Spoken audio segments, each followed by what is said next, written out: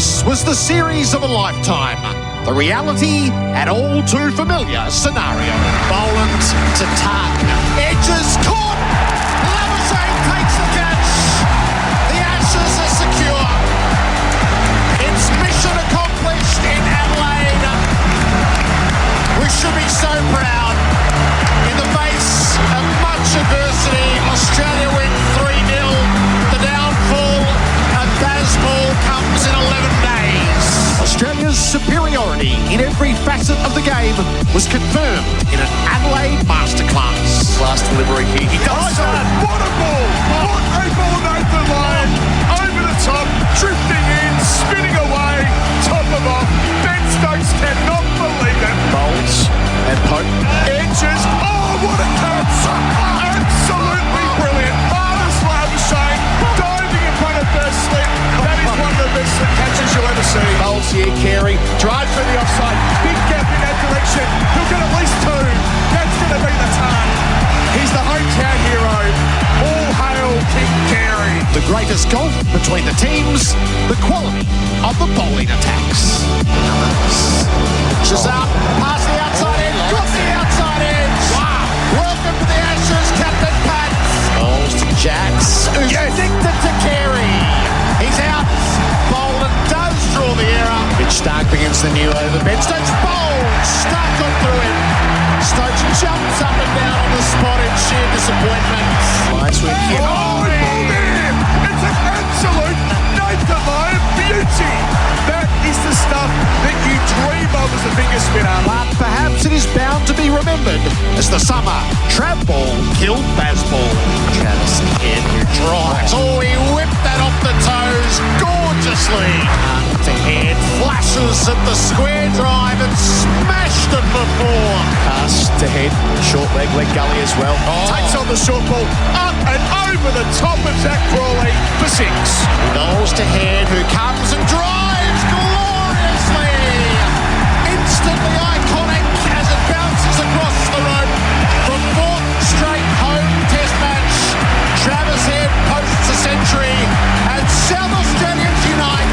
It's been all the more meritorious for the setbacks that Australia has endured. Pat Cummins has been officially ruled out for the opening match of the Ashes in Perth next month. Australia has been dealt a blow on the eve of the Ashes, with quick Josh Hazlewood ruled out. Whilst Kawaj is warming up to my left, it looks like Steve Smith's leaving the venue to my right. Exit stage right, Steve Smith and Usman Khawaja. He's going to get a reprieve. Lovely piece of work, Nathan Lyon. Total commitment. Oh, he's grabbed his right hammy as he rises. He just takes balls below us. Oh no, he's turned himself. England found its fight as it repented its Bazball ways. Stokes forward. He'll find his 50th run as he leans on a ball to points. Stoic resistance from the captain. Played within himself, played with composure, trusted his technique, and earns the right to raise his bat. Zach Crawley, 50 not out. Cummins to Smith again, two away from the half century. Up and over the top, on mid off. A half century for Jamie Smith. Under so much pressure. But the soul searching is real, having not won a test match here in 15 years.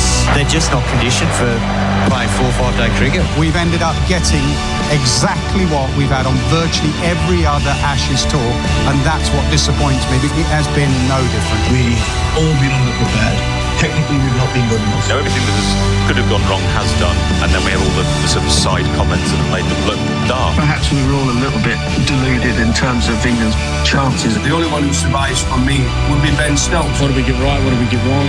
Probably go back to the preparation as well. I know that'll be something that's questioned, and when you've lost 3-0, you've got to put your hand up and say, maybe I didn't get that preparation right. While the series is decided, we come to its biggest day, cricket's premier stage, Boxing Day at the MCG, with all its glorious history. He's bowled him! He's bowled him! The last ball of the day. Then he went step back, bowling the inside edge and bowling out Viv Richards. Yes! Oh! He's got him! It's hat-trick. Yes, he's got him! Got him! There it is! Wicket number 700! Boland again, bowls here to Robinson. Edge to Taken! Oh, Scott Boland, it's a movie script. He's got 6 for 5. Line bowls. They're up and bleeding. Yes! Australia with a record-breaking when a record crowd awaits. I mean, it'd be good. You're not going to the test match not wanting to win, so we'll go to Melbourne and absolutely desperate to win that one, and Sydney, and if you get 5-0, it's amazing. Knowing now that we can't achieve what we set out to do here is obviously incredibly disappointing. We've still got 2 games to go in the series. There's still a hell of a lot to play for us as individuals, us as a team. Into the Coliseum we go. Come for the contest, stay for the whitewash. This is the Boxing Day Test on SEN Test Cricket. Over the wicket at him, he's bowled him! Rolls here and he takes him over mid-on. Gets plenty of that. Crawley's left on the pad. They're up, he's out. Facing up on 28. Bowls him. Middle stump out of the ground. Bowls head, lifts him up to deep mid wickets. Fly, my pretty. Oh, what a catch! Stephen Smith, that is remarkable. It's a box office blockbuster. That is Test cricket at its finest. Live across Australia and around the world on the SEN network. Welcome to the Ashes on SEN Test Cricket. The preliminaries of Christmas Day are over, and now we get to the main events. For cricket fans, it is our most sacred day. Boxing Day at the MCG. It has dawned pretty gloomy here in Melbourne. It's chilly, but that will do nothing to dissuade some 90,000 fans from gathering in one of the great rituals of the sporting calendar. Gerard, Whateley with you for the Bunnings build-up. Victor made for Australia. Simon Katich, happy Boxing Day to you. Well, happy Boxing Day, Gerard. Merry Christmas for yesterday and to all our listeners. I always think, if you're upright today, a salute to you this early. And the gates have just opened and they're filing in. But this has been really probably a year in the planning, but months in the planning for most, to come and be part of one of the fundamental days of sport. Yeah, it's a huge tradition in Australian culture. It always has been as far as I can remember, but this year with the Ashes, I mean, I guess the biggest disappointment is the fact that, a lot of people and spectators would have wanted to come here with a live series, and Australia put that to bed pretty comfortably in Adelaide and have played, the better cricket throughout the series. So, it's no surprise that, given the English's lack of application at times throughout this series, Australia have been able to expose that. And I dare say they will continue to try and be as hungry as ever for the rest of this series, because there's World Test Championship points on the line, and England are down at the moment, and they've had to make some changes, and they've got players that are down on confidence. It's not easy to turn around in a quick space of time. And kids who got their cricket bats or cricket balls under the tree yesterday in Australia, the dream is to wear the baggy green, and then part of that dream is to be at this Coliseum on this day. You've lived it, Damien Fleming's lived it, Chris Rogers has lived it, and Stuart Broad has visited and been part of it, so we're in great hands. What mystique surrounds Boxing Day? Well, I think it's the fact that, everyone's watching it, because it's the festive time of year. People are on holidays, everyone's relaxed, they're in holiday mode. So I just think, growing up as a kid here, like a lot of kids in Australia, that the TV goes on early, and particularly growing up in Perth because of the time difference. You're up early and watching the test match over the years, and then to be a part of it. I think, you have your special traditions with your family for Christmas, but then when you are in the Australian team, that becomes your family, particularly if you play for a length of time.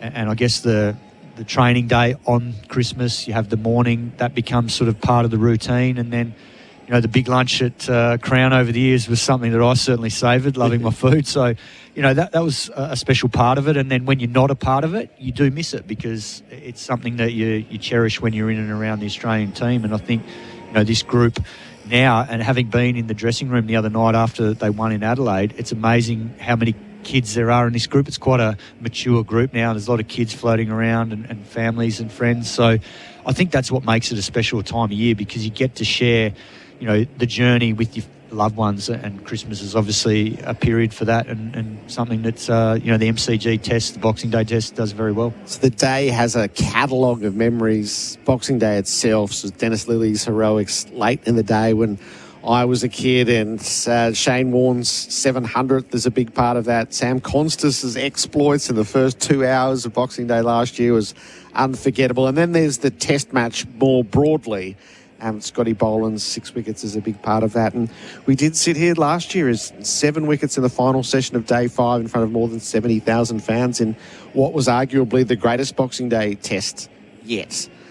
So there is, it has its own subset of memories and iconic moments, and we'll see what gets added to that over today and over the, I don't know whether we go 5 days, but the duration of the test match. Well, I mean, even the thing about last year was, a magnificent game of cricket and obviously a fantastic series that seesawed all the way throughout. But, the fact that it broke the all-time record, I think it was, around 380,000 across the 5 days, around that sort of figure. So it'd be interesting to see if this test can go into day 5 here, given that it's sold out today, whether we can break that record from last year. And that would be phenomenal, particularly, given that this has been hyped up, as much as I can remember over the last 20 years in Ashes cricket. So that record from last year, 373,691 across 5 days. And then the individual day of Test cricket, 91,112 in 2013. So Chris Rogers played that day. And that's very much in play, I think, on ticket sales. Had it been live, I reckon we were guaranteed to break that, so it'd be interesting to see. There's a great sense of intrigue around the build-up today at the pitch, Simon. So 10 mils of grass, which is significantly more than last year, and a lot of moisture in the pitch. And all sorts of theories is exactly what that's going to mean. Yeah, having a chat to Matt Page this morning about it. He produced a magnificent test wicket last year, but the concern was, it might not have got the result, and it all happened late in that test match, which is what you want. All 3 results were in the game going into the last session of the last day last year, and I think as a curator, he couldn't ask for much more than that, and it was a fantastic result. But it is a fine line. It goes too far one way, and obviously you have a test match over in 3 days, or if it's too flat, it peters out to a tame draw. So it's not going to be easy, but I think, given the weather forecast over the next 5 days, cool today around 17, 18 degrees and then heating up in a couple of days' time, I think in the early 30s, that's the balancing act for knowing how much moisture needs to be in it at the start and then how much grass needs to be on it, so that you do have a good balance between bat and ball in that new ball period. But then when it does soften, the batters can make hay, and particularly when it starts to get warmer. But this is always a tricky balance here because it can flatten out and become a very easy-paced batting surface. Australia's going with an all-pace attack, so that gives you the hint of what they think is happening here with Nathan Lyon injured. Todd Murphy, it is his home venue. He doesn't get selected, and watching Jai Richardson, Michael Neser and Mitch Stark are the ones painting their run-ups. So it was 3-2. It looks like Richardson and Neser with Dogger to miss.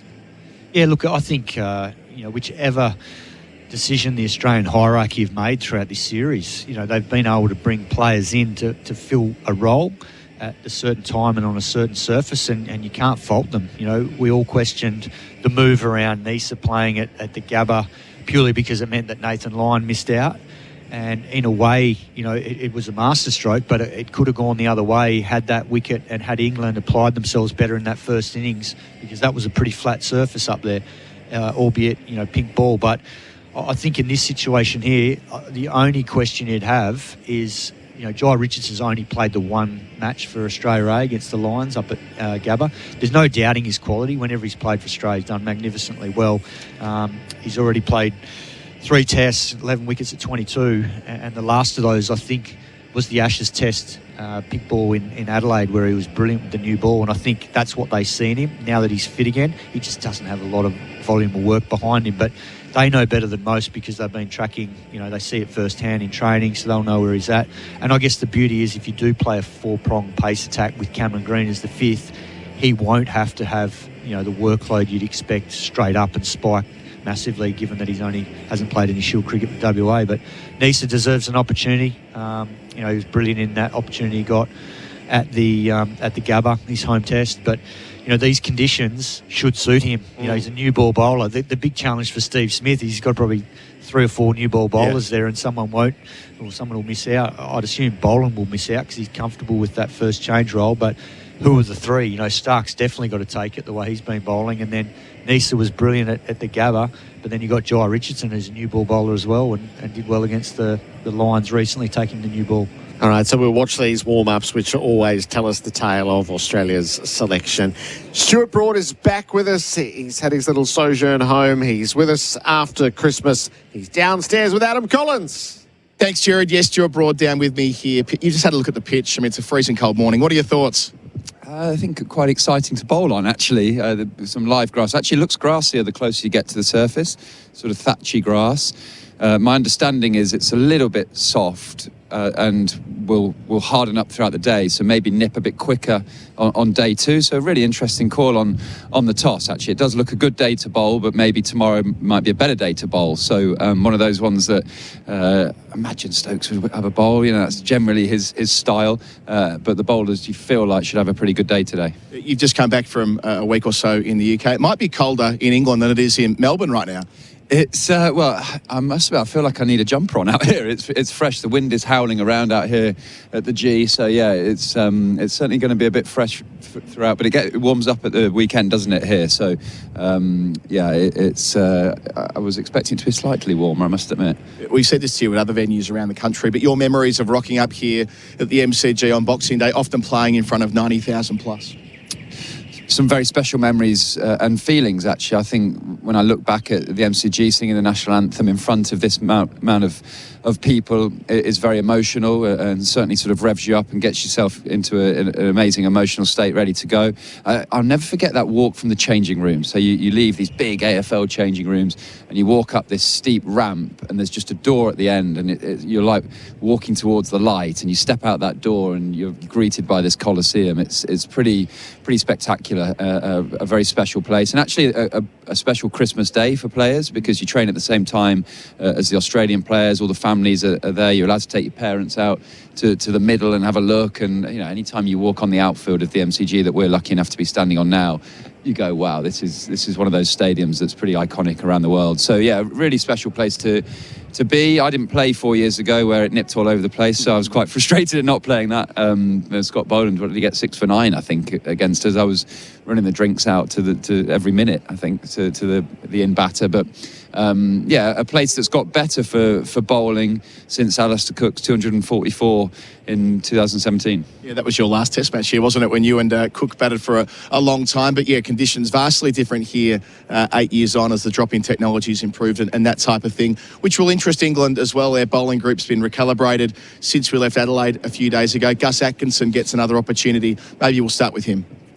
Yeah, he's underperformed in this series so far, so I wasn't surprised to see him miss out at Adelaide. I think Josh Tongue will be licking his lips at a surface like this, where you can extract that slightly full of a length and get movement. You have to bring the batters forward. You have to. Bryden Carter's been far too short in this series so far. I think he's quite lucky to get another go, if I'm honest. But they'll be looking to which bowlers can extract that fuller length, bringing the batters forward, hitting the top of the bails. If you're bowling through at hip height on a surface like this, on a day like today, you're going to be the wrong length. So it will be about those bowlers really focusing their brain. It's not a day for your bouncers necessarily. It's a day for you, bringing batters forward, looking for a straight bat edge and a nip back through the gate to bring the stumps into play. Watching back from the other side of the world, what did you make of Josh Tongue, his first test away from home?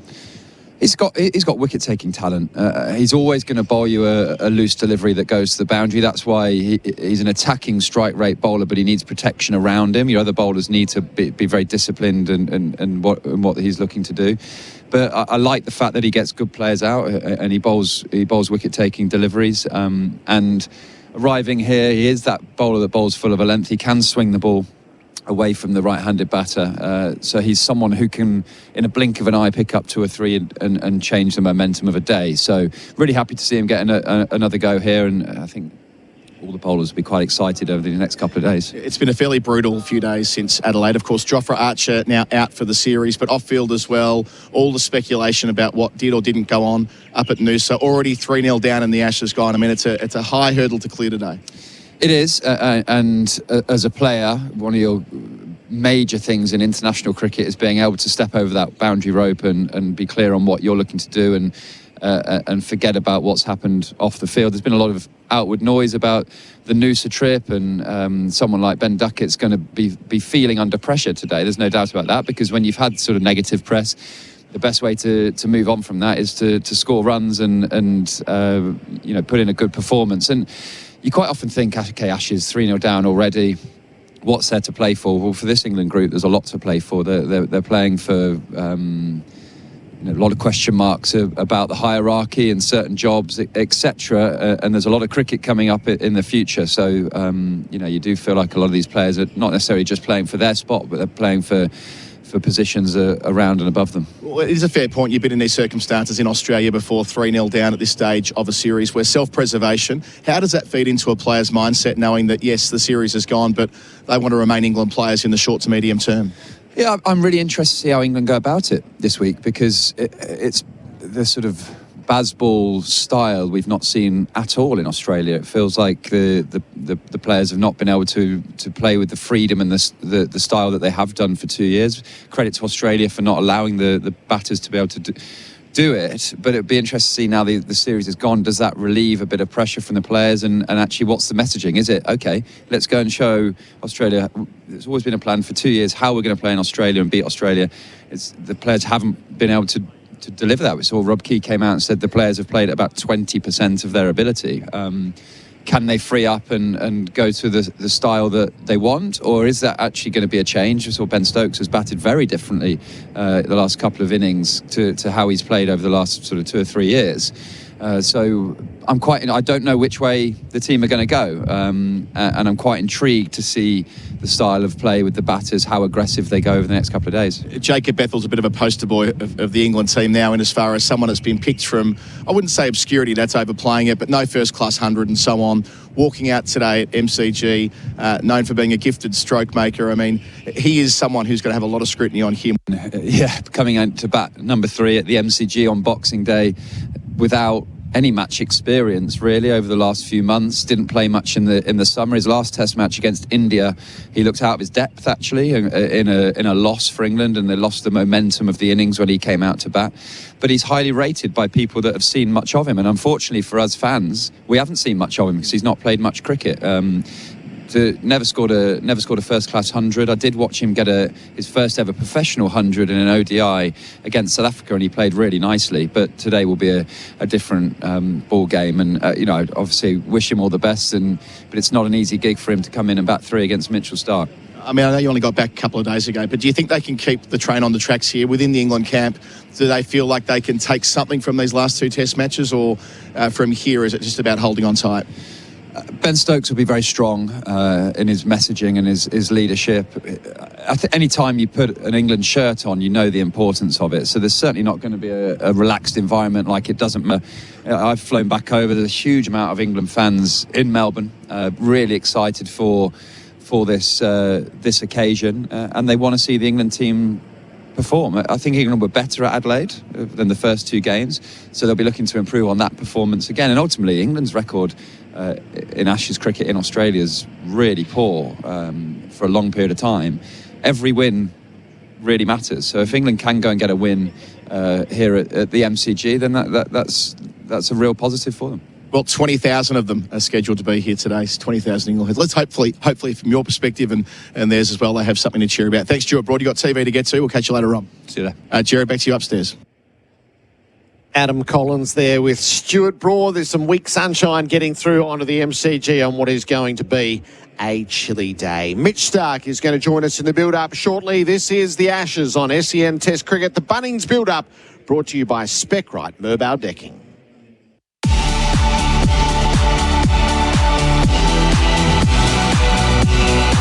Live across Australia and around the world on the SEN network.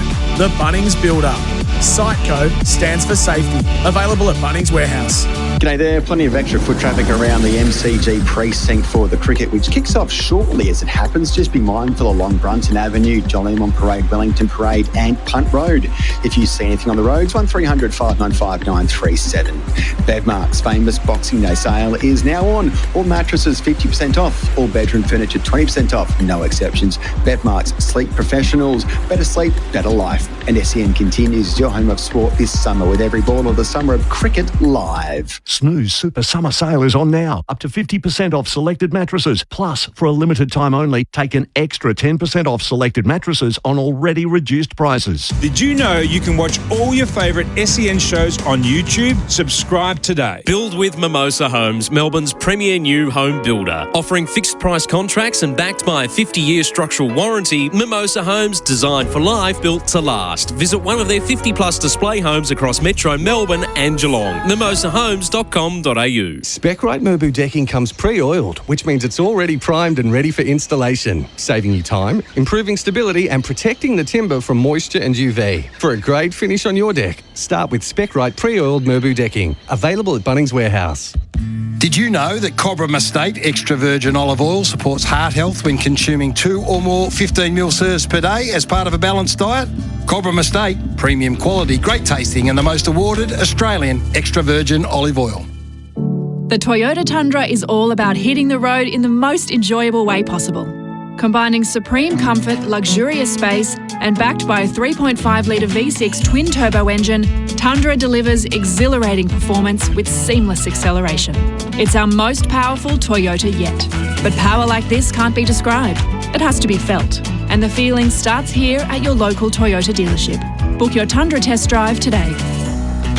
Oh, what a feeling. Toyota. PointsBet NFL Best Bets. Brought to you by PointsBet. It's like hot sauce, but for sport.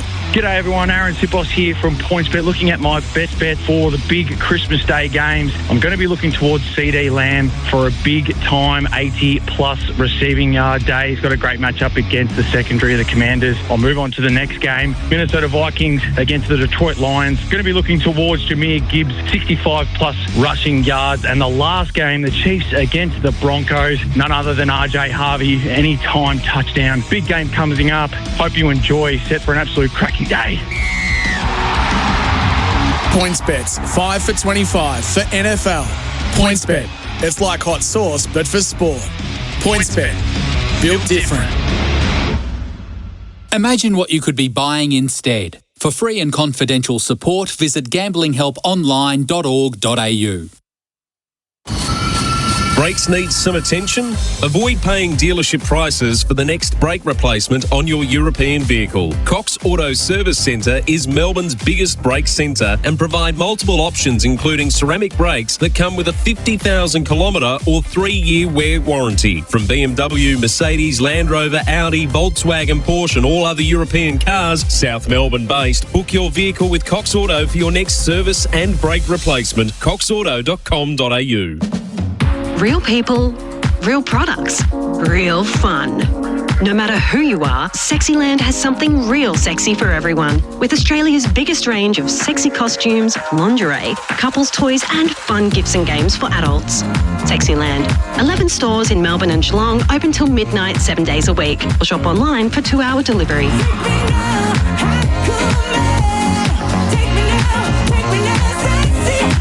Sexyland.com.au.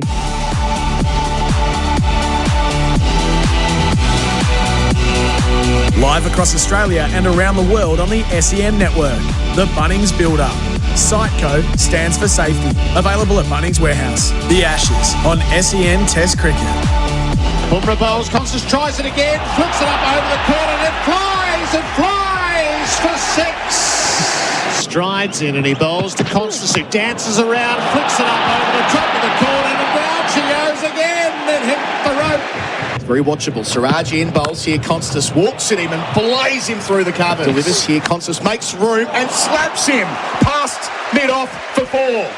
Wow. Bumrah delivers. Constance shows him the stumps again. Plays down a deep backward point with panache. What a shot.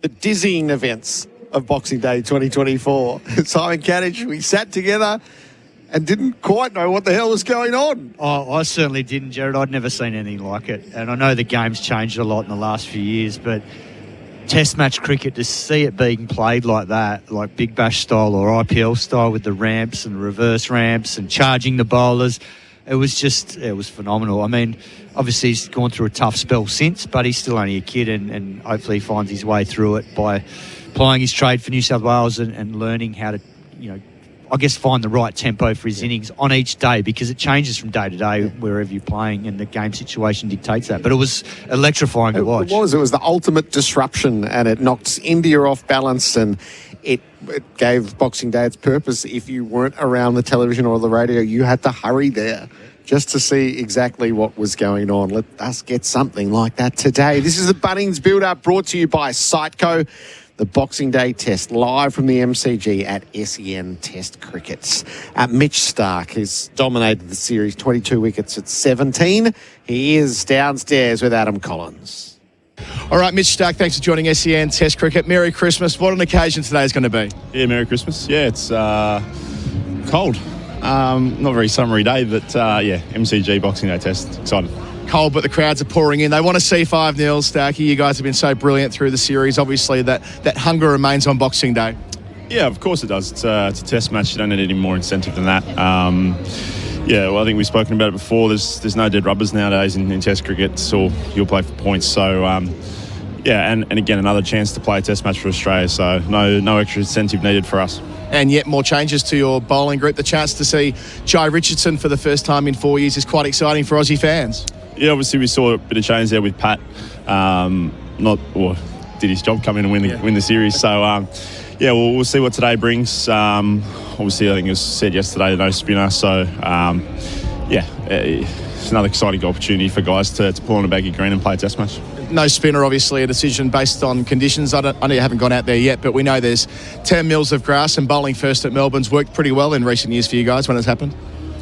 Yeah, I only play one game here a year, so it's certainly over the sort of last few years it's developed into probably more in favour of the bowlers, generally on day one and with a bit of grass. Obviously not too hot today or tomorrow, so I'm not sure conditions have changed too much. So it's be a bit of hard work with the new ball against for the batters, but you still got to put the ball in the right spot. And what a remarkable series you're enjoying with ball and indeed with bat as well, averaging 50 with the stick. A chance for you to continue what you're doing and go on and have one of the truly great Ashes series. Just try and win our test match this week. So, it's been nice to contribute and play the role that I've needed to play throughout the first three. Hopefully can do the same this week. If it might be the same role, might be slightly different. Obviously, Pat and Nath not being a part, the experience comes into it as well. So for Scotty and I, it's business as usual, and with a few little changes to the bowling attack, we'll try and do that same job. Hard to believe it's 4 years ago since Scotty's 6 wickets at the G and all the rest of it. You were down the other end, of course, bowling at the same time, but what a remarkable story his has been. Yeah, we know how good he is. I think certainly Australians have seen how good he's been for a long time, not only for Victoria, but now for Australia for a number of years. So, hopefully we see another 6 or 7 for Scotty. Mitch, you got to get off the TV. Thanks for joining us. Good luck this week. Cheers, guys. Thank you. Have a good day. Mitch Starc there with Adam Collins. So down at the warm-ups, it's hoodies and hands in pockets, and there's even the odd beanie or two, such as the chill down at ground level, and watching the build-up. So Michael Neser and Scott Boland are going through their paces. We've seen Jai Richardson mark out his run-up with Mitch Starc, and Cam Green is now doing the same. So that would seem to be the composition of the Australian team. He's got a hell of a series going, Mitch Starc, Simon, doesn't he? Oh, he has. He just looks so hungry for it. And, I guess he knew at the start of the series that Pat Cummins and Josh Hazlewood were going to be out, given their injuries and the time frame coming back. And he's just stepped up magnificently. Particularly with that, you think back to that first test, it was a very inexperienced Australian bowling lineup, and he led it magnificently. And I think this England team, they just haven't been patient enough to wear him down. And because he's 36 years of age now, it's not going to be any easier for him physically.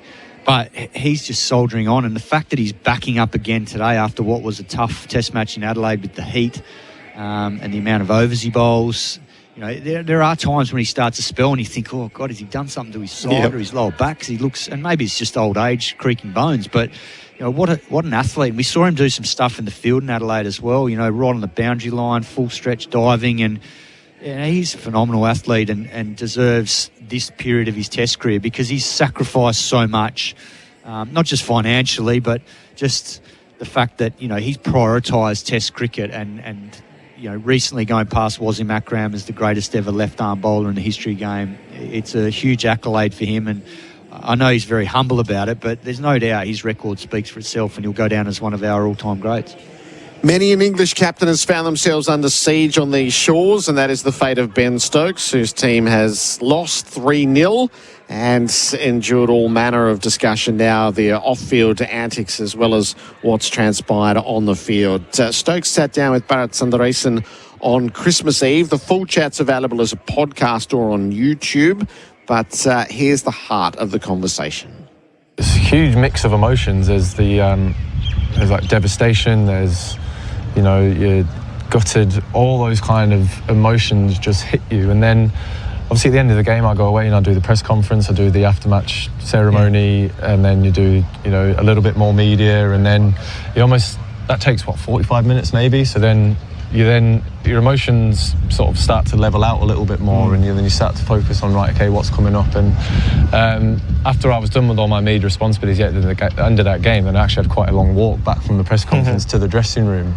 And I start then thinking about, right, okay, well, that's crap. Lost the series. Yeah. What more have we got to do here? And we've got 2 more games of cricket, and I'm not just saying that to sound good, but honestly, there's still so much more to play for in this series. There's 2 games of cricket where we're representing the country, we're representing a lot of people. Guys before us, the guys who are going to represent us, country after us, also the fans who come out here and travel and do all that kind of stuff. So this tour isn't over for us yet. The result that we came here for is, but by no means are we just going to turn around, kick those stumps over and let Australia do what a few pundits have said that they're going to do to us. Glenn McGrath, we're going to try our best to not let that happen. Being England captain firstly, and also during an Ashes series where there's so much attention on you, so much focus on you, and obviously it's your own personal pride as well to succeed here and all of that, and then to be able to also be the leader who you're looking after a team with a lot of young players who are on their first tour here. Yeah, look, I've been in this role for a while now, and I've had some very, very, very good times. Right here, right now, this is most definitely the hardest time that I've had as England captain. And, it's a case of, it's probably not as easy as just saying take the rough with the smooth, but you fully expect moments like these when you're in the role as England captain. Every England captain who has done the job would have had this moment in their career. And it was one of those things where I did take the job that you fully expected to happen at some point. But how I handle myself and how I, sort of handle myself in the dressing room, how I speak around the team is so important. And, I've had my fair share of ups and downs as well that I feel like I'm able to handle myself quite well in those moments. Ben Stokes there with Bharat Sundaresan. That full chat available as a podcast and on YouTube. We'll delve a little bit further as we work our way towards the first ball. 10:30 local time. This is the Bunnings Build-Up. Sightco stands for safety, available at Bunnings Warehouse. The Boxing Day Test live from the MCG on SEN Test Cricket.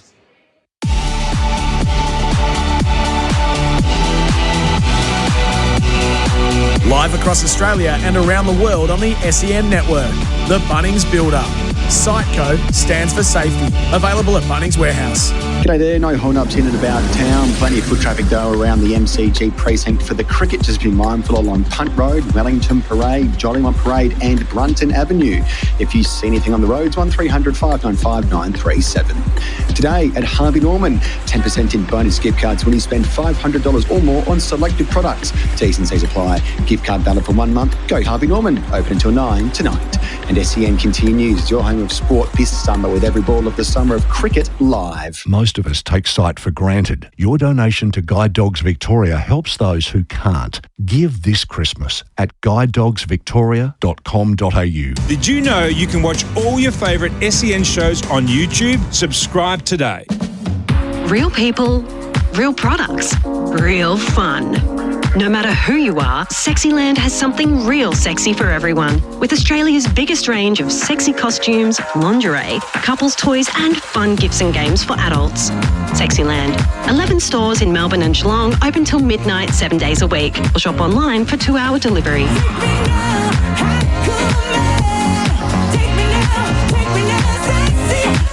Sexyland.com.au.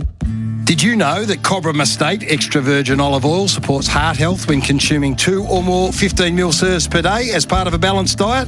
Cobram Estate, premium quality, great tasting and the most awarded Australian extra virgin olive oil.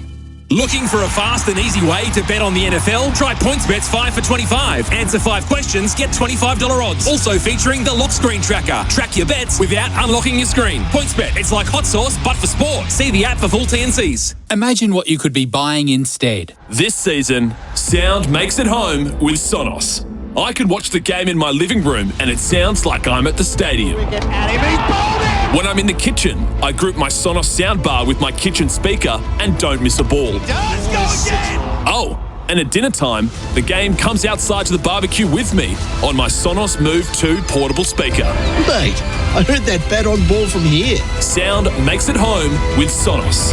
Visit sonos.com to learn more. Want to hit a 6 for your business? Sign up an apprentice with MEGT. Their local teams come to you, offering free advice and ongoing support that helps you and your apprentice succeed. So sign up today at MEGT.com.au. Apprentice Connect Australia providers are an Australian government-funded initiative. When the makers of better beer asked themselves, how can we make beer better? They knew it had to be crisp and refreshing, but the best bit? It had to be 0 carb, 0 sugar, and low in calories. So the Better Beer Company was born, the healthier alternative that's become the dream beer of beer lovers around the country. Better Beer, the official, unofficial beer of the Ashes. Better Beer, proudly Australian-made and owned and available from all good retailers. Find a store near you at betterbeer.com.au. Big call today, Skipper. You declared early. Yeah, had to. Saw the thinning up top and knew I had to act. How did you fix it? The team at Grow implanted my own hair into the thinning areas in one session, and now it grows naturally. I gotta say, strong comeback for the hairline. No need for a third umpire on this one. With over 40 million hairs transplanted in the last decade, Grow helps you declare on thinning hair before it's too late. Search Grow Clinics now. That's GRO Clinics. Real cricket fans watch a test match for 5 days straight.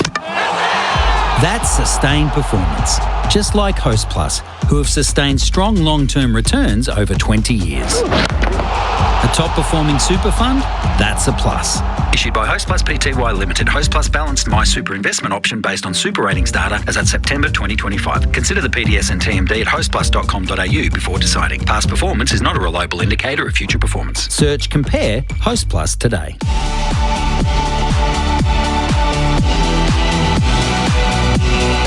Live across Australia and around the world on the SEN network. The Bunnings Build-Up. Site code stands for safety. Available at Bunnings Warehouse. The Ashes on SEN Test Cricket. Yeah, no, I'm good now. Had a rough couple of days with some vestibular stuff going on and some dizziness and what have you. So first couple of days of that game I was no good. It was the right call not to play. I don't think I would have been able to function and manage in that heat in particular. I was okay. I think day 3 I started to feel better and had a couple of hits at the back end of last game and feeling 100% now. So looking forward to tomorrow. Steve Smith back at the venue where he has been so successful at the MCG and he steps in as captain. Pat Cummins, one and done. Come in, win the trophy, go back to putting your feet up. That's the life. This is the Bunnings Build-Up Victor 18-inch classic cut mower available at Bunnings Warehouse. It's not only his home test match, but they're all seam bowlers for both teams. The bowlologists will never have been busier. Damien, Fleming, Merry Christmas. Merry Christmas, Gerard and listeners. Yeah, this feels right. No spinners. 10 millimetres of grass. It's a bit soft underneath. It's going to swing. The wobble seam's going to have a big effect, and might be slowish bounce. So I'll be very interesting to see what both skippers do. Surely they bowl. So the curator, Matt Page, has done such a splendid job here rejuvenating a pitch that for those couple of years looked dead. I chatted to him out of the middle, then he came upstairs because he was heading to you. You've got all the good information. Yeah, definitely. I got the privilege to MC the MCC breakfast. And Matty Page always comes up. And interesting enough, one of the guests was Sir Alistair Cook, who's got the highest score by an overseas player here, 244 not out, which led to the change of the pitch, which Sir Alistair alluded to. Never again. And he's pretty happy with this pitch, he reckons, because his record will never get broken. So Cookie was excellent, but yeah, Matty Page just said ideally they would like more sunshine leading in to really bake it underneath. He still would have left that amount of grass, but he'd like it to be a bit quicker on day one. But because we've had a little bit of rain, it's been cool conditions, you can't get heat onto the pitch. So, he said it's a little bit slow. It'll be a bit soft underneath. So I'd imagine driving will be, you need to bowl really full because the incentive is that it's going to swing and it's going to seam. So they're loaded with seamers on both sides of it. Is it a bowler's test match? Well, it might be a batsman's test match because we'll value the runs, I think. Someone could make a match-winning 100. Yep. But England have got to be more suited to this. Bowlers like Atkinson coming back in, surely if he bowls full, this is what he'd expect in England, but even a little bit quicker and bouncier there. And then they have to bowl first. They saw in Adelaide, that was their best test match, almost their best day, and they almost chased down that big total, didn't they? But with Australia, if you don't play a spinner, you're going to be more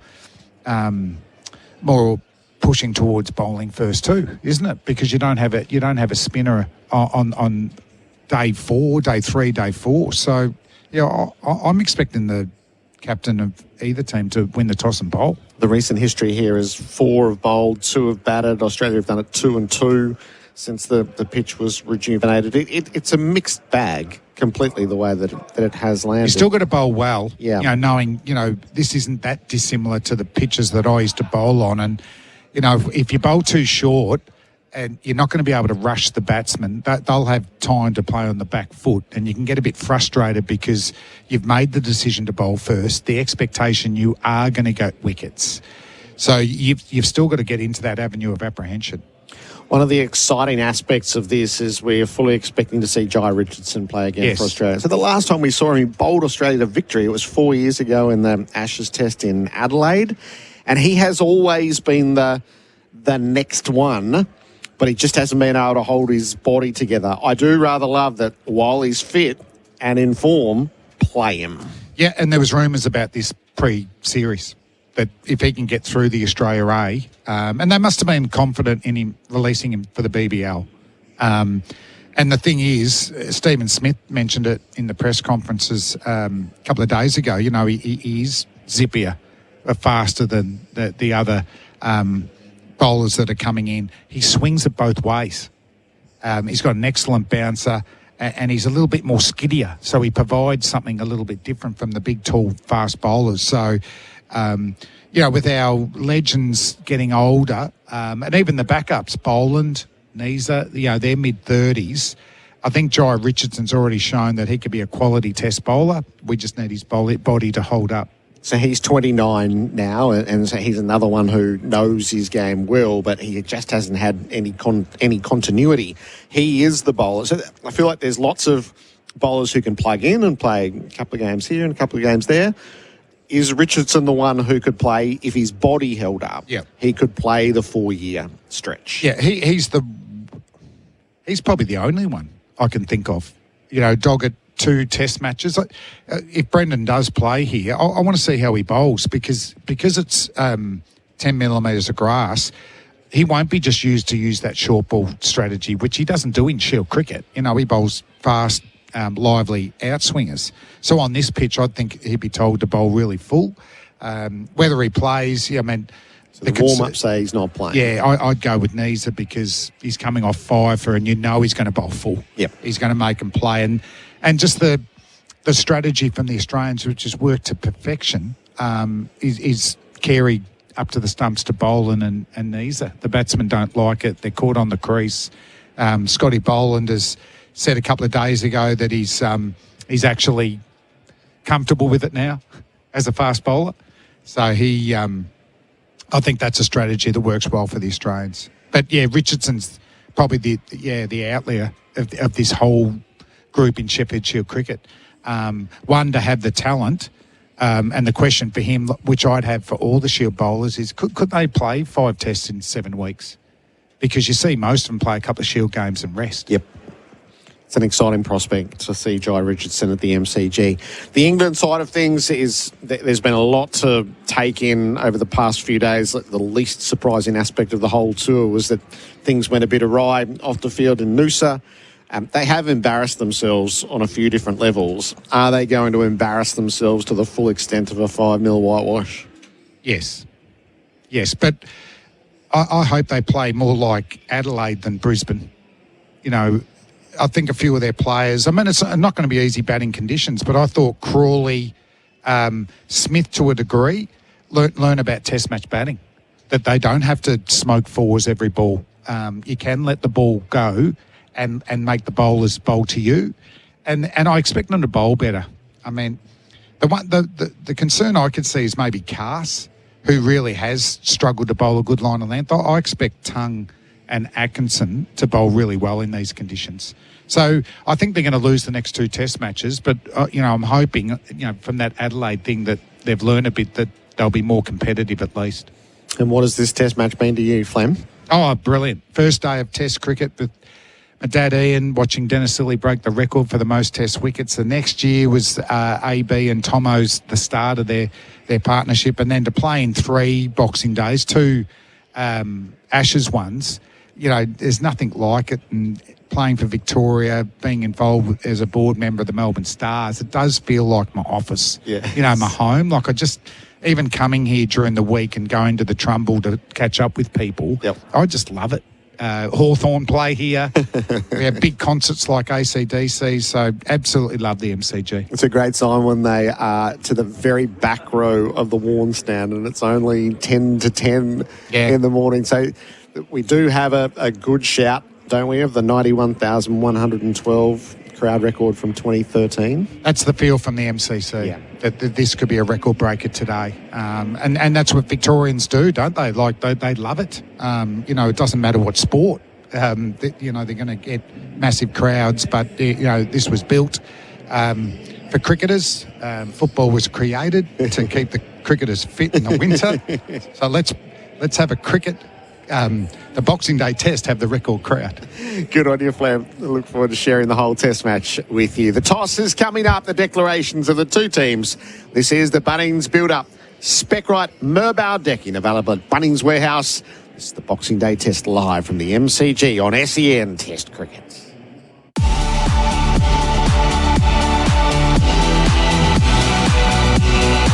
Live across Australia and around the world on the SEN network. The Bunnings Build-Up.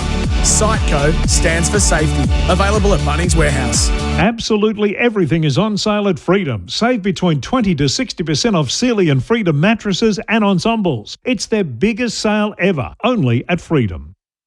Did you know you can watch all your favourite SEN shows on YouTube? Subscribe today. Real people, real products, real fun. No matter who you are, Sexyland has something real sexy for everyone. With Australia's biggest range of sexy costumes, lingerie, couples toys and fun gifts and games for adults. Sexyland. 11 stores in Melbourne and Geelong, open till midnight 7 days a week. Or shop online for 2-hour delivery.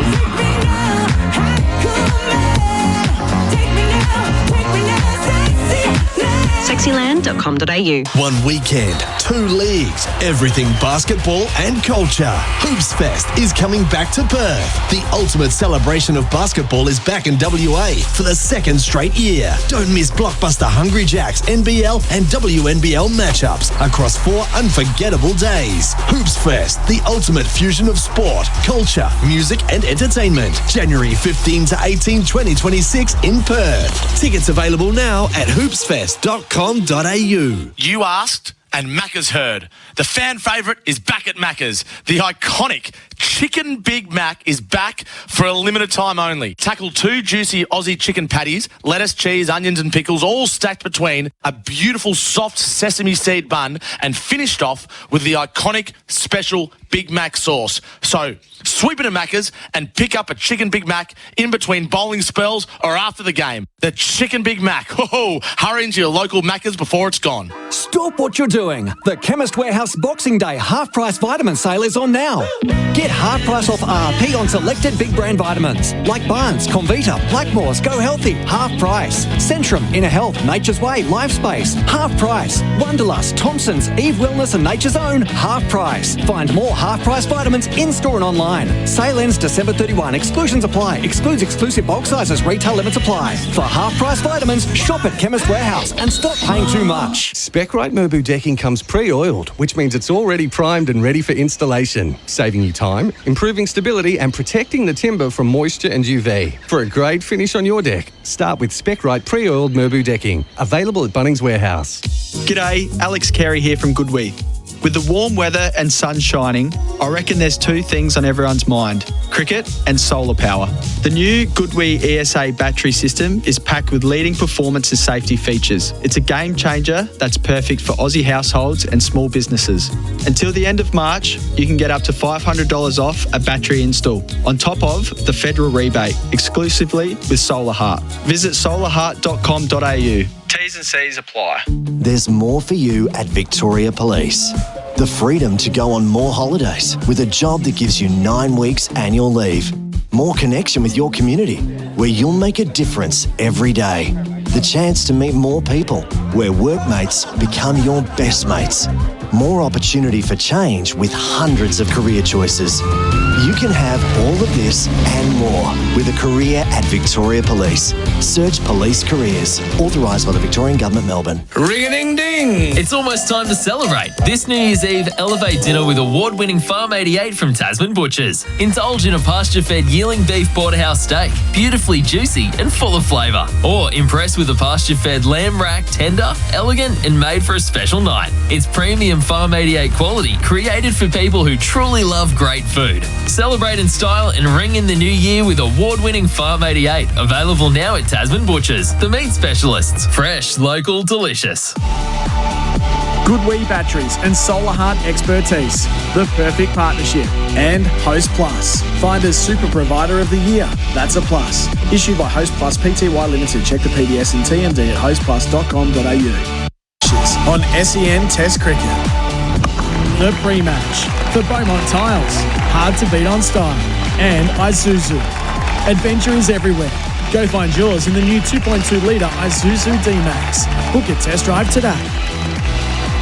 Steve Smith and Ben Stokes have just arrived in the centre in their blazers and under their caps. They're eager. We're still a couple of minutes away from the toss. The pre-game is for Beaumont Tiles, hard to beat on style. And for Isuzu, test drive the new 2.2 litre Isuzu D-Max. We're under heavily overcast skies. It's breezy and it's cold. The pitch has 10 millimetres of grass and plenty of moisture in it. And we're always guided in these things by Simon Katich. So, Simon, if you won the toss, now's the time, what would you do? Well, I think Ben Stokes will bowl. I'd probably still be tempted to bat. I think that if you know how to handle these conditions with the bat, you can get through the first day and get a decent advantage in the game, because it'll generally quicken up on day 2. And then if it dents because it's soft, it gets harder against a new ball and it becomes a new ball wicket for the rest of the match. So a lot depends on how, and I didn't get to stand on the surface and feel how much moisture is in it. But if you feel like the ball can dent up on day 1, then I'd still bat first. But that's the old school mentality. Nowadays in the modern game, a lot of the captains like to bowl first, get 10 wickets, as quickly as they can to try and then dictate terms for the rest of the test. So I think England will bowl first. I'm not sure what Steve Smith will do. But if he plays 4 seamers and Cameron Green as the 5th, then he might well want to do the same. So Victoria, not necessarily by choice, have had success batting first and sort of scrounging out a grubby innings and then bowling the house down, getting a 100-run lead and being able to run that through from there. Yeah, my experiences here in Shield cricket over the years, and even in Test cricket, it varied because there was a period there where it was pretty flat. Yep. But definitely in Shield cricket, and Victoria liked to bowl first a lot,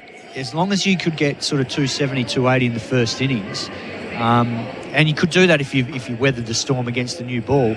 You felt that on day 2 when it quickened up, and you bowl well with a new ball, then you could have a team, 5 for 80, and then it's game on and you get a decent lead. And I think that's what, you've got to look at when you're weighing up the decision. And obviously the weather's going to get a bit warmer throughout this test match, so there's that aspect to it as well. You can control the test if you get a decent lead and then bat well in the 3rd innings in the match. The English been getting their pullovers out of plastic today, Jurgen? They haven't been required, have they? I saw the manager, Wayne Bentley, who I worked with in the IPL many years ago, and he said that the England boys hadn't pulled them out of their packets, so there might be a few plastic wrappers around in the dressing room earlier. There's a chill to the air for sure. We're expecting a top of 17 degrees. I think we're pretty optimistic on the radar front. There was just a dot of shower here or there, but certainly not here at the ground. It's 14 degrees, but it feels like 8 at the moment. 17 today, 22 tomorrow, 29 on Sunday, 35 on Monday, and 29 should we get that far. Let's join his show. Doesn't get much bigger than this. Jeff Croat is our match referee. Steve Smith is back. He has the coin. Please give it a flick. Tails. Tails is the call.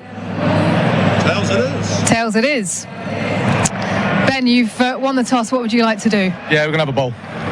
Fairly self-explanatory given that the pitch and the conditions here? Yeah, I think there's a nice coverage of grass on here, so we think it's going to be quite hard work with that early ball this morning. So, we've got the toss we really wanted to, so now it's about going out there and executing the plans.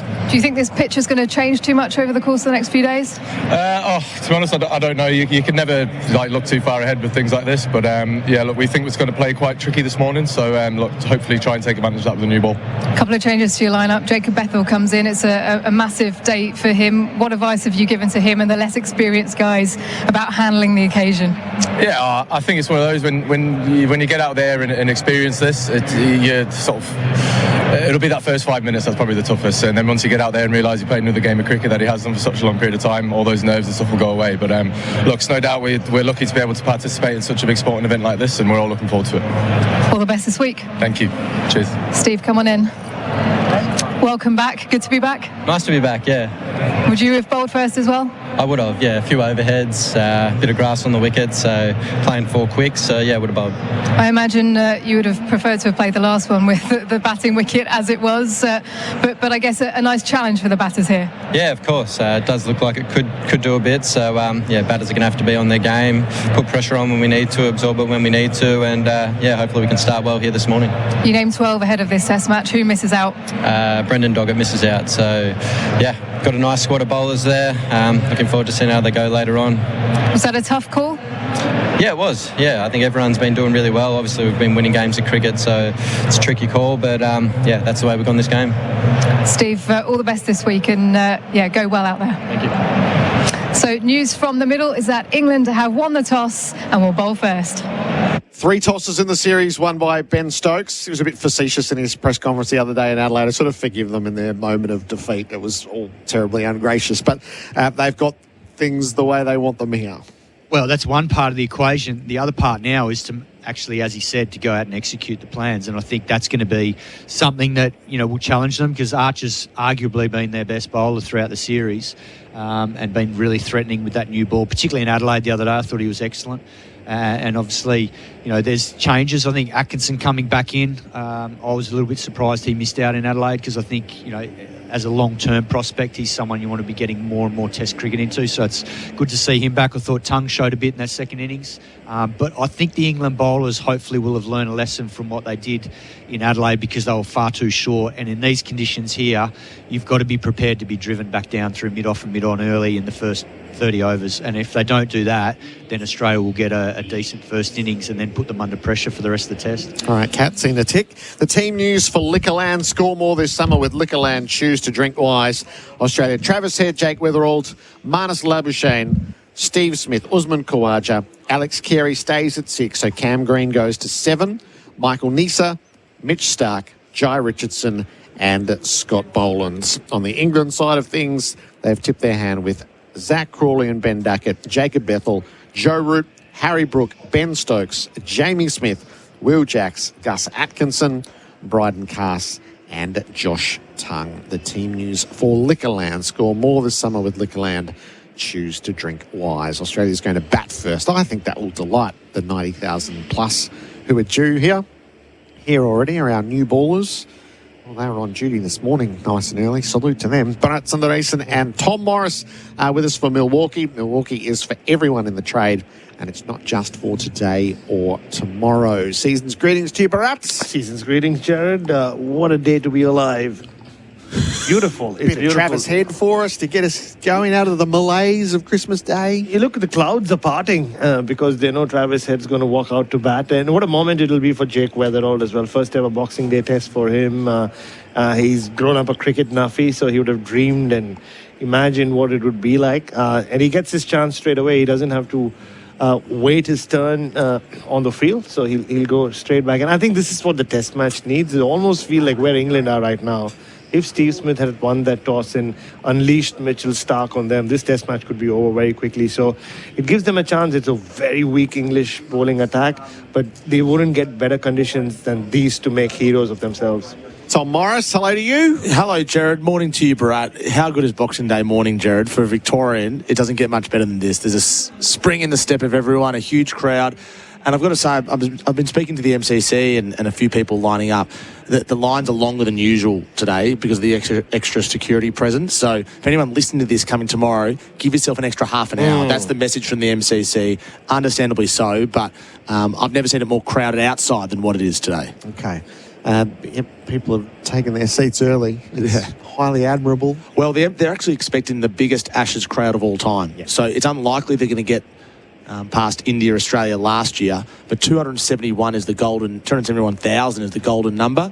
They're expecting 90,000 across the first 2 or 3 days, and then if it goes 4 or 5 days, we should eclipse the number from 2013-14 Ashes, which is great to see, Baz, in what is the cauldron of world cricket. It is, but I think that'll depend on how long this test match goes. And Steve Smith, the more and more he speaks about this pitch, it could only go one of two ways. Either he's got it completely wrong, which he rarely does, or I asked him after our SEN interview, I said, is it that tricky? Does it look that bad? He's like, it's trickier than, or it could be spicier than what we had 4 years ago. That means, that test match ended before lunch on day 3, Gerard. That's right. This could be an early finish if that's what he thinks, that's how he thinks the pitch is going to play. I mean, you can see it in his selections as well. And I think it is a pivotal point for test cricket in Australia, the fact that they've left out a spinner twice in 4 test matches. And Steve Smith was asked about this yesterday, and he said even if Nathan Lyon was there, we would have had the same discussions. You wonder where Test cricket is headed next. And I would be a bit nervous if I'm a spinner doing the rounds in Shield cricket, if they're leaving Nathan Lyon out and then picking Todd Murphy and not picking, and leaving him out as well. So, so this has to be England's chance to do something, Gerard. I mean, I did feel for Ben Stokes yesterday, 2 days ago. He felt like a man with no friends. He felt like a man who finally decided to, take the mask off and just be himself. Let his feelings do the talking, let his emotions show. And it was a good sign. And he spoke about, I don't think anybody else had asked him, how's the family? So I just happened to be the guy who asked him that. And he immediately said, it's interesting you asked, because it's the biggest Ben or Stokes family gathering we've had for Christmas probably ever, because all his relatives from New Zealand have come, his wife and kids, his mom and family. And he just sounded like a human. At times in the last 3 years or so, he sounded like this made up, he sounded like Ivan Drago at times, where he's kind of reading out messages that are being being prepared for him by someone else higher up. No, it was good to see the side of him, because this is the new beginning for English cricket. This has to be a reincarnation of sorts. And I did Gerard, show him my nails, and I said, according to my nails, you win this test. And he said, that's probably the only positive thing anyone said to me. Tom Morris, our roadside reporter for Marshall Batteries, Holler for a Marshall Battery. There's been all sort of ignominy around this series for England, and it'll be riveting to see the reflections in the aftermath. People are going to lose their jobs and whatnot, but that Noosa revisited them this week. Yeah. And this is why when you lose, there's no hiding. That's right. What happened in Noosa is the least surprising thing I can think of. But once you've lost 3-0, and it wasn't just optics when their choice after Brisbane. And it revisits them in a really damaging way. Yeah, so I've got some word the last 48 hours that the ECB has asked the players not to drink in public. Now, I've checked that this morning. That's not the case. There's no formal directive not to drink in public. That is more a player-driven thing. Guys, don't put yourself in these situations anymore. So that's coming from inside the playing group. We need to essentially bunker down and not give the media any more ammunition than what they already have, which makes sense. But on every losing Ashes tour here, there's moments where England implodes, whether it's Jonathan Trott going home. In this case, it feels like Noosa is that marker, isn't it, that we'll remember forever. That's right. This will haunt this team. And it'll be revisited tour on tour on tour. I think the chances of an English side being in Noosa in our lifetimes are now pretty well zero. And in what you've just said, Tom, is just sort of horsed or bolted. Yeah, exactly. It's too late, right, Gerard? As soon as you told me this morning, Tom, I was like, what's the point now? I mean, those clips are out there already. And look, you can debate and discuss the fairness of those clips. I mean, they're not in good taste, and someone just but that's the risk you take by putting yourself out there as a public persona, or even if you're not a public persona, by behaving like that. And you just need to be careful. I mean, I'm just surprised they didn't go into a private resort, and there are so many, and do whatever you want to do inside. Again, you put yourself out there the way they have. And then they lost. And I said this, if they had won in Adelaide, the best tourism ad for Noosa. Now, Noosa itself sounds like yesterday I went for Christmas lunch, I was telling you, and someone in that group said, I won't be here tomorrow, we're going to Noosa. I said, Noosa? Don't go there. At least watch out for the cameras, because that's where they get you. Yeah. I think it might be completely irrelevant, but the Ben Duckett video was actually in Melbourne. So he flew back to Melbourne to have a night out with Joe Clark, who's playing for the Melbourne Stars. So that wasn't even in Noosa. I mean, it doesn't really matter, but it's all part of the wider story, Gerard, that we've feasted on the last few days, hasn't it? Yeah. The Australian side of things, so Todd Murphy came into the squad, but this is not a pitch for a spinner, which I think our conversation next week around Sydney will be, in what you've just said, Bharat, is, come on, Sydney has a duty to the whole country's cricket ecosystem, is to return to a spinner's deck so that you can play and have an impact there. So that's next week's conversation. But unleashing Jai Richardson here is frankly just exciting. Oh, so exciting. We waited for this. When he made his debut, Gerard, 2019, so he makes the one-day debut, gets Virat Kohli out in each of those 3 ODIs, and then 2 weeks later, debuts against Sri Lanka. I mean, he was hitting them, he was getting them out. He looked like the real deal. And for those of us there, we would have expected by now he would have played 2 Ashes tours or Ashes series in England. Both times he was injured. The last time he got a chance, he took the 5-wicket haul to break open that game with the pink ball.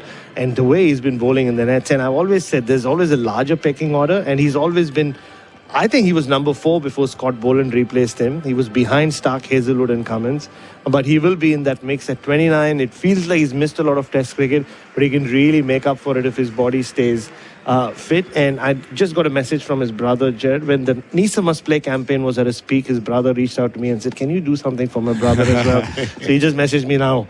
Both our boys are playing today. Gerard, don't you think in every transition period, every team needs that transitionary player? So you'll have the older players that retire, you've got the younger players that come in, the next generation.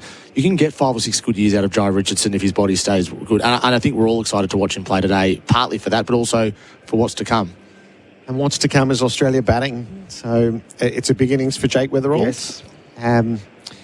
This is the interesting part of this Australian team. They've won 3-0. There's so much good stuff, and yet there's a lot of questions as Cam Green quite rightly gets dropped to 7 for this Test match. This is what I especially like around the selection, the leadership, the coaching that's going on in this team, is I noticed that every team that gets selected draws criticism. They have done exactly the right thing in this Test match. Khawaja outbatted Inglis. Green can't make runs, so you go down the order, and Nisa out-bowled Doggett. Like, they are honouring performance in this team setup at the moment.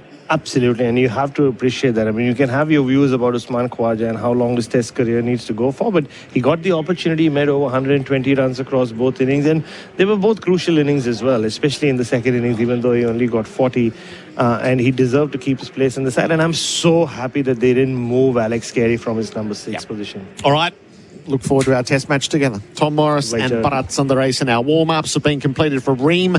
Steady, hot and strong. The pre-game ceremony coming up. And then their first ball of Boxing Day 2025. Australia to bat. The pre-game is for Beaumont Tiles. Hard to beat on style. And for Isuzu Test Drive, the new 2.2-litre Isuzu D-Max. The Ashes on SEN Test Cricket. Goodwee batteries and solar hard expertise. The perfect partnership. And Host Plus. Finder's Super Provider of the Year. That's a plus. Issued by Host Plus Pty Limited. Check the PDS and TMD at hostplus.com.au. G'day there. It's an absolute shambles on the Tubber Freeway, particularly exiting City-bound to Buller Road. That ramp is just a mess. There are speed and lane restrictions on the ramp. Also, a similar story on the outbound exit ramp to Buller Road too. If you see anything on the roads, 1300 595 937. Bevmark's famous Boxing Day sale is now on. All mattresses 50% off. All bedroom furniture 20% off. No exceptions. Bevmark's Sleep Professionals. Better sleep, better life. And SEN continues as your home of sport this summer with every ball of the summer of cricket live. The 40 Winks Boxing Day sale is on now. Up to 50% off mattresses and furniture, plus an extra 10% off select items. Limited time only in-store and online. T's and C's and exclusions apply. Did you know you can watch all your favourite SEN shows on YouTube? Subscribe today. We grew up watching classic catches on the telly, impersonating those gags about 2 for 22, and dreamt of hitting centuries in backyard cricket, all in the shadows of the Aussie Shed. Best Sheds design and produce quality Australian manufactured sheds. Standard or customised, their batting lineup of sheds comes in all sorts of shapes and sizes. And in true blue Aussie fashion, Best Sheds gives you a 20-year manufacturer's warranty. Best Sheds, raise the bat. Visit bestsheds.com.au. For 100 summers, Pope has been in the backyards of Aussie homes, keeping lawns lush and gardens thriving. And just like backyard cricket helps grow our future Ashes stars, we're celebrating how Pope has helped grow gardens for generations. From hoses, sprinklers, reels and carts to tap timers and irrigation, Pope's got the gear to keep your patch going strong. Pope, celebrating 100 summers together. Available at selected hardware and garden stores. Find out more at gardeningwithpope.com.au. Harvey Norman half-yearly clearance. Stores open today. Huge half-yearly savings, plus for 3 days only 10% in bonus gift cards. That's right, spend $500 or more on selected products and get 10% in bonus gift cards. Get ready to score huge clearance deals store-wide. Plus for 3 days only 10% in bonus gift cards. Harvey Norman half-yearly clearance. Best brands, best range, best prices and bonus gift cards. Stores open today. Terms, conditions and exclusions apply. Gift card valid for 1 month. Exit signs. You probably don't notice them unless you're in an emergency. Now you'll start to see them everywhere. Smarterlight environmental exit signs are made tough, just like the Aussie cricket team. They reduce energy and maintenance costs, cutting carbon emissions for 16 to 30 years, potentially saving business billions, and even better, no batteries are required. They're also NCC compliant and have been since 2014. So don't get ripped off like a streaker's pants. Smarterlight environmental exit signs. Buy smart, stay safe. Visit smarterlight.com. Australia. Do you not like money? Because if you're not with a low-fee super fund, you could be giving away money on high fees, instead of spending it on things you might actually want when you're retired, like more holidays, golf days, gals days, whatever days. Learn more about Vanguard Super today. Issued by Vanguard Super Proprietary Limited. Consider the PDS and TMD at vanguard.com.au/super and decide if it's right for you. Anytime is 7-Eleven time, particularly at 6:50 p.m. when the game is about to begin and you need something to bite on that isn't your fingernails. Get game day snacks delivered anytime at 7-Eleven. Find find out if we deliver to you. The Chemist Warehouse Boxing Day half-price cosmetic sale is on now. Big brand cosmetics are half price. L'Oreal and Maybelline, half price. Rimmel and Sally Hansen, half price. And NYX and Nude by Nature, half price. That's right, big brand cosmetics are half price. So hurry into Chemist Warehouse for the Boxing Day sale today and stock up on all your favourites. Savings off RRP. Sale ends December 31. Chemist Warehouse. Great savings every day. Goodwee Batteries and Solar Heart Expertise, the perfect partnership. And Host Plus, Finder's Super Provider of the Year. That's a plus. Issued by Host Plus Pty Limited. Check the PDS and TND at hostplus.com.au. The Ashes on SEN Test Cricket. The first session for MEGT. Sign up your next apprentice with MEGT. England has won the toss and elected to bowl Boxing Day at the MCG. Our pre-match was for Beaumont Tiles, hard to beat on style, and for Isuzu. Test drive this new 2.2-litre Isuzu D-Max. Players are just gathering on the outside of the ropes. They'll be called for. Giant flags. The Qantas choir is in place. The youngsters in their Australian and England colours are about to have a moment that they'll never forget. And Merv Hughes has been invited to carry the Crystal Trophy out there. We bumped into Merv in the middle, Simon. What a great moment in Melbourne. It couldn't be anyone else. Oh, it had to be Merv, an icon at this venue. And he's with Beefy Botham. Lord Botham's down there as well. They'd be quite the session together, wouldn't they? Oh, I'm not sure I could handle that, Gerard. Not those two. That's for hearty souls indeed. It's cold here at the G. It's football weather. Oh, it is. And you can see the England players rugged up. Mind you, they're used to this because this is what you get pretty much most of the summer in England. I reckon you get about a 2-week window where the sun comes out and you get to play in some warm weather, but they are rugged up and hopefully they've got some hand warmers because it's icy. Yes, let's join the ceremonies. To the arena, carrying the Ashes crystal urn, cap number 474, 102 test matches for England, Lord Ian Botham OBE, and cap number 332, 53 test matches for Australia, Merv Hughes.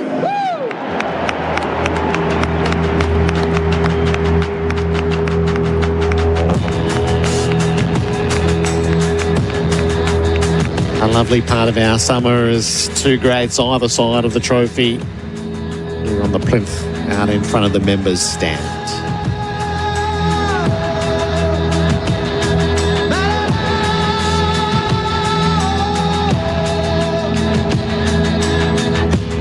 It's time now to welcome the teams to the arena. Put your hands together for England, led by Captain Ben Stokes, and Australia, led by Captain Steve Smith. Smith will lead Australia in 4 of these 5 Ashes test matches.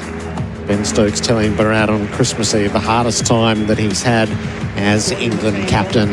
Haven't won a test match on these shores in 15 years. In the 18 that have been played, they've lost 16 and had 2 draws. Now, match referee, Mr. Jeff Crow. Our third umpire for this match is Ashan Narasa.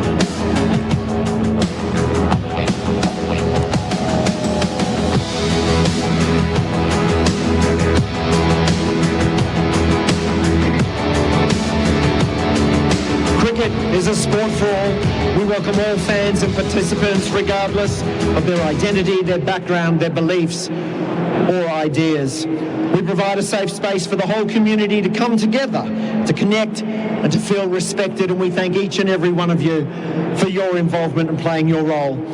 If you're able, please now be upstanding as we are joined by Senior Wurundjeri Elder Auntie Joy Ayo, who will conduct the welcome to country. Stephen Coots will then perform God Save the King, and Shanul Sharma will perform the Australian National Anthem.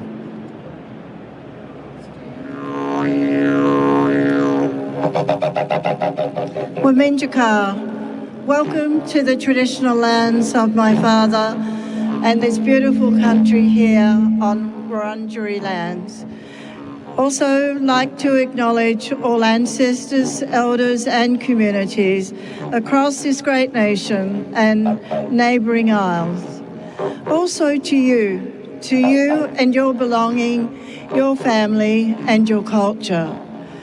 It's always been an honour to be here on this wonderful day, and I'd like to very much thank and congratulate our Australian cricket team for returning the Ashes, bringing them back home.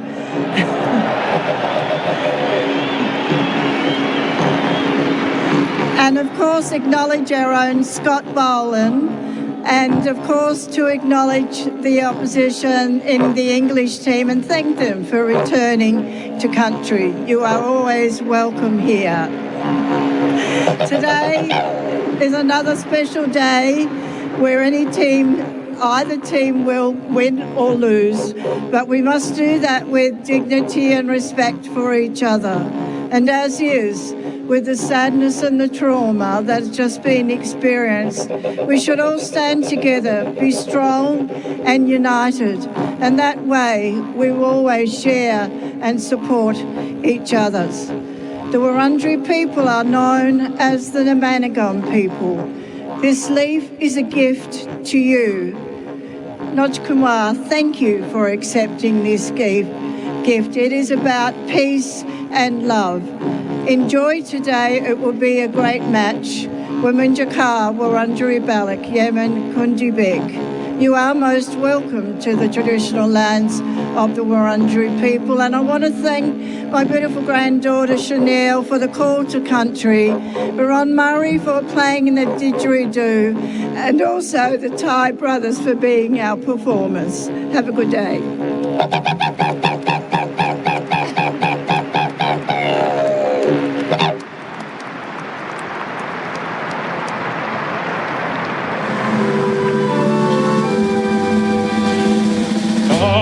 Save our gracious King, long live our noble King, God save the King. Send him victorious, happy and glorious, long to reign over us, God save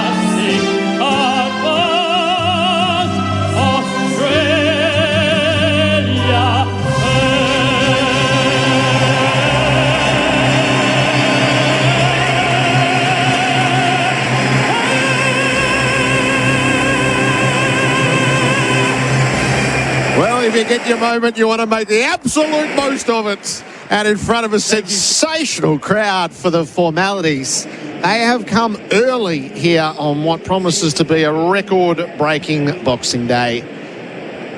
Splendid sight, the MCG, and that will really stir the emotions and get us ready for what's in store. Brilliant ceremony, Simon. It was. They've been phenomenal all series. A wonderful touch having the past greats bring out the trophy, and then followed up by the anthems and the kids being out there getting to shake hands with the players. The crowd, well, this place is going to erupt if Australia can get going today. Yeah. See something special like we did last year on Boxing Day. Who's it going to be? Yeah, a bit of Travis Head, hard starter after Christmas. If he got going in the first half hour, it'll be like a football crowd. Yep. So the challenges with England is Mark Wood and Jofra Archer have been and gone. They're 3-0 down in the series. They're trying to do it with it's a bowling attack that has always failed on these shores, this style of bowler. Can they be more than that? Atkinson, Cass, Tongue.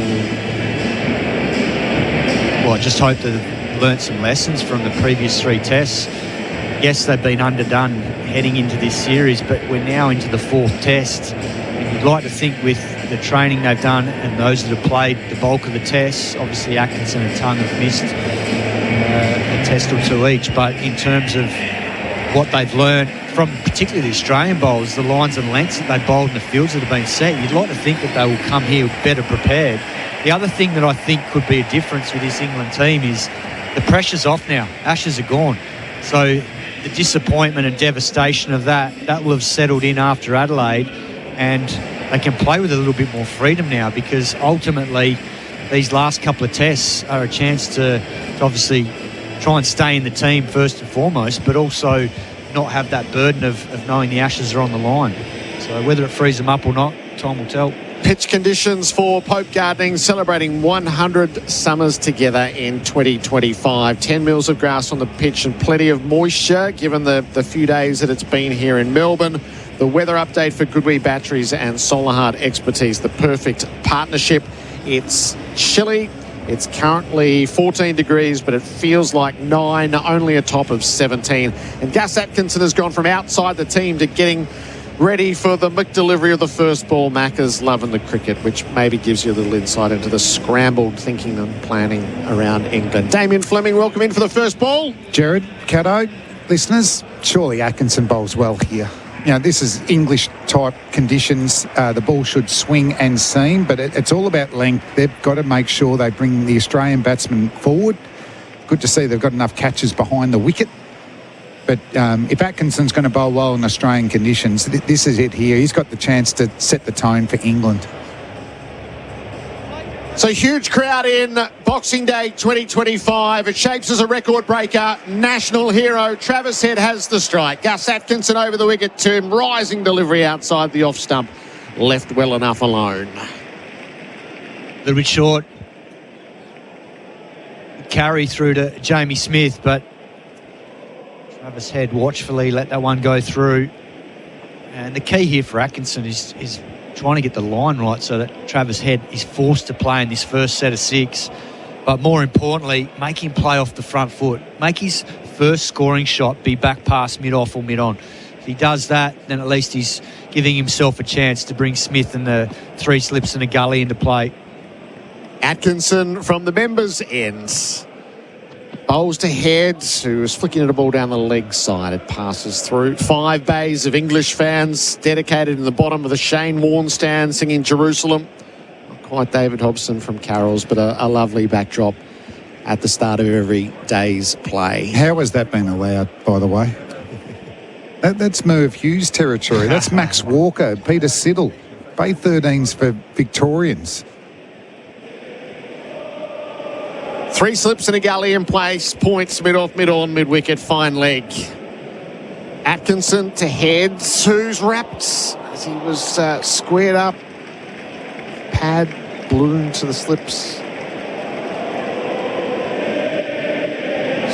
Pinned on the crease. Good ball. He's getting a bit straighter, a bit fuller, but he could still go an extra metre. Yep, I agree.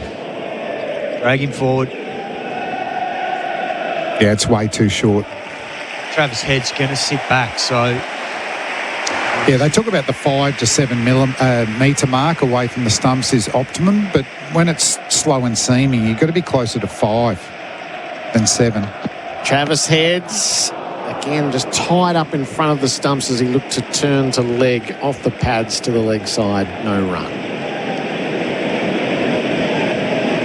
What do you make of the team, Flem? Changes that have come in. Ours or theirs? Ours. Oh, it's sort of funny not having a spinner. I would have played Todd Murphy. And then Jai Richardson, I mean, it's just resilience with his body, isn't it? Like his last Test match, he got 5 wickets against England. Atkinson's got a good over going. Oh, inside edge. His head looked to cut. It goes past the stumps. The first run is streaky. Smith out from keeper to do the fielding. 1 on the board.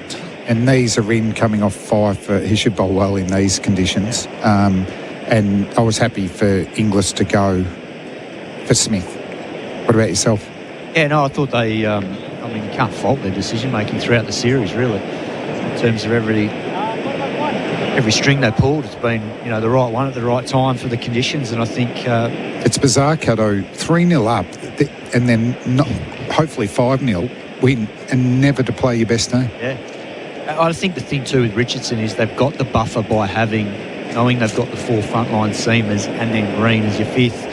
Gives him that ability if he's not going to have a huge workload, then he'll be able to get through comfortably. And he just provides something different, isn't he? Skiddier, quicker, moves the ball both ways. Short leg in for Jake Weatherall, who was going to have a swing across the line and pulled out at the last. Challenging over from Gus Atkinson. None for 1, Australia. The Ashes on SEN for Henley Holmes leading the field.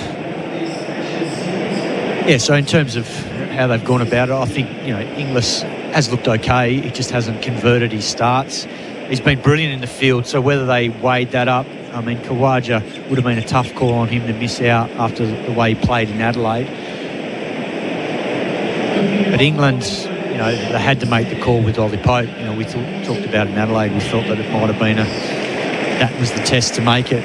Bethel doesn't have a first-class 100. I just think they've got it wrong again. I'd bat Jacks at 7 and play Potts. Yeah. Play the extra bowler. You need 20 wickets. Yeah. The Ashes on SEN for 4 and 20. Australia's original fan food. Bryden Cass has the ball from the Warne end. 14 wickets at 29. It's in the eye of the beholder how threatening he has been. Travis Head has 1 to his name. It's down the leg side.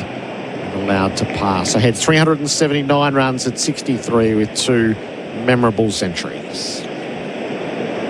And that first ball from Cass is a pretty good snapshot of how the series has played out. It doesn't look like much yet. It's just an errant ball down the leg side first up, and we saw that in Brisbane from Archer, and we've seen it at varying times. Cass himself was short and wide in Adelaide and paid the price in his first 3 overs, but those little things add up when you're facing it as an opening batter, particularly in these conditions. If you get one on the money, and if that was Pat Cummins, he'd be right on the money first ball.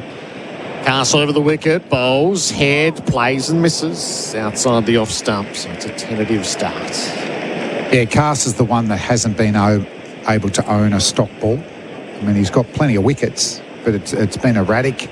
100% competitor, nothing wrong with that, but I just think with that, he has a really long jump. Yeah. So everything has to be synced up and timed, and if he's off balance when he jumps, he's got so much time in the air. When he lands, he's got to balance himself and get himself back up.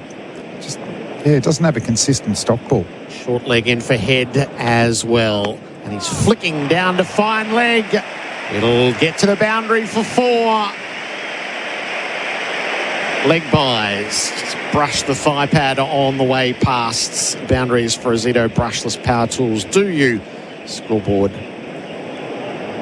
For 6. The first ball of this over was called as a no ball. So he over-strided straight away. And I'd love to find out, Tommy, what Cass's average is to left-handers compared to right-handers, because he generally swings the ball back into left-handers, and already we've seen him struggle to get his line. And even the fact that he's starting over the wicket here, about a week ago in Adelaide, he started around the wicket to the left-handers.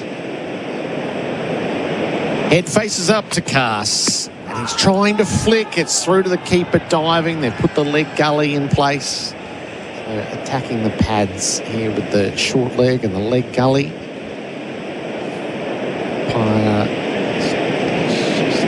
out. Tommy, have you got that answer? I do. So Cass averages 38 against left-handers in Test cricket and 26 against right-handers.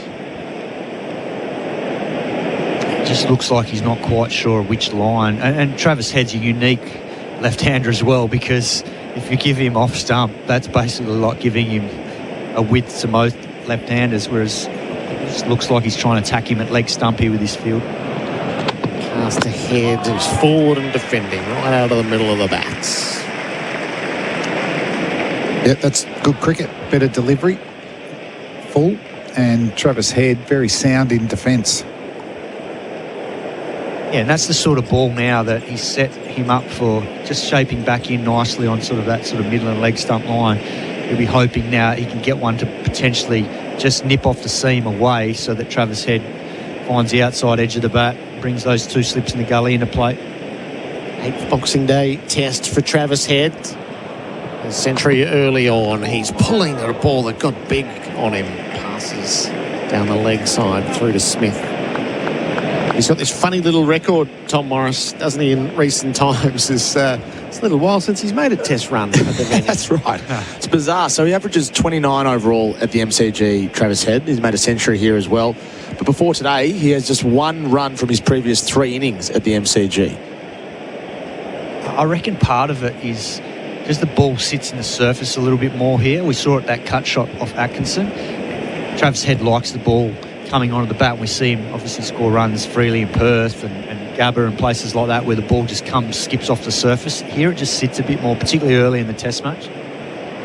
Last ball of Castle's first over. He delivers to Head. Again, he's flicking down the leg side. Just can't quite find what he's looking for. Travis Head's the Toyota scoreboard. Tundra available now. Visit a Toyota dealer today. It's none for 6. G'day there. A crash in Springvale causing a bit of grief on the Princes Highway citybound just before Corrigan Road, and a bit of a shambles on the Tulla at the Buller Road citybound and outbound exit ramps as everyone heads into DFO. If you see anything on the roads, 1300 595 937. Today at Harvey Norman, 10% in bonus gift cards when you spend $500 or more on selected products. T's and C's apply. Gift card valid for 1 month. Go Harvey Norman, open until 9 tonight. And SEN continues as your home of sport this summer with every ball of the summer of cricket live. SEN Test cricket for Goodwee batteries from Solar Heart. Australia sent in overcast conditions on a chilly day at the MCG. None for 6. Jake Weatherald faces up to Atkinson. He leaves tight to the off stump. Big innings this for Weatherald. 131 at 26 in his first 3 Test matches. Only 1 innings of substance, which was the 72 in the first innings at the Gabba. Yeah, it's the pressure of Test cricket. Having to keep proving yourself. Different surfaces. Obviously went from a decent start in Perth in that second innings in a good partnership with Travis Head for the first time, and then impressed at the Gabba pink ball test. Played beautifully up there. Weatherall crouched down in his stance, defends back down the pitch. I thought the thing that stood out with him throughout the series has been his footwork. I feel like he's transferred his weight through the ball nicely, and he's driven the ball as well as most have in this series. I think Ben Stokes for England has probably been the standout in terms of his driving, and being prepared to let the ball go and being patient. But I think against the new ball, Jake Weatherall's been one of the better batters in this series in that aspect. He's just now going to make the most of these opportunities and start getting bigger scores. Atkinson flows in. He bowls to Weatherall, who's driving. Out through cover, just lent on the ball. He'll punch it through the infield for a couple and get his account underway. Right on cue. That's a good example of it. Yeah, and that's a really good option here early in the first session. Not trying to overhit the ball, just punching it in the gap for 2. I think that's always a pretty good sign of the composure of controlling his hands. I mean, he probably could have had a full flourish of the bat there, but I think that's the smarter option, is to get used to the feel for the ball coming off the track and any sort of movement with this new ball. Atkinson in again, Weatherall leaves outside the off stump. Better length from Atkinson at least in this over. I still think you can go fuller. You know, you want to encourage a full-blooded cover drive or off drive and just see what movement there is. There hasn't been much in the air. It's been more off the seam so far, but have they given the ball enough time to swing? Yes, so having seen a fair bit of Atkinson in England in white ball cricket, he's more a seam bowler than I think a swing bowler. And probably the same with Tongue in a way. He's bowling to Weatherall, who turns down the leg side and picks up a single to fine leg. Australia none for 9.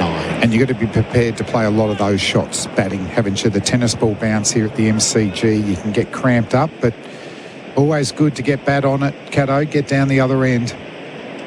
No, it certainly is, and that's the whole part of the first hour, is absorbing it together as an opening pair rather than getting stuck down one end and feeling like you're just constantly being worked over by one bowler. That's something that I think these two have done well. I think we talked about it in Adelaide. They're running between wickets, and busyness early on was really good. 77,000 fans, 75,000 fans in for the first ball of the day, which was good going. Head leaves the last ball of Atkinson's second over. Australia none for 9 on the Toyota scoreboard. Tundra available now. Visit a Toyota dealer today. The Ashes on SEN Test Cricket. Harvey Norman, half-yearly clearance on now. Shop unbeatable deals on TVs, fridges, furniture, bedding, laptops, mobiles and more. Best range, best brands, best prices. And unlock the impossible in Point Cook. Secure your Henley house and land package today. Did you know you can watch all your favourite SEN shows on YouTube? Subscribe today. Fantastic Furniture's Boxing Day sale is on now. Shop thousands of deals across sofas, beds, dining and more. In-store or online today. T's and C's apply. SEN Test Cricket for Goodwee Batteries and Solar Heart Expertise, the perfect partnership. Bryden Cast is bowling from the worn stand end. Jake Weatherall's on 3, and he's dead batting the ball out to Gully, which is well hauled in. Heading off and sending Weatherall to the non-strikers. Bethel had a lot of work to do to get it in, but that's a lovely piece of fielding done by the newbie into the lineup. Well, that could have been an ugly mix-up there, because that ball went straight to Jacob Bethel, who hauled it in, diving full stretch to his left. And there was a little bit of a hesitation from Jake Weatherall, but to Travis Head's credit, he committed and kept coming. And then in the end, Jake Weatherall was running to the non-danger end. Head faces up as a result. He's forward and defending to mid-off. What a down payment on a record crowd. So Flem, 75,088 in, and the record for a single day of Test cricket is 91,112. The other days that sort of come into the reckoning here, there was 93,013 at the World Cup final between Australia and New Zealand. So we might break all manner of records here. Yeah, I mean, we can't see above us, but when we look out, it doesn't seem like too many empty spots, does there? I was surprised. I thought it was more than 75, just looking at the lack of seats that are available.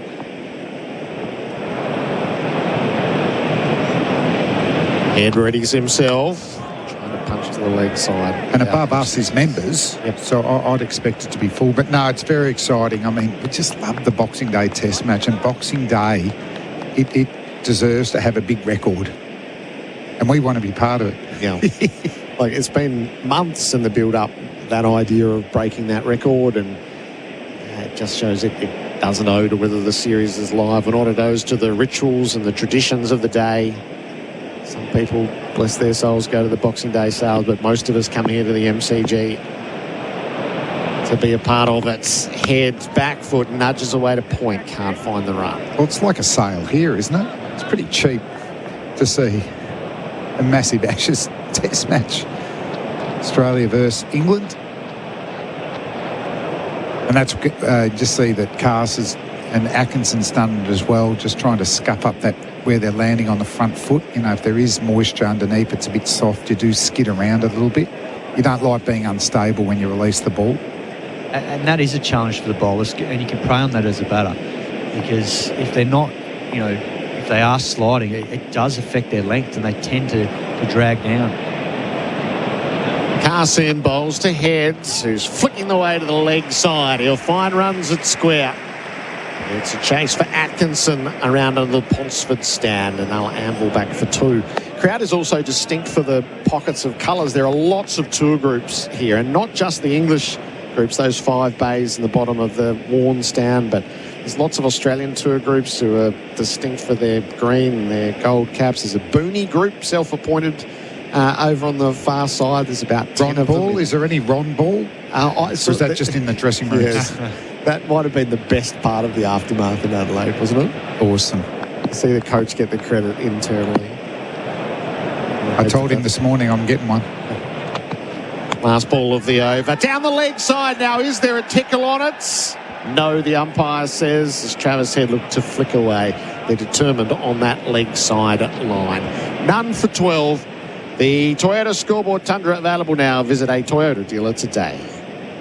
Are you one of Australia's safest drivers? Test your safe driving skills now with the Amy app. T's and C's apply. Lucky you're with Amy. Did you know you can watch all your favourite SEN shows on YouTube? Subscribe today. Plumbers, want more time for the cricket, camping or a cheeky fish? Introducing Shark Bite Max, the next generation of plumbing fittings. Smarter, faster and stronger. Get in, get out with Shark Bite Max. Available now at leading hardware and plumbing suppliers. Opening session on Boxing Day for MEGT, Australia's apprenticeship experts. Atkinson, none for 4 from his 2 overs. Bowled to Weatherall. It rises through to the keeper and left well enough alone. Is struck by this. Cheap, Flem. What part of 12.50 for a beer is cheap, mate? Gee, in Adelaide I bought a beer and it was $16. So this is a Boxing Day. Who is it there? Lockie. Lockie. Good on you, Lock. Might not be his first for the day either. A few Santa hats in the crowd sprinkled around in the festive season. Lots of St George flags hung, designated where the travellers are here from. Atkinson bowls and it's left alone close to the off stump by Weatherall. Yep. Don't get bored here, Atkinson. That's a better length. So the Andrew McDonald T-shirts, Travis Head inspired to give Ron his credit. I think we second-guess the Australian selectors in the coaching panel, probably second only to the AFL administration, but they have come through in really tricky circumstances, boxed clever, got the 3-0 result, and a lovely celebration with, what were they having, pink gin and Ron Ball T-shirts. Was it very Australian? I don't know. Weatherall leaves outside the off-stump. Tell you would have loved that, Shane Warne. He loved his sweet drinks. Ashes victories. But yeah, obviously really respected and loved Andrew McDonald. The captaincy's been excellent. You know, how many teams could deal with swapping captains around and still they captain a bit differently, but they've definitely brought a lot of leadership, analysis, strategy. They've certainly out-captained Ben Stokes on the field. Atkinson in operation from the members and bowls. Weatherall back to cuts. Didn't beat Gully. Bethel diving away to his right. Knocked it down. Yeah, there's no doubt that when you look at particularly that last test in Adelaide, and you can get things wrong on a day in Test cricket or a session, but consistently Australia have had far better plans, far better fields. And yes, we've got an advantage knowing these conditions much better than the opposition, but that's what the coaching staff and the analysts are there for, to do all that homework, bring it to the table, and then put it into play instinctively as the test unfolds. And although, you know, in Adelaide, in particular that second innings, England were well short of the mark with their tactics. Atkinson's got a tight over going. Weatherall leaves. And it's going to be interesting, Flem, because you would have seen the numbers here. This is the second best venue in world cricket for movement, lateral movement. So in the last couple of years. And a lot more seam. Yeah. And they suggest that seam is more a factor in knocking those batting averages down than swing.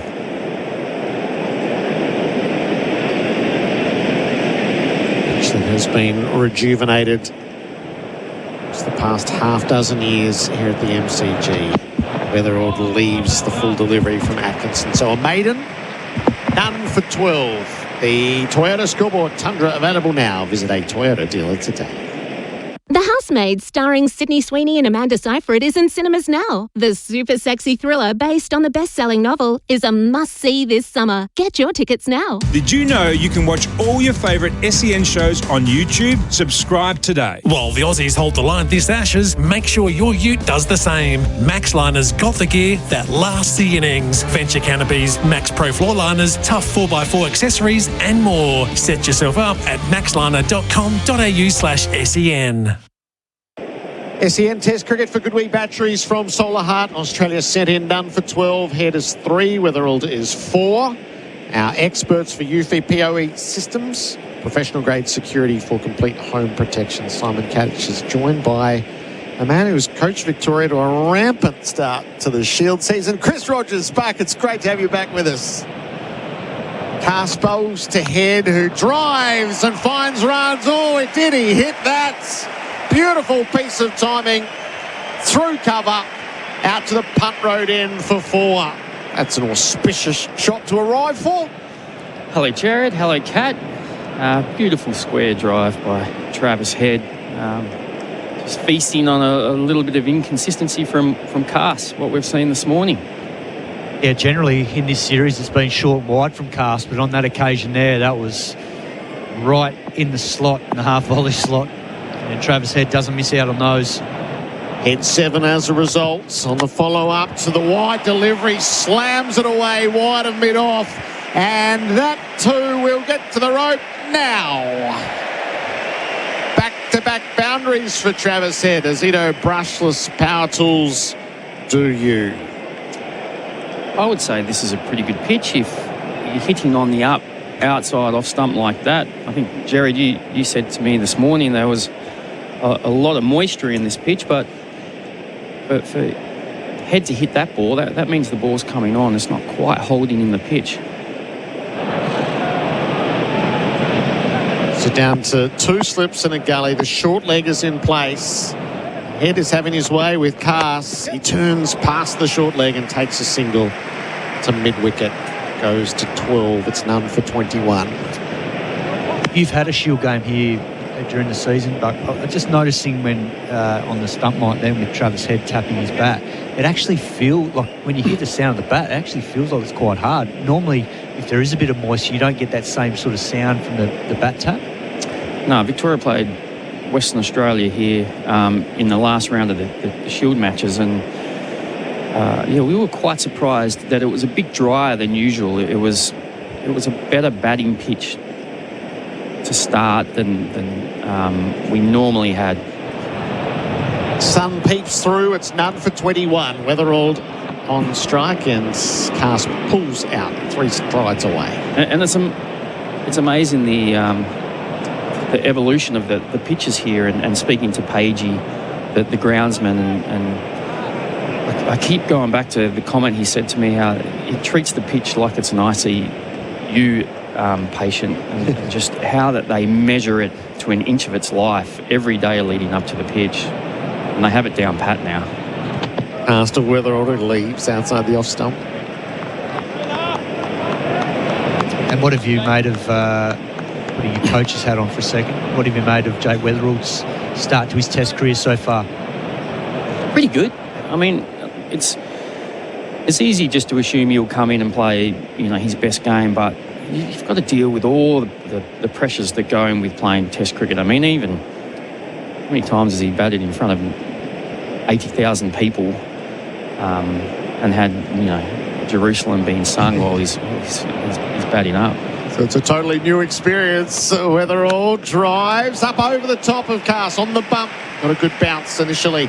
Out onto the side screen at the worn end, and they'll amble back for 2. Weatherald goes to 6. I think the thing I like is he's played his game. He's had faith in the style that he wants to play, and that's pretty aggressive. And that's not always easy. Sometimes you come in and think you got to do certain things, play a certain way, but he's just fitted in and thought, I'm going to play my games. He's made a few mistakes doing it, but hopefully for him, he's learning as he goes. Faces up on 6, Weatherald. And he drives. Beautiful stroke. Head down over the ball. Held the pose. Put it out through extra cover. And to the long boundary. Dives to no avail. 3 boundaries in the over for Australia. The festive cheer arrives at the MCG. None for 27. The Toyota scoreboard. Tundra available now. Visit a Toyota dealer today.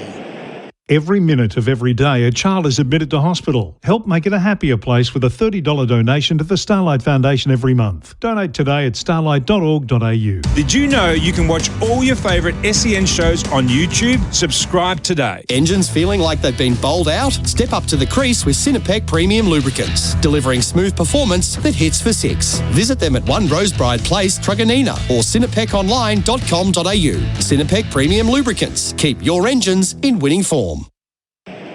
SEN Test cricket for Goodwee Batteries from Solar Heart. None for 27 all of a sudden Australia. Was that 12, 14, 15 from the over. Head 12, Weatherall 10, and the Chemist Warehouse replay screens captured Jake Weatherall down on one knee, stroking the ball through cover. Travis Head chops on. Back foot, bottom edge, drags Atkinson into his stumps.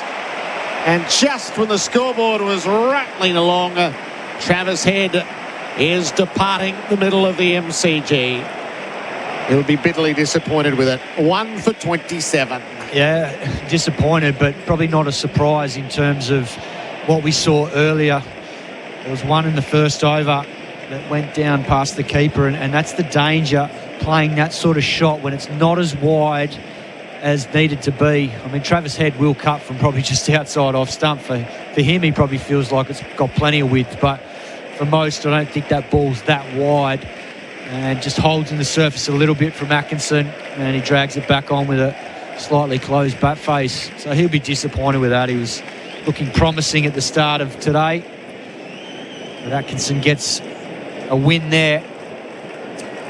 Yeah, watching Weatherall play Atkinson, it's been a good little tussle, just because Atkinson's been actually very good this morning. He's put the ball in the right area and just hung on that fourth stump line, and Weatherall was leaving it well, and thought there's a bit of danger if he chases here, and then Head got on strike and did. And it's hard to play that shot, Cat, as an opener, because you're trusting the bounce of the ball to be consistent. Any kind of movement off the seam, and it's not going to hit the middle of the bat. And that ball just seemed back to fraction and got the bottom edge onto the stump. So a bit of a higher risk shot to open the batting here on day one in Melbourne. And he's had the warning sign in the first over. You know, that's when you've got to lock back in and think, well, hang on, maybe this is the consequence if I don't get it right.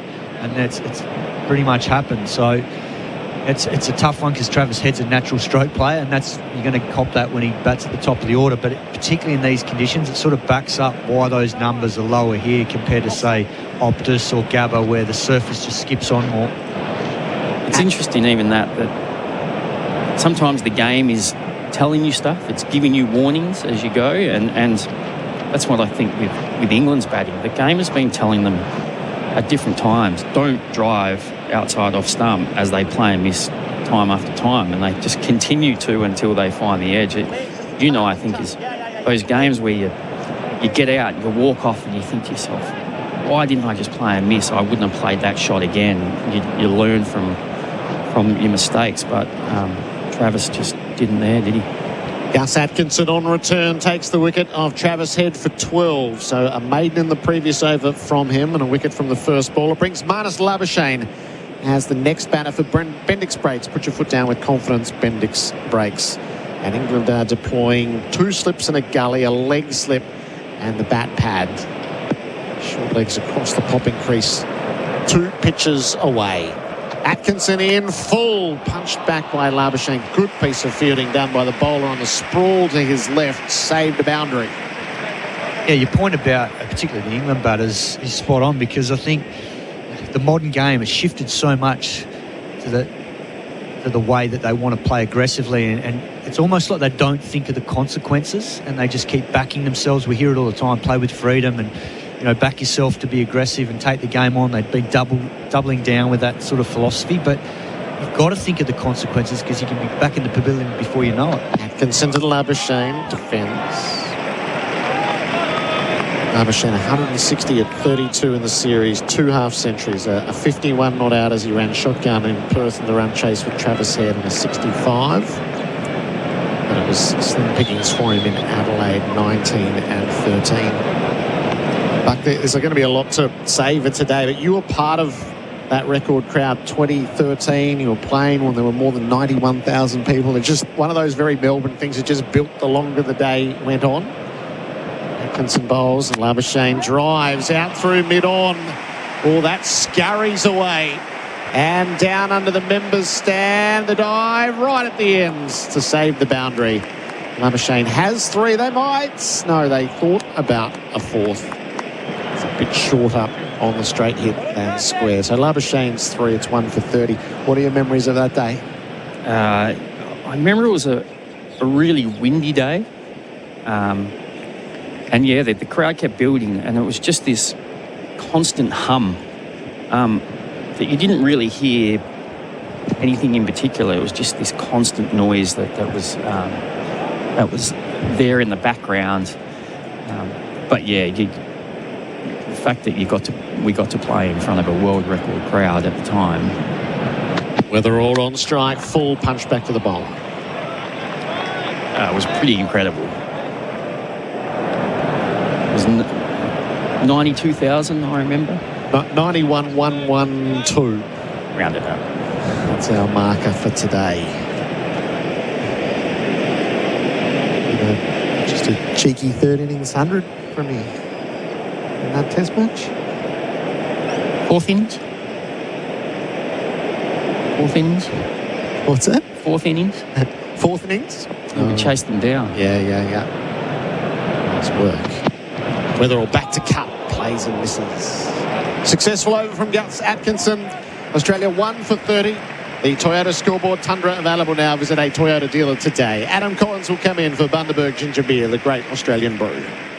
The Ashes on SEN Test Cricket. Start your next innings with a career that gives you more. Search Police Careers, Victoria Police and Oldham Construction Lawyers. Your experts in construction law, ensuring you're never caught out when pressure builds. Since Ray White opened their door over 120 years ago, they've helped their clients open thousands of doors of their own. When you're ready to open the door to commercial real estate, no one's better than Ray White Commercial. Learn more. Visit raywhitecommercial.com. SEN Test Cricket for Goodwee Batteries from Solar Heart. Adam Collins jumping in. Chris Rogers in with me. Tommy Morris behind us. And England have got a breakthrough inside the first half an hour.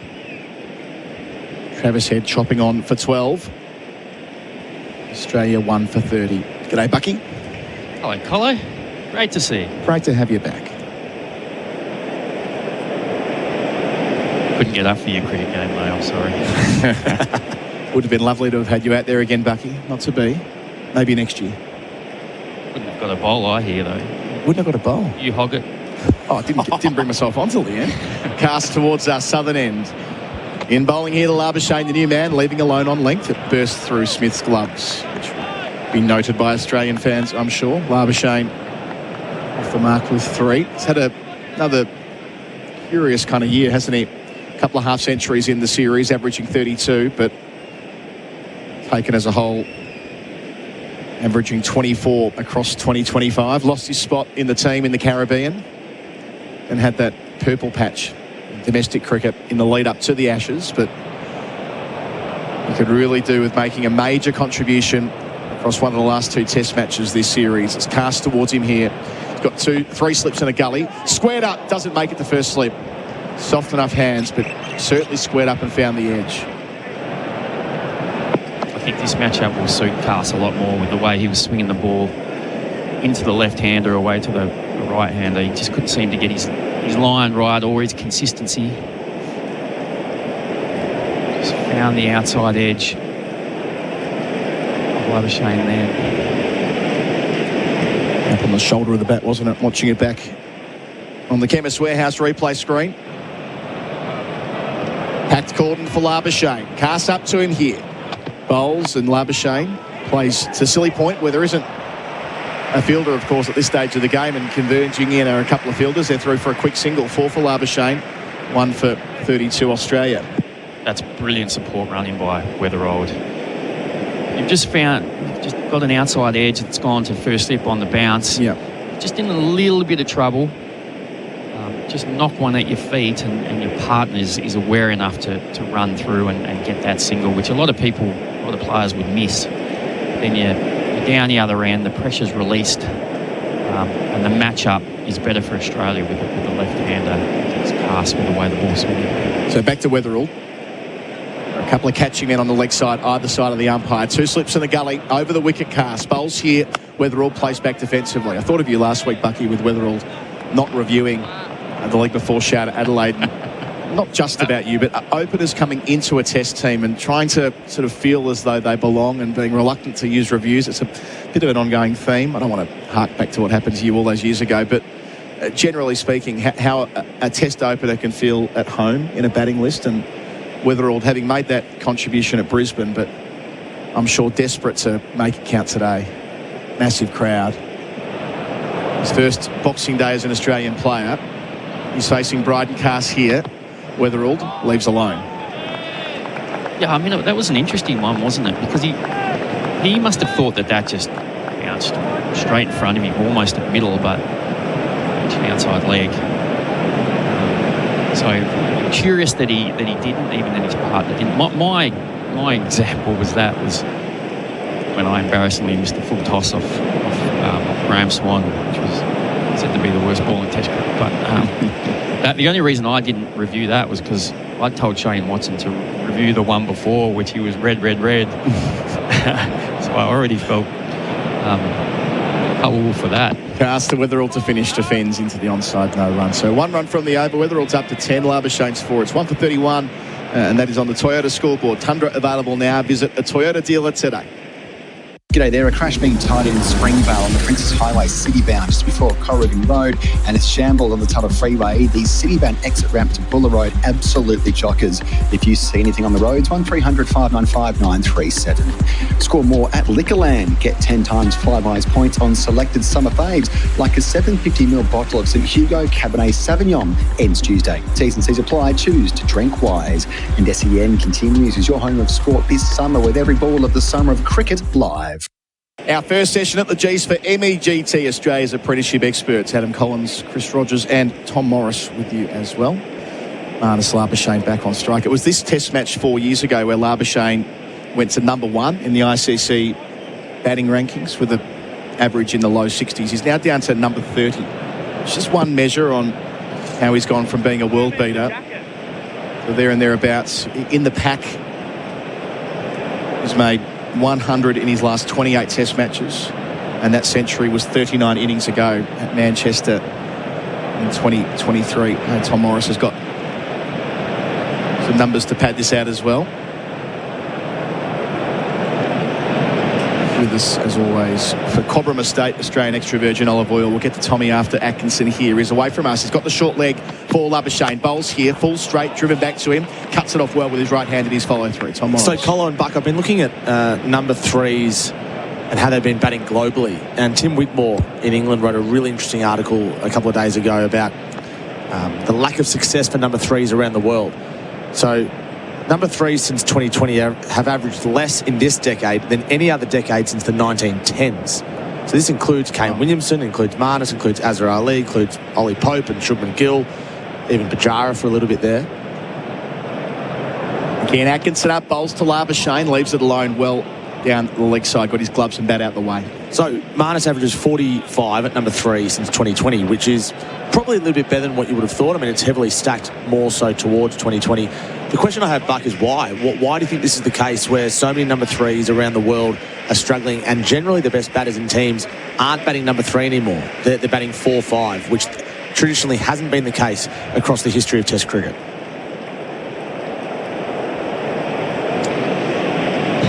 I mean, I could talk about Australian conditions. I think worldwide are a little bit different. Atkinson up over the wicket, 2 catches on the leg side for Labuschagne, which is why he gets his gloves in his bat out the way of a second ball angled towards his hip. Not quite on target, but I can see what they're trying to do with leg slip in play, short leg as well. Yeah, I mean, it's been clear that the batting in Australia has got more difficult in recent times, as it's probably been better to see a contest between bat and ball rather than bat just dominating and draws happening.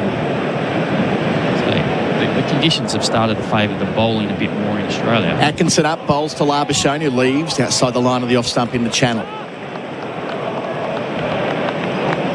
I wouldn't necessarily say that's a worldwide phenomenon, just because, I mean, England have produced flatter wickets, haven't they? That's how they've wanted to play. I mean, I suppose in Asia they've tried to produce pitches that have results more in a different way. Yeah, it was pitches certainly that break up earlier. Yeah, certainly the way in India. Now Pakistan have followed the theme the last 12 months. It's been ragging there. Atkinson up, bowls to Labuschagne. Hit on the pad after shouldering arms, but it's going over the top. The appeals coming from the cordon, but not from the bowler. Week before, shout for Liquorland. Score more this summer. Would Liquorland choose to drink wise? I mean, you've watched international cricket everywhere, Colo. Have you any thoughts from you initially? It's quite a tough one. Yeah, only that I think philosophically, best batter at three is an Australian thing. I remember asking Joe Root about it when he became captain in 2017. He's like, no, I don't really see it that way. I don't think your best batter does bat at three. So it might be something that we've got in our DNA, Tommy, having grown up watching Australian cricket. Isn't it? Or you go all the way back to Bradman, Hassett, etc. Yeah. Here's Atkinson bowling again and leaving alone in good part of the pitch there outside the line of the off stump. Atkinson finishes his maiden. It remains at 1 for 31. Labuschagne's 4, Weatherall's 10. Toyota scoreboard, Tundra available now. Visit a Toyota dealer today. Want SMS updates during a power outage? Give your contact details to your electricity retailer. For more power-prepared tips, visit ausnet.com.au/AMP. Did you know you can watch all your favourite SEN shows on YouTube? Subscribe today. Plumbers, want more time for the cricket, camping or a cheeky fish? Introducing Shark Bite Max, the next generation of plumbing fittings. Smarter, faster and stronger. Get in, get out with Shark Bite Max. Available now at leading hardware and plumbing suppliers. A change bowling from the Shane Warne stand-in. Josh Tongue for the first time in the Test match for RSEA Safety, trusted by tradies across Australia. Tongue picked up 4 for 70 in the second innings and a wicket in the first as well. A good Test match all told. Threatened both edges, bowled full enough to keep the stumps in play as well, Buck. Yeah, I was wondering how long Cast was going to bowl there. I thought he was pretty ordinary, to be honest. Yeah. What blew my mind was in the first over, he bowled a few down leg, and then he finally bowled a really good ball on top of off that had head defending, and the next ball he bowled a bouncer. I don't understand why you wouldn't follow that up with another good ball and just try and get a bit of a consistency and some rhythm. And then he bowled a little bit all over the place, I think in his fourth over. So Tongue will start with 2 slips in a gully around the wicket to Weatherall. It's on the middle stump line, back of the length. He defends it into the onside, no run. In his third over, sorry.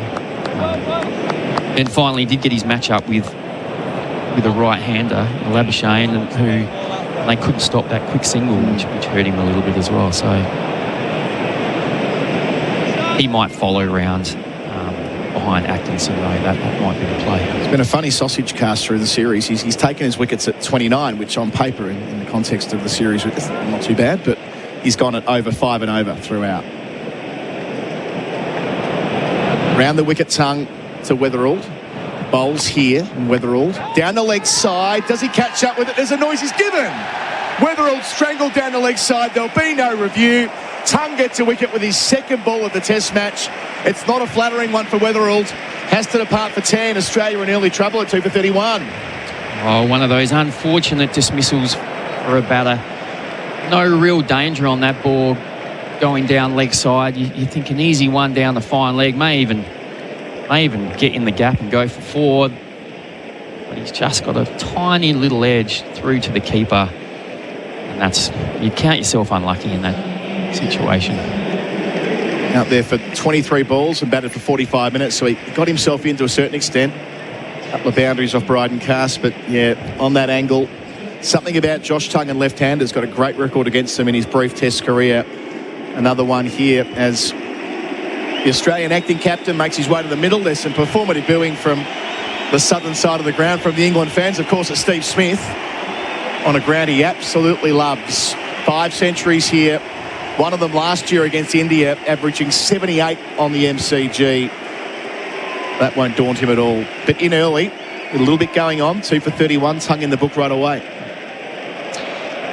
I think if you were a player, you'd be taking a photo of those stats up on the big screen. 10,580 run. Incredible numbers. It's just what a life.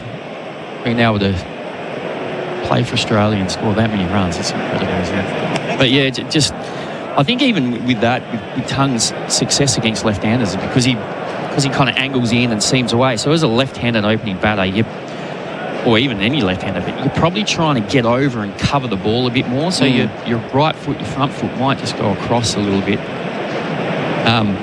And then because of that, your back can get away from your body down the leg side, which happened in that situation. So Smith taking a moment to shadow bat and count the fielders. There will be 2 slips, a gully, a leg slip, 1 of 4 men on the onside. Now Tongue is set to go from the southern end. Up and bowling to Smith. His first ball here, Smith beaten in the channel. That gently moved away off the seam. Smith committed to the stroke. Well bowled. Beautiful ball to start. He's one of those bowlers too who, when all their cues as a right-handed batter is for the ball to angle in and, if anything, seam in. But when you can get the ball to move away from a right-hander, it's almost kryptonite, because you're just not lining it up for the ball to move away with the way he kind of leans over himself and bowls behind his head. Tongue bowls. Smith gets inside the line and works it out to long leg for a single. He's off the mark, second ball, 2 for 32. But that's a terrible ball. That's on the hip, letting the batter get off the mark.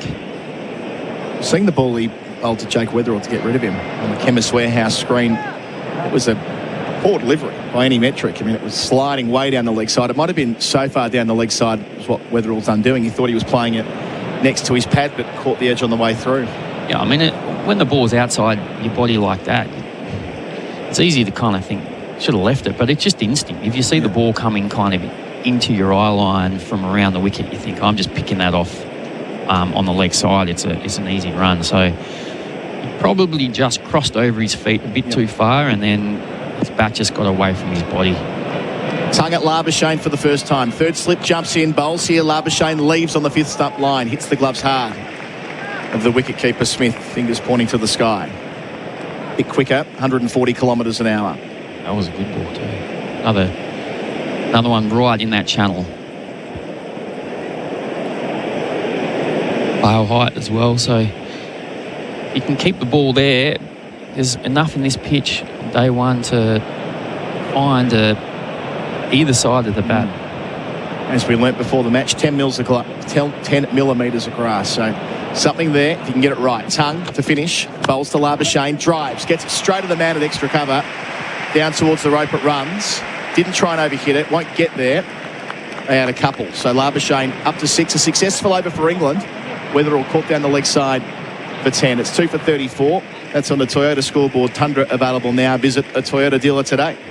The Ashes on SEN Test Cricket. Harvey Norman, half-yearly clearance on now. Shop unbeatable deals on TVs, fridges, furniture, bedding, laptops, mobiles and more. Best range, best brands, best prices. And Henley Homes, hard to beat. Ask other builders, then come back to us. henley.com.au. Plumbers, want more time for the cricket, camping or a cheeky fish? Introducing SharkBite Max, the next generation of plumbing fittings. Smarter, faster and stronger. Get in, get out with SharkBite Max. Available now at leading hardware and plumbing suppliers.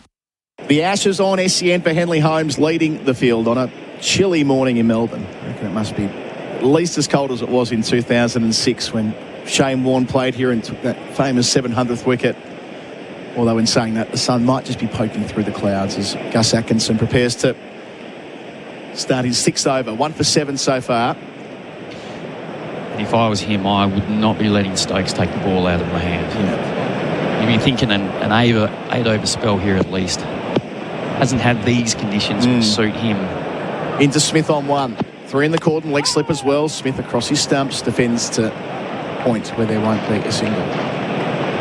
He bowled well at the start of Perth and the start of Brisbane. It was the spells that followed where Atkinson deteriorated in the book early here, but took him until deep into his 2nd test to get a wicket here in Australia.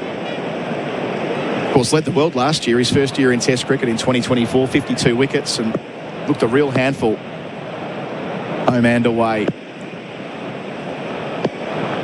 Travis Head already this morning. Bowls to Smith here over the wicket, who leaves on length. The gloves of Smith. Well bowled.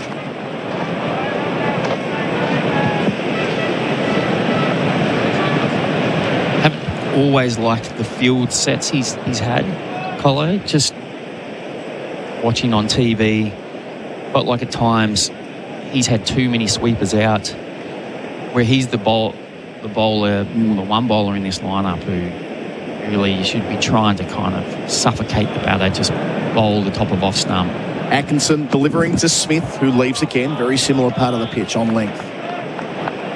But if you're that type of bowler and the batter can just knock it into the offside or leg side and take an easy one, it just makes it really hard for you because you can't build any pressure.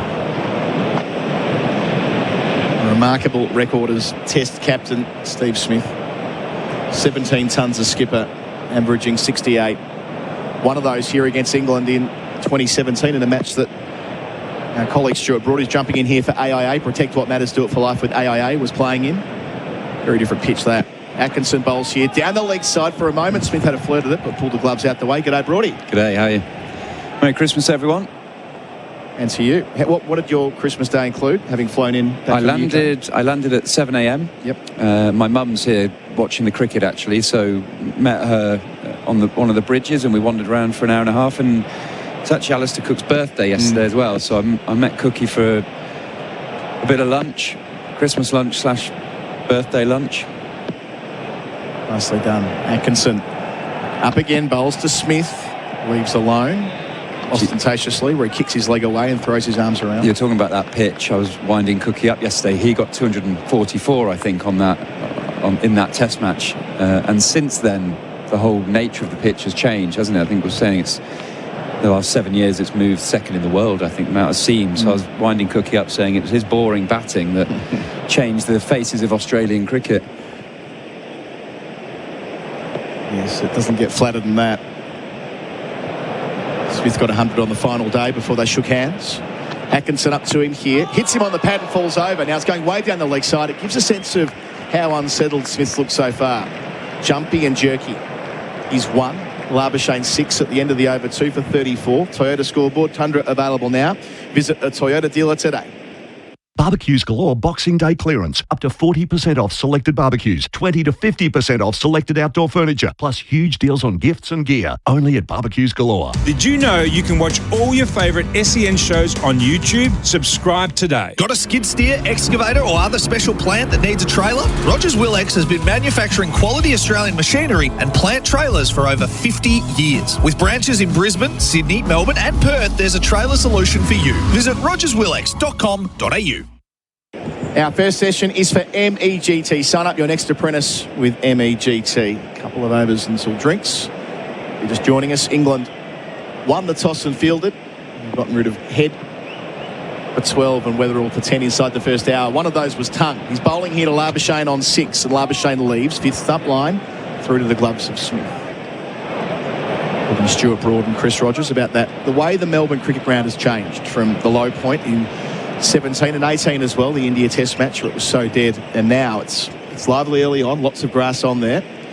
They've improved it dramatically, and yeah, Broady, you were a part of that test which turned the tide. You were batting with Cookie for a decent slab of that, weren't you? Yeah, I was out there for his double 100 actually. Right, it was a really, really cool moment. Seeing the crowd erupt. Tongue approaching and bowling here to Labuschagne, who leaves again. He's very consistent on that 5th stump line so far to Labuschagne and Smith.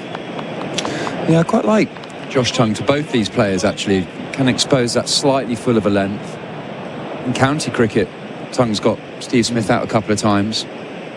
Quite an awkward bowler to face. I'd say years ago you'd say gets the wrong side of it, but it just gets slightly left-hand side of it, past the perpendicular, and can still swing the ball away from the right-handed batter. So he is quite difficult to line up. Wicket-taking delivery in there for sure. He got Smith couple of times at Lords a couple of years ago. Bowls to Labuschagne here, plays him defensively from the leg stump line out to mid-wicket, no run. Do you think you did that?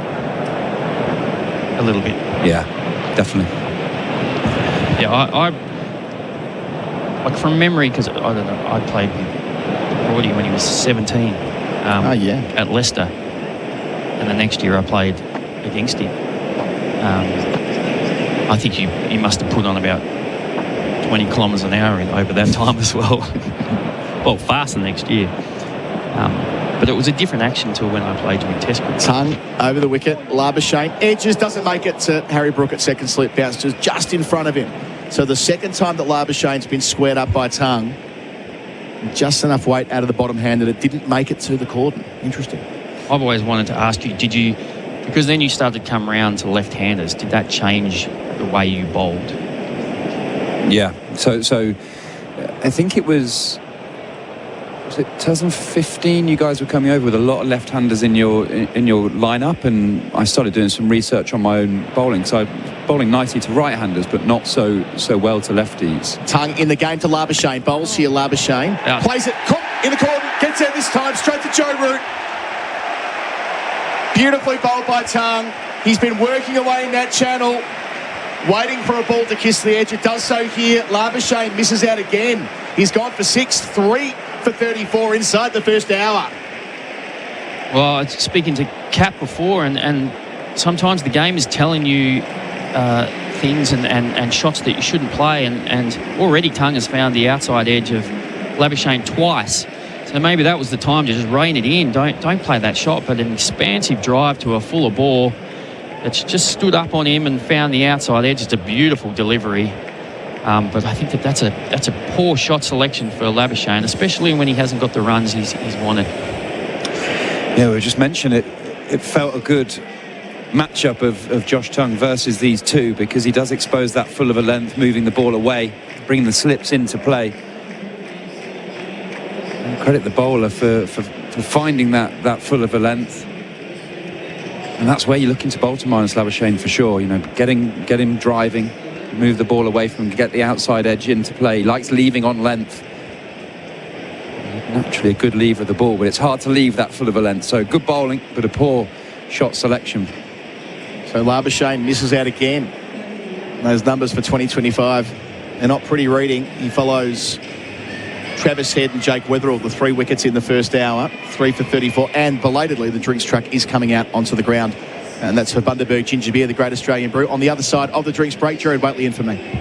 There's more to life than cricket. With hundreds of offers in one destination, head to Chadstone. See the offers and real-time parking info at chadstone.com.au. Did you know you can watch all your favourite SEN shows on YouTube? Subscribe today. Don't get caught out by skills shortages. Build a great team with MEGT, Australia's apprenticeship experts. Offering local advice and ongoing support, they'll make sure your investment pays off. So speak to the experts at MEGT.com.au. Apprentice Connect Australia providers are an Australian government-funded initiative. Navigating a building dispute? With over 30 years of experience, Oldham Construction Lawyers are your trusted specialists in construction and property law. So whether it's VCAT, the courts, or the Building and Plumbing Commission, Oldham Construction Lawyers can provide you with expert legal solutions. Visit oclawyers.com.au. Want to hit a 6 for your business? Sign up an apprentice with MEGT. Their local teams come to you, offering free advice and ongoing support that helps you and your apprentice succeed. So sign up today at MEGT.com.au. Apprentice Connect Australia providers are an Australian government-funded initiative. Pass bowls to Head, who drives and finds runs. Oh, did he hit that? It's 7 as a result. On the follow-up to the wide delivery, slams it away wide of mid-off. And that too will get to the rope now. Stroking the ball through cover. Travis Head chops on. Back foot. Drags Atkinson into his stumps. Bowls here in Weatherall. Down the leg side. Does he catch up with it? There's a noise he's given. Tongue in the game to Labuschagne. Bowls here, Labuschagne. Plays it in the corner. Gets out this time. Straight to Joe Root. England has dominated the first hour with the drinks break taken for Bundaberg Ginger Beer. Treat yourself this summer with an ice-cold Bundaberg Ginger Beer, the great Australian brew. Head, Weatherall, Labuschagne, all gone. Usman Khawaja has arrived in the middle of the MCG. Josh Tongue's figures 1.5 overs, 2 for 3. Stuart Broad, it's all fallen England's way. Yeah, that's what you're wanting when you win the toss and bowl in conditions that are pretty helpful. You want to make the first hour count.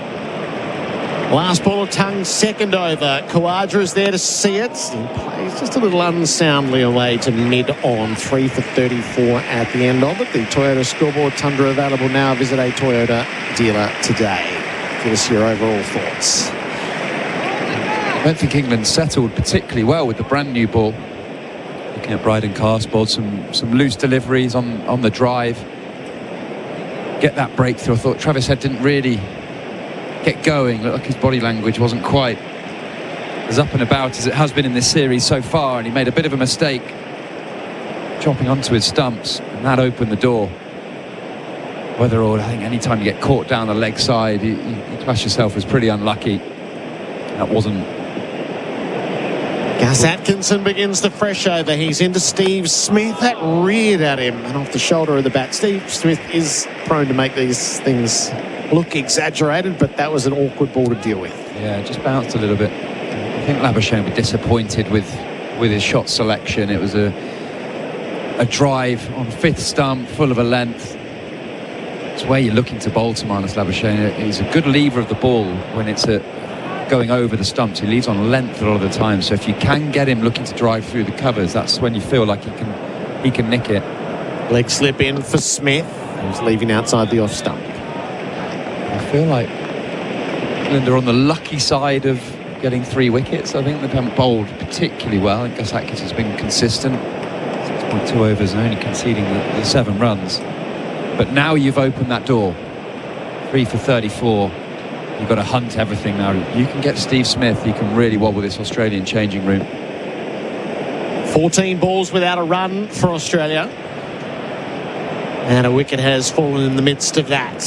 Atkinson over the wicket. Smith is on the move. Plays back down the pitch.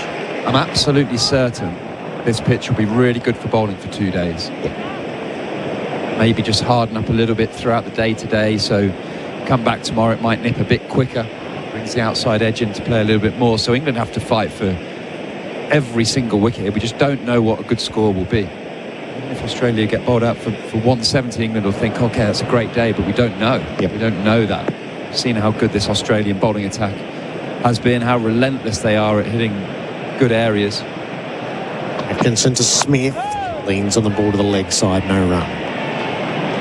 You feel in this series, every time you feel like England have just opened the door, Australia have slammed it shut and won those moments. It's a really big hour now leading into lunch.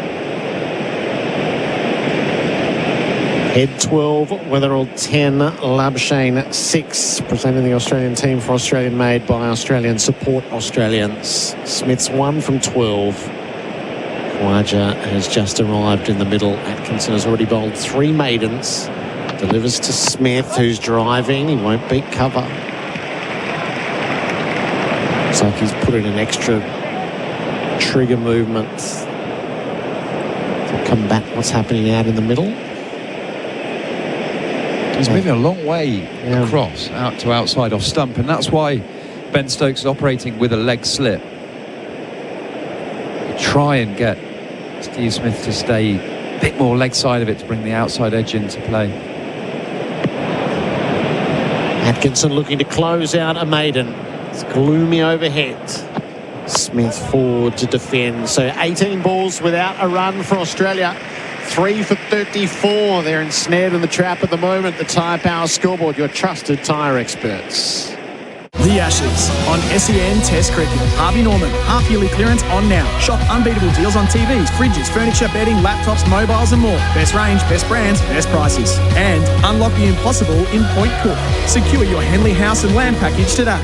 When you buy Australian made, you're choosing more than a product. You're supporting a stronger economy and creating local jobs.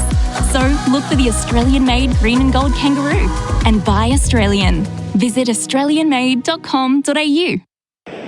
The Ashes on SEN for Henley Holmes, leading the field, 3 for 34. Khawaja gets a score. Smith is on 1. Tongue 2 overs, 1 maiden, 2 for 3. England are running hot here. Australia's favourite, that's steady, hot and strong.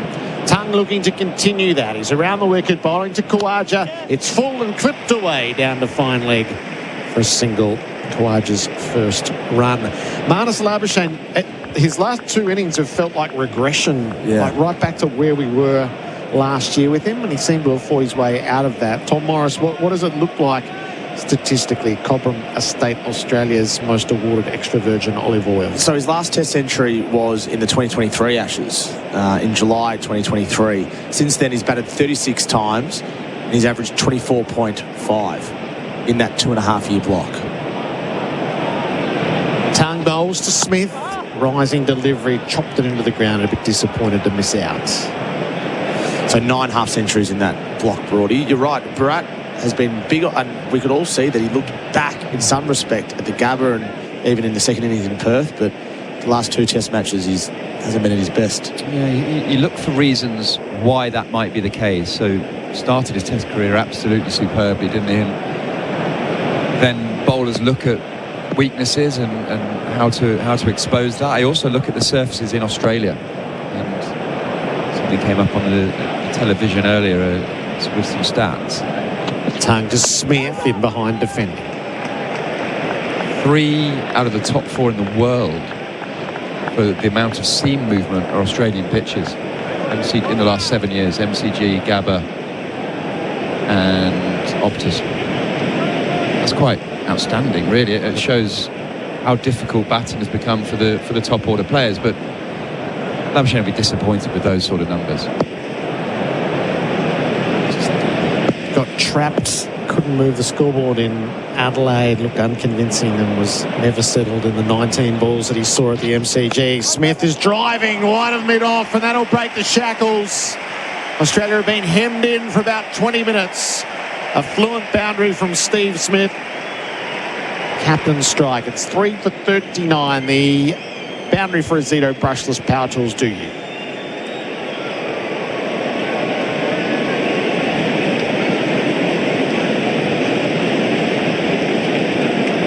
Relieve a little bit of the pressure that Tongue had been able to build.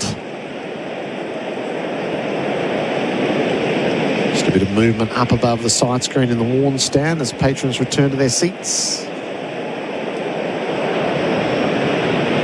Shouting from the middle to try to get them to hurry up. It's in your own sweet time. That drive, it's one of those deliveries that you don't mind as a bowler. Much better off getting driven like that than you are being cut. Tongue on the follow-up to Smith in behind defending.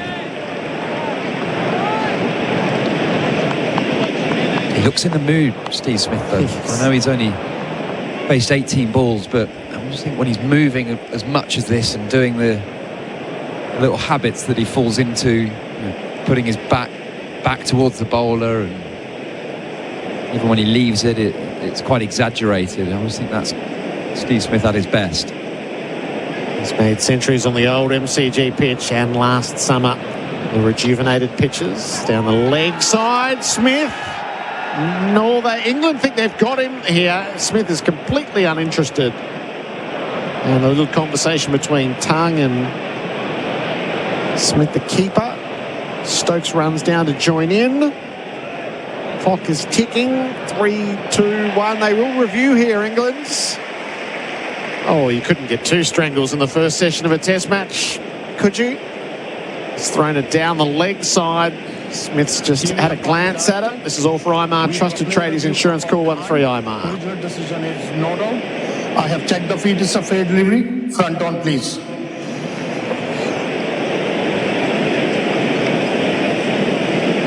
So Steve Smith's body language is to be completely unperturbed here. Yes, please. We are yet to see anything on the Chemist Warehouse replay screen. Here we go. All right. Can I have RDS to confirm whether bat involved or not? Look like brushing the...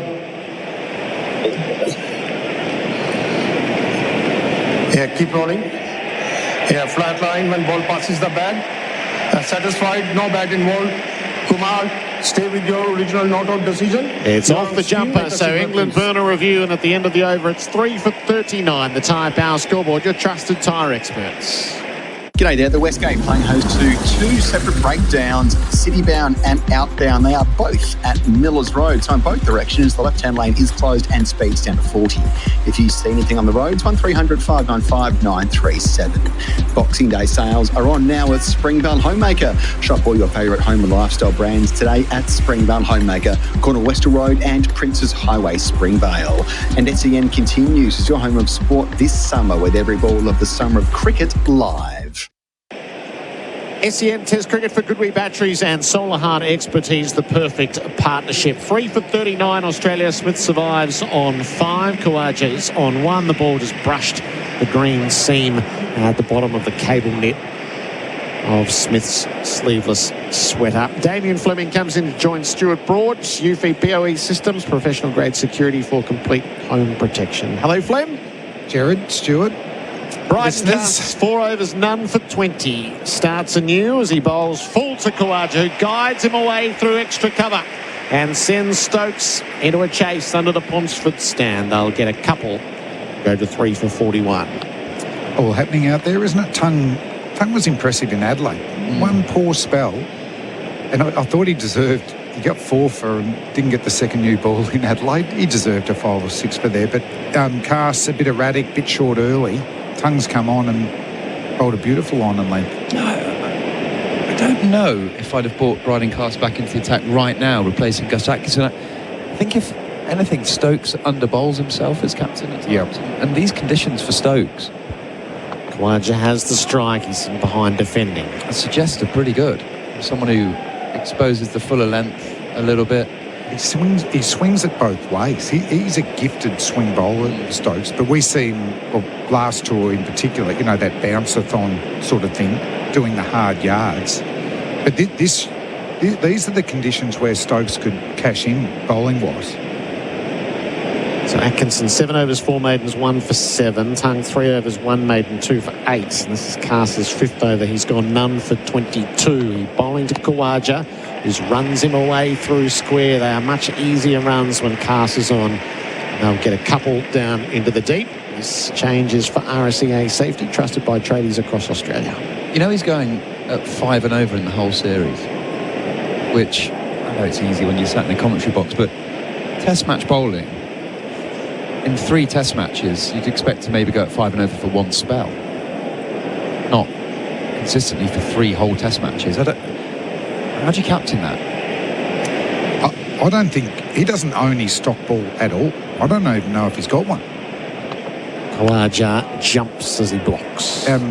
Nothing wrong with his attitude. He runs in and tries as much. But you remember 2010-11, you know, Stephen Finn was leading the wickets for England, but he was leaking runs. And they made that decision that, no, they'd lost Perth, brought in Bresnan, very well suited to the MCG conditions, and they flogged Australia by day 1. Yeah. Yes. Yeah. Leg slip out to backward square. Pass around the wicket, bowls to Khawaja, who blocks. That's better. It's an interesting one because we know the last 6-7 years here at the MCG has seemed. So as a bowler, that makes your life simpler because it's all about the consistency of the area you put. You know that the surface is going to do it for you. So someone like a Matthew Potts, you might not have seen a huge amount of. He just runs in and hits an area. He's not express pace, but he gets good players out. Could do a sort of Scott Boland type role. It does feel like this sort of pitch would have been right.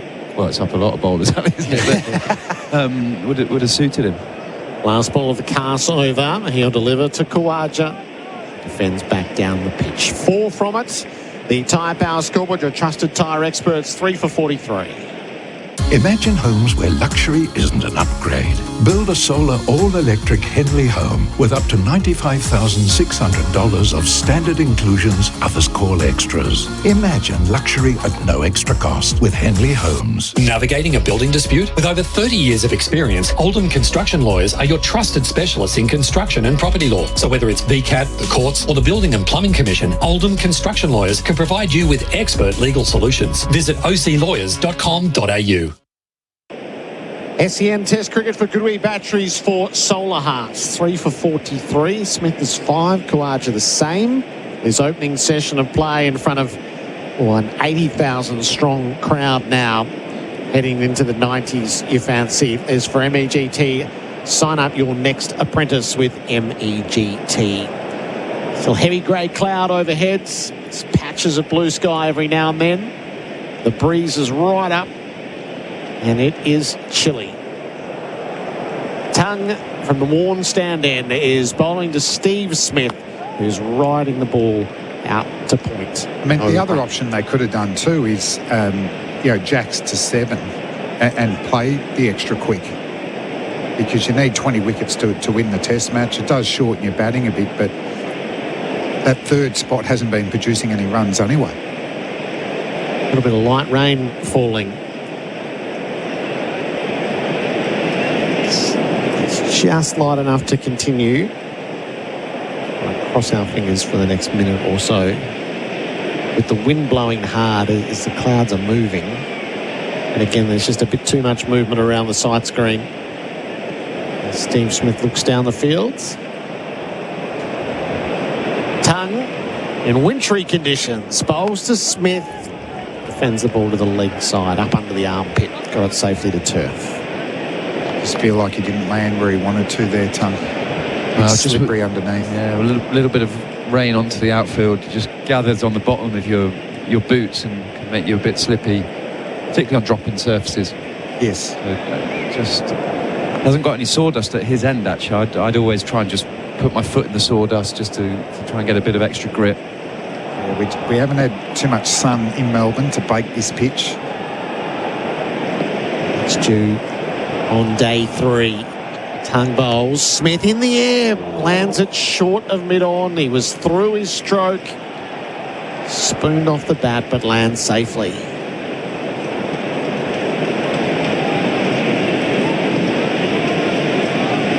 Just suggesting it bounced a bit on him.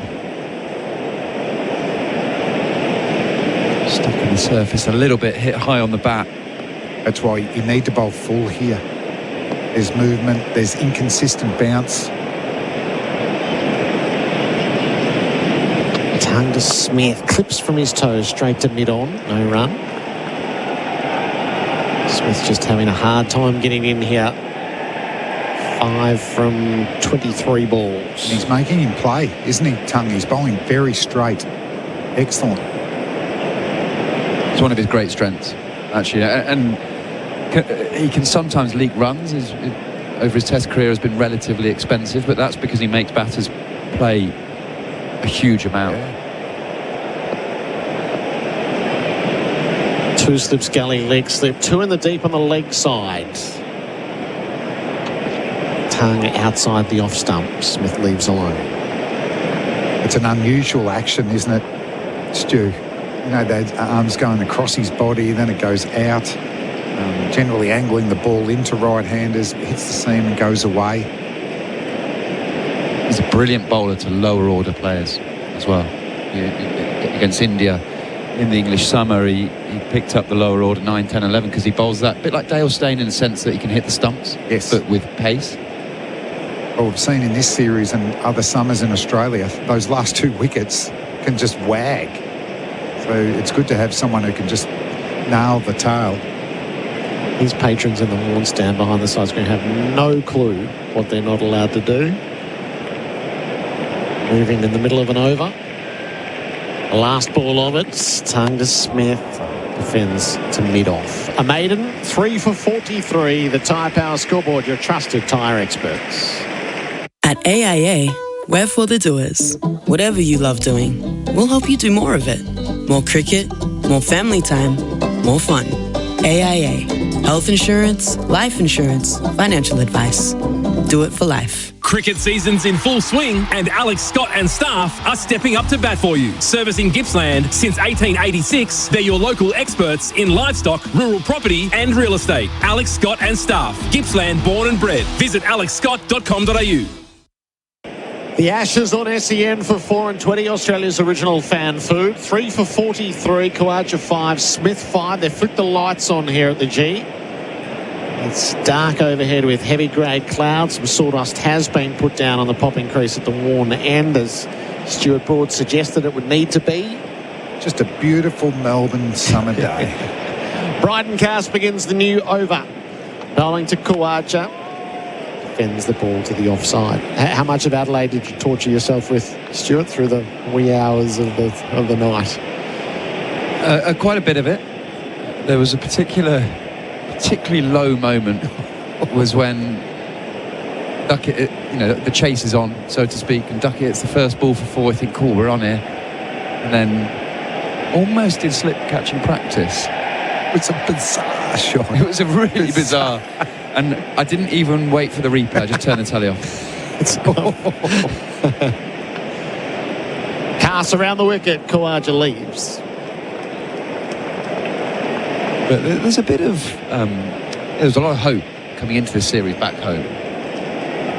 It sort of turned to a bit of anger, if I'm honest. Fans and...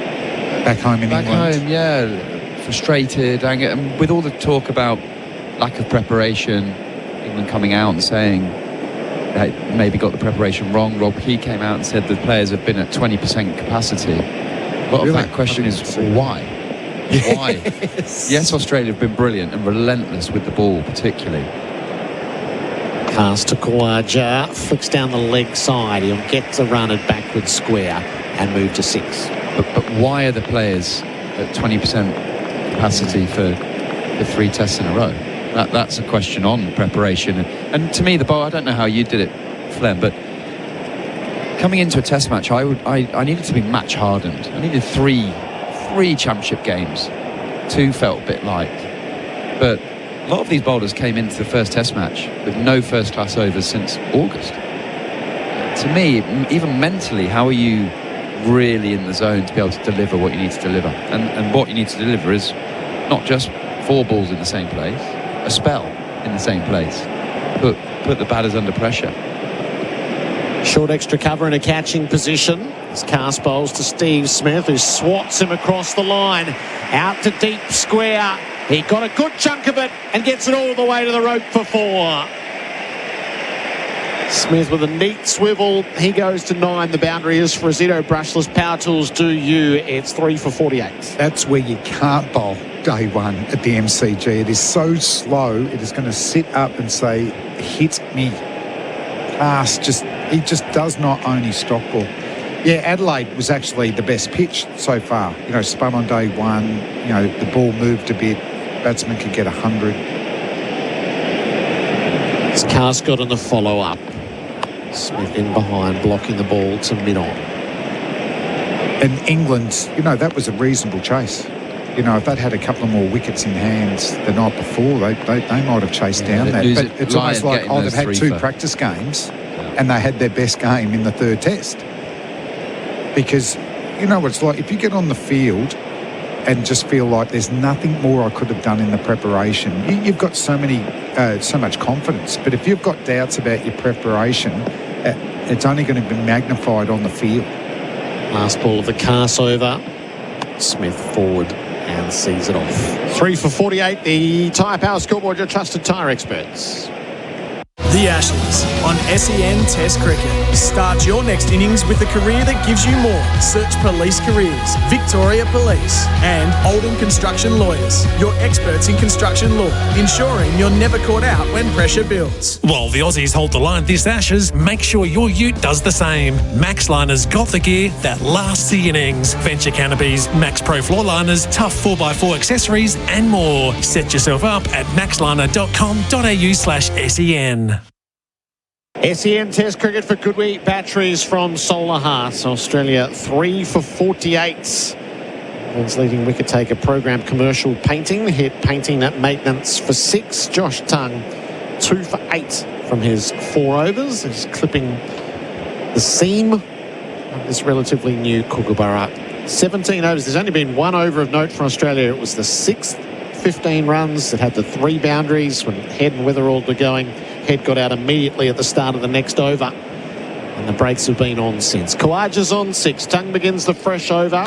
Khawaja drives, can't beat mid-off. No run. Our experts for UFI POE systems, professional grade security for complete home protection. Damien Fleming joined by Bharat Sundaresan. Hello to you, Bharat. All season's greetings, Flem. See you. You just run the rule over Marnus Labuschagne for us, because nobody watches him closer than you and over a distinct period of time. That's a 6 from 19, edges the ball to root on the drive. It was a very scratchy innings on the back of stagnating in Adelaide. Khawaja clips the full toss, doesn't beat the dive at mid-wicket, won't get a run. Duckett did the business.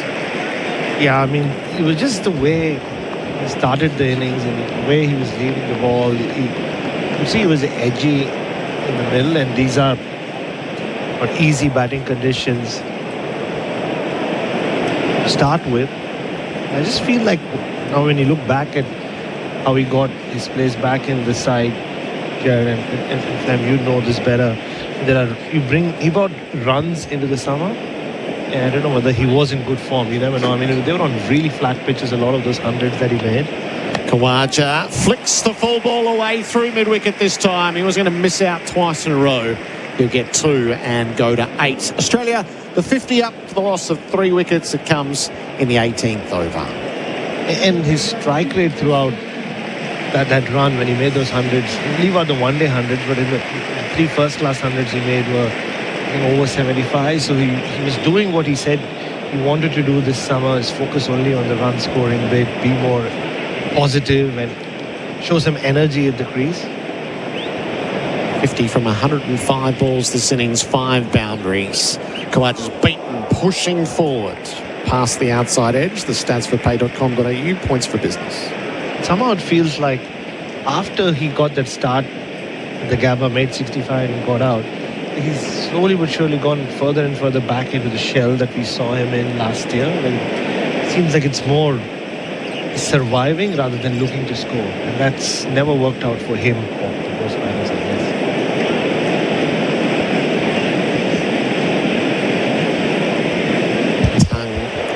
From under the worn stand, little pile of sawdust that he leaves from. Khawaja glances the ball out through square.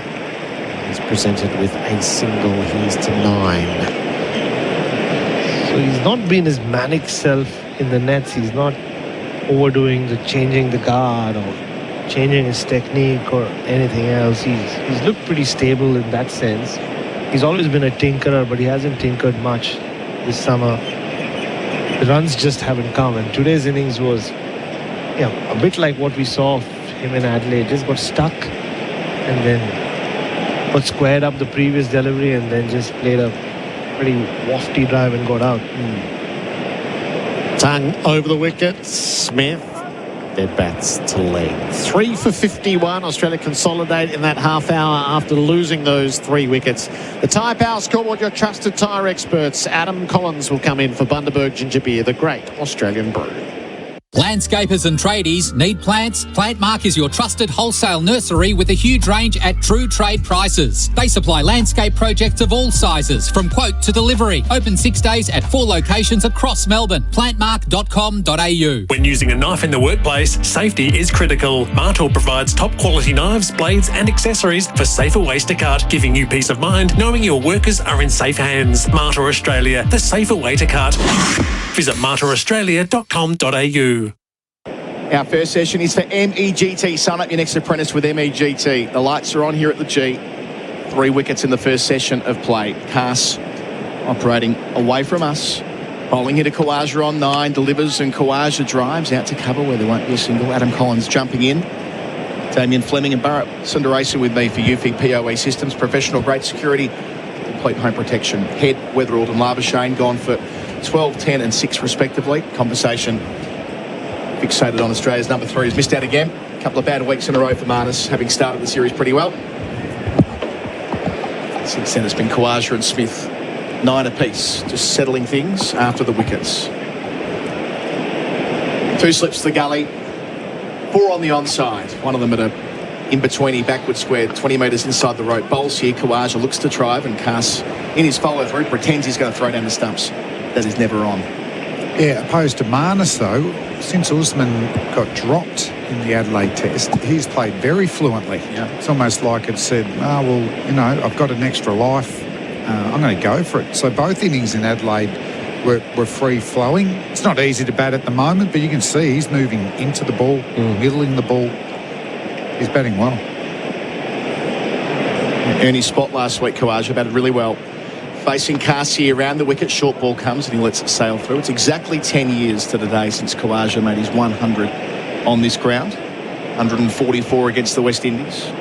Might be time for, Cast to have a rest now, as Board was saying. I think Stokes needs to bring himself on.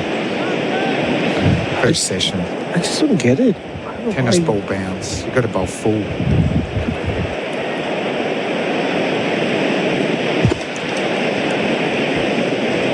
The 2 in the deep for the short ball if they get it right, but doesn't feel that kind of day, as Damien Fleming says. 2 slips behind Kawaja. Bowls here, and he plays and misses in the channel. Both feet off the ground as the ball went past the bat. That's so much better. Asking the right questions of Kawaja. Goes down and inspects the surface. But you're almost surprised, aren't you, Colo, when he gets it right? Yeah. Because he's lucky to do it once and over. I thought they'd give Potts a chance this week. Bowled well in the tour games, to the extent that which they had them. Of course, he played for the Lions. This is perfect for a medium-fast bowler who bowls full. Accurate. That's Potts' point of difference. That is he super consistent. Cast isn't that. 2 left in the over.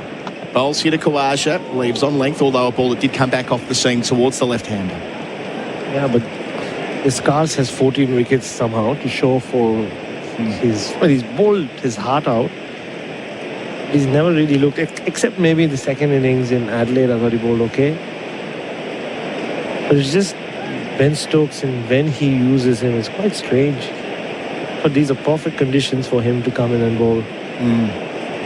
Here, Australia have gone with a group of bowlers who they want to bowl well in these conditions. England are going with the guys that they took into, well, every test match so far. No real lateral thinking on that front. Still no spinner. The specialist variety.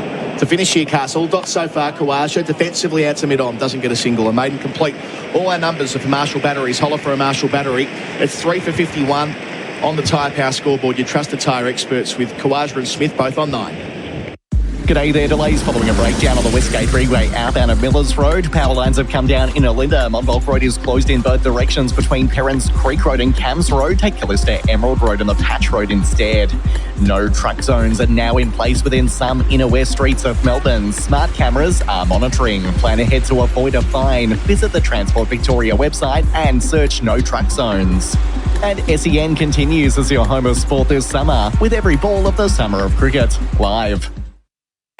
SEN Test Cricket for Goodwee Batteries from Solar Heart. Tom's with us as well. Roadside reporting for Marshall Batteries. Holler for a Marshall battery. Tommy. Just looking at the crowd. What are we, almost at lunch on day 1 here at the MCG? 84,755 already. Let's get to that 91, 92,000. That'd be nice, wouldn't it? Breaking 90 would be huge today. Up tongue. Bowls here to Steve Smith. Full and straight and pushed out towards mid-off where there won't be a single. Up the wickets of Weatherald and Labuschagne earlier in the spell. Got Smith twice in Test cricket at Lords a couple of years ago when he booked a real tight, didn't he, Tom? That match we were covering, fellas. This is Stephen Smith's domain, isn't it? Averaging high 70s in the MCG. Loves batting here. Went through that purple patch where he got 400s in a row here at the G, similar to what Travis Head did at Adelaide Oval, completing it last week. Tongue bowls to Smith. Bowls him! Middle stump! Sensational stuff! Gets through the acting captain. Tongue's got 3 in the spell. That is throwing for pace. 4 for 51. Smith's gone for 9. How easy is it if you bowl full, straight and fast on this MCG pitch? You're going to get rewarded with wickets. Tongue, 3 for 11 off 5.2. And the big wicket, Stephen Smith. Hope I didn't mozzie him too much, but saying he averaged in the high 70s. Has looked reasonably comfortable out here. But if you bowl short of a length, you've got too much time to play on the back foot. But if you bring the batsman forward, there was a gap between bat and pad. It moved a little bit, but it is hit middle stump. This is a great spell from Tongue. Smith 9 from 31, watching it back for Chemist Warehouse. Shot the Chemist Warehouse Boxing Day sale now, Baz. That's hit the seam, in addition to the gap that Flem refers to. That's a beautiful replay for him. A beautiful delivery, and he'll want to watch that highlight reel many, many times. Look, this was an opportunity. The Ashes are gone, but an opportunity for these English fast bowlers to make a hero of themselves and win themselves 10, 15 more test matches. And Josh Tongue has certainly done that. So Alex Carey walks out. He's been prolific in this series. 100 on his home deck last week. In with still, what are we? 24 minutes until lunch on day 1. 4 for 51. Josh Tongue having a real save from the southern end. That's the lens that he's bowled. He's really utilised the conditions really well. Started well in Adelaide in the first innings. Kind of faded away. Tom Morris will jump in as well for Marshall Batteries Mobile and Store Service. Holler for a Marshall Battery. Tommy. Josh Tongue now has Steve Smith 3 times in Test cricket and another in first-class cricket, so 4 times overall. That's just the second time he's been bowled in Test cricket in the last 12 months. In fact, he got bowled in the Boxing Day Test out here against India last year. Yes, he did, didn't he? And then again in the West Indies once. Excellent from Tom Morris. Carey, what a man he's been this year, averaging 53. The strike rate is 77, always putting pressure on. And in this series, averaging 67 after his century and 72 at Adelaide Oval. Different circumstances here, though. Ball moving around, Tongue bowling at pace. He'll go round the wicket to the wicket-keeper straight away. 2 slips the gully, the leg slip as well. Tongue to Carey here, bowls Carey, shuffles and works it behind square off his hip. Shuffled at him before the ball was bowled. He's off the mark first ball. That's the confidence he's batting with at the moment. He's won 4 for 52. Looking back at that replay, Steve Smith also got kind of rooted in the crease, didn't he? Just reached out at it. And that's where the gap was created. But like you said, Fleming, it was just enough movement to just penetrate that gap. I don't think it did that much. I just think there was a big gap, and I think he beat him for pace. Yeah, I think it was a pace. good thing. On that angle, it looks prodigious, but it's just enough in addition to the gap. Tongue up here to Carey, who defends into the offside. Khawaja, my apologies, into the offside, where there won't be a single. Khawaja's with Carey, 9 and 1 respectively. Well, Steve Smith predicted a quick test. Yeah. And he spoke about this pitch yesterday, and that's what the rate at which this is going, it does give you that feeling, doesn't it? Well, we talk a lot about what's par if you're a captain that bowls first. What's par? Australia got 3 here 4 years ago before the long break. It ended up bowling out England just after tea, wasn't it? Can England keep the pressure on? 21 minutes until lunch. Khawaja facing Tongue, leg stump line, clipped away in front of square, nicely worked. Into double figures he moves with a couple. Khawaja 11, 4 for 54, still 1 ball left in the over. 4th test of the last Ashes is when Khawaja made his comeback and batted at number 5. He did. His career just, second chapter of his test career began. So Usman Khawaja, since that return, 8 centuries, averaging 47. 13 other scores above 50. It's a great story.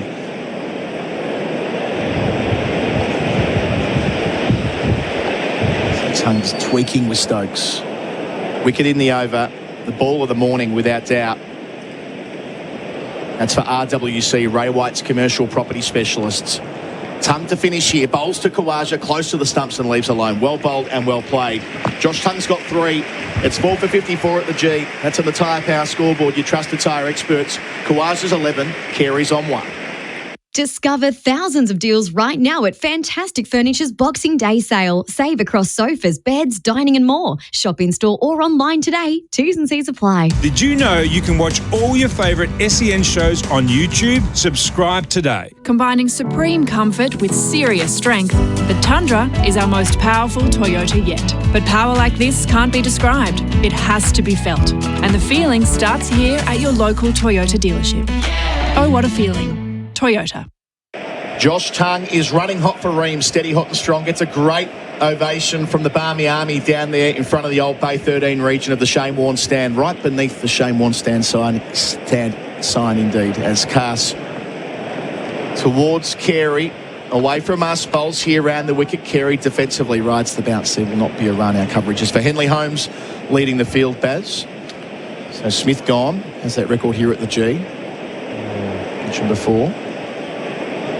And England sniffing an opportunity. It's been a long time since they were successful here.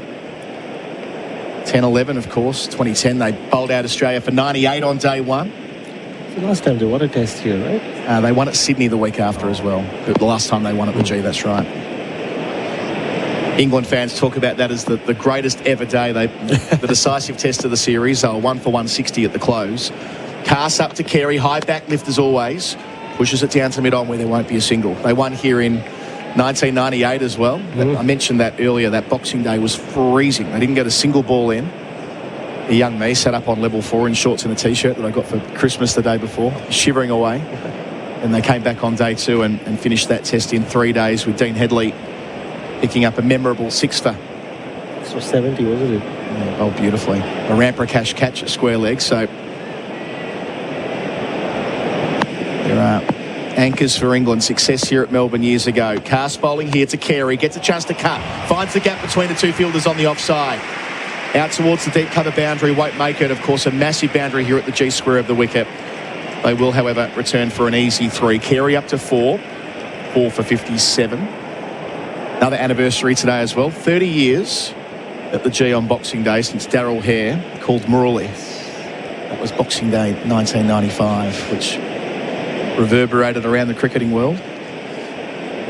Probably the last time Sri Lanka played a Boxing Day test, if I'm not mistaken. It would have been, yeah. That was a texter on the new ball this morning, brought that up. Yes. We're all over it. Said that his dad was confused why Murali was being no-balled all the time. He must be overstepping. What's going on? And our very own Andrew Wu said that was his first day of Test cricket live. Really? No wonder there was a controversy since he was watching. G'day to Uwe next door in the press box, the age. Around the wicket, cast bowls here and going back defending. As Khawaja is there on 11. I'm a little surprised Ben Stokes isn't bowling this over. He's got a decent record against Alex Carey. He's the kind of bowler who can trouble him from around the wicket. Just a few deliveries that Carey has faced from Carson this over. He will just stay back on his back foot and punch it through the covers.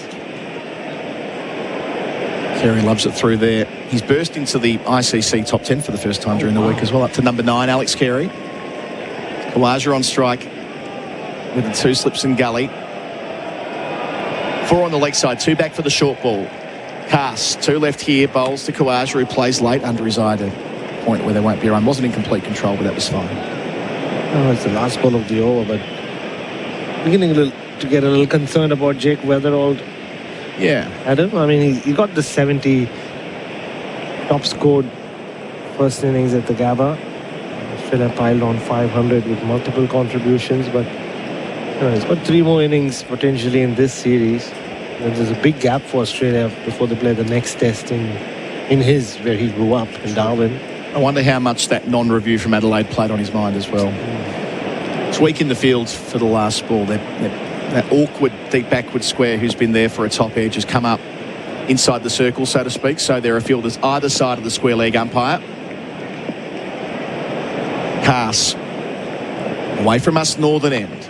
Bowls here, Khawaja looks to pull, does so, but not very convincingly. It ends up at whitish mid-on, maybe off the stickers of the bat. 3 runs from the over, 4 for 57 with 15 minutes until lunch. 11 for Khawaja, Carey on 4. All the numbers on the coverage for pay.com.au. Points for business. The Ashes on SEN Test Cricket. Harvey Norman, half-yearly clearance on now. Shop unbeatable deals on TVs, fridges, furniture, bedding, laptops, mobiles and more. Best range, best brands, best prices. And Henley Homes, hard to beat. Ask other builders, then come back to us. Henley.com.au. Cricket season's in full swing and Alex Scott and staff are stepping up to bat for you. Servicing Gippsland since 1886, they're your local experts in livestock, rural property and real estate. Alex Scott and staff. Gippsland born and bred. Visit alexscott.com.au. The Ashes on SEN for 4 and 20, Australia's original fan foot. It's really dark again at the G. The lights were on earlier in the session. I've turned them off. Maybe flick the switch on again. We'll see. It doesn't take long to heat up these days. When I was a kid here, Baz, it would take about half an hour for the lights to come completely on. Not the way in 2025. Here's Tung, got the hot hand. Bowls here, Carey. First ball driven. Past the stumps. Well timed. Check the shot. Won't get to the rope, but they will rotate for a couple. Carey, 6 from 5 already. 4 for 59 the score. So you spent your Christmas day as ever in the nets in the morning? I did. And as always, Manas was in there. For me, though, the highlights was watching Joe Root and Steve Smith bat alongside each other. Yes. Like, what, 24,000 test runs. Were they talking to each other? Not much. Not much. There were a couple of nods. Knowing nods. Yeah. One all-time great to another. Yes. And right on cue, the sun's back. From south to north. That's the direction Tung's running as well. Bowls here on Carey's hip. Back of a length. Helped out to duck it at mid-wicket where there won't be a single. So Tung in the 7th over of his spell, but do not take the ball out of his hand. He's picked up Weatherald, Labuschagne and Smith in the spell. Where'd you go after the nets? Did you? I know you had multiple invitations, including one from me. I know. Thanks for that, Adam. I ended up having a wonderful afternoon with the Renzella family, who I have never met before. 35 people in there, Italian Christmas. It's very on brand for you, having lunch with someone you never met before. Tung bowls here and driving. That's gone through cover point for 2 more for Carey. He's not trying to overhit it early on, playing himself in, already up to 8, 4 for 61. 2 left in Tongue's over. Still operating in the high 130s. It was the extra pace that did for Steve Smith through the gate with a beauty, removing his middle stump about 10 minutes ago. So, my friend Claire Murphy, who works for the Melbourne City Council, she said, come over. We have a Christmas lunch. I said, sure. I mean, I met her 3 months ago. Love that. So the leg gully's back here for Carey. Tongue to him here, off the back foot, smacks it hard to point, won't get a single, but that's the first he's really middled. No run. And the food was great. The wine was great. The desserts were great. The best moment was there was a young couple there, so multiple families in there. A lot of them seemed to know who I was and were very kind to me. That was very nice. But that young couple then in front of everyone announced, in front of their parents as well, that they're pregnant. Oh, wow. So I was part of a very special moment. Beautiful. Congratulations, Douglas and Sarah. Growing the family. Day for that kind of thing. Army singing. They're happy. Tongue's bowling well. Up here to Carey, who gets forward in defence. Oh, I did yesterday for the first time in many, many Christmases. I played backyard cricket with my little brother. Nice. I mean, genuinely, it might be 20 years since we've had the chance to do that, given our Christmases are kind of all over the place with me travelling out from England and so on. Competitive? It was, he probably hasn't faced me since I reverted to off-spin. Oh, yes. That extra dip did for him a couple of times, but it was fun. It was wholesome. I know your brother can speak Hindi. I'm sure he cussed at you a couple of times. Carey facing Tongue to finish here. Up to the crease, and Carey looks to drive but checks it again. He's starting modestly, Carey, pushing it out to cover, although Tongue's interested as well. He'll get one more over before lunch at least. It's with Khawaja 11, Carey 8 on the Tyre Power scoreboard. Your trusted tyre experts, 4 for 61. Audio is more powerful than you think. For advertising with the power to double your campaign effectiveness, start with commercial radio and audio, where brands are heard. Visit cra.au. Did you know you can watch all your favourite SEN shows on YouTube? Subscribe today. Your machinery shouldn't sound like a drop catch. Keep it in top form with Sinopec Premium Lubricants. Whether you're running trucks, tractors or anything in between, visit Sinopec's new warehouse at 1 Rosebride Place, Truganina. Hit performance for 6 with Sinopec Premium Lubricants. Visit sinopeconline.com.au. The Ashes on SEN for Henley Holmes leading the field and leading the England attack this morning was Gus Atkinson. Picked up an early wicket, found the inside edge of Travis Head, bowled him for 12. He's returning to the attack from our northern end as the England flags are waving in Bay 13. That's the direction that he's running towards Khawaja waiting. 2 slips of gully, start of the new spell. Khawaja facing him for the first time this morning, back defensively to cover no run. They have really found their voice today, haven't they? I mean, they made a great impression at the Adelaide Oval, especially for a while there when Jamie Smith and Will Jacks were batting together, and faint hope that England might get close to the target set in front of them. Yeah, there's an enormous amount of people who've flown out for these two, Melbourne, Sydney. So that those bays at the bottom of the Shane Warne Stand are packed with English flags. Atkinson delivers to Khawaja on 11. Squared up, out through point. Runs out towards the rope, wasn't in control of the shot, was trying to place it through mid-wicket. He'll come back for 2. Carey wants 3, and Carey always gets what he wants when it comes to running between the wickets. So he gets the strike back. Khawaja's 14, 4 for 64, but a nice piece of bowling. Moving a little bit off the seam, we're seeing back on the Chemist Warehouse screen. Shot the Chemist Warehouse Boxing Day sale now. Said it in Adelaide, some of the Australian top order were very surprised that Atkinson was the one who lost his place in the team.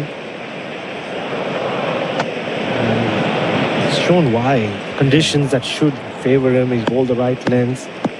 Not let the Aussies get away at all. Atkinson charging into Carey for the first time. Carey beaten. That was Fuller, and it brought him forward. Carey was playing defensively, and it just angled away off the seam from round the wicket. That's a very useful bit of bowling. And that's the length, especially from around the wicket, that always gets Alex Carey into trouble. He does poke at them so often. He's been bowled through the gap. And this one just straight in, didn't do much. Yeah, nothing going on pace-wise, mid-130s, but that's where they want to be.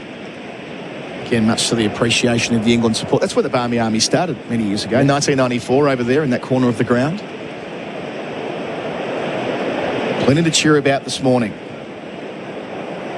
Lots of correspondence in as well. 0433 98 11 16. We'll pick through those as we work our way to lunch. Hatching cover in. Atkinson bowls, Carey back defensively. One in here from Dono. Is this the first time the top six is made up of 6 players who've opened the batting in a test match before? Thank you, Dono and Murrumbina. Tom Morris can work out if that's true or not. Good luck, Tommy. Great question. He'll do so for pay.com.au, points for business. Alex Carey obviously famously opened on debut in his second innings. He is. Still don't quite know why he did that. He was on absolute hiding to nothing. I think I've heard that he put his hand up. Yeah. Sounds like him. Oh, and a reminder here as well from James. Thank you, James. Sri Lanka played here on Boxing Day in 2012. Jackson Bird's debut. Sangakkara's 10,000th run on Boxing Day that year. Bowling here is Atkinson. And defensively, it'll be Carey. Just playing from the crease at the moment. He's 8. We'll be thinking about that interval. Just 7 minutes away. Speaking of Tom Morris, the family I was with, the host and a few of the other siblings, all of them went to school with Tom Morris. Small world, this Melbourne Grammar School world. You're staying right now about 15 metres from Melbourne Grammar. You're more Melbourne Grammar than I am, Baz. I get asked about him every day, Baz. Everyone knows Tommy. Atkinson bowls here and leaving alone is Carey. Waving that away. He's 8. Khawaja is 14. It's 4 for 64 on the Tyre Power scoreboard. Your trusted tyre experts. Barbecues galore Boxing Day clearance. Up to 40% off selected barbecues. 20 to 50% off selected outdoor furniture. Plus huge deals on gifts and gear. Only at Barbecues Galore. Did you know you can watch all your favourite SEN shows on YouTube? Subscribe today. Trusted, knowledgeable industry leaders. FOSROC are helping build a bright future for the construction industry. Sign up for a personalised account on FOSROC's online portal for tailored solutions and exclusive pricing. Ready to future-proof? Then choose FOSROC. FOSROC.com.au. SEN Test Cricket live at the G for Goodwee Batteries from Solar Hut. There'll be a couple of overs till lunch. Got Ben in the members in with us on 0433 98 11 16. I too had my first hit with my brother for years on Christmas Day. He's 38, I'm 43. I was happy with the genuine pace I was generating. Got him when I went upstairs with ball 1. As Tongue continues, he'll go upstairs at some point. Bowls to Khawaja here, full, defended, back down the pitch, good delivery, well played, no run. And then cannoned into the wheelie bin with a sand shoe crusher. Brilliant. That's the stuff of Christmas Day around the country. Saw some excellent. I mean, I feel like now that it's the rite of passage to post all of this on Instagram, isn't it? The backyard cricket games that are taking place around the country. Saw one with an elderly lady. It was identified as a grandmother, batting, smacking the ball around with a cigarette hanging out of her mouth. That's very Australian. It did feel old school, put it that way. Tongue up, over the wicket, bowls to Khawaja, who leaves alone in the channel, probably 6-stump line. No concerns there for Khawaja, who's 14. Going back to backyard cricket, this whole thing of bouncing out your nonna or your grandma, has that always been a thing? It seems like it's really in vogue now. I never had a grandmother, but now I wish I did. Well, I did make the point to my brother yesterday when my 5-year-old came out to bat that she's got to learn a thing or two about batting in Australia, about getting bombed here and dealing with the short ball in Australian conditions. Only be good for her. Sorry about that, Winnie. Sorry, Winnie. Who definitely is not listening. Over the wicket. 4 for 64. Khawaja's 14. Tongue bowling beautifully. Up to him here again in the channel, again leaving alone. I wonder which ball will be the one that he brings back towards the stumps. He's got that delivery in him. We saw it to Smith earlier. He can swing the ball both ways. Khawaja, the last couple of years, has become so used to facing right-armers, predominantly coming only around the wicket. He rarely faces bowlers in the nets who bowl over the wicket to him. Interesting. Tongue, good record against lefties in Test cricket. Bowls here over the wicket to Khawaja. That's on the stumps, but well handled down the ground. Turned it down to long on. Again, not trying to overhit it. They're playing the percentages, this left-handed pair. 2 more for him. Khawaja 16, 4 for 66 Australia. Do we read too much into the fact that Ben Stokes hasn't bowled at all in this session, Adam? Yeah, I'm still wondering why he didn't bowl when the game was on in the second dig at Adelaide. So very deep in. You can only imagine at this stage he's managing himself a little bit. These conditions would suit Stokes, wouldn't they? England's leading wicket taker in 2025 after all. Tongue 2 left, bowls here to Khawaja, who drives again down the ground, this time the other side of the stumps, the offside of them, and that'll have the legs to reach the boundary. Beautiful shot for Loan Market. Whatever your ambition, find the right loan with Loan Market. Make it yours. Kawaja up to 20, 4 for 70. Just the kind of boundary you want just before a lunch break. And probably one more over to go. It was full. Again, didn't come off the middle of the bat. The bat just turned at the last second, but Usman Khawaja will take that. See, Tung has used his lengths really well. He's altered them nicely. One more ball to deal with here. Tung delivers to Khawaja off stump line. Ends up out at mid-wicket via the inside portion of the bat. Ends the over 4 for 70. Khawaja 20. Carey on 8. Tyre Power scoreboard. Your trusted tyre experts. The Chemist Warehouse Boxing Day half-price cosmetic sale is on now. Big brand cosmetics are half price. L'Oreal and Maybelline, half price. Imco Beauty and Revlon, half price. And Essie and OPI, half price. That's right, big brand cosmetics are half price. So hurry into Chemist Warehouse for the Boxing Day sale today and stock up on all your favourites. Savings off RRP. Sale ends December 31. Chemist Warehouse. Great savings every day. SEN Test Cricket for Goodwee batteries from Solar Heart. This will be the final over of the session to be sent down by Atkinson. Tongue spell, if you're wondering. 8 overs.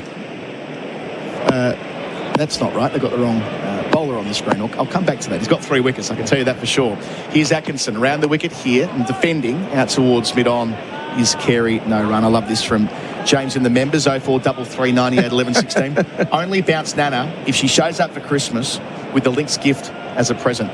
On the contrary, James, if I got Lynx Africa for Christmas, I'll be a happy boy at age 41. They briefly went out of, I don't know if they went out of business. They were certainly off the shelves in the UK this summer. What will we ever do in cricket dressing rooms without Lynx Africa? It's an institution. Smells the same. My wife hates that I still have heaps of it around the house for that reason. Atkinson bowls here. Oh, beats the edge of Carey. Lunging forward. He did that to him in the previous over, didn't he? Just had that length, let's call it 6 or so metres away, which meant that on the angle, Carey felt he needed to play, but classy enough to get it to stand up off the seam. And it is an angle that has always bothered him. And he knows immediately as he was beaten, he had to play at it, and this one did leave him slightly. Beautiful. Just didn't straighten. Just like an off-cutter. Can he get the cordon involved? 2 slips there for Carey. Atkinson bowls to him, goes back, rides the bounce, and just about sneaks it past Gully sufficiently that they'll get through for 1. He's 9, 4 for 71. Just 1 catch in the session, by the way. Oh, sorry, 1 catch from the wicketkeeper, Smith. That was down the leg side from Weatherald, and that's for Classics for a Cause, keeping Aussie Classics alive while supporting our veterans. Allow me to indulge. It's good to know that my niece is listening to me on the radio. Hello, Serena. Ah, hello. You're getting them into the cricket, Serena. Beautiful. Yeah. You can, of course, sync up our coverage in the stadium all day long on the app, no matter where you are, with your telly as well. Atkinson, 3 left in the session. This time to Khawaja. Stays round the wicket. Deals with it comfortably enough out to mid-wicket. He's looked a sea of calm, Khawaja. 20 from 38. He would be... Yep, he is. He's our leading run scorer for TAC. Speeding, how your holiday ends is your choice. Yeah. The one thing we haven't seen a lot on this pitch is a lot of genuine pace. So Usman Khawaja can sit back on that back foot like he likes to do. He's yet to be rushed by any delivery by any of these guys. Jofra Archer would have been a handful on this pitch. Indeed. The fact that Archer would have gotten 4 tests between them in the series is everything England didn't want in the lead up to it. So 2 balls until lunch. Khawaja there, round the wicket, Atkinson to him, and he clips it through the onside. 1 man to beat, out to deep backward square, and it ends up with him. They get through for 1. He's 21, 4 for 72. 5th ball single, Usman Khawaja. I'll be very happy with that. Sort of start thinking about lunch now. Oh yeah, it's gone 12:30 local time. Hope it's warming up out there. If you're on the way to the G, I suspect most people are already here. Make sure you bring a jacket. It's that kind of day. Like other Boxing Days against England. 98, 2006, another chilly one in 2025. Atkinson in and bowls, and leaving the last ball of the session is Alex Carey through to the gloves of Jamie Smith. So a session where England have been successful in picking up 4 wickets. Those for pay.com.au, points for business. Head was bowled by Atkinson for 12 off the inside edge. It was 1 for 27. Then it was 2 for 31 when Jake Weatherall was caught down the leg side from the bowling of Josh Tongue in his first over. Weatherall made 10. Labuschagne made 6. He was nicked off by Tongue, caught at first slip by Joe Root. And then after a partnership of 17, Steve Smith was the fourth to go. The third for Tongue, bowled through the gate, middle stump, fast and straight, exactly what you want. 9 for the acting captain, 4 for 51, and this pair have put on a subsequent 21. All of our coverage for Goodwee batteries from Solar Hut. Baz, give us a sense of how you've seen the first 2 hours of play after England won the toss and fielded. Yeah, I just saw Ben Stokes' walk to each one of his teammates, giving them either a pat on the back or just giving them a high five. England had to make an impression after how the series has gone and all the off-field headlines that they've made in the last few days. Ben Stokes needed his fast bowlers to stand up and deliver in friendly conditions. He did the right job, or he got the job done at the toss, won the toss, called tails, put Australia in, and his bowlers have answered his call. Atkinson and Tongue in particular. Atkinson getting rid of Travis Head early from over the wicket, played on, and then it has been the Josh Tongue show. Thought he used the pitch and the conditions to his advantage really well. Jake Weatherall just strangled down the leg side, disappointed. His career, you wonder, well, he needs a score. Marnus Labuschagne, another failure in this series. And then the huge wicket of Steve Smith. Josh Tongue getting him out for the third time in Test cricket. And Usman Khawaja, though, has looked like a sea of calm at the other end. But England's session to start Boxing Day. Khawaja 21 not out, Carey with him on 9. The two left-handers combining for an unbeaten stand of 21 so far for England. The bowling for pay.com.au, points for business. Josh Tongue, the best of them. 8 overs, 2 maidens, 3 for 24. Atkinson, 1 for 12 from 9, effective and efficient. And Bryden Cass, none for 32 from 8. Our coverage is for Goodwee batteries from Solar Heart. We'll take a breather at lunch. On the other side of it, Gerard Whateley will be joining Chris Rogers for the lunch break. And on the scoreboard, the Tyre Power scoreboard, your trusted tyre experts. Australia at lunch on day 1 at the G, a 4 for 72. The Ashes on SEN Test Cricket. Goodwee batteries and Solar Heart expertise. The perfect partnership. And Host Plus. Finder's Super Provider of the Year. That's a plus. Issued by Host Plus Pty Limited. Check the PDS and TMD at hostplus.com.au. Another wicket down, and no one wants to be caught out on a duck. Same goes for your four-wheel drive. Don't settle for second best. With Razorback 4x4 seat covers, you'll get perfect protection, comfort and style. They're tailor-made to fit like a glove and easy to clean after making a bit of a mess. Thousands of Aussies have already given them 5 stars, and unlike some covers, there's no ducks here. Protect your pride and joy. Check out razorback4x4.com.au today. Spec-Rite Merbau decking comes pre-oiled, which means it's already primed and ready for installation, saving you time, improving stability and protecting the timber from moisture and UV. For a great finish on your deck, start with Spec-Rite pre-oiled Merbau decking, available at Bunnings Warehouse. We grew up watching classic catches on the telly, impersonating those gags about 2 for 22, and dreamt of hitting centuries in backyard cricket, all in the shadows of the Aussie shed. Best Sheds design and produce quality Australian manufactured sheds. Standard or customised, their batting lineup of sheds comes in all sorts of shapes and sizes. And in true blue Aussie fashion, Best Sheds gives you a 20-year manufacturer's warranty. Best Sheds, raise the bat. Visit bestsheds.com.au. The Penrite Convoy range offers comprehensive solutions for your earth-moving and heavy machinery. Dozer, excavators, dump trucks, graders. Penrite maximises performance and prolongs machine life. 100 years, Aussie-owned and made right here in Australia. Penrite Oil, 100 years, still driven. If your machinery, truck or vehicle needs an oil change, learn more at penriteoil.com.au/convoy. This season, sound makes it home with Sonos. I can watch the game in my living room and it sounds like I'm at the stadium. When I'm in the kitchen, I group my Sonos soundbar with my kitchen speaker and don't miss a ball.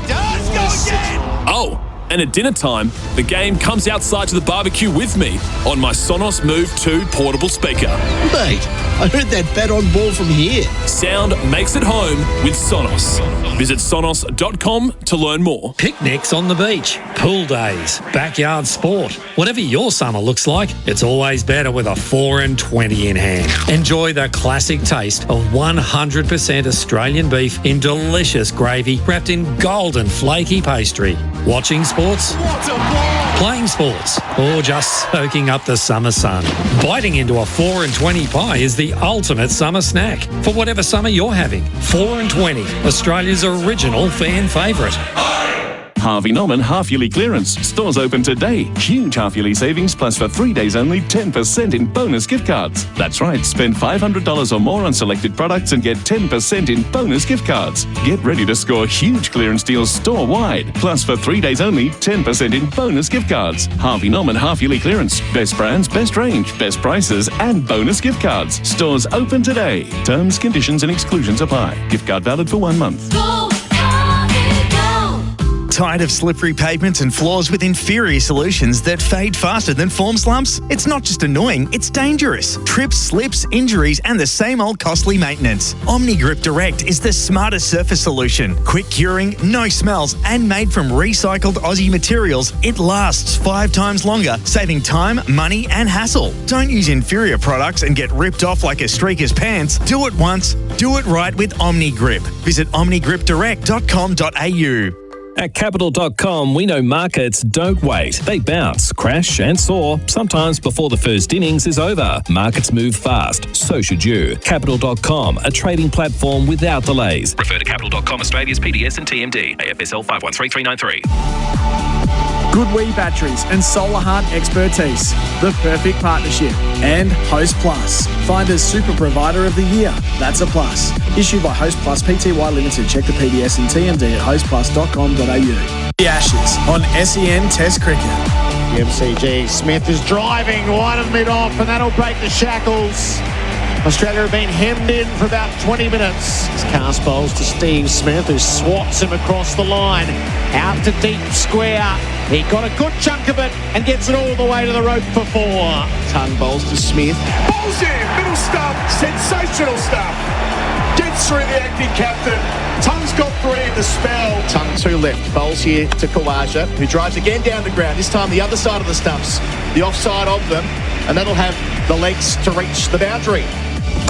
The lunch break for Robot Building Supplies. Robots got it and deliver. robotbuildingsupplies.com.au and Macca's. The Chicken Big Mac is back at Macca's. England won the toss, sent Australia into bat. At lunch, it's 4 for 72. The lunch break for Robot Building Supplies, helping you get the right products for the job at a better price. And Macca's, loving the cricket. Gerard, Whateley and Chris Rogers with you. Buck, what did you make of the first 2 hours? Oh, I think England will be very happy with that session. Win the toss, you bowl, and end up with 4 wickets. Probably only slightly disappointed that they had Australia pretty 4 for 50 really, and a chance to really make them pay. But they'll be very happy. And in Australia, I think they'll look back and think, geez, we were just a little bit loose in that session. We played some shots that maybe on a day one MCG pitch, they're not the shots you played. Big drives against a ball that just, is going to seam on this 10 millimetres of grass. So, yeah, I think Australia probably just weren't as tight as they could have been. And I think England, their bowling was pretty good. They were a little bit inconsistent, but when they got the ball in the right area, it looked threatening. So let's delve into that. The Australian side of things for Australian made by Australian support Australians. The 4 wickets to fall. Head bowled Atkinson for 12. Weatherald caught Smith, bowled Tung for 10. Labuschagne caught Root, bowled Tung for 6. And Smith bowled Tung for 9. Head chops on. He plays the cut shot from anywhere. For most people, it's too close to him. Weatherald gets strangled down the leg side. Labuschagne's driving too hard. And then Smith seemed to lose patience. It was hard work and he was doing a lot, as is his want, and he went for a big drive and just a skittled middle stump. Yeah, it almost looked like he wanted to make a statement, wasn't it? It wasn't really a controlled, I'll hit this for 2, and if it comes out in the middle of the bat, I'll go for 4. He was trying to lace that back past the bowler and And when you play those kind of shots, you open up gaps in your technique, and that bat and pad had a bit of a gap there, and that ball did seam off a full length, and he missed it, and Smith missed it. So yeah, I think it was just some interesting batting. It just felt like they're 3-0 up. We're ahead of the game. Let's go out and be positive, but you've got to respect the first session at the MCG. It's just not that pitch where you go out and play big drives, just because you know that the ball's going to hold in the pitch a little bit and just not quite be where you think it is. For Wetherell down the leg side, it's a wretched way to go at any time, but he's searching for that next innings of substance at the moment, isn't he? Yeah, I mean, isn't it interesting that your leg stump is your weakness, and he's had that throughout the series so far. So he's got the full length balls on leg stump that have kind of undone him, and so maybe he's just moving across and getting over to the off stump a little bit too much, and with that he's just losing a little bit where his leg stump is. And Labuschagne, so the fluent batter that you would have witnessed in a bit of Shield cricket and the one-day cricket, he's just stalled in his season in the past 2 innings. Yeah, I mean, what a start to the season he had domestically. Couldn't stop scoring runs, and thought, okay, here we go. He's moving as well as he has for a long time. I think I look back to that World Test Championship. And he was just stuck on the crease. He wasn't going anywhere. Well, there wasn't any forward or back movement. He's almost just swiveling on the crease. And then to come back domestically, he obviously worked on a few things, and he was getting back into the ball, and it looked excellent. So I felt this was a series for him that he could kind of make a statement that he's back. But it just hasn't gone that way. There's been a few soft outs. Even that chip to mid wicket last game. But today, I mean, if I was going to, I'll be critical. He got a couple of outside edges that didn't carry to slip off tongue, and as a batter, I think you're thinking, oh, okay, this guy's a bit all over me here. I've just got to rein it in, just maybe just see if I can get through this spell, or hope that he bowls a little bit straighter to me, but. He went the other way. He thought, I'm going to try and attack that line, and that was his undoing. So, I know he'd like to have that shot back, that ball back, but it was a rather curious shot once again on day one on MCG. Player of the Day contenders, thanks to RWC Ray White's commercial property specialists. Josh Tongue, 8 overs, 2 maidens, 3 for 24. Gus Atkinson, 9 overs, 4 maidens, 1 for 12. And Bryden Cast has been the weak link, 8 overs, 1 maiden, none for 32. Atkinson and Tongue, they were prepared to put it up, which is a bit of what England haven't done consistently during this series to now. Yeah, if you look at all the pitches that they're going to play on throughout this series, MCG is one of the best ones in terms of if you put the ball in the right area, the pitch will give you assistance, just because it's of how it's prepared these days. So if you can ask enough questions of batters' defences, then you'll be in the game. And I think Atkinson's, he set the standard. I thought the way he bowled to the left-handers was excellent. It looked like it was starting to shape back in, but just kind of kept going through a fourth, fifth stump line. I thought Wetherell left him really well, but then Head just couldn't help himself.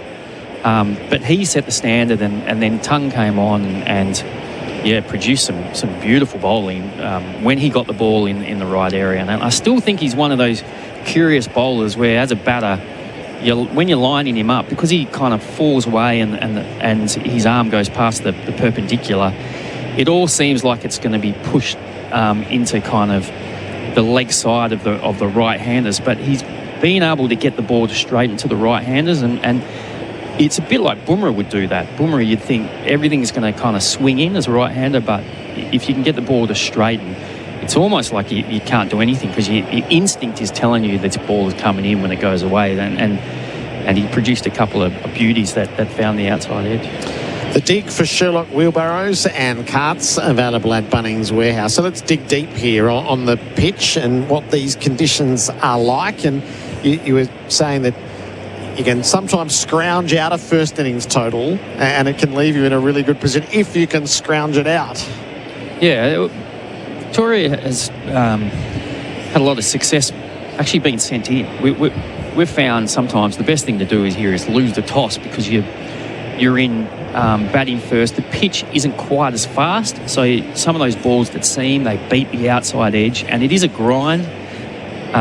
But if you can get 250 here, particularly with the slowness of this outfield and the size of the ground, you think that that's probably worth closer to 300. And then you feel like you're in the game. And then in the second innings of the match, it can speed up. It speeds up, and those balls that kind of seem to take the outside edge. So I still think that the toughest conditions for batting might be to come, and that might be at the end of today and early tomorrow.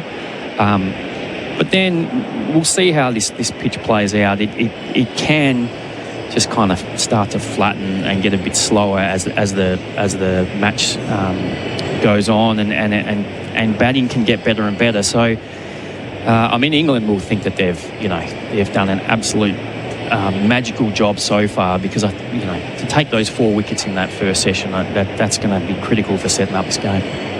And the significance of the 10 mils of grass. So that Matty Page has had a few different goes at this last year. He moved it down to 6, and we needed 7 wickets in the last session of the Test match to get a result, which was thrilling. But sort of back to maybe what we've known a bit better. Yeah, I'm curious why he's done that. I'm not exactly sure. I think that everyone's hoping for a 5-day Test match, particularly when we're seeing the size of the crowds already. I'm not exactly sure why Pagey's left so much grass on. Maybe because it is perhaps a little bit drier underneath, and he's just trying to hold it together. From here, it looks like there's a couple of lines down the wicket. I can't tell if they're just kind of grass lines or whether that's actually some early signs of cracks opening up. So we'll have to we'll get a bit of a look at that at the end of the day. But I wonder if he's just left the grass on just to kind of hold this pitch together for longer. Terrific, Buck. Thank you. 4 for 72 Australia. When play resumes, Khawaja will be 21 and Carey is on 9. Sherlock wheelbarrows, tough loads made easy. Jackson Warner's going to come to join Tom Morris in a few moments' time. It's the lunch break for Robot Building Supplies, helping you get the right products for the job at a better price at Macca's. The Chicken Big Mac is back at Macca's. The Ashes on SEN Test Cricket. Good Wee batteries and Solar Heart expertise. The perfect partnership. And Host Plus. Finder's Super Provider of the Year. That's a plus. Issued by Host Plus Pty Limited. Check the PDS and TMD at hostplus.com.au. Australia. Do you not like money? Because if you're not with a low-fee super fund, you could be giving away money on high fees, instead of spending it on things you might actually want when you're retired. Like more holidays, golf days, gals days, whatever days. Learn more about Vanguard Super today. Issued by Vanguard Super Proprietary Limited. Consider the PDS and TMD at vanguard.com.au/super and decide if it's right for you. For 100 summers, Pope has been in the backyards of Aussie homes, keeping lawns lush and gardens thriving. And just like backyard cricket helps grow our future Ashes stars, we're celebrating how Pope has helped grow gardens for generations. From hoses, sprinklers, reels and carts to tap timers and irrigation, Pope's got the gear to keep your patch going strong. Pope, celebrating 100 summers together. Available at selected hardware and garden stores. Find out more at gardeningwithpope.com.au. Wow, he's hit another 6. That's 5 in a row. This batsman is seeing the ball clearer than ever. Ever since he's been at New Vision Clinics and ditched those glasses, he just can't miss. Talk about 20/20 vision. Hit your glasses for 6 and get clarity of vision with the team at New Vision Clinics. Using Dr. Noel Alpin's innovative laser vision correction techniques, your glasses and contact lenses can become a thing of the past. To book an obligation-free consultation, call 1-800-20-2020. That's 1800 20 2020. What started as a 16-year-old's dream back in 1926 has become a 100-year Australian success story. Today, Penrite Oil powers thousands of engines across the country. 2 wheels, 4 wheels, and the big wheels. Australian owned and made. Penrite Oil, 100 years, still driven. If your machinery, truck or vehicle needs an oil change, learn more at penriteoil.com.au/about. Ring-a-ding-ding! It's almost time to celebrate. This New Year's Eve, elevate dinner with award-winning Farm 88 from Tasman Butchers. Indulge in a pasture-fed yearling beef porterhouse steak, beautifully juicy and full of flavour. Or impress with a pasture-fed lamb rack, tender, elegant and made for a special night. It's premium Farm 88 quality, created for people who truly love great food. Celebrate in style and ring in the new year with award-winning Farm 88. Available now at Tasman Butchers, the meat specialists. Fresh, local, delicious. There's more for you at Victoria Police. The freedom to go on more holidays with a job that gives you 9 weeks annual leave. More connection with your community, where you'll make a difference every day. The chance to meet more people, where workmates become your best mates. More opportunity for change with hundreds of career choices. You can have all of this and more with a career at Victoria Police. Search Police Careers. Authorised by the Victorian Government, Melbourne. When the makers of better beer asked themselves, how can we make beer better? They knew it had to be crisp and refreshing, but the best bit? It had to be 0 carb, 0 sugar, and low in calories. So the Better Beer Company was born, the healthier alternative that's become the dream beer of beer lovers around the country. Better Beer, the official, unofficial beer of the Ashes. Better Beer, proudly Australian made and owned and available from all good retailers. Find a store near you at betterbeer.com.au. It's time to stop paying your suppliers and pay.com.au it instead. You'll unlock rewards, improve cash flow and simplify your business payments. So pay.com.au it and start earning rewards today. At Capital.com, we know markets don't wait. They bounce, crash and soar, sometimes before the first innings is over. Markets move fast, so should you. Capital.com, a trading platform without delays. Refer to Capital.com Australia's PDS and TMD. AFSL 513393. Goodwee Batteries and Solar Heart Expertise, the perfect partnership. And Host Plus, Finder's Super Provider of the Year. That's a plus. Issued by Host Plus Pty Limited. Check the PDS and TMD at hostplus.com.au. The Ashes on SEN Test Cricket. It is the lunch break for Robot Building Supplies. Robots got it and deliver. robotbuildingsupplies.com.au. And Macca's loving the cricket. I tell you someone who loved Macca's. I've got 3 people in the box who know this better than anyone. Just before I do that, Australia 4 for 72, Khawaja 21, Carey 8. Carey 9.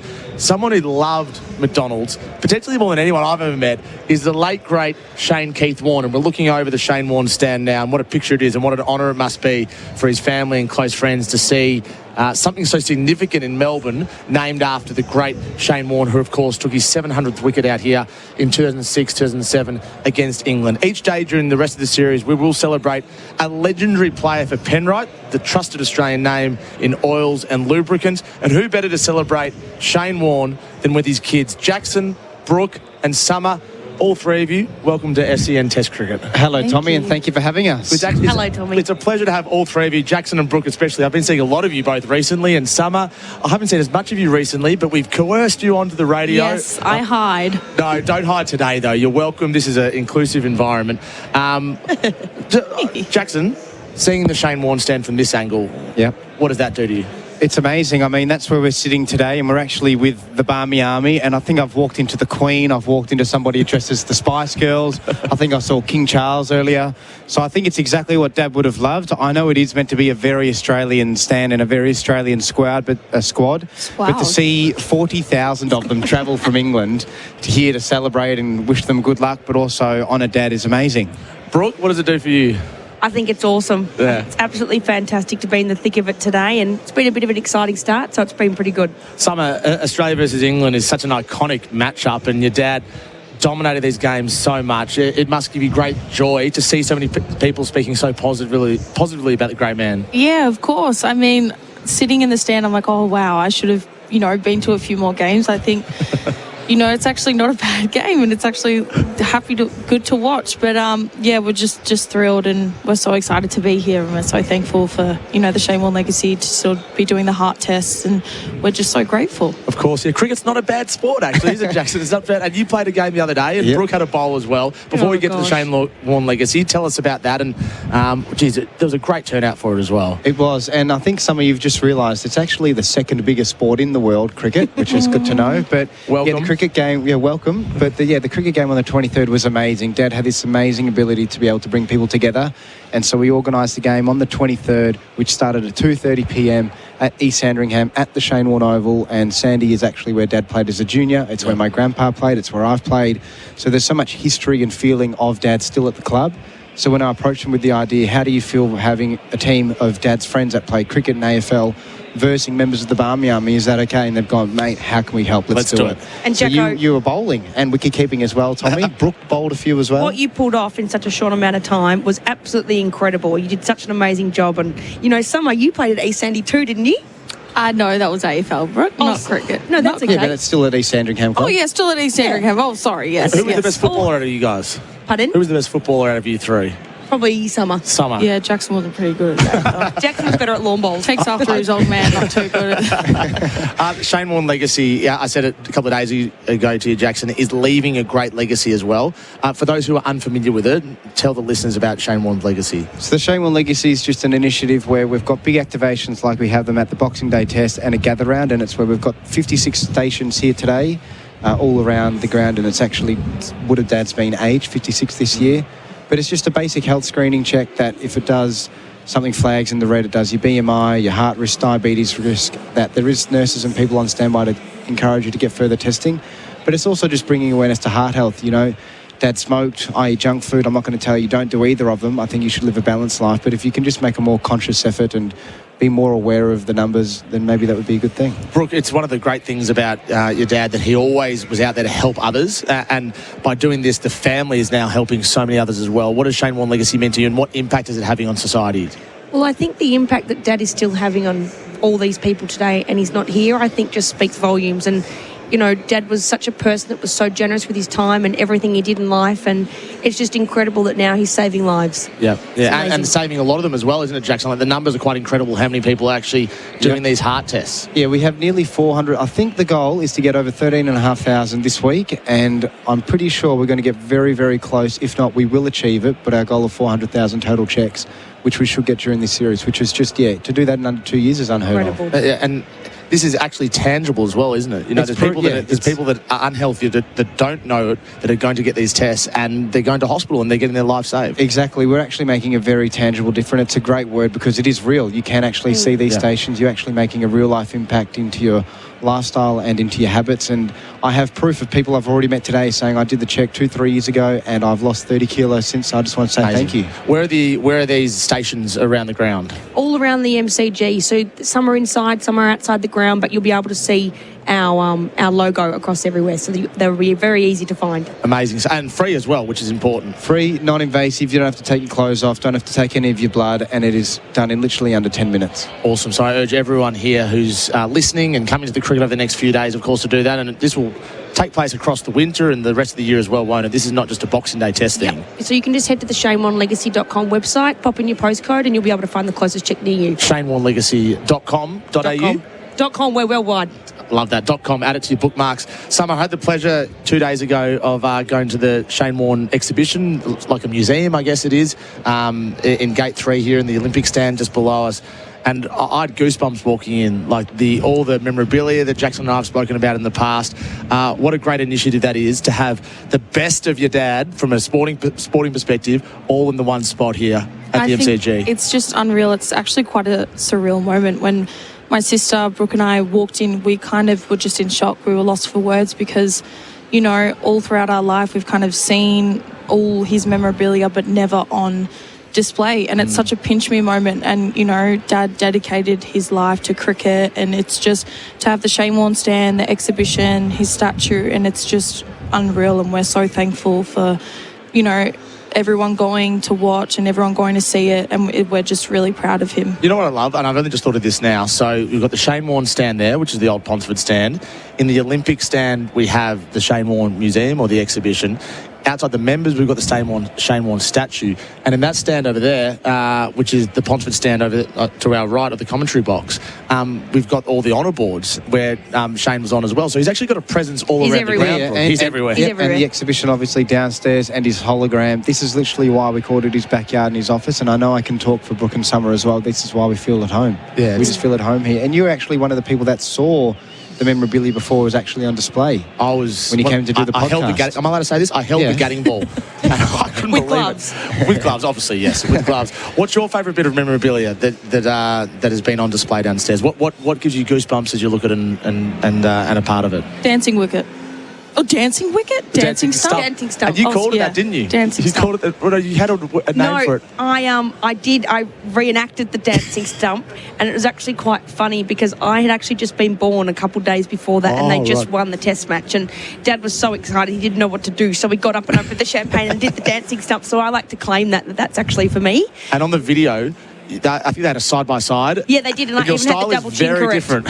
I even had the double chin correct. It was very funny. That's awesome. What's your favourite bit? So the dancing stump's that was yours. Yeah, probably all the Nike shoes. I mean, they're pretty cool. What are yours, Brooke? My favourite wicket of Dad's is the 600th. Yeah. Because that was dedicated to me. Love that. Very special. What about you, Jackson? When he was coming down the crowd, for sure, just to see the footage of him walking onto the ground when they didn't know what to do, and you see Alex Stuart bowling this leggy saying, leggy, leggy, leggy, what do we do? Yeah. And actually, when I was watching footage of it last night, I posted the video a few days ago, I actually saw someone DM me in comments saying, I was in the crowd that day, one of the best days of my life for the cricket. It was so good that we actually saw somebody throw a live roast chicken, or not alive, they threw a roast chicken onto the crowd, and the crowd absolutely erupted. And I was reading that comment, I've gone, oh my God, could you imagine if somebody just threw a roast chicken onto the ground now, what would happen? It's perfect with Cook with Brooke, I reckon. Yeah, perfect with Cook with Brooke. Summer, you've got a real natural knack for this media stuff. You should do more of it, I reckon. Oh, thank you. I just get a bit shy. And they're kind of always go, Brooke Jackson. And I'm like, oh, yeah, I'll just sit this one out. She has a good voice, doesn't she? Absolutely, Summer. You're fantastic to listen to, Summer. Well done. Oh, thank you. Summer, you're welcome to be on SEN Test Cricket anytime you want. Thank you so much. It's an honour. Summer Warne, Brooke Warne, Jackson Warne, ShaneWarneLegacy.com. Log on if you don't know what it is. If you do know what it is, get yourself checked, and also get down to the Shane Warne exhibition in the Olympic stand. It's something all sporting fans, in fact, all Australians should have a look at because it's truly remarkable. Thanks, Tom. Brooke, Summer, Jackson, appreciate your time. What an honour it is to speak to three such remarkable people celebrating the late, great Shane Warne. Trust Penrite Oil for reliable performance and protection. Ream is steady, hot and strong, but you can take the heat out of summer in a corporate box at the Ashes. Hurry. Register now for your chance to win at iCanWin.com.au. This has been the lunch break for Robot Building Supplies. Robots got it and deliver. RobotBuildingSupplies.com.au. And Macca's loving the cricket. Australia are 4 for 72. The Ashes on SEN Test Cricket. Good Wee batteries and solar hard expertise. The perfect partnership. And Host Plus. Finder's Super Provider of the Year. That's a plus. Issued by Host Plus Pty Limited. Check the PDS and TMD at hostplus.com.au. G'day there, an emergency incident in Mount Martha. The Esplanade is closed in both directions north of Bradford Road. Use the Nepean Highway or Peninsula Link instead. Boxing Day sales that slow around your major shopping precincts, including Chadstone, High Point and the DFOs. And out in Essendon, reports of a crash on the Teller Freeway citybound before English Street, adding to the congestion. Cruiser by Cirque du Soleil returns to Melbourne next May under the iconic Big Top. The Boxing Day sale is on now. 25% off tickets for a limited time. Book today. And SEN continues as your home of sport this summer with every ball of the Summer of Cricket live. You can now make free calls to Santa from any Telstra phone booth in Australia. Just dial #464646 to talk directly to Santa and his elves right up until Christmas Day. Did you know you can watch all your favourite SEN shows on YouTube? Subscribe today. Right now, Chadstone Toyota, purchase any Toyota certified pre-owned vehicle and get an extra year of roadside assist absolutely free. But hurry, this offer ends December 31. T's and C's apply. Visit chadstoneToyota.com.au. LMCT 8169. Oh, what a feeling. Toyota. When the makers of better beer asked themselves, how can we make beer better? They knew it had to be crisp and refreshing, but the best bit? It had to be 0 carb, 0 sugar, and low in calories. So the Better Beer Company was born, the healthier alternative that's become the dream beer of beer lovers around the country.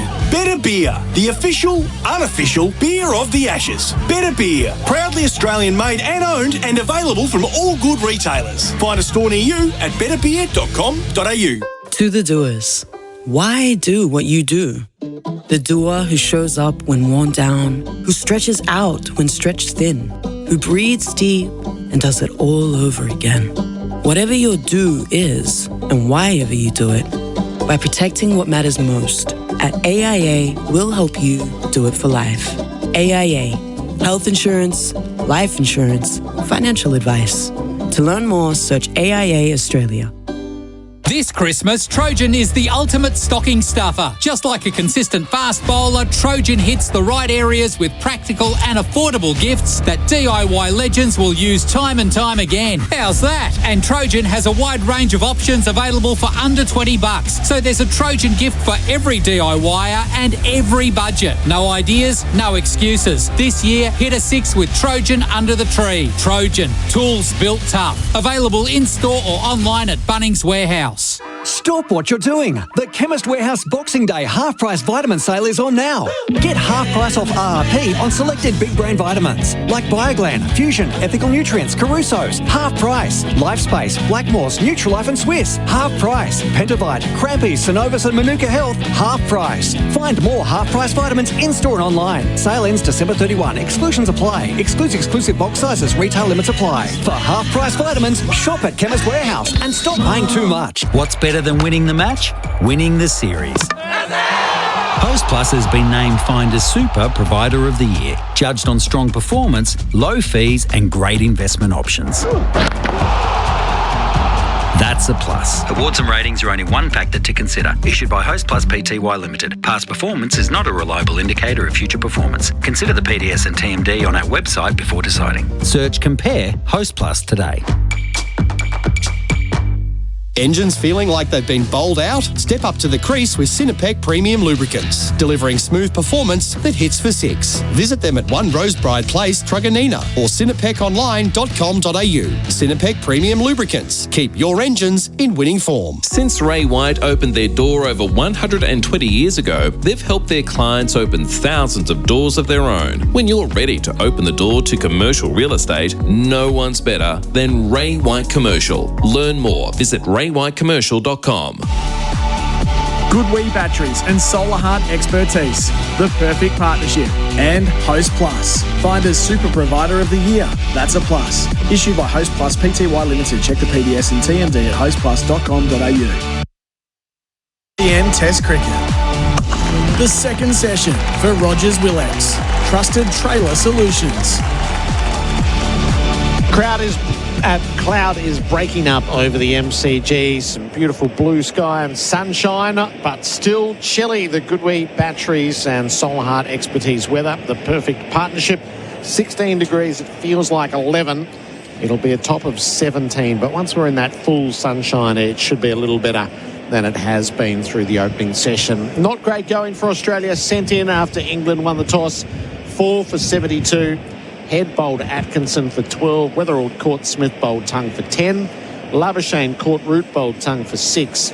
Smith bowled Tongue for 9. The two not out batters. Usman Khawaja 21 looks good, and Alex Carey newly in the middle on 9. England, Josh Tongue 8 overs, 2 maidens, 3 for 24, the best of it. Gus Atkinson 9 overs, 4 maidens, 1 for 12. And Bryden Cass 8 overs, 1 maiden, none for 32.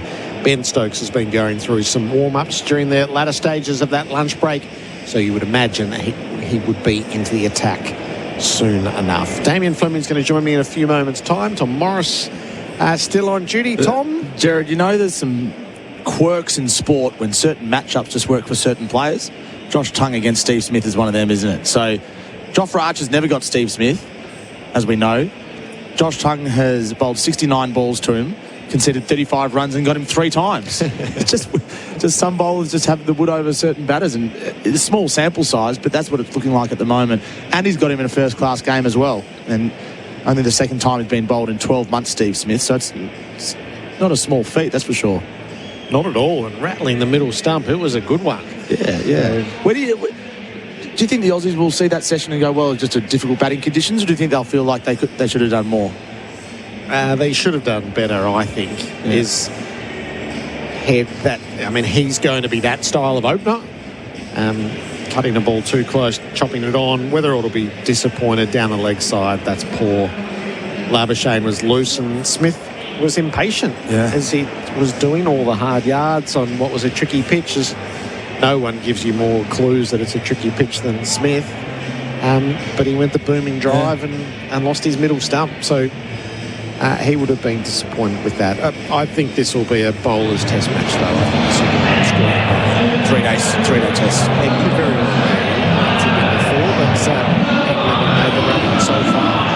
And the premium on these next 2 wickets with Gerard and Carey and Green.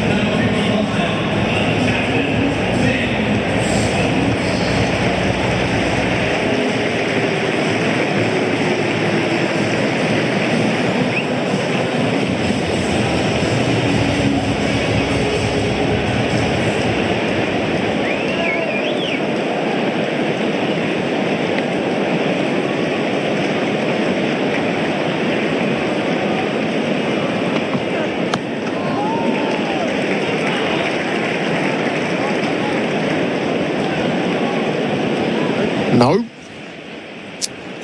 Try again. Gerard, listeners. Here we are. Sun's out. Australian batsman out in the middle. And Ben Stokes has bowled his first ball for the day. He should enjoy bowling in these conditions. The pitch is just a little bit slow. But if you bowl full, there's plenty of seam movement. 2 slips in a gully, 2 deep on the leg side. Kawaj is on 21 and he drives the ball to mid-off. It bursts through. It should have been fielded and wasn't. So gift runs immediately after the break. Kawaj is happy to take a couple of those and move to 23.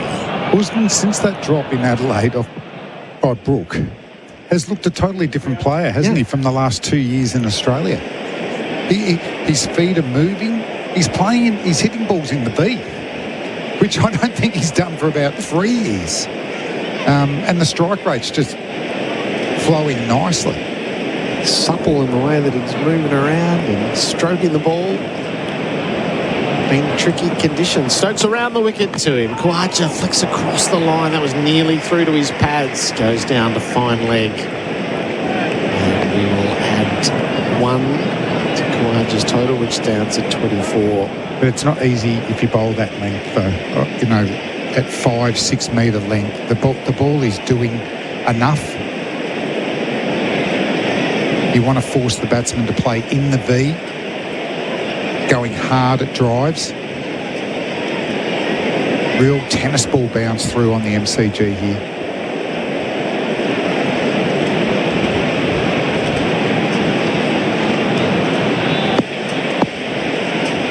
Conditions for bowling. Stokes to Carey, full punch back. Fielded in the follow through. It's very full. That was almost a Yorker. Almost got through too. Well bowled. 140. Surprising that he didn't bowl in that first session. I've got no... Cast didn't need a second spell there. Cast is the wobbly one. You know, Matty Potts must have been close. If you bowl a good just line and length, even medium fast, you're going to get wickets on this pitch. 2 slips gully, leg slip in place. Stokes to Carey, gets it away on the whip through backward square for a single. And goes to 10. Carey's form in the series so good. 267 at 67 coming here. It's the second highest run scorer behind Travis Head. 3 consecutive scores, 63, 106 and 72. His move to 6 has just been a startling, raging success. At number 6. Stokes under the worn stand, tosses the ball from one hand to the other.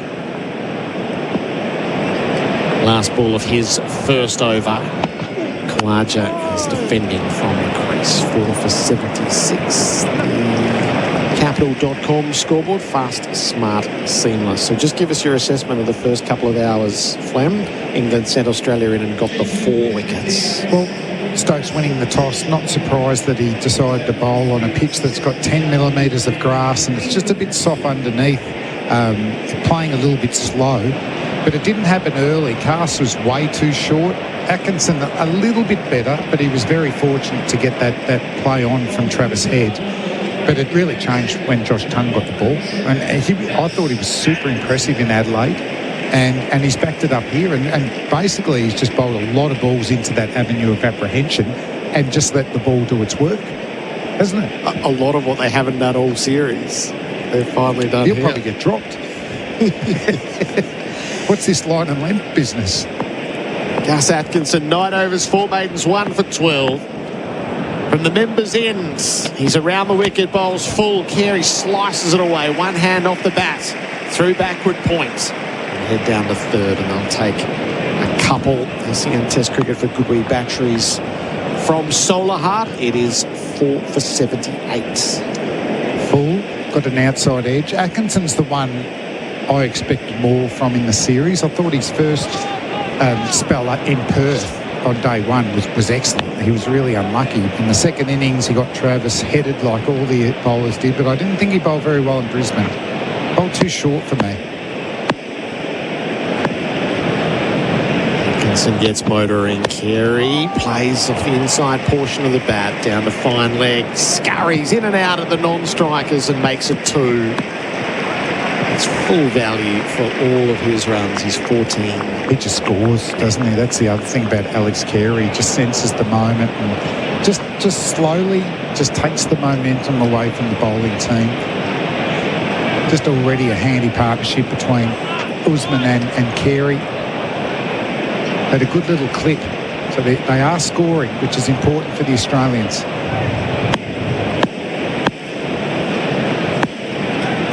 Atkinson sets in. Carey drives inside edge, past the stumps. Steals a run, goes to 15. So the only keeper through time who's scored more runs in a calendar year than Alex Carey is Adam Gilchrist. Puts him in pretty great company. Oh, I think he's there now, isn't he? As a keeper batsman. He's certainly got the second highest average. You know, when we think post-Gilchrist, I mean, Brad Haddin was he was an Ashes superstar, Brad Haddin. Tim Payne, without getting big scores, handy. But Carey, I think, is the next level below Adam Gilchrist. Kawaja rides the bounce, defends to leg. It's only the 750s for the calendar year. Gee, that's a lot of runs. And there was was it just after the last Ashes, there was a bit of chat about Inglis and him, and they're swapping in white ball cricket and all that sort of stuff, whereas now you've just seen that Carey is, you take away his batting, he's an elite keeper, isn't he? His ability, he's always been good keeping to Nathan Lyon, but up to the stumps to Boland and Nisa. Top 6 in the world run scoring at the end of the year, and he's won his place as the world's best keeper with the gloves. Kawaja plays inside the line. A world pitch delivery from Atkinson. This is where the opener's coming out for Usman. It's a good one, but just drops the hands. But that's that length. It just looks threatening. I mean, that's like a fast off-cutter.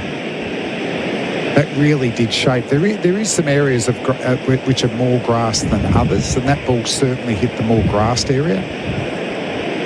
So a couple of corrugated lines. But there is darker grass. Last ball of Atkinson's over. He delivers, and Kawaja one hand off the bat, fends it away to the leg side. 4 for 81. The Capital.com scoreboard, fast, smart, seamless. The The Ashes on SEN Test Cricket. Start your next innings with a career that gives you more. Search Police Careers, Victoria Police, and Oldham Construction Lawyers, your experts in construction law, ensuring you're never caught out when pressure builds. G'day, Flem here. If Program Commercial Painting were a test bowler, they'd take every painting maintenance job's wicket. Repaints, bold. Graffiti, caught behind. From schools to local businesses, hospitals and beyond, get them bowling for you. Visit programcommercialpainting.com.au. The Ashes on SEN for Henley Holmes, 1800 64 64 64. Australia 4 for 81. Carey faces up to Stokes, who's around the wicket to him, and Carey pulls. Oh, he's done that well down to fine leg. It's just an economy of back movement. Get it around the corner, straight to ground, and rotate the strike. He's 16. That's a good little shot. It's a good little shot because when you're bowling, it wasn't that short, but it's obviously sticking in the wicket because it's low. You know, the chances of Stokes going too full the next delivery works in well, and you can play the shot through the covers. Two steps gully, backward square, fine leg. Khawaja on strike. Oh, he was trying to run that ball to the offside. It got big on him, off the glove. Answers down at his left hand in the aftermath, safely into the popping crease. Well, in 7 balls, you've got to say, Ben Stokes, what were you doing in that first session? Yeah.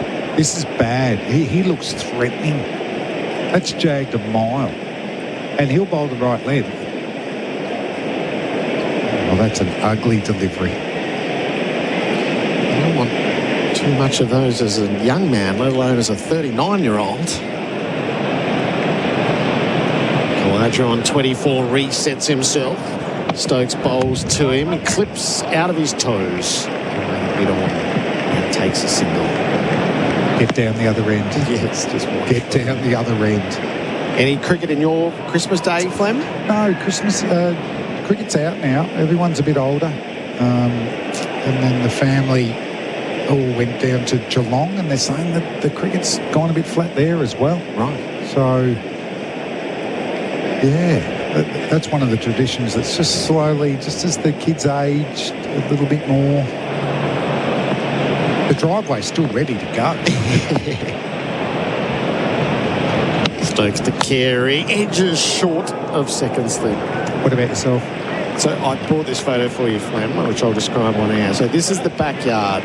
There's a plant box and then the hedge. And there's my son Benji and our nephew Jake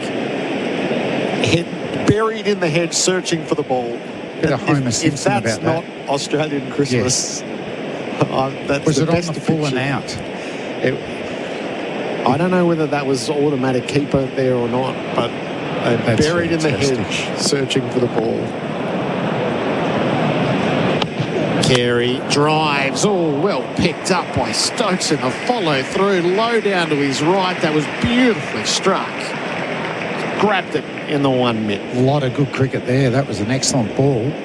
Beautifully played from Carey. Unbelievable fielding off your own bowling, Ben Stokes. Yeah, I'm a little bit worried about the way that Stokes is bowling. Looks like his type of bowling is just perfect for this pitch. It's an English seamer's flavour to it so far. Last ball of his second over he delivers, and Carey drives through the open cover region.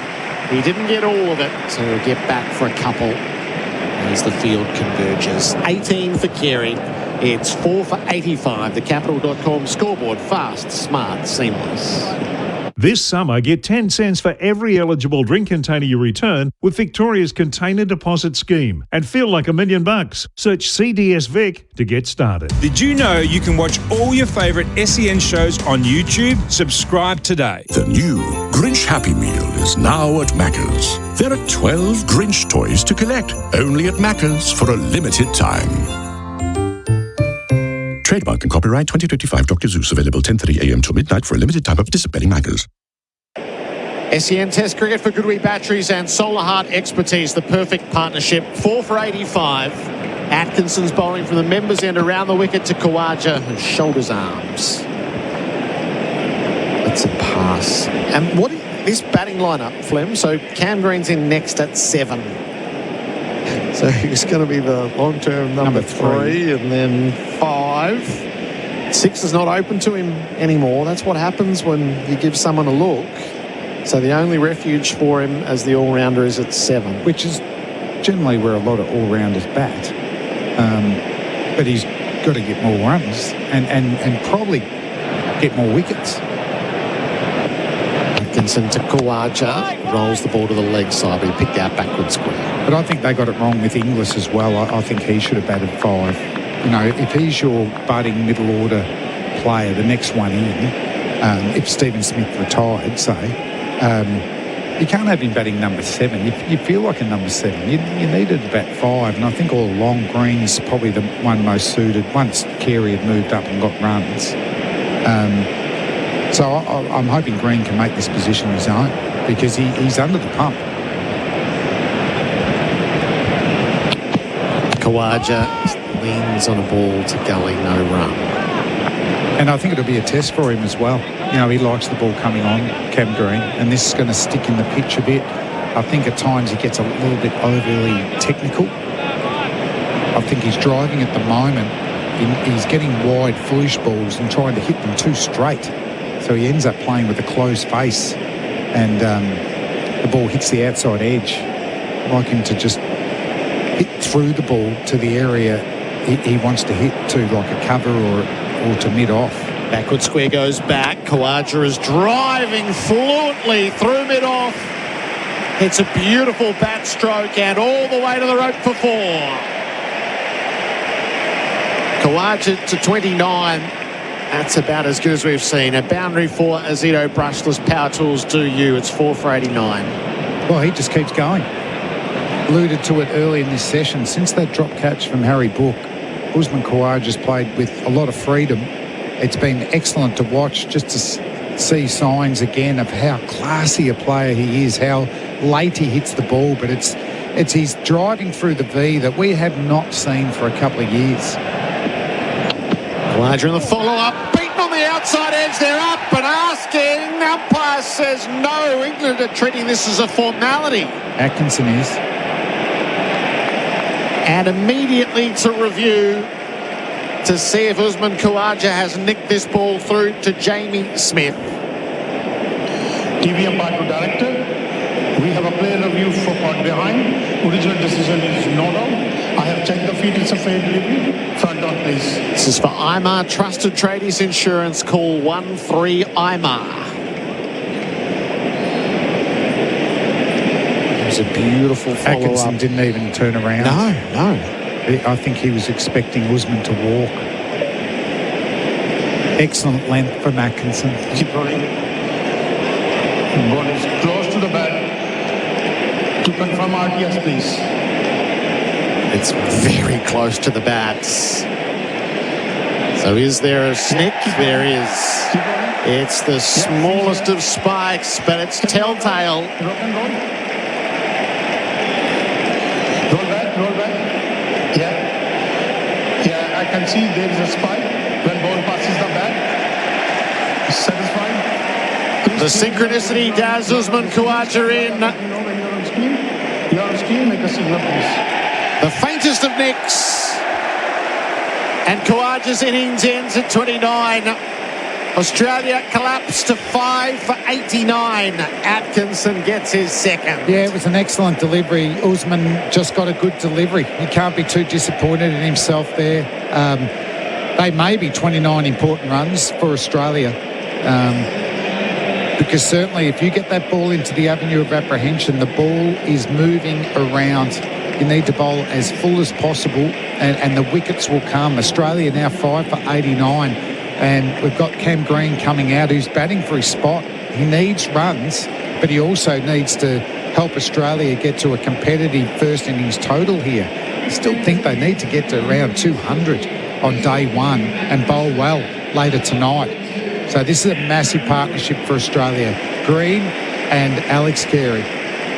Presenting the Australian team for Australian made by Australian support Australians. Cam Green 76 runs at 19. 24 in Perth, 45 in Brisbane, 0 and 7. It was very disappointing in Adelaide, and it has brought a whole lot up from his records in Australia. Yeah, you've done I'm in over, trouble. Yeah, you did over Smith. I didn't get it. Thanks for your text. Yeah, the commentators curse, Flam, heaping praise on Smith. I think I was saying, he averages 77 here at the G. Usman rewinding the clock. Both out next ball. Loving the commentary. Thanks for that. Lavish in his praise, bringing the wickets. I can't see Kevin Green getting a run. There you go. Reverse psychology, Gus Atkinson to Cam Green, who leaves the first delivery that he sees. 5 for 89 at the end of a successful over. The Capital.com scoreboard. Fast, smart, seamless. You can now make free calls to Santa from any Telstra phone booth in Australia. Just dial #464646 to talk directly to Santa and his elves right up until Christmas Day. Did you know you can watch all your favourite SEN shows on YouTube? Subscribe today. Tyre Power's Big December deals gives you the power to save on a huge range of Toyo tyres. 'Tis the season to buy 3 and get 1 free on selected Toyo tyres, plus more Big December deals store-wide at Tyre Power. Visit tyrepower.com.au. The Ashes on SEN for 4 and 20, Australia's original fan food. Ben Stokes in operation. To Alex Carey, who's on 18. It's a bouncer. Good sharp bouncer too. It just didn't quite hold its line. Down the leg side through to Smith. It was from Ross from the members. That little commentary curse. Good stuff. Thanks for listening, Ross. That's the best bouncer of the day. Yeah. Fall of wicket 27, 31, 34, 51 and 89. This is hard going. We've still got Mitchell Starc. It's been demoted. His knees are ahead. Yeah, knees has got him ahead of him. Stokes to Carey. Just manages to defend a well pitched delivery. Or is it Starkey going, I'm a number 9? It's been his sweet spot, I suppose. But when you're playing like both of them, you don't want to be dropped down the order, do you? Must admit, I liked number 9. Yeah. Number 8, you lose 2 wickets and you're thinking about padding up. And then 10, 11, you could be playing well and they get out on you. Yes. You know what I mean? 11's horrible. But that never happened when Glenn McGrath was playing. Yeah.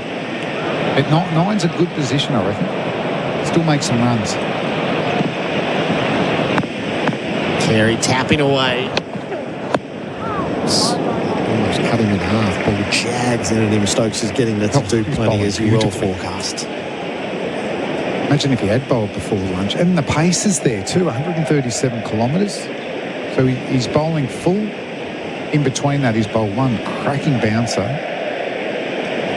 So they're creating pressure at both ends. This is what happens in Test match cricket. If you do that, you're on top. Get wickets.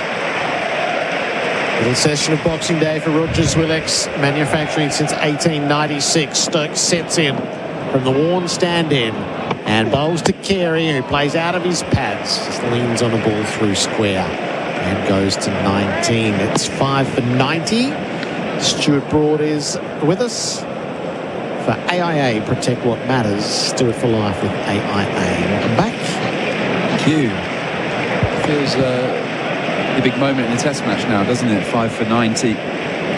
It's these moments throughout the whole series that Australia have won. It's just those conversations in the change room will be, cool, what's a good score? It will be that now, won't it? What's a good score? What's past score? Yeah. What can we get to? What gives us a chance? Because I think this pitch is going to keep nipping for a couple of days. Big examination for Cam Green. Stokes bowls to him. Green leaves tight to the off stump. Bowled beautifully, Stokes. Should have bowled before lunch. Oh, did you say Who said that? That is gold.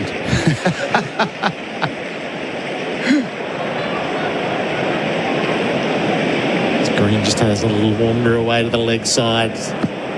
What he's worked on between Test matches. See if he can find a groove. Averaging fewer than 30 on home soil. Dropped down to 7, but in early. Green forward, pushing hard to cover. No run. One from it, 5 for 90. The Capital.com scoreboard. Fast, smart, seamless. Secure your home with a Eufy PoE system. Its revolutionary dual-camera design delivers 24/7 monitoring with fixed wide-angle views plus automatic tracking. No blind spots, no missed details. Just reliable protection for true peace of mind. Visit eufy.com/au. Sherlock Wheelbarrows and Carts, trusted by generations of Aussies. Built tough to last, season after season. The original, still the best. See the full range at sherlocklastslonger.com.au, available at Bunnings Warehouse.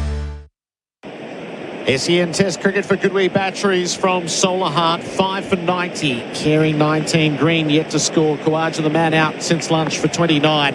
It was Atkinson who took the wicket. He's here and bowling Carey on the drive. Can't beat mid-off. Had a good hard push, but to no avail. This session for Rogers with ex-trusted trailer solutions. Yeah, it's great batting though, isn't it? Alex Carey's very proactive. If you bowl a bad ball, I'm after you. But this is a good bowling partnership as well. Atkinson and Stokes building pressure. Two slips gully, leg slip in place.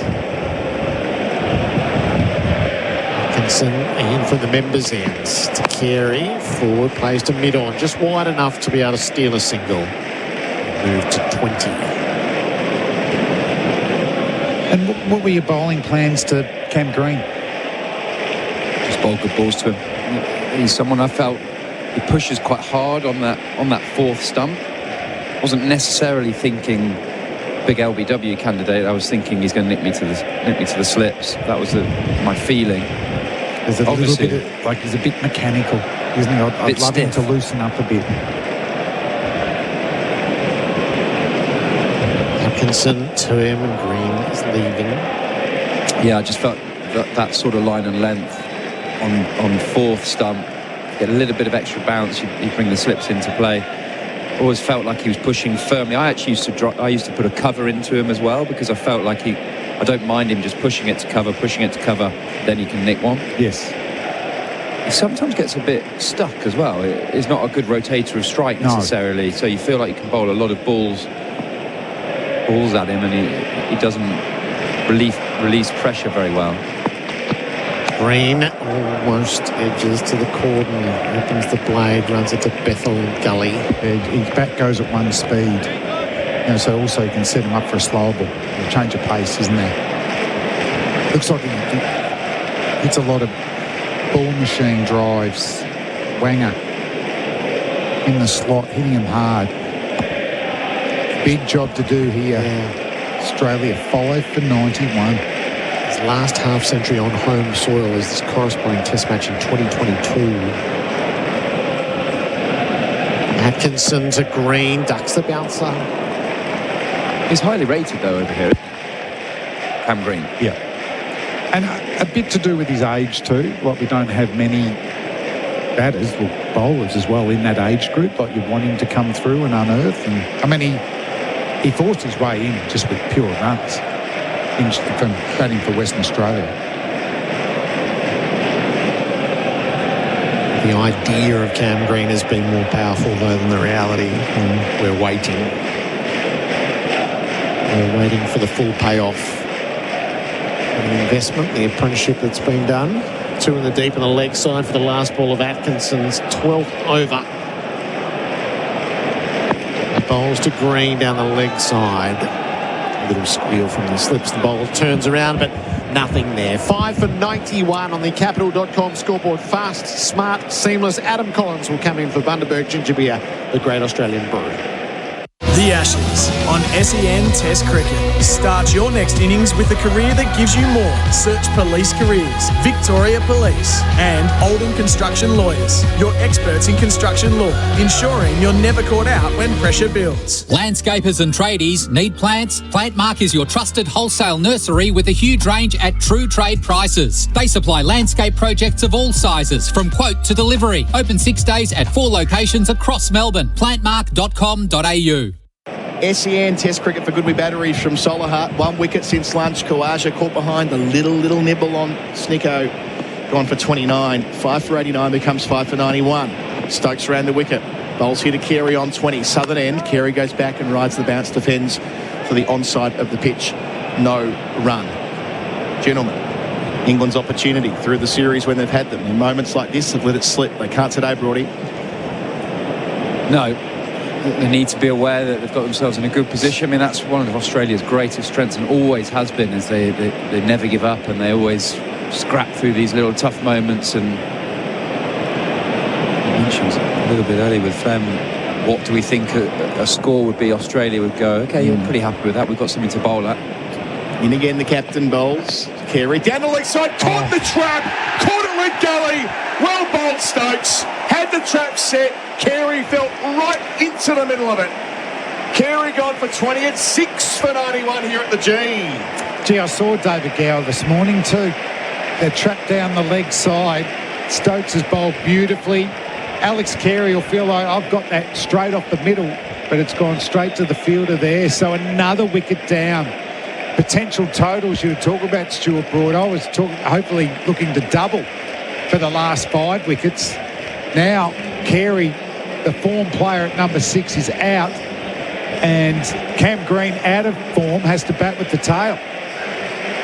Gosh, that's an unusual dismissal to get out twice like that in a row. Adelaide, second innings.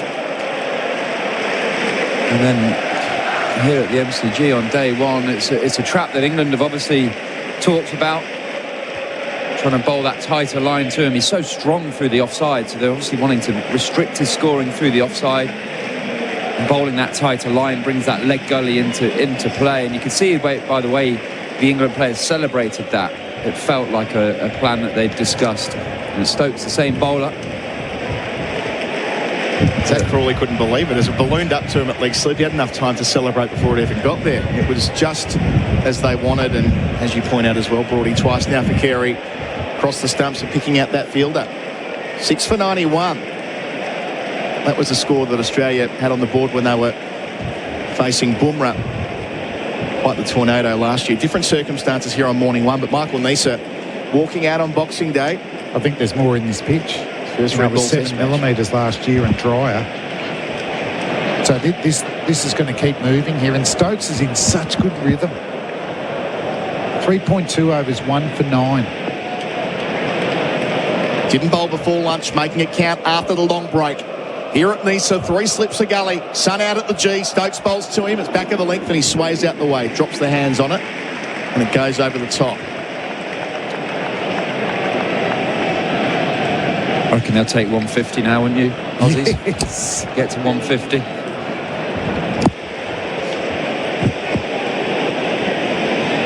And backing yourself that the ball's going to be moving for the rest of the day as well.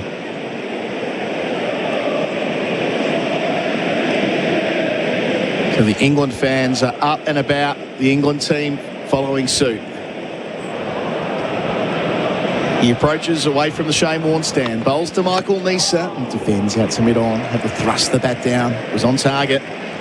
Neser, a very effective batter at the level below. A couple of starts in Test cricket, but of course a very limited sample size. Only playing those 3 pick ball Test matches across 4 years. It's good bowling, isn't it? Just challenging the stumps here, Ben Stokes. So Stokes, most wickets for England in Test cricket this year. How many has he taken? 30 now, I reckon. It's a positive for Stokes. He's not great on the other bowlers. Up here, bowling to Neser. 3 left in the over. Wider on the crease. Neser in behind it defensively. When England get on a roll like this, Brody, the effect of, I mentioned the crowd again, but the effect of having 20,000 people screaming for them. They just want something out of this series, and this is the kind of day they can comprehensively win and get right into a match at Melbourne. Absolutely, yeah. It's, the atmosphere's amazing out there. The English fans, 20,000 of them baking in the sunshine as we speak. We've enjoyed a fun day's cricket so far. 6 for 91. So now in the sun. Beach ball behind Stokes as he gets up to bowl to Neser. Defends into the onside. A wicket maiden from the England captain. Australia is 6 for 91. Neser yet to score, nor is Cameron Green. That's on the Capital.com scoreboard. Fast, smart, seamless. This summer, get 10 cents for every eligible drink container you return with Victoria's Container Deposit Scheme and feel like $1 million. Search CDS Vic to get started. Did you know you can watch all your favourite SEN shows on YouTube? Subscribe today. Boxing Day in Melbourne. Cricket on the telly, backyard battles, and maybe a trip to the G. When the real world calls, get sorted with gear that's ready to go the distance. RSEA Safety. Built for the real world. SEN Test Cricket for Goodby Batteries from Solar Heart. Gus Atkinson's looked good today. 3 slips to gully, bowling to green, yet to score. In behind it defensively. Atkinson I have a point to prove as well. He got dropped for the last Test match. You see he's had such a promising start to his Test career. So here's a chance. He's bowling well. He's got 2 wickets. There's still 4 to go. Imagine a little 5 for him. How much confidence that'll give him. And they've invested a lot in Atkinson, haven't they, Brody? They want this guy to be their attack leader. They do. I think they need a little bit more from him, body language-wise and talking and working with the other bowlers. He's away from us at the northern end. Bowls to green. Green forward again. Skews out towards cover point where there won't be a single. That will come. The more cricket he plays, the more confident he feels at this level. And days like this, when you feel like you can do it at the MCG, 85,000 people in, 2 for 22 off the 13th over, you know, the confidence that can give you. He'd have been disappointed to miss out at Adelaide. Yeah. Particularly, I think a lot of people, when Ben Stokes after Brisbane said, I don't want weak men in my team, a lot of players are then thinking, well, don't let me be the one that gets missed out. He's picked up Head and Kawaja today. Atkinson bowls to green. He's past the edge. Ever so close to kissing it on the way through. Little bit of seam, little bit of nibble. And that's where you bowl to Cam Green. We were just talking about that last over. And how do you look to get him out? And him leaning forward with a straight bat, just jabbing, just pushing at it. Really lucky he's not nicked that. Just a good length as well. I thought Atkinson bowled too short up at the Gabba. He's not quick enough to get away with that. And the fuller you can bring batsmen forward, it does set up your shorter ball and your varieties, but get him bringing forward. Challenge that outside edge. He bowls here to Green. Green, Fuller, tucks away. Behind the square leg umpire. We'll get a couple for that. You can see how close the England fielders thought that was to slipping through and hitting the pad. Green off the mark with a couple. 6 for 93. Got Tom Morris with us as well for the Cobram Estate Australian Extra-Virgin Olive Oil. Tommy? Just on that point, Flem, in terms of the length that the English bowlers are bowling, their average across the whole Test series has been 7.6 metres. Today it's 6.6 metres, so they're a metre fuller today than what they have been for the rest of the And they could be fuller. They could be fuller because of the slowness of the pitch. Nice one, Tommy. Pay.com.au, points for business. Atkinson in, Green in behind it, inside part of the bat, out towards mid-on it runs. Tommy, I want this and I want it quickly. I'll do my best for and take out Cast from that. Give me a couple of moments. You got 1 ball. Well, it's what you asked for this morning, Brody, when we spoke down at the pitch. You said you have to bowl forward than you think here at Melbourne on days like today. Yeah, absolutely. 3 slips and a gully Atkinson has at his disposal. Conventional field. Green, who's been struggling. Demoted to 7, job to do. Faces up. Short ball, ducks it. Ends the over. 2 runs from it at 6 for 93. With Green on 2. Nisa yet to score. That's on the Capital.com scoreboard. Fast, smart, seamless. Did you know Steve Smith has an oat milk brand? No. Yeah, it's Aussie made with Aussie oats and no seed oils. OMG, what's it called? Well, that's it. Huh? OMG oat milk goodness for everyday Aussie champions. Get yours in the fridge at Woolworths. Introducing the world's first NVR with a local AI agent. Type keywords for instant search results to find specific moments in seconds. Your data stays private and is processed locally. 24/7 protection that's both smart and secure. Visit ufi.com/au. The Ashes on SEN for Henley Holmes, 1800 64 64 64. Ben Stokes to continue. Kat jumping in for Eufy POE Systems, professional grade security for complete home protection. G'day, Kat. Good afternoon, Colo, Brody, Tom, all our listeners. Stokes, a wicket in his previous over. That was the key man of Carey. Bowling here to Nisa, who's yet to score. And Nisa's squared up with a ball that's done bits, gone past the edge, gone past the off stump and somehow landed in front of the keeper. It's moving, isn't it? It's moving. you want to bowl right now, Brody? Got your boots with you? Must be one of those days where you just dream of getting on. I was actually just thinking there, could you imagine Hazelwood Cummins on this? I mean, kind of happened 4 years ago, didn't it? Hazelwood, he might have been out of the series, but Cummins, Boland, Stark, day one, bowling first conditions like this. Yeah. There's a few Aussie bowlers looking forward to bowling on this. Hopefully not later today, but it looks like it might be the case. Stokes up, packed Corden, bowls to Nisa here, a bit wider on the crease. Nisa blinked again. Has he hit it? The Corden reckon he has. Umpire Damasena doesn't believe so. Stokes doesn't really know himself. I think he's nicked it. It's just whether it's carried. Was it the carry piece? So Stokes didn't really go up as loudly as the others, and the umpires will come together. I expect they'll do the umpire review in a moment from now, yet to be confirmed. DRS is ticking down, so it's on the umpires, and they will go upstairs. A chance for a third wicket since the break. The TV umpire this week is umpire Summarisers. So does this become 7 for 93? Another fabulous piece of bowling either way, Brody. Yeah, he's been in a really good rhythm here, Ben Stokes. Actually, if this is... No. Oh, it's landed well short, actually, isn't it? And that'll be chalked off. It's a half volley into the glove, so you can see why it was a mooted appeal.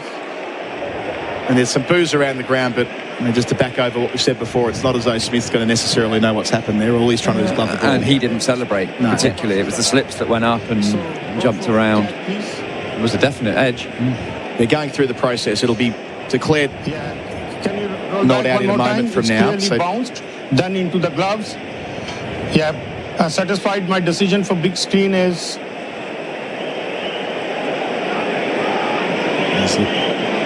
Building of the suspense for the big screen, but everybody here has seen it and they all know it's not out. Stokes to go again. Into Nisa, under the pump already. High quality bowling. Stokes up, delivers Nisa, hits him on the pad, spills into the onside. Stokes all over it. Sprinting up and fielding off his own bowling. He wants this. Well, it begs the question, why didn't he bowl before lunch, Brody? I don't know. It was when Cast came back half an hour before the break. That felt when Stokes should have got himself into the action. Can you characterise... There is so much faith from Stokes to Cast. I know they've played a lot of cricket together at Durham and so on, but it feels like there is this disproportionate amount of faith that Stokes has in this big quick. Not sure if you have a sense of where that might come from as Stokes approaches and bowls to Nisa. He's faced 7 balls so far and he defends into the onside, no run. I think your assessment is absolutely spot on. I don't know. We know Stokes likes characters and often judges people on their characters, but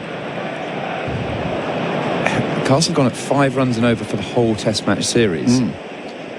That puts your captain in quite a difficult position because you can't set a field to that. And Josh Tongue, to me, should have played at the Gabba with the pink ball. He bowls that fuller length with pitches that have nibbled around a little bit. I've got to say, I was surprised he didn't play at Perth. I know it's a long time ago now, but I think they were building towards that, weren't they, at one stage? Stokes up, bit wider on the crease. Nisa drives and finds the gap. He's off the mark. Through cover with a couple. He's 2, 6 for 95. The language coming out of the England camp about a month before the series was that we want Tongue involved straight away. And then he, for whatever reason, just sort of fell off the radar and didn't play until Adelaide, which now feels a misstep big time. Yeah, the name that no one sort of mentions is a guy called Matthew Potts, who it's not saying is as good as Scott Boland, but it's that style of bowler. And when you play on pitches like this, where the ball is going to do it for you, it's actually the consistency which is absolutely crucial. And Cast has proven throughout this series that he's not a consistent bowler. I don't know what his stock ball is. Stokes to finish again to Nisa. Nisa squeezing it out to mid-on. On the ball that was on target, and Stokes puts his hands to his mouth. 6 for 95, green 2. Nisa as well. Capital.com scoreboard, fast, smart, seamless. Did you know Steve Smith has an oat milk brand? No. Yeah, it's Aussie made with Aussie oats and no seed oils. OMG, what's it called? Well, that's it. Huh? OMG oat milk goodness. The everyday Aussie champions. Get yours in the fridge at Woolworths. The new Grinch Happy Meal is now at Macca's. There are 12 Grinch toys to collect, only at Macca's for a limited time. Trademark and copyright 2025 Dr. Zeus, available 10:30 a.m. till midnight for a limited time of participating makers. Our middle session at the MCG for Rogers Willicks Manufacturing since 1896. Seeing a replay of the previous ball, Stokes had his hands on his mouth the way that Stuart Broad did when Stokes took that catch at in the gully at Trent Bridge all those years ago. Decade ago now, another day when England are right on top in favourable conditions. Atkinson in here to Green on two. Bowles and Green driving out to mid-off, no run. What's it like from a bowling perspective when you know conditions are in your favour? And not to say that obviously you need to bowl well, but knowing that you've got a window here to make the absolute most of a green pitch. It's really important you don't try too hard. Actually, I know that's easy to say, but you don't need to, and what I mean by that is you don't need to go in-swing or out-swing a short ball, change your length. Just book in and be as consistent as you possibly can be, and know that the pitch will have some variations in it that will help you. What Atkinson's doing today. He's up here in his 14th over. Bowls to Green. He shimmies forward, then ducks a short ball. Interesting. You've just been commenting on how well you think Ben Stokes is bowling. What's he done? He's held the seam up straight and hit a good area, bringing the batters forward. Sometimes we overcomplicate cricket with the amount of data and detail we get, but actually on pitches like this, and we've seen with the Australian bowlers throughout this series, when the ball's moved, what do? They're just so consistent with the area they hit. But it is an added pressure, when you feel like you should be getting wickets. A bit like with a spinner bowling on day 5 when it's ragging, right? Yeah. The opposite of that. Here's Atkinson bowling. Length, Green will leave. And I actually found it... Sorry, Colin. I actually found it when you won the toss and bowled. Quite a bit of an added pressure, because your captain's saying to you, well, we expect them to bowl you to bowl them out today. I actually really liked losing the toss and bowling because everything's a bonus then, isn't it? And you can just relax and get into your work. Is it the same, Kat, when you open the batting and you know it's a flat pitch, you think, cool, I probably should be getting runs here? Yeah, the mindset's exactly the same. There's that added pressure because you made the decision, the skipper's made the decision, you've got to back it up. Atkinson to Green. He's on 2. We'll make that 3 with a single, maybe a couple. He's weighted it well enough that it'll be between the two fielders by the time the ball stops at deepish square leg. Green 4 from 17, 6 for 97. 2 of those in this session. And what I've liked about particularly Atkinson today, because he set the tone early with the length that he's bowled, he's been prepared to bowl like getting hit to mid-off. And we saw it early in the innings. He had a couple that he fielded off his own bowling. To me, that's a great sign that he's getting that length fuller. We talked about those meterages before. Well, Josh Tongue was in, I think his average length's been about 5.86, so he's been even further fuller, and he's got the rewards. So Green's up to 4. He's facing Atkinson, who again brings him forward in defence. It's been a consistent theme of Atkinson today. And I think what I've liked seeing is mid-off and mid-on have come straighter. There was a period today where mid-off and mid-on were quite wide for Tongue, and I think it was either Labuschagne or one of the right-handers punched one back past the bowler and mid-off. And to me, in Australia, mid-off and mid-on have got to be tighter, and you make the batters go square of the wicket and hit through cover, because that's where your slips and gullies come into play. And that's what England haven't done consistently enough throughout this series. Atkinson, this could be the last ball of his spell. Up here, delivers to Green, who tucks him again for the second time in the over. There should be 2. There will be 2. So Green's up to 6, 4 from it. Nisa 2 down the other end. Australia a 6 for 99 on the Capital.com scoreboard. Fast, smart, seamless. The Ashes on SEN Test Cricket. Harvey Norman, half-yearly clearance on now. Shop unbeatable deals on TVs, fridges, furniture, bedding, laptops, mobiles and more. Best range, best brands, best prices. And unlock the impossible in Point Cook. Secure your Henley house and land package today. Build with Mimosa Homes, Melbourne's premier new home builder. Offering fixed price contracts and backed by a 50-year structural warranty, Mimosa Homes, designed for life, built to last. Visit one of their 50-plus display homes across Metro Melbourne and Geelong. mimosahomes.com.au. The Ashes on SEN for Henley Holmes, 1-800-646464. Stokes to continue. His 6th over since lunch. Picked up Carey, caught in the trap round the corner by Crawley for 20. Khawaja also fell, caught behind for 29. Since lunch. Stokes, 3 slips the gully, bowls to Michael Nisa. Nisa beaten again. And he's taking off from the surface. Smith's taking it, diving effectively down the leg side. So prodigious movement back towards the right-hander, beating him all ends up. Whew. Cut him in half. Unlucky not to collect the bail on the way through, Brody. Yeah, it's nipping, isn't it?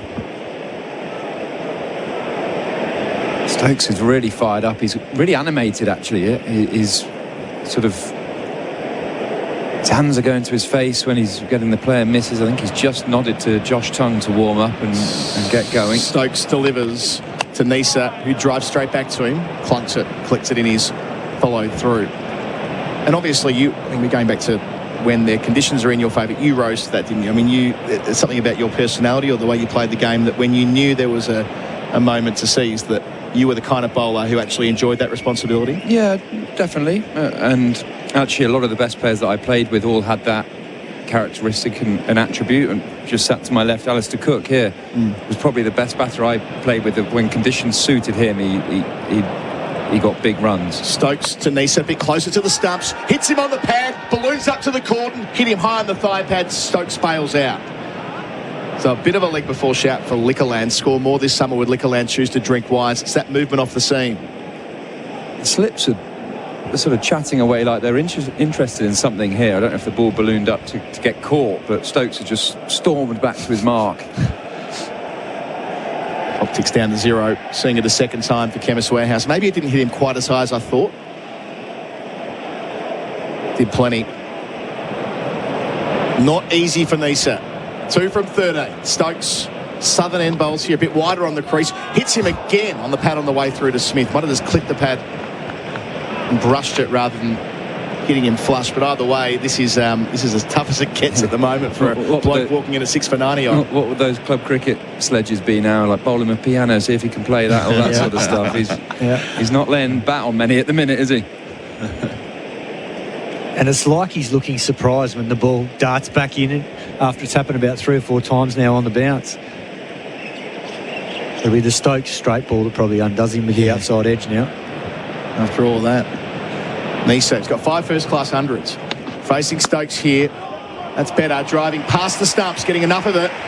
It'll run towards the sight screen at the southern end of the ground. It's 4 runs. Just breaking the shackles there, Nisa. Stokes has been all over him. He joins Green on 6. It takes Australia beyond 100. Problem is they're 6 down, 6 for 103. Boundaries for Azito brushless power tools. Do you? Yeah, Ben Stokes just getting fractionally full there after those couple of balls that have been hitting Michael Nisa and cutting him in half. Looked like they're going over the top of the stumps. Just decided to try and get a little bit fuller, but Michael Nisa was ready for it.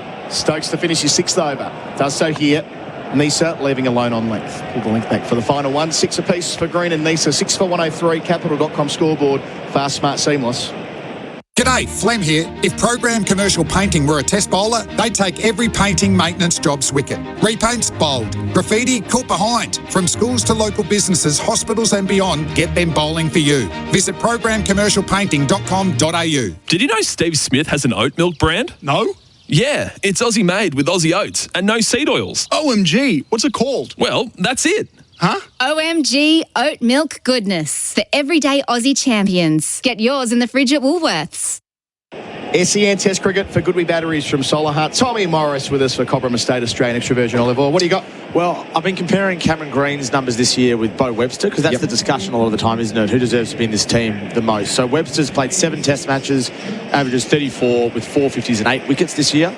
Green, before this Test, 7 Tests, averages 22 with the bat, 150 with 2 wickets. So that the pure numbers are against him, and he averages, as I said, 22 in this calendar year, which is probably part of the reason why he's been shuffled down. He's batted 3, 4, 5, 6 and now 7 in the past 9 Test matches he's played. Wow.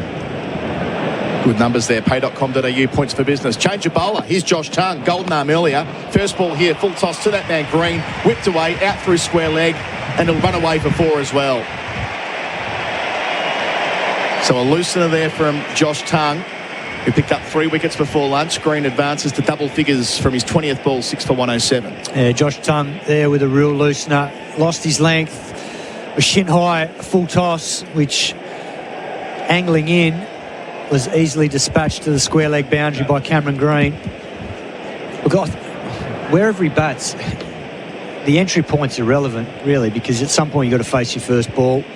And yes, it's harder if you're in earlier, but ultimately your job's to go out there and score runs, and that's what he's got to do now. Tongue away from us, bowled at the other end before lunch. Short ball, Green takes it on, over mid-wicket he goes. Got plenty of that. Back-to-back boundaries for Cameron Green. For Azito, brushless power tools do you. He's 14, 6 for 111. And I guess the biggest disappointment for him would be this series, the start in Perth, 24, the start at the Gabba, and he hasn't made the most of those opportunities. Then you can get good balls. He probably didn't get good balls in Adelaide because he nicked off, and then they weren't great shots. They were there to be driven, but he's got to make the most of these opportunities because there's going to be guys banging the door down wanting a spot in this team, and Bo Webster's one of them. He's grabbed his chance when he's played, done a good job for Australia. How odd. Change in field after a short ball that didn't get up. Bowls again here full and Green leaves alone. So they're at the full toss on leg stump and then a ropey bouncer. Didn't get up at all, and immediately it's the cue for Stokes to send deep backward square out. Yeah, see, I guess that's there, obviously, if they want to go upstairs, and I'm sure they will to Cameron Green. He got hit in the head in Perth, the fast bouncy track. But I'm not sure that's Josh Tongue's go here. Like, he's had success in this test so far, bowling a full length. The first ball was a loosener. Forget that. Don't put a fielder back just because of a bad ball. Tongue to Green. Green, leg stump outside of it, misses it when trying to glance. Smith takes it athletically to his left. But if it's a plan that allows him to bowl fuller and straighter at the stumps, then by all means have that man back. But I don't think he needs to be back there for a pull shot unless he's going to go upstairs here and feels like that's the option for him. But I think Josh Tongue's best option, and he got him out in Adelaide, is exactly this fashion, was to go on the channel, drag him wider and get him driving from quite full balls. Just the two slips for Tongue. Away from us to Green here over the wicket. Green goes back in defence. Because the last thing you want now is him going into the channel, and he's got a big gap there at backward point and not having another catching gully or even another slip. Because yes, he's on 14, but this wicket's just had enough in it, and driving the ball has proven to be difficult consistently. Yeah, it feels like the kind of wicket where you're never going to be really completely in, are you? A bit like it was here 4 years ago. Yeah. Where Marcus Harris getting 70-odd was the highest score of the whole test match. Two left here for Tongue. 3 wickets before lunch. Bowls to Green. Green leaves in that channel where Tongue was very effective earlier. Umpire says it's over. Inconsistent with the board. We'll go with the umpire. 6 for 111 on the Shark Bite scoreboard. Plumbing perfected. Shark Bite Max. Green's now 14. Nisa 6.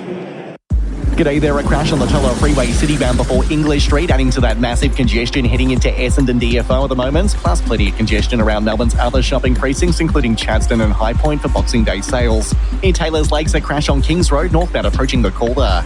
It's Super Cheap Autos Boxing Day sale. Get 26% off store-wide. Hurry, ends tonight. T's and C's apply. Make it Super Cheap Auto. And SEN continues as your home of sport this summer with every ball of the Summer of Cricket live. The Ashes on SEN for 4 and 20, Australia's original fan food. Stokes will continue. Why wouldn't he? Didn't bowl before lunch. 7th over of the spell. A successful one. He's got 3 slips when bowling to Nisa, who's been working over. Bowls here. Nisa, inside part of the bat, spits out to Duckett at forward square leg, no run. Massive partnership this. I mean, if Australia can get to 200 from here, I think they'll take that. And whilst it will feel like it's under par, they keep bowling the way they have, and England bat the way they have in this series so far, it could well be a reasonable total, given there's been enough happening. I could see Australia's bowlers, particularly someone like Scotty Boland, being a handful on this. Yeah, face value, they will be. Hard to get away the Aussies, who have been so consistent through the series, like Stokes in this spell.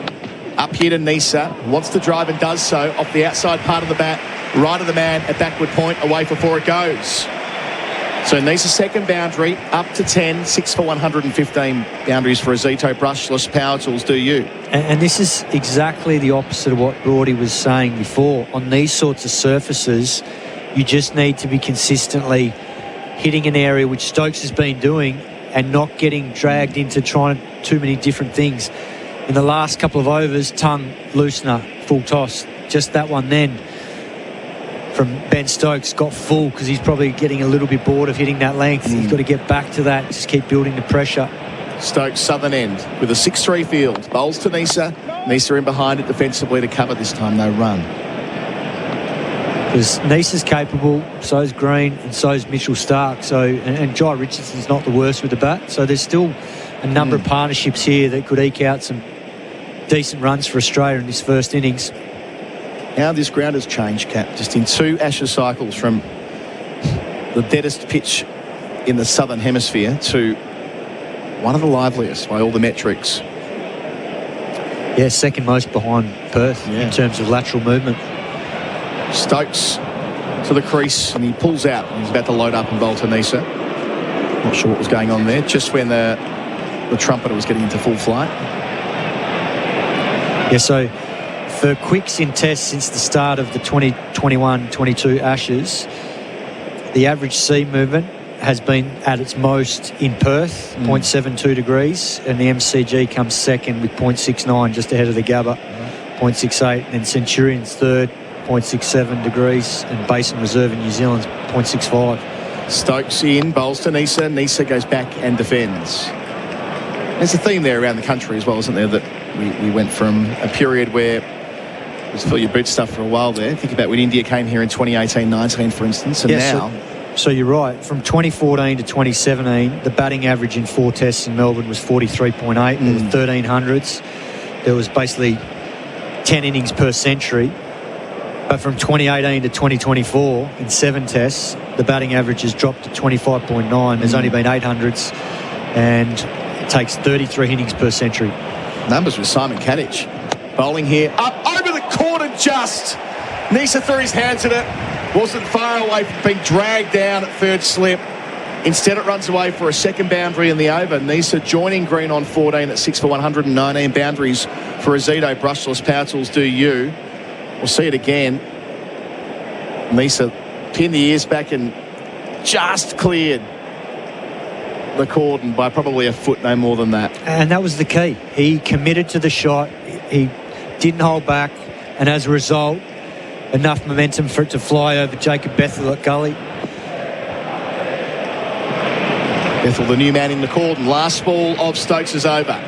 Up to Nisa. Nisa plays back and keeps it down to point. They'll get through for 1 as well. A productive over for Australia. 9 runs from it. Nisa 15, Green 14, 6 for 120. And, yep, that'll be the drinks break as well. So an hour of play where Khawaja nicked off for 29 and Carey was caught round the corner for 20. At one stage, they were 6 for 91. This partnership has brought them to 6 for 120. That's all on the Shark Bite scoreboard. Plumbing perfected Shark Bite Max. Our drinks break is for Bundaberg Ginger Beer, the Great Australian Brew. Gerard Whateley in for me after it.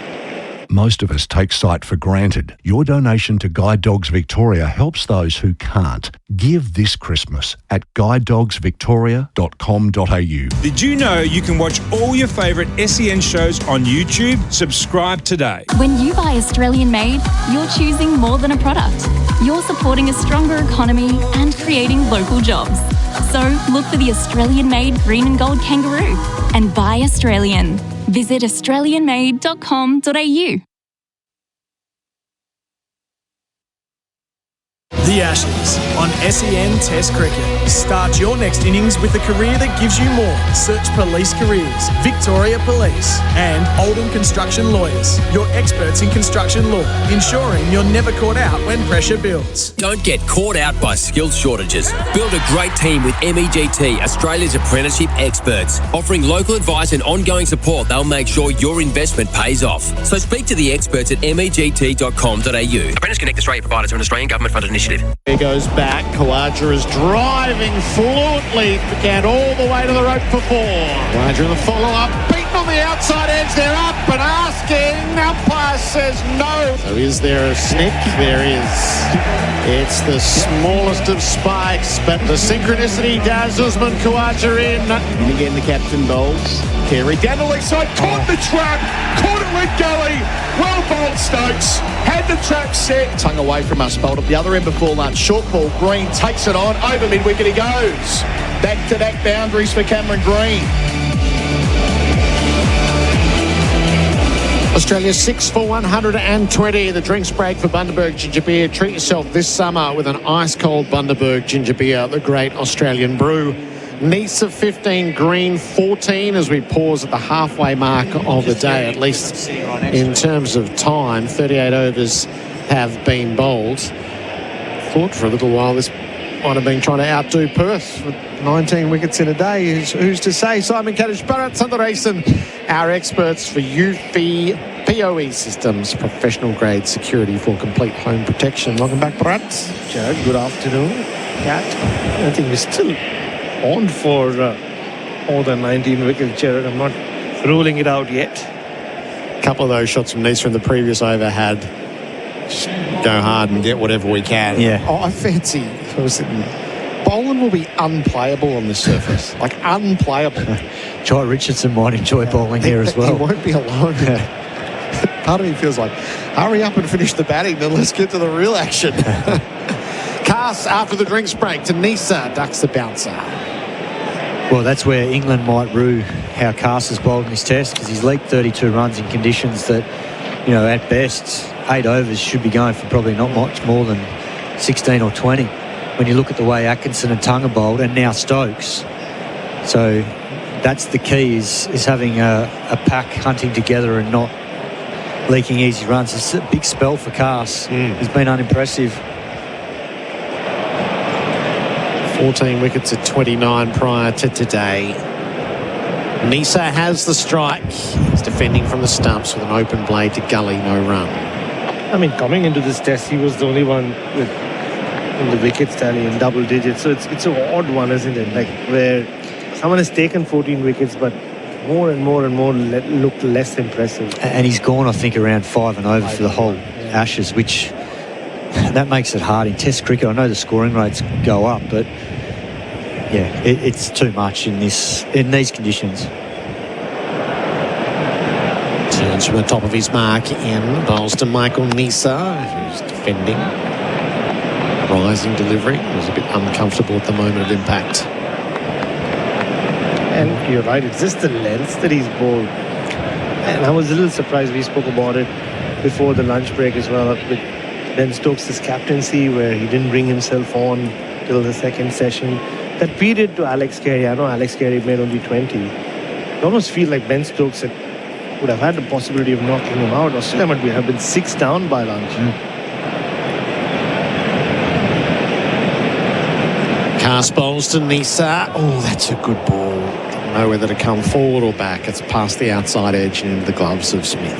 Well, I happened to be on with Brody in that 20-minute period before lunch on TV, and we were talking about the fact that, you know, Ben Stokes should be bowling now, purely because when you look at how Carey got out in the second innings in Adelaide, it was exactly like he got out today, caught at that leg sort of slip gully position. But it's just that mentality, when someone comes to the crease and you know how you've got him out in the previous test, you go back for the kill again.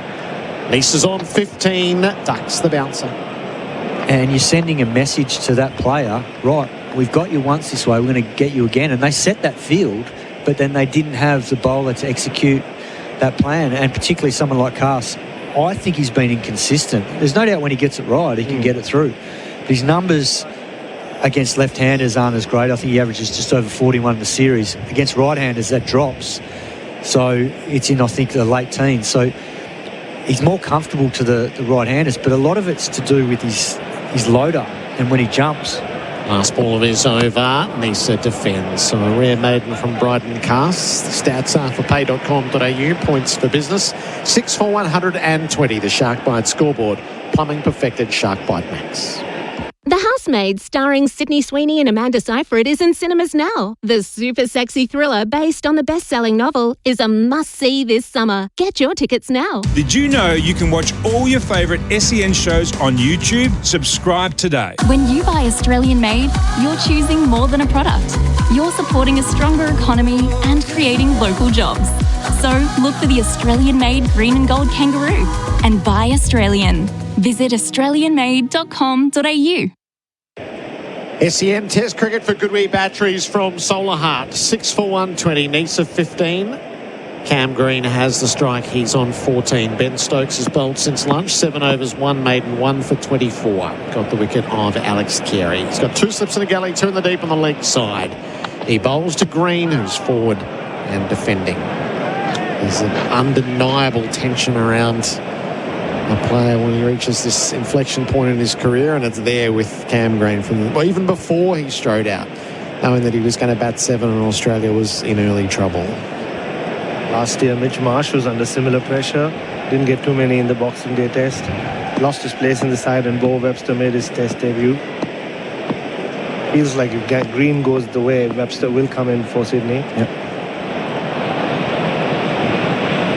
Stokes in, bowls, Green, full, driven to mid-off, no run. It's amazing to think, isn't it? You've got a series here where Australia have been so dominant, won the series 3-0, but there's still spots in this team that are up for grabs and not being cemented because, and that's the thing about playing for Australia, every opportunity you get, you've got to be as consistent as you possibly can and make the most of those opportunities and contribute to wins because you can't assume anything in this game. I mean, a couple of tests where you don't score runs, you don't contribute, next thing you know, spots up for grabs. Green in the gun. Back foot defence down the line of the leg side. What's he been working on in the nets, Bharat, would you say? Cam Green? Yeah.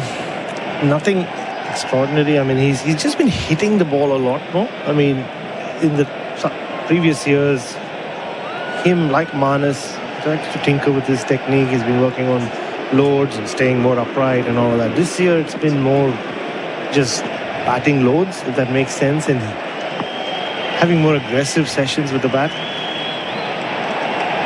Green faces up to Stokes. Green comes a long way forward to defend, to cover. I honestly believe he's in good form. Unlike Manas, who got a lot of runs coming into the series and you didn't know what kind of form he was in. I think Cam Green, on the other hand, I think he's in good form, as he showed in that innings at the Gabba, and then he threw it away.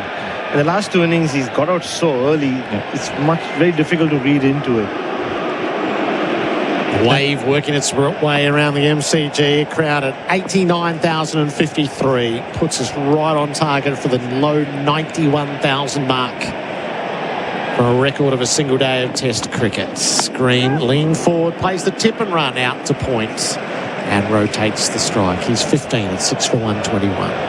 And it's good. That's a good sign, seeing him wanting to rotate strike, because I think when you've got these natural ball strikers like him or guys that bat in these sort of 6-7 rolls, they can get into a tempo of batting where it's just hit the ball hard, keep hitting fielders, whereas you need to have that tempo where you're laying the ball off against bowlers that are bowling a good spell, you don't get pinned down, and then when the bad ball comes, you're ready to put it away.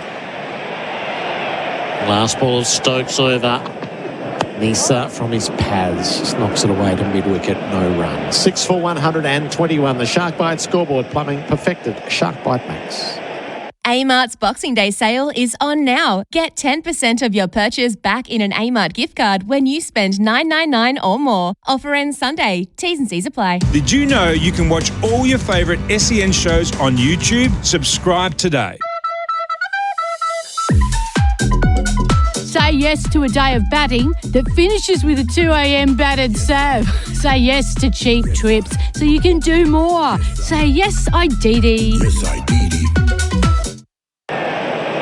SEN Test Cricket for Goodwee Batteries and Solar Hard Expertise, the perfect partnership. 6 for 121. 15 for each of Green and Nisa.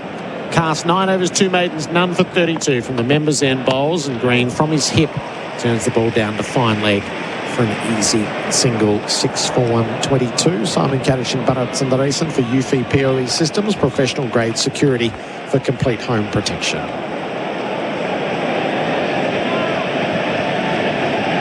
Just on Cam, I almost felt like number 7. You didn't expect the pitch to play this way. Thought could be the perfect position for him at this stage, where maybe they just give him the license to play with a lot more freedom. And he plays differently batting with the tail now. He potentially tries to get around the tail. Cast to Nisa. Back foot punch. Played it well through backward points. Bethel takes off from the gully. It gets there as they complete 2. It's a deep outfield, but Cam Green holds up his hand and says 2's enough. Nisa to 17. And yes, Nisa and Stark are tail, but they can handle the bat, as we've seen in the series. So I think he needs to trust them like he is at the moment. Trust that there's a couple of partnerships, and then make a decision if he's still in with a Jai Richardson or a Boland. And we know that Boland can handle it as well. He did a good job at the Gabba, and he won't give his wicket away lightly. So then Cameron Green learns how to bat with those last maybe 2 partnerships and gets a bit more expansive. Nisa opens the blade, out to point again. A single, 34 runs between these two in their time together. Because often it's felt like in the last 2 years, Simon, because decisions have been made for him, and I guess that's how it works with the selectors. Like, no, you're long-term number 4. No, you're long-term number 3. He's tried to bat like a number 4 or bat like a number 3, and often got no flow to his innings, if that makes sense. 2 slips in the gully, 2 deep on the leg sides. Cast leaking runs. Green rides the bounce, fends it away to square, and able to collect a single. Another example, just into square leg, get off strike. So I've liked that in this last little period. I think he's identified that, you know, England are up, they're on top. Just important that they keep rotating, keep ticking things over. Been a good partnership between these two now. The wave has paused. Funny part about the wave, it was the Barmy Army who refused to participate in the lower deck of the southern stands and got booed resoundingly. Full from cast, flicked away to mid-on by Nisa, who gets a run. That had just been the throw zone for all those years. You didn't want to be anywhere near there when the wave went along, as you'd sort of get hit by anything from a loaf of bread to a pet cat. It was a zoo, but the Barmies don't participate in such things. Runs from every ball of this cast over. Australia clawing away to get to something of a competitive total. Green leaves the last ball of it. 6 for 127. The Shark Bite scoreboard plumbing perfected. Shark Bite Max. For generations, Sherlock wheelbarrows and carts have been the trusted choice for weekend warriors and tradies. Built tough to handle the heaviest loads and trusted to perform time and time again. With a wide range of models, parts and accessories, Sherlock makes every job easier. Designed for Aussie conditions, they're made to go the distance. Sherlock wheelbarrows and carts. Tough loads made easy. Explore the full range at sherlocklastlonger.com.au. Available at Bunnings Warehouse. The Ashes on SEN for Henley Holmes, 1-800-646464. Australia 6 for 127, Nisa 19, Green 17. Bowling change here for RSEA Safety, trusted by tradies across Australia. Josh Tongue, 9 overs, 2 maidens, 3 for 32. He's going to take it up from the worn end, replacing his captain, Ben Stokes, 1 for 25. Nisa has the strike. He faces up to Tongue, and Nisa's edging the first slip, and he's dropped by Root. Or maybe he got half volleyed by it. Tossed it up in the air. We're right behind him. Need the Chemist Warehouse replay screen for the full view. Legitimate outside edge.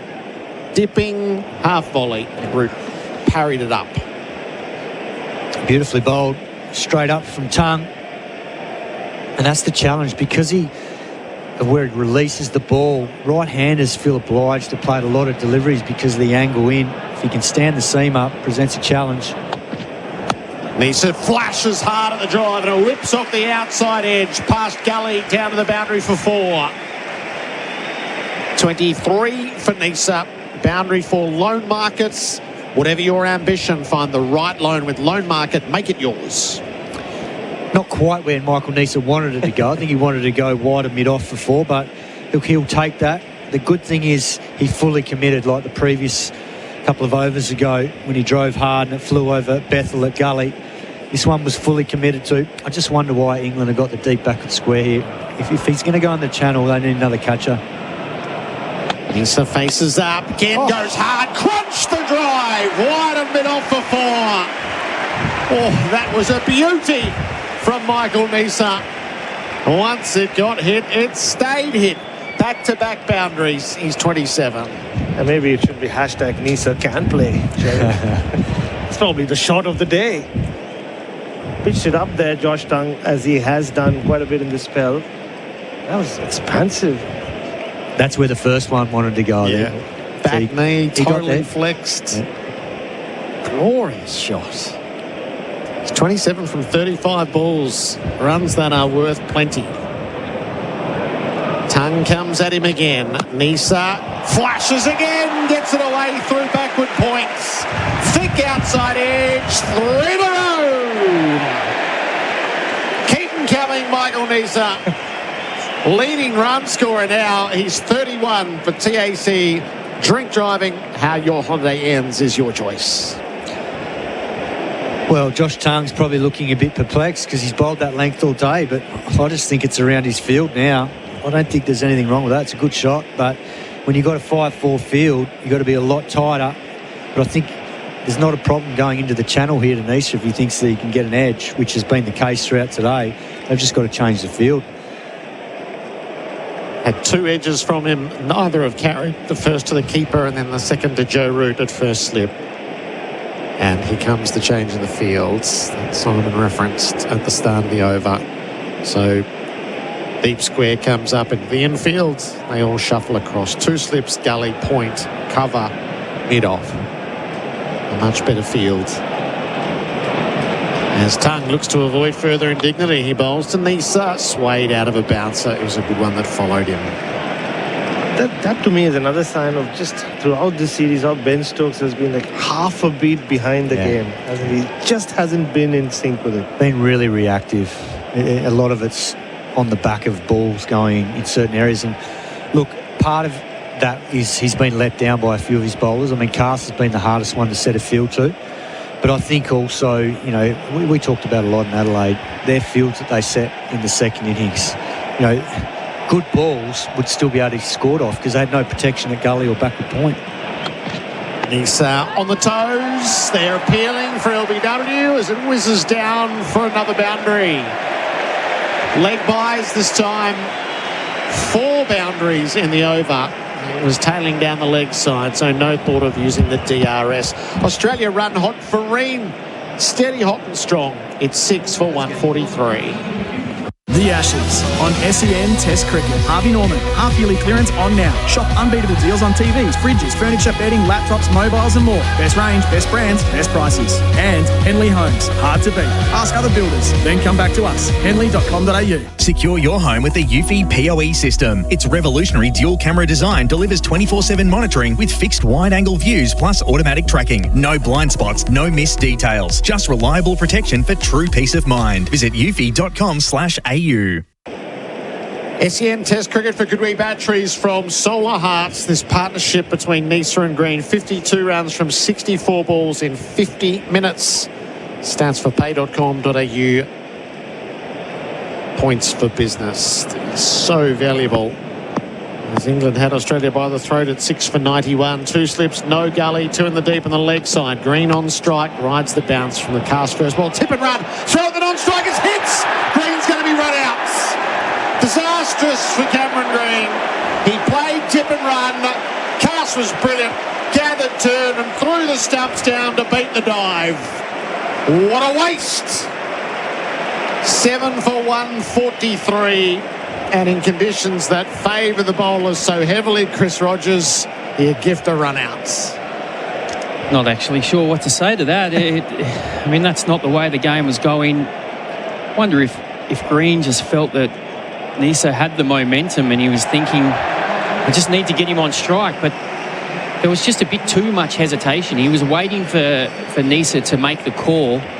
And just stood there kind of waiting, and then by the time he took off, he gave Cast far too much time to turn or pick up turn and throw the stumps down, and he was a metre short, I'd say. So he could walk before we even got to the Chemist Warehouse replay screen, just as Australia grabbed some momentum, Bharat. Just when the Australian crowd was getting something going around the MCG as well, and now that becomes the 4th straight dismissal for Cam Green that will be scrutinized and looked at. Just when it felt like he got a bit of a start, he was rotating the strike nicely, and he, like you said, Bucky, just waited and waited, and like it was too late by the time they decided to or committed to the single. Mitch Stark, that's the roar that you heard as he heads to the middle. He's been so good in this series. I mean, the intention was good. You're trying to kind of knock the ball at your feet, get down the other end, but maybe in this particular moment in time, just as Australia, just as you said, wrestled the momentum back, it was just a case of, we're going well here. We don't need to take any undue risks. Let's open the door for England again. That was just starting to get away from them, and the other thing is, I think their bowling just started to get a bit ragged. I mean, the one thing I think if you play against Nisa in domestic cricket, you don't give width. You target the stumps. Nisa has the strike. Cast bowls to him. Defends the ball into the corner. That's a good line there. Just over the top of off, middle and off. It's almost his off stump is his middle stump, if you understand what I mean, and you try and push it in a little bit tighter. Probably where Stokes had him, in trouble a little bit. But as soon as you give Ness width, he will take it on. He will throw his hands through it, and quite often he comes off. Cast in from the members' ends. Look if they can string wickets together. Nisa just flashes at a ball that's too close to him. Makes no contact through the keeper. One of the observations that had been made around England's fielding, or all aspects of their game have been under scrutiny, was they hadn't had a run out in an Ashes test on these shores since Adelaide, the previous series. And show the improvement in their cricket too late in the piece. The Bryden Cast direct hit on the turn was a beauty. He's heading in and bowling to Nisa, who's on 31. He drives past the keeper. It flew. It seemed to seam in. Smith had a dive at it, couldn't haul it in. There's an edge in there. No edge. No, I think that just all buys. Seamed back. Probably started on a middle stump line and then seamed, went over leg and kept going. Wicketkeeper almost thought maybe that was going to bowl the batter, but and moved late. But that's the line you need to bowl. Almost angle it in, push it in tight to him. That has done a lot on the Chemist Warehouse replay screen. 4 for 147. Cast again, comes to Nisa. Cuts hard.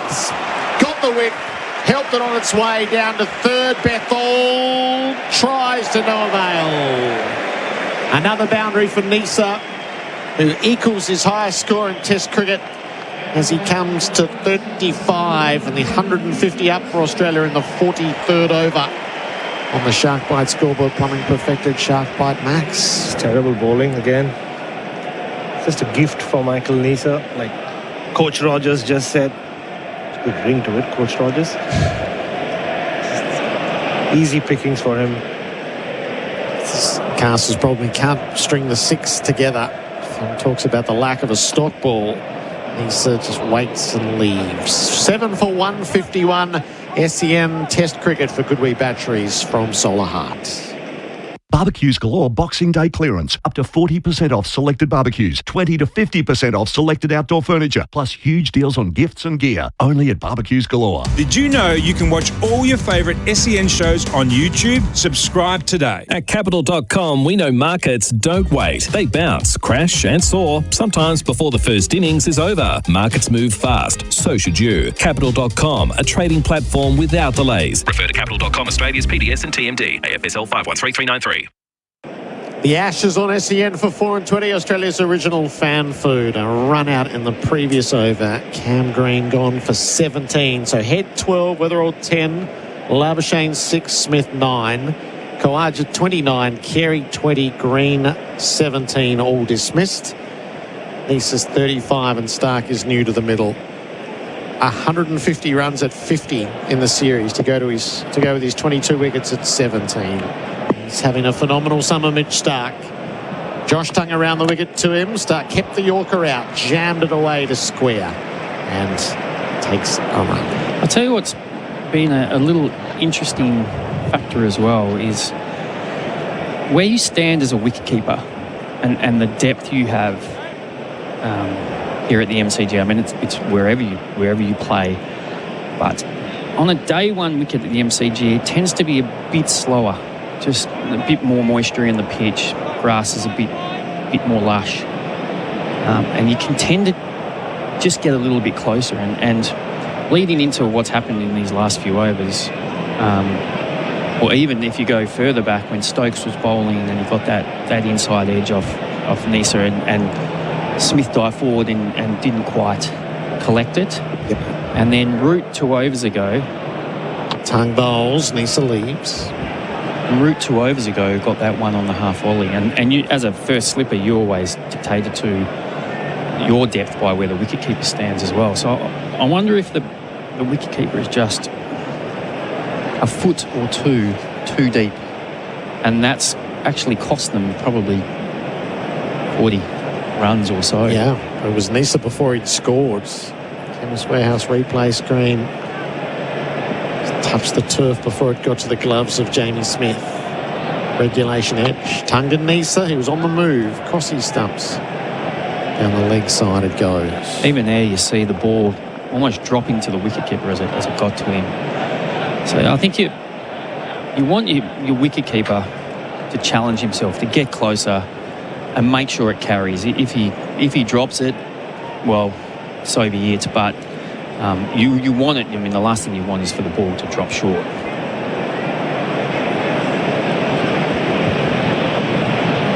Tongue from the worn end. Bowls to Nisa, who's leaving. And again, low down for Jamie Smith. Has come under a lot of flack for not being proactive enough as a wicketkeeper. You can set the tone, can't you? As a wicketkeeper, I mean, whether you're experienced or not, just hasn't been able to do that in any way. Oh, you only have to look at Carey in this series and what he's been able to create for their side, and I was given a lift. Nisa, back foot carves the ball to point. Bethel stops it in its tracks, prevents another boundary. So it's an interesting field because Nisa is flashing at anything outside off stump. But they've got the deep backward square to go with the deep fine leg on the leg side, which means as a bowler, you've got protection on the leg side, but they still keep hanging that width. Last ball of the over. Nisa drives. Bethel on the dive prevents a run. He's a good presence in the field. 7 for 152. That is on the Shark Bite scoreboard. A plumbing perfected Shark Bite. Max Adam Collins to come in for Bundaberg Ginger Beer, the great Australian brew. It's time to stop paying your suppliers and pay.com.au it instead. You'll unlock rewards, improve cash flow and simplify your business payments. So pay.com.au it and start earning rewards today. At Capital.com, we know markets don't wait. They bounce, crash and soar, sometimes before the first innings is over. Markets move fast, so should you. Capital.com, a trading platform without delays. Refer to Capital.com Australia's PDS and TMD, AFSL 513393. SEN Test Cricket for Goodwee Batteries from Solar Hut. Adam Collins jumping in, got Baz and Bucky with me sharing a joke as we see the board reading 7 for 152. Bryden Cass pinging down the stumps, getting rid of Green. In here, bowling to Stark on one. He's swinging hard and missing. That was heading out towards the car park had he made contact. Mitchell Stark is averaging 50 with the bat in the series. G'day, gentlemen.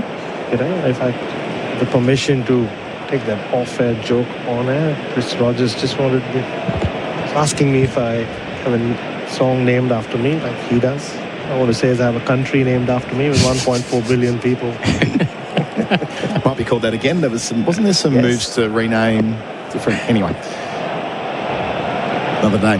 142 kilometres an hour. Cast bowls here short and Stark wants nothing to do with it. Lets it sail into the gloves of Jamie Smith. So an unfortunate run out for Cam Green. I say unfortunate. They're never good, but all those numbers we rattled off with Tommy before for Marshall batteries, Hollott for a Marshall battery, all of them get just a little bit worse. Performances at home, performances against England, performances this year. I mean, take your pick. They're all just on the slide at the moment for the big West Australian. after a very important partnership with just kept things on the tracks after 2 quick wickets after lunch, Kawaja and Carey. They put on 52. He's gone now. Stark facing Cast, and he swings again. Doesn't quite clear mid-on, nor does it make it to mid-on. For a moment, it felt like it was going to go over his head. Then it just dropped on him. Might have been a chance to have dived there as well. Hard to tell from our angle, Bucky, but either way, it's a dot ball. I would love to know the statistic about how many times Stark's been caught at mid-on.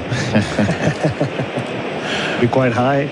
I think Ben Stokes has had his hands on his knees for the last minute or so. He can't believe Atkinson probably didn't go for it. Didn't catch a replay there, but Cast will go again. Halfway through the over. Bowls to Stark. Stark goes back and defends to point in that direction. Won't take a single. Turned down an easy one there. Point after that first ball of the overs. Probably thought, better give myself a few here with how hard Stark swung. And then he just nudged that one just into the offside. It was an easy one, but just wasn't quite ready for it, Stark. So 2 back for the short ball as and when. Stark, who mentioned through the series, a couple of half centuries in the last 2 matches. Facing Cast here, it's Fuller, and he drives over the top of mid-off. No, it's not. Excellent catch, running back with the fly. Of course, it's the captain, Stokes. Sets the example in the field. It's a 4th wicket in the session. Stark comes and goes for 1. 8 for 152. Well, a curious innings there by Stark. Nisa's down the other end and scoring at will, really, and came out and just... Hello. You know what that means? You know what that roar means through the effects, Mike? It means that they're checking the front foot and it's very, very close. He's been told to wait by the 4th umpire. I think it's all good now. I think Stark's been told, no, he is just behind the line. We've seen that on Boxing Day before. Tom Curran and David Warner 8 years ago. However, Stark is officially now gone for 1. It is 8 for 152, ever so close. And we've been saying all series, Baz, that Cast will at some stage overstep on a wicket-taking ball. He oversteps so often. He does. You're right, Bucky. Strange innings from Mitchell Stark. I mean, he's shown so much composure throughout the series with the bat. He's been probably in the top 3 best batters Australia have had, consistency-wise. And with Nisa scoring the way he was, just on that catch from Ben Stokes, he was not very happy with Gus Atkinson for not running forwards for that opportunity earlier in the over, and this time... Well, watching that replay, sorry fellas, watching that replay a few times now, I'm surprised that's not been... I mean, it's one of those ones where his foot's thrust forward, but we're talking benefit of the doubt with the bowler. Is the bit of the heel that's not actually touching the ground, actually behind the line, though? That's a strange... Yeah, it is they should be having increasingly big pads on the back of their shoes, fast bowlers. Yes, almost have something sticking out from the back of their boot. I'm sure there's a boot manufacturer who can achieve that. Anyway, Bryden Cast in the book. Australia's number 10 this week is Jai Richardson, back in the team for his first hit in 4 years. For him, they'll send a deep backward point straight out. 2 out for the short ball as well, so they have a plan for him. Extra man in the cordon, perhaps. Yep, Zach Crawley into the gully. Duckett jumps over to cover. I'm guessing in the Lions game, Australia A game, Richardson came out swinging. Feels that way, doesn't it? Cast to Jai Richardson. Richardson goes back and plays it into the onside. A loud call of no. A wicket maiden for Bryden Cast. That's rare. 8 for 152. Rare for him, I mean. The wicket to fall was Stark for 1. Nisa 35. Richardson yet to score on the Sharkbite scoreboard. Plumbing perfected. Sharkbite Max. Every minute of every day, a child is admitted to hospital. Help make it a happier place with a $30 donation to the Starlight Foundation every month. Donate today at starlight.org.au. Did you know you can watch all your favourite SEN shows on YouTube? Subscribe today. It's time to stop paying your suppliers and pay.com.au it instead. You'll unlock rewards, improve cash flow and simplify your business payments. So pay.com.au it and start earning rewards today. The Ashes on SEN for Henley Holmes. Boxing Day at the G. 1-800-646464.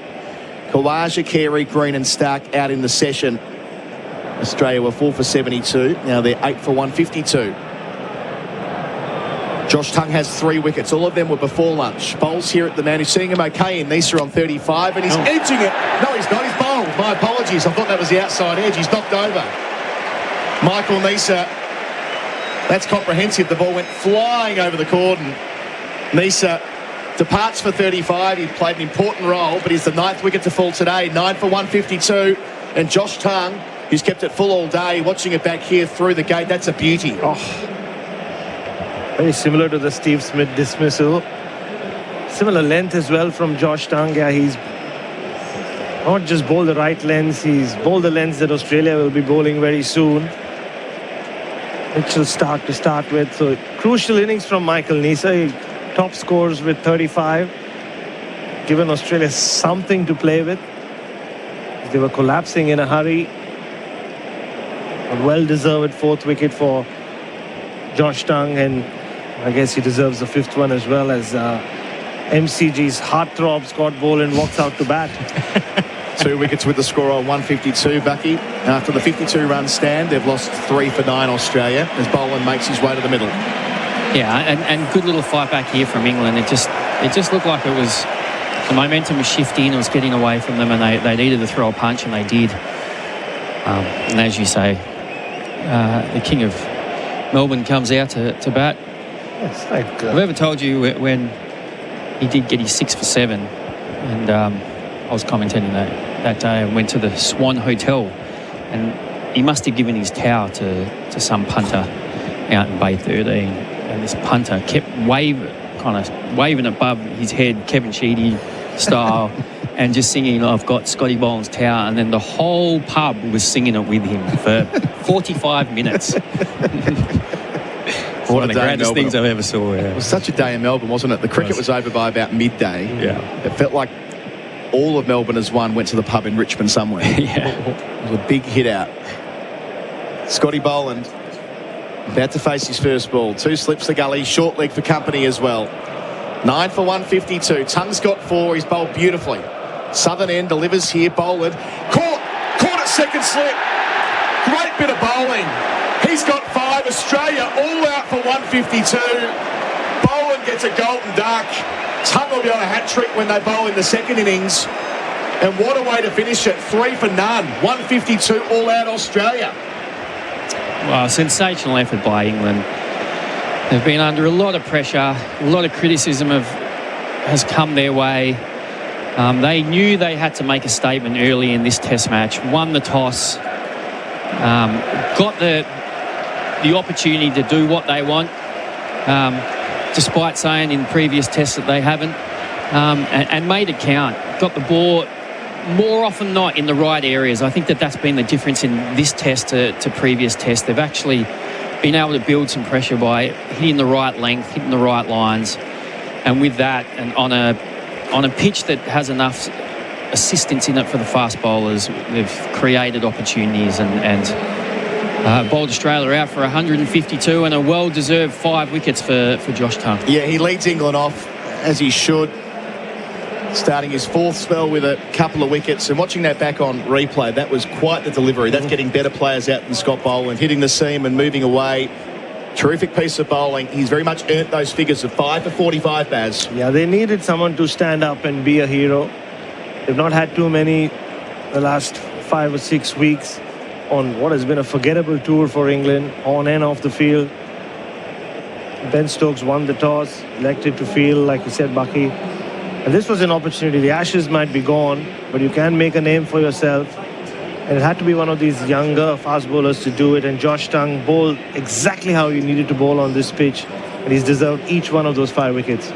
Just getting confirmation through from Cricket Australia that will be tea as well. So Australia have lost 6 wickets since the lunch break.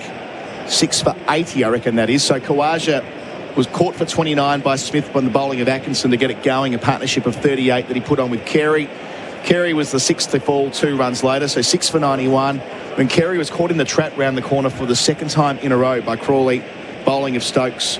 Green was run out by Cass after a partnership of 52 with Michael Nisa. Green gone for 17 direct hit at the non-striker's end.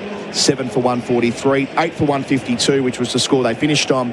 Stark was caught by Stokes running back with the flight at mid-off from the bowling of Carson. And Tung went bang, bang. First 2 balls of his 12th over. Knocked over Nisa with an absolute beauty. And then Boland caught at second slip by Brook. Bowling again a Tung, first ball. So Australia went from 6 for 143 to all out 152. Bowled out inside 46 overs. That's the call of the card. In terms of the bowling for England, Gus Atkinson, 14 overs, 4 maidens, 2 for 28. Did his job with wickets in both sessions, Head and Khawaja. Bryden Cast, 12 overs, 3 maidens, 1 for 42, getting 1 towards the end.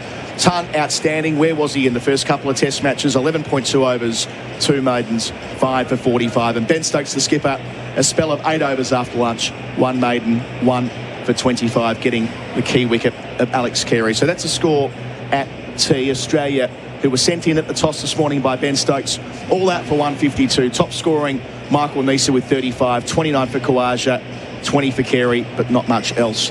We'll take a break here at the MCG. Thank you, Buck. Thank you, Baz. After it, we'll be into our tea break, and then Australia, how will they respond with the ball with only 152 on the board? The Ashes on SEN Test Cricket. Start your next innings with a career that gives you more. Search Police Careers, Victoria Police, and Oldham Construction Lawyers. Your experts in construction law, ensuring you're never caught out when pressure builds. At Capital.com, we know markets don't wait. They bounce, crash and soar, sometimes before the first innings is over. Markets move fast, so should you. Capital.com, a trading platform without delays. Refer to Capital.com Australia's PDS and TMD. AFSL 513393. Need a new battery roadside? Holler for a Marshall. Marshall batteries come to you fast with the right battery and expert fitting. Serving Australia since 1935, choose the leading roadside battery replacement service. Holler for a Marshall, day or night. marshallbatteries.com.au. It's time to stop paying your suppliers and pay.com.au it instead. You'll unlock rewards, improve cash flow and simplify your business payments. So pay.com.au it and start earning rewards today. This summer, get 10 cents for every eligible drink container you return with Victoria's Container Deposit Scheme and feel like $1 million. Search CDS Vic to get started. Did you know you can watch all your favourite SEN shows on YouTube? Subscribe today. Echo for quality chainsaws, mowers and trimmers professionals rely on. Designed to renowned Japanese build standards for cutting performance and durability and backed by Echo's industry-leading 5-year domestic and 2-year commercial warranty. Echo. Power on and on. Available at Bunnings. Another wicket down, and no one wants to be caught out on a duck. Same goes for your four-wheel drive. Don't settle for second best. With Razorback 4x4 seat covers, you'll get perfect protection, comfort and style. They're tailor-made to fit like a glove and easy to clean after making a bit of a mess. Thousands of Aussies have already given them 5 stars, and unlike some covers, there's no ducks here. Protect your pride and joy. Check out razorback4x4.com.au today. The Ashes on SEN Test Cricket. Good Wee batteries and solar hard expertise. The perfect partnership. And Host Plus. Finder's super provider of the year. That's a plus. Issued by Host Plus Pty Limited. Check the PDS and TMD at hostplus.com.au. Starting off in Tarneit, there's been a crash on Boundary Road at Hopkins Road. Looking at some of your major arterials, you got reports of a collision on the Ring Road Altona bound after Pascal Road and an incident on the Monash Freeway outbound before Clyde Road.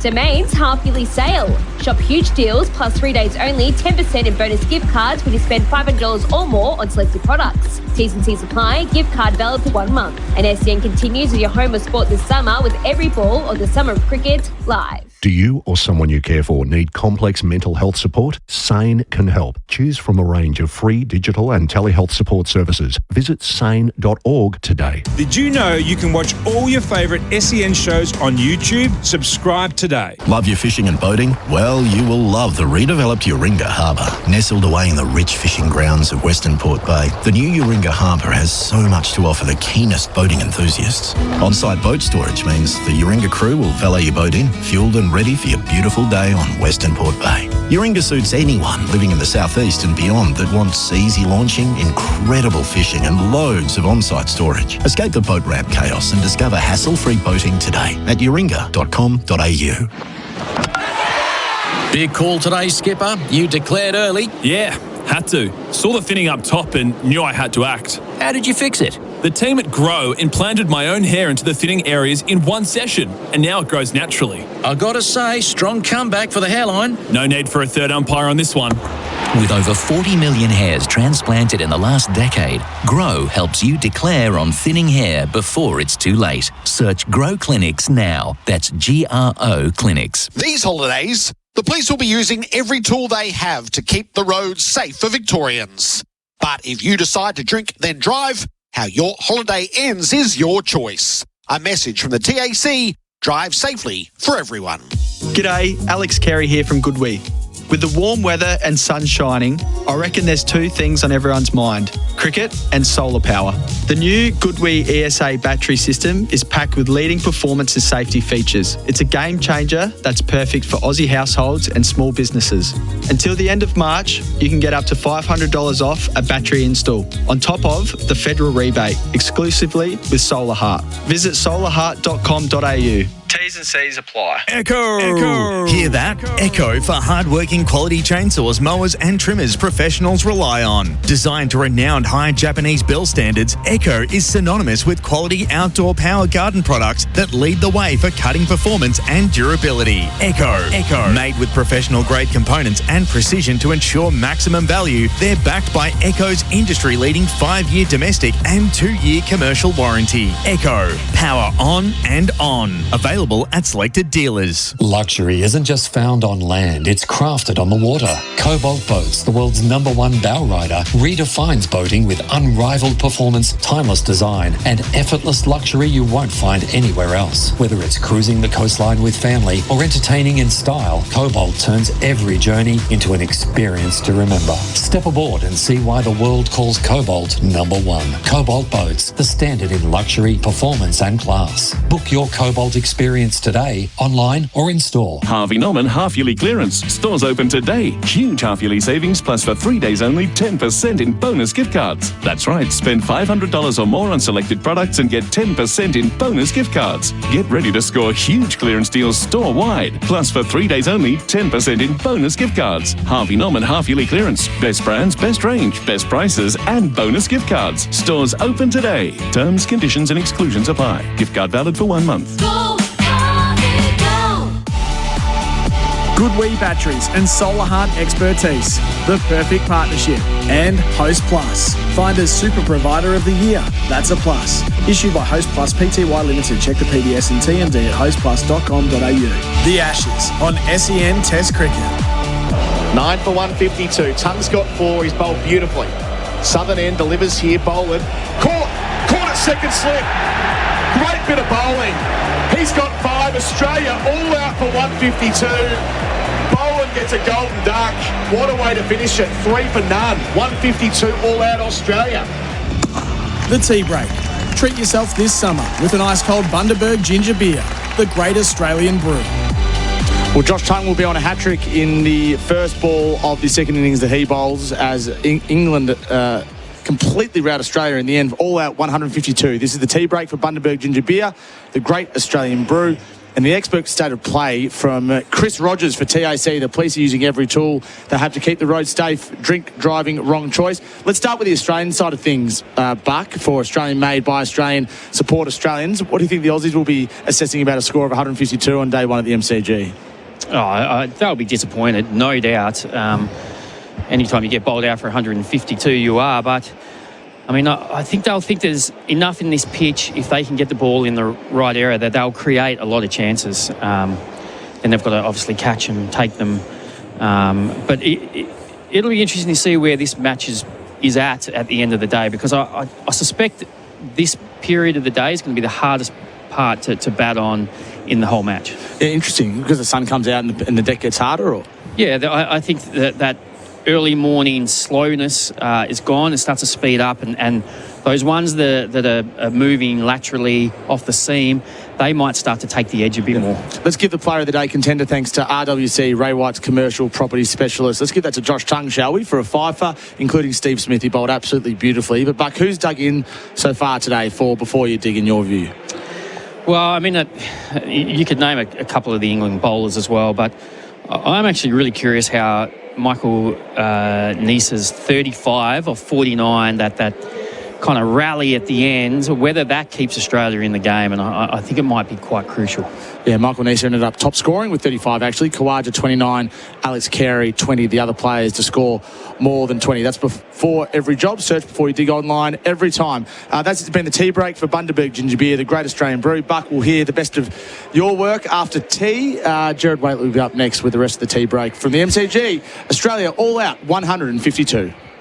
The Ashes on SEN Test Cricket. Goodwee batteries and solar hut expertise. The perfect partnership. And Host Plus. Finder's super provider of the year. That's a plus. Issued by Host Plus Pty Limited. Check the PDS and TMD at hostplus.com.au.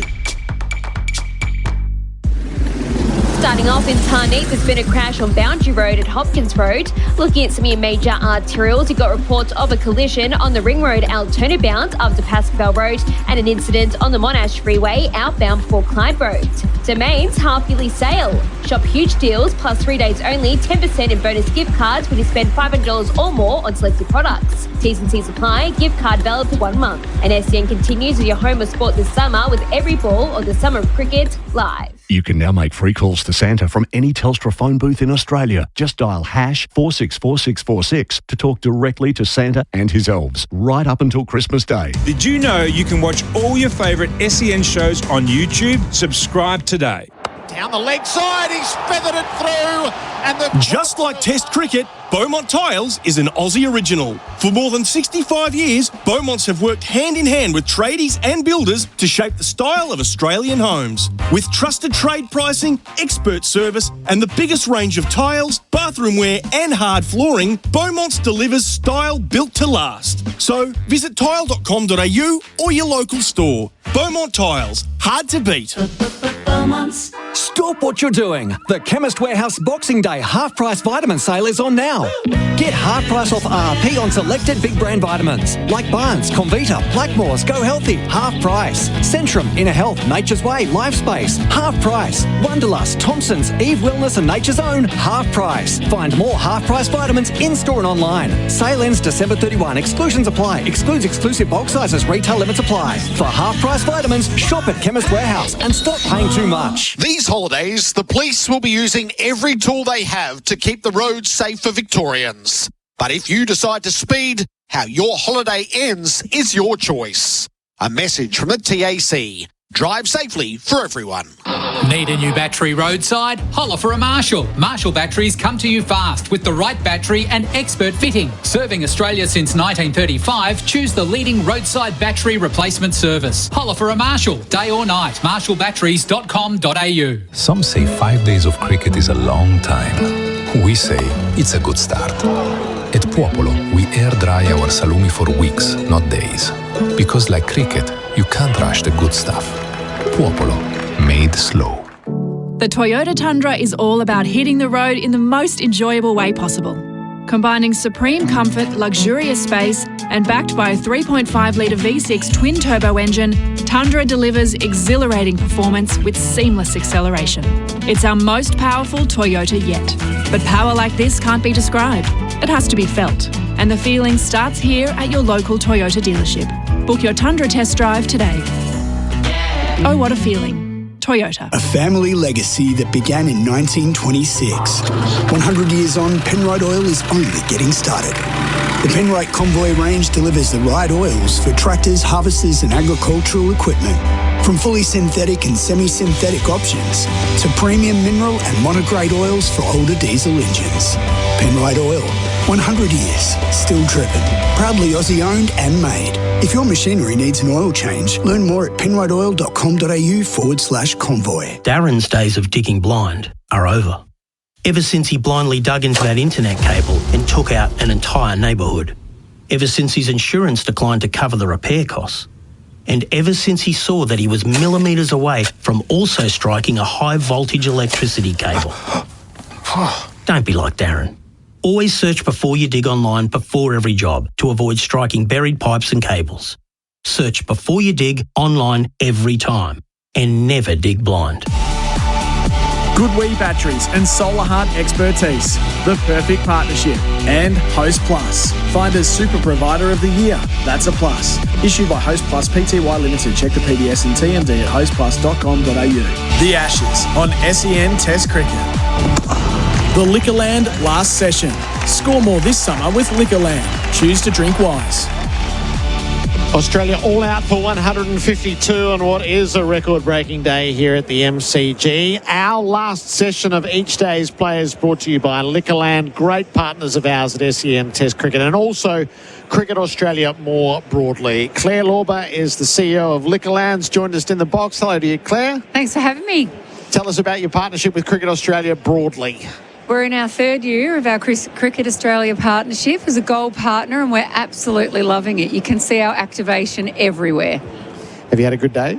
We've had such a good day. Where have you been watching?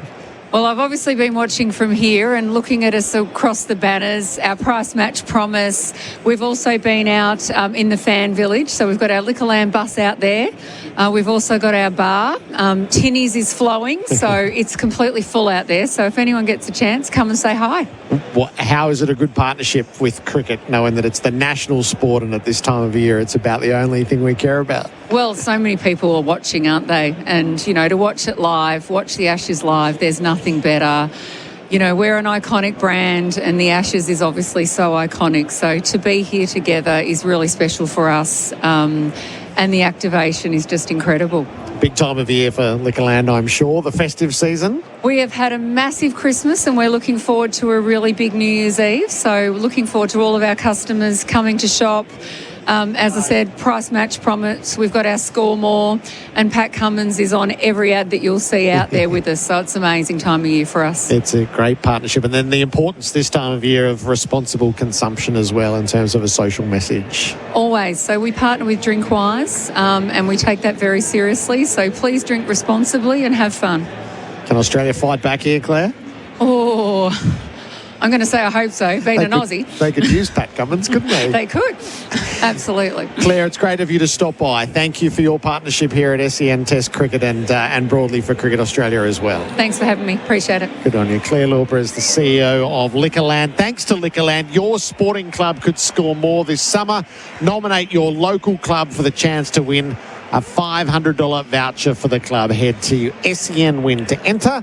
T's and C's apply. We'll announce the winner right throughout through each test match of the coverage. The sun is out. It's not any warmer, really. The weather update for Goodwee Batteries and Solar Heart Expertise. The perfect partnership. We are up to 17 degrees. It still feels only like 12. Record crowd was promised. Record crowd has been delivered Boxing Day 2025. At last count, 93,448. That not only breaks the record for a single day of Test cricket set in 2013, but also exceeds the iconic crowd for the World Cup final between Australia and New Zealand, which stood at 93,013, dating back to 2015. So we'll see how far that number gets driven. But a record crowd, and have they seen some action? Bharat Sundaresan is with me for the start of this session. Bharat, welcome back. Thank you, Gerard.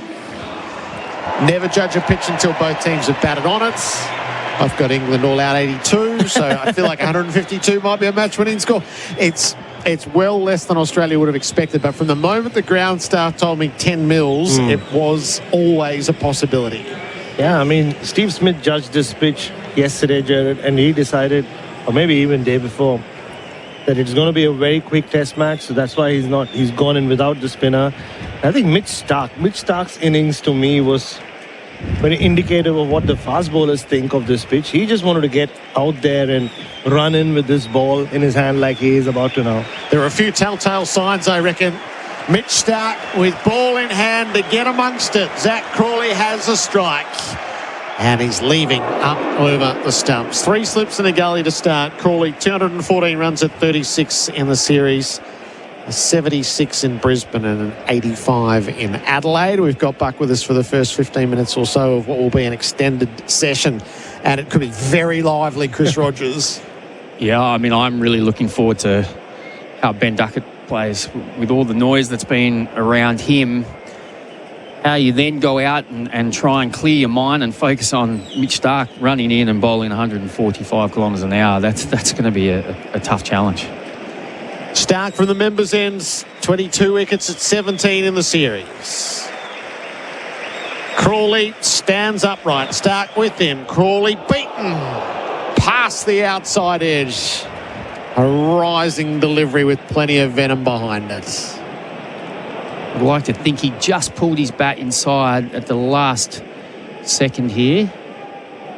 Just didn't quite push at it. I'd almost give him the benefit of the doubt of a leave there, Gerard. Yep. Replay screen bears that out. Chemist Warehouse replay screen. Batted so well in the second innings there, didn't he? Showed like he can play like a normal test opener. Starc in and out him. Crawley fends the ball to leg. Comes forward to block. Just on Ben Duckett, Bucky brought him up. Odd moment 2 days out from the test when England had their net session where he didn't bat with the main group like he generally tends to do. He was just padded up and waiting in the little tent there. Then finally he walked in. For some reason, all the other English players just stopped doing what they were doing and they clapped for him as he walked. Now, I don't know whether they were mocking him or they genuinely were trying to back him in. It was very odd, to say the least. I think they're trying to show their support for him. Starc bows to Crawley, leaves bat high out of the way. I mean, these things happen in the middle of a tour when it's going wrong for you. You know, anything that's kind of happens off field that, you know, that's not great, it becomes a big thing. And I think that the players are almost saying, look, you know, forget about that, let's get on with it. You ever been clapped in during a net session, Bucky? Can't say that I have. Can't say I've been clapped on the way out either.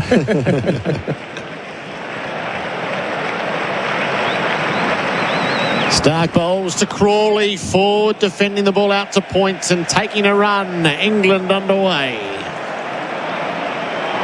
Isn't it fascinating that Crawley's average against Australia is his best?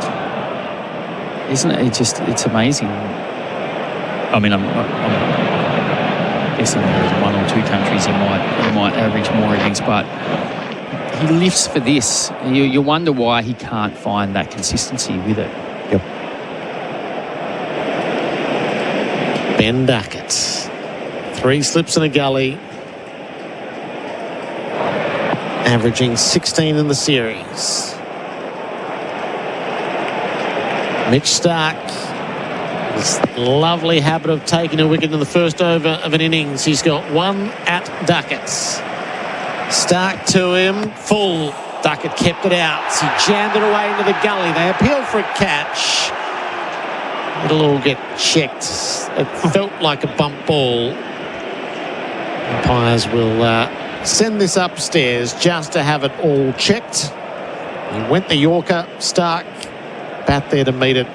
Umpire to go through it for IMAR. Trusted Tradies Insurance. Call 13 IMAR. Yeah, that came across as a very get into Duckett's head kind of appeal. Everybody's just gone back into position. TV umpire to direct. We are going to go through the motions. I thought we're just going to wave it away. I have checked the feet. It's a fair delivery. Your best angle for Bumble, please. The way England's tour has gone so far, who knows? It'll be the biggest surprise I've ever seen on the cricket ball field. Clearly, after hitting the bat on the ground. Satisfied. My decision for big screen is... Very simple one for umpire Raza on duty in the TV box. The Chemist Warehouse replay screen. So that makes it none for 1 after 1 over. The Glencore scoreboard advancing to everyday life. And Bharat, Sundaresan, who's the new ball partner? Michael Neser. First time with a red ball in Test cricket. Played 3 pink ball Test matches, and for a while you felt like he might never get to play a red ball Test. 5 wickets the last time he bowled. Top scoring today. Top score of 35, Michael Nisa from the worn stand end. Zach Crawley on strike, flashes and misses. Wouldn't want to get out like that as an opener on a hard day for batting. It's amazing. As an opening batter, okay, Michael Nisa's coming on to bowl. What's he going to bowl? He's going to pitch it up, he's going to swing it away. And then you still get dragged in to try and smack him through the covers. just let that ball go. It's not that hard. Umpire Damien came down to chat to the two batters. What are you thinking, mate? Don't be doing that. Crawley front leg kicked out. Nisa bowls to him. He's forward to defend. Out to mid-off. But the other thing is, Crawley would face that kind of bowling in county cricket all the time as well. So it's not like he wouldn't have a plan to it. But trying to boom a cover drive on the up, I think first ball is you're going to lose as many times as you win, and that's not good odds. I think those are the odds he's played most of his career with, though, Bucky. Hence his overall test average where it sits. Nisa hustles in, bowls. Crawley outside edge, out through points, had it all under control, safely to ground, gets a run. He's 2, both of England's runs from his bat. So what is it about this pitch, though? I mean, for those watching it on TV, they'll say, it's not a green top, it's not green, it doesn't have that green cover. But, it's 10 mm grass and it's patchy, as everyone has said. Why is it being so difficult to bat on? I mean, I think that when I spoke to Matt Page, the groundsman, he talked about how he measured the pitch. And one of the ones they are big on is the compactness. Nisa around the wicket, Duckett drives out through cover and immediately productive. Will get 2 as the fielder gets to it, and that's as far as they'll go. Head heaves it in from the deep. It's a terrible run in between wickets. That was an easy 3. They measure compactness, and I feel that maybe that's the thing that's they've improved over the how many years that they've since that flat wicket of 2017-18. But they've got it so compact that the ball really it can fly through. Nisa to Duckett, jammed up by us. But it's a really interesting pitch in that you tend to always win the toss and bowl, but the worst time to bat is actually the end of day 1, just because the pitch quickens up and it'll feel when you're batting out there like all of a sudden these guys are bowling rockets.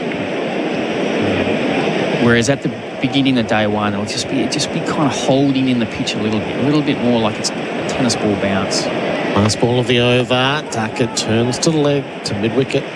Won't find a run. None for 4. 2 overs into the reply to 152 on the Glencore scoreboard, advancing everyday life. Starting on the Calder Freeway, there's been reports of a crash inbound after Killor Road. You've also got reports of another crash on the Western Freeway inbound at Hopkins Road. On the Monash Freeway, keep an eye out for an incident outbound before Clyde Road. It's Super Cheap Autos Boxing Day sale. Get 26% off store-wide. Hurry, it's tonight. T's and C's apply. Make it super cheap auto. And SEN continues as your home of sport this summer with every ball of the Summer of Cricket live. SEN Test Cricket for Goodwee Batteries and Solar Heart expertise. The perfect partnership record has just been semaphored to the crowd. They've seen a lot already. None for 4. Stark bowls, Crawley leaves. And Chris Rogers is telling us about the local pitch here at the MCG. So, I mean, then after the end of day 1, it'll still be pretty tricky early day 2. But then it just starts to kind of flatten out. It just starts to lose a bit of its pace and its bounce. It tends to become better and better to bat on. Doesn't tend to break up that much. You don't seem to see huge footmarks or anything. And if anything, a lot of times spinners have more success at the beginning of the match than at the end. Crawley drives, got it flush. Through cover. to the deep boundary at the punt road ends. It'll pull up a yard short. It picks up. They'll take 3, none for 7. That shot there is why I sometimes think, as a coach, Victoria sometimes they get bowled out for 230. And you say, boys, that 230 is worth more like 280, 290. Just because, I mean, that's 4 just about in every other ground in the world. He hit that well. It came out of the middle of the bat off a fast bowl. That should be 4. And it just pulls up on the travelator out in the deep there and the Velcro and yeah, you end up running 3 instead of getting the 4. Duckett takes a long walk out to square. Found his way back. Stark over the wicket to him. Duckett pops it up in the air. He's gone. Caught and mid on. He should just keep walking to Tullamarine. Ben Duckett's gone for 2. Michael Neser just stood and accepted the dolly of a catch, and Mitch Stark strikes quickly. Australia's fight back is on. It's 1 for 7 as the dismal side of Duckett departs. It's been a week of embarrassment for Ben Duckett. For him, he'd think that dismissal is probably on top of that list. That's an embarrassing way to go out. The ball just stopped on him. He's playing so far in front of his body, and he just ballooned it up to a very gleeful Michael Neser. So Stark didn't strike in his first over, but he definitely has in his second. Yeah, I mean, I think you're right, Gerard. Keep walking to Tullamarine. It just feels like it's that tour for Duckett where he's had enough. He's probably not enjoying himself now. He's the centre of a controversy. And then he has to go out and bat in tough conditions. And yeah, if anything, I mean, I think he's closed the face on that far too early. It's the new ball. No, I think you're right, Bharat. He's pushed out, hasn't he? He's just pushed out. His bottom hand's got out in front of him, and just a bit of a nothing dismissal, wasn't it? Why isn't he in tight, defending that down into the ground? I just say his mind's scrambled, and it's hard to kind of really focus on the job because he's probably not enjoying himself either. I'm not sure that trip to Noosa was the medicine for the top 2 inches in the end. No.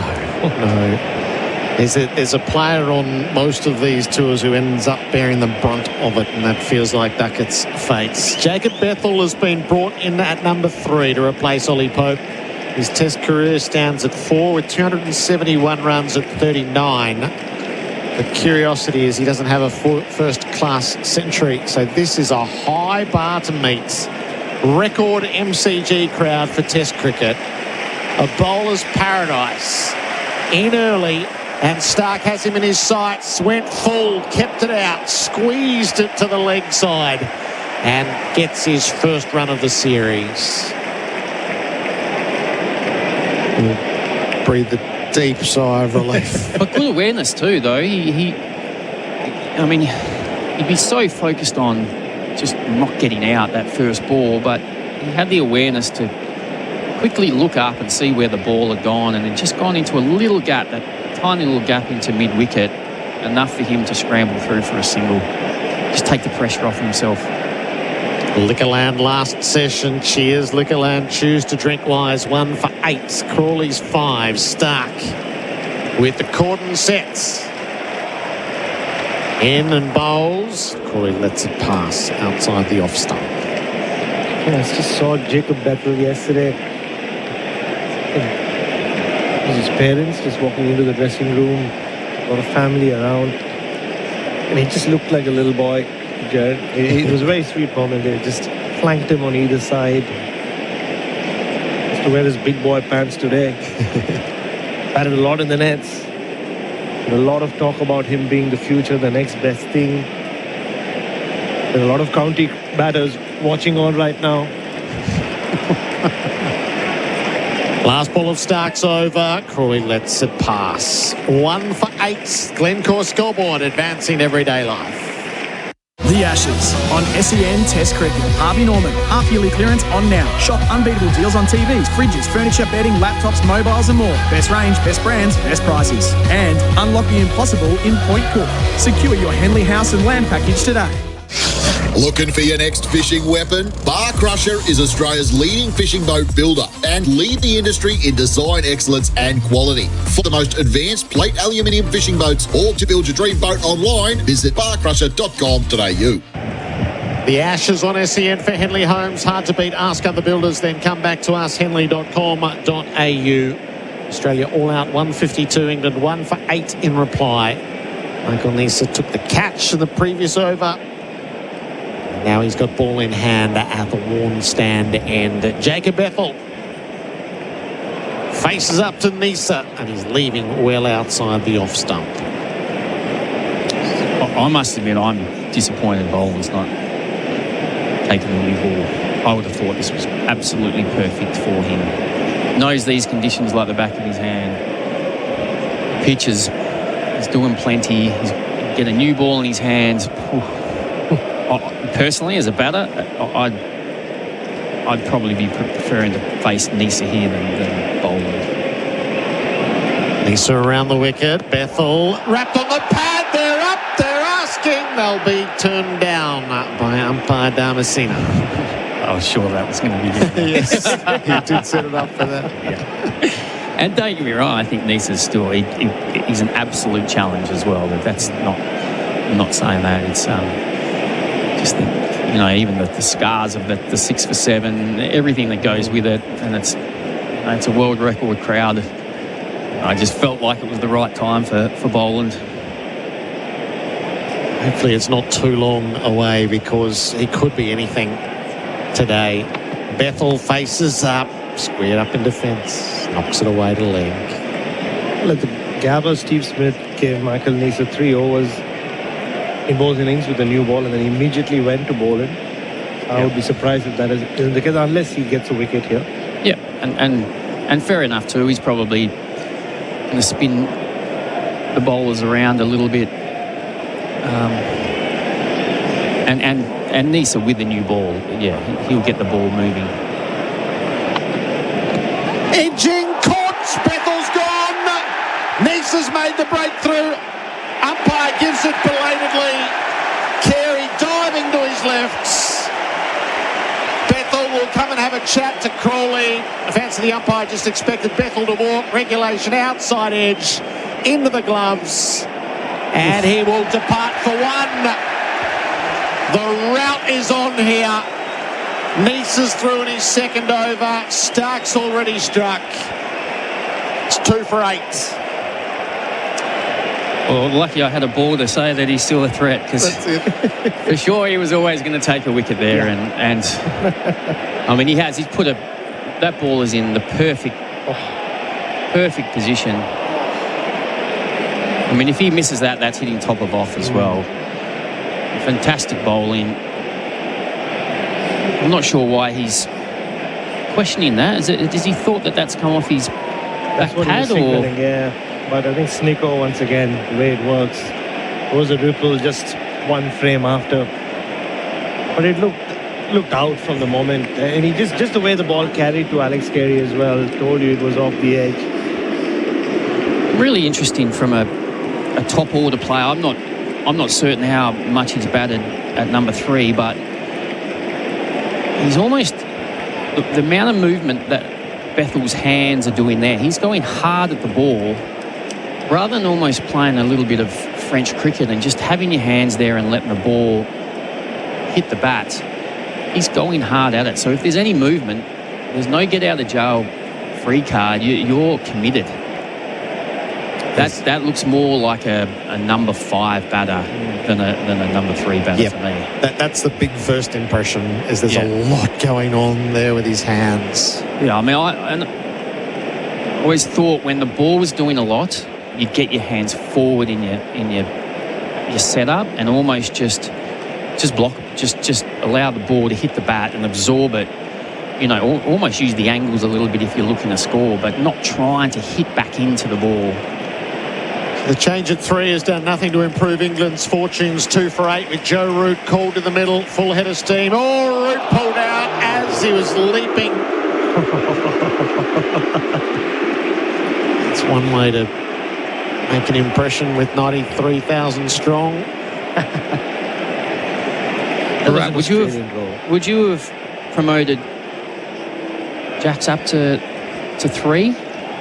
I would have. For sure. The way the composure he showed, the technique, but bit of a no-brainer in many respects. It is. They've just chosen Bethel as a number 3. Joe Root ready now. Nisa's with him. Oh, he nearly got him. Pushing hard forwards. Too hard, given the circumstances. It rips past the outside edge. They're all batting like they have their boarding passes in their pockets, Gerard. So Steve Smith's done this to everybody. Yeah. He's just said to everyone, this is a lottery pitch, the way that he batted and got out. And because he's so animated in it, it's just fed through everybody in the game, I reckon. Nisa's last ball of a successful over. Root on the move, fending it a ball down the leg side. It's a wicket maiden from Michael Nisa. 2 for 8. The Glencore scoreboard advancing everyday life. There's more to life than cricket. With hundreds of offers in one destination, head to Chadstone. See the offers and real-time parking info at chadstone.com.au. Did you know you can watch all your favourite SEN shows on YouTube? Subscribe today. Need a new battery roadside? Holler for a Marshall. Marshall batteries come to you fast with the right battery and expert fitting. Serving Australia since 1935, choose the leading roadside battery replacement service. Holler for a Marshall, day or night. marshallbatteries.com.au. Mitch Stark pouring away down below our broadcast position with a scoreboard reading 2 for 8. Zach Crawley's on 5. Corden is loaded. Crawley back foot punch. Out to point. No run. SEN, the Ashes for 4 and 20, Australia's original fan food. I've got a little pose. I've got a few poses for you, Bharat. The first poser is Tom Morris is about to live Marshall batteries. Holler for a Marshall battery. As if you leave your hazard lights on all day, will it drain your battery? Will Tom be hollering for a Marshall at 6:30 tonight when he goes to his car? Has anyone ever really reflected the sponsor that they have on this broadcast, Gerard, more than that? Should be a quick answer for him if he does holler. Stark over the wicket, bowls to Crawley. Full edge caught. Crawley's gone. Catch taken at second slip. Steve Smith. Stark's got 2. Crawley's gone for 5. We might try to break more records today. How many wickets can fall on a Boxing Day? The answer so far is 13. 13! It's 3 for 8. Oh, it'll be in the 20s before we are done today, Gerard. It's a regulation edge from Zach Crawley. Mitchell Stark using the angle. Straightforward catch to Steve Smith at second slip. Oh, this is not a collapse. This is a procession. There's a wicket in every over. Australia might be batting before the drinks break. This session can go through till 6 o'clock. Oh, wow. That's a lot of cricket. So 19 wickets fell on the opening day in Perth. Blimey. This was not at all unforeseeable. It felt like Australia's bowlers batted in the manner that they just couldn't wait to get hold of the ball. They batted out of obligation. Nisa put some up. But just when you watch Stark, he wants to be out there with the ball, not the bat. He faced 3 balls, Mitch Stark, in that over. He tried to clear mid-on with one. Next one, he tried to just punch through the covers. And then he just holed out to mid-off. And he was more than happy to just run off. And they would have seen the pitch. Steve Smith would have spoken to them about the pitch enough the last 24 hours. You're right. That was more a case of let's just get whatever we get because we want to bowl on this. And you can see why. Stark 2 for 5. This is his 3rd over. He's up to 24 for the series. There are so many wickets for the seamers on offer here at the G. How far might he drive it? Harry Brook is the new man in. But Bendix breaks. Put your foot down with confidence, Bendix breaks. It's not a scenario that Harry Brook would much fancy. He takes the full allotment of time to contemplate his fate. And Stark rips in. Bowls to Brook, who dances down the pitch and had a swing from here to the Westgate. He missed. It would have been some way to go. Oh, my God. Now, I don't think if that had been Nick, Gerard, I'll just call the test match off. They don't want to be here. We've heard a lot about baseball and aggression and run towards the danger. I wasn't running toward the danger. That was self-immolation. Oh, my God. Deep point and long off, just in case he puts bat on ball. These are deep boundaries at the MCG. Maybe Harry hasn't looked around. What does he do in the follow-up?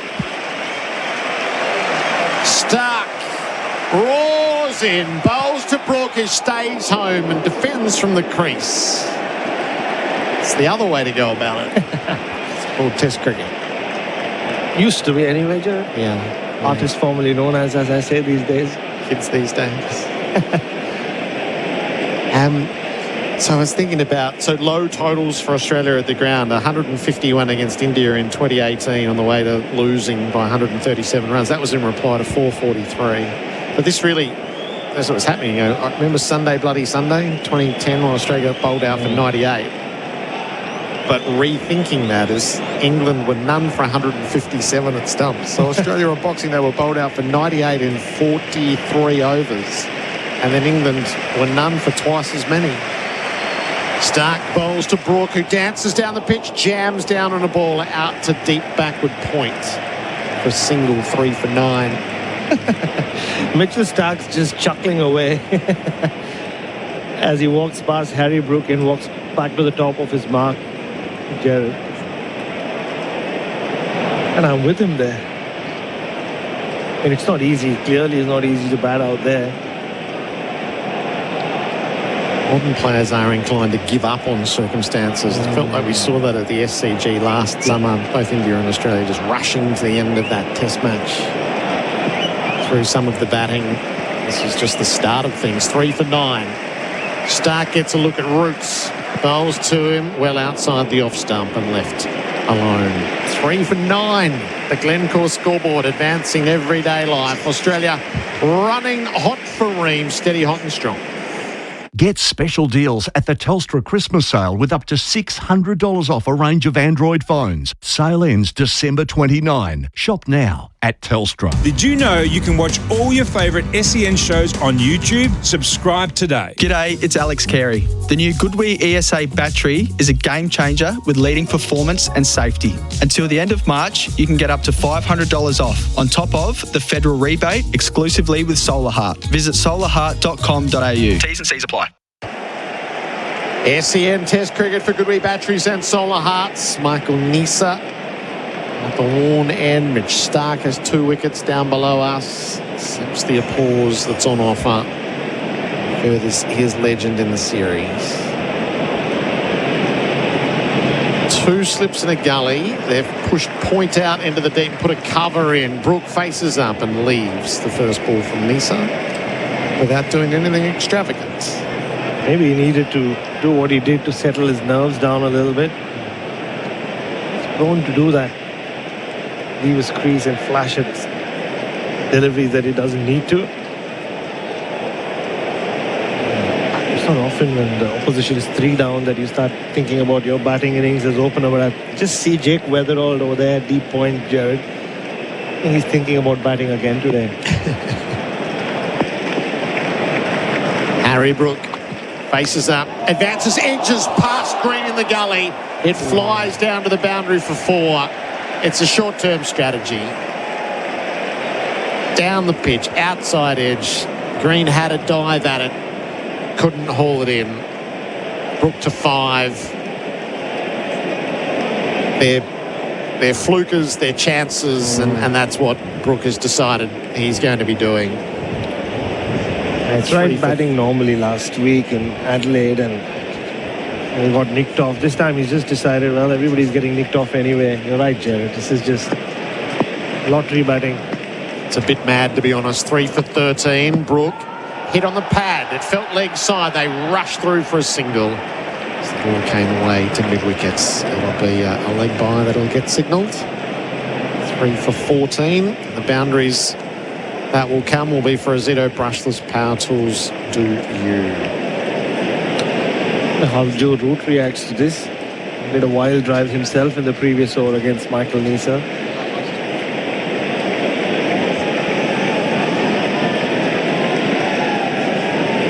It just feels like they've given up, haven't they, Gerard? Yes, yes. So Root faces up. He's squared up past the outside edge. It's a lovely ball from Neser. So Neser has started terrifically. But and now I'm with Buck. I think Boland will be unplayable here on what we've seen from him at the ground previously. It almost feels like we're playing Test cricket on a raging tournament in India. Gerard, you were there with us in Delhi and then in Indore as well, where it just felt like the batters decided there's no point. No point hanging around there. Just get as many runs as you can as quickly. Neser bowls to Root. Defends from the stumps. Very correct to mid-off. Yeah, that's just the roar that'll erupt around the MCG when Scott Boland has ball in hand. That'll play into it. For now, he just stood at mid-on with his hands behind his back.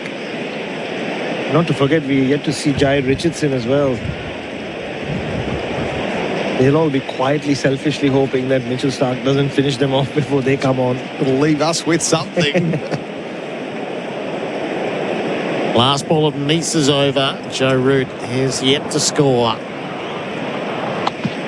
Root is playing back across the stumps and defending down the line of the leg side. 3 for 14. The Glencore scoreboard advance in everyday life.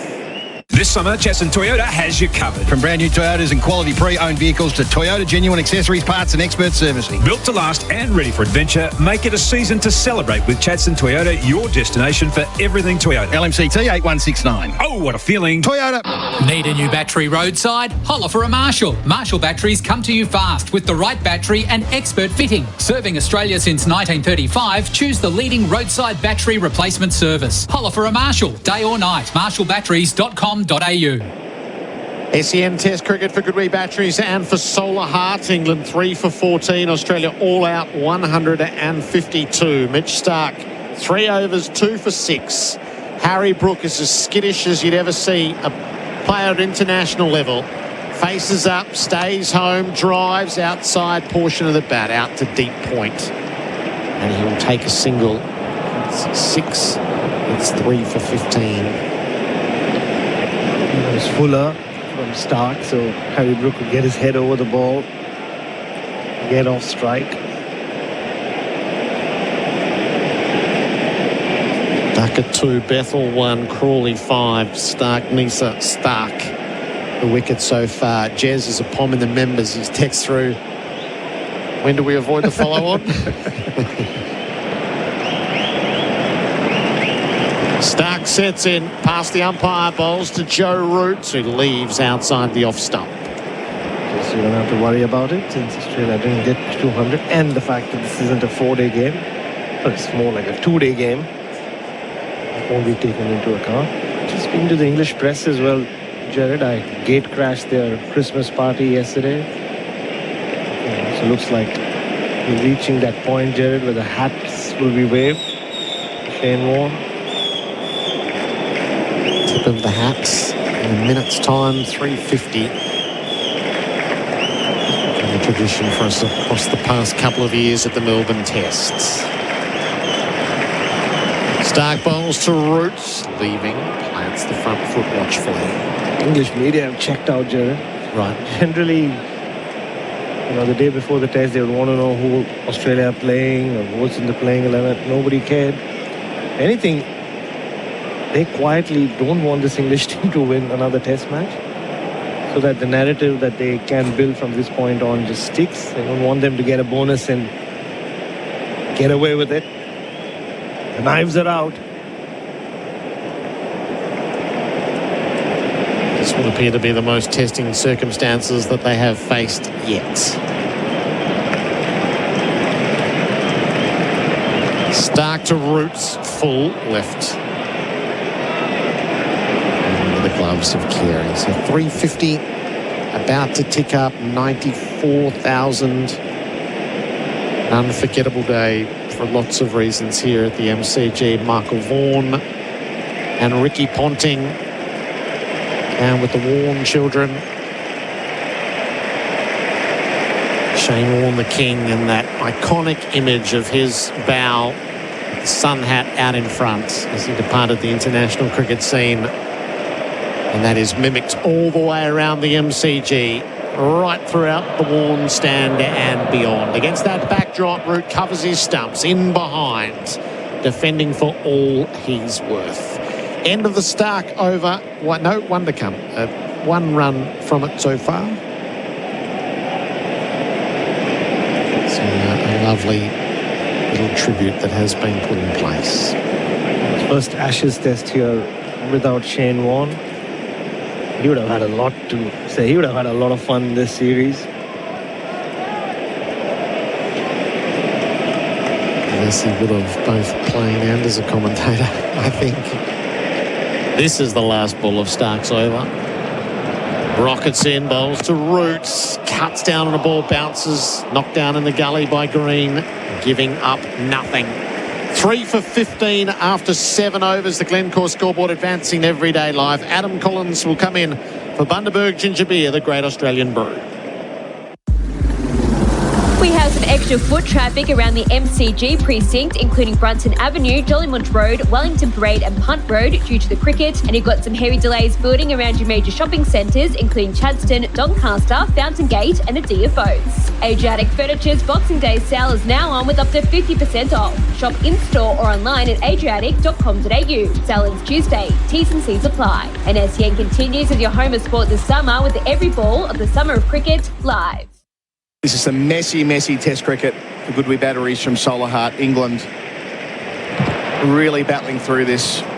Brook racing here and taking on the short ball of Michael Neser and not making contact. Adam Collins jumping in next to Bharat Sundaresan and Simon Katich behind me as well. Australia taking wickets with a score on 7, 8 and 8. They're bowled out for 152 on the stroke of tea. 5 wickets for Josh Tongue. A collapse of 3 for naught at the end. And 4 for 9 from a position where they could have built but didn't. And since then, Duckett, Bethel and Crawley all gone in single digits. How many wickets will fall today? It's going to be a big old number, that's for sure. Neser's in here delivering and playing on the back foot and carving a deep backward point. Harry Brook to 7 with a single, 3 for 16. G'day, Kat. Good afternoon, Colo. There we go. Bharat, all our listeners. Tommy. Hello, Kat.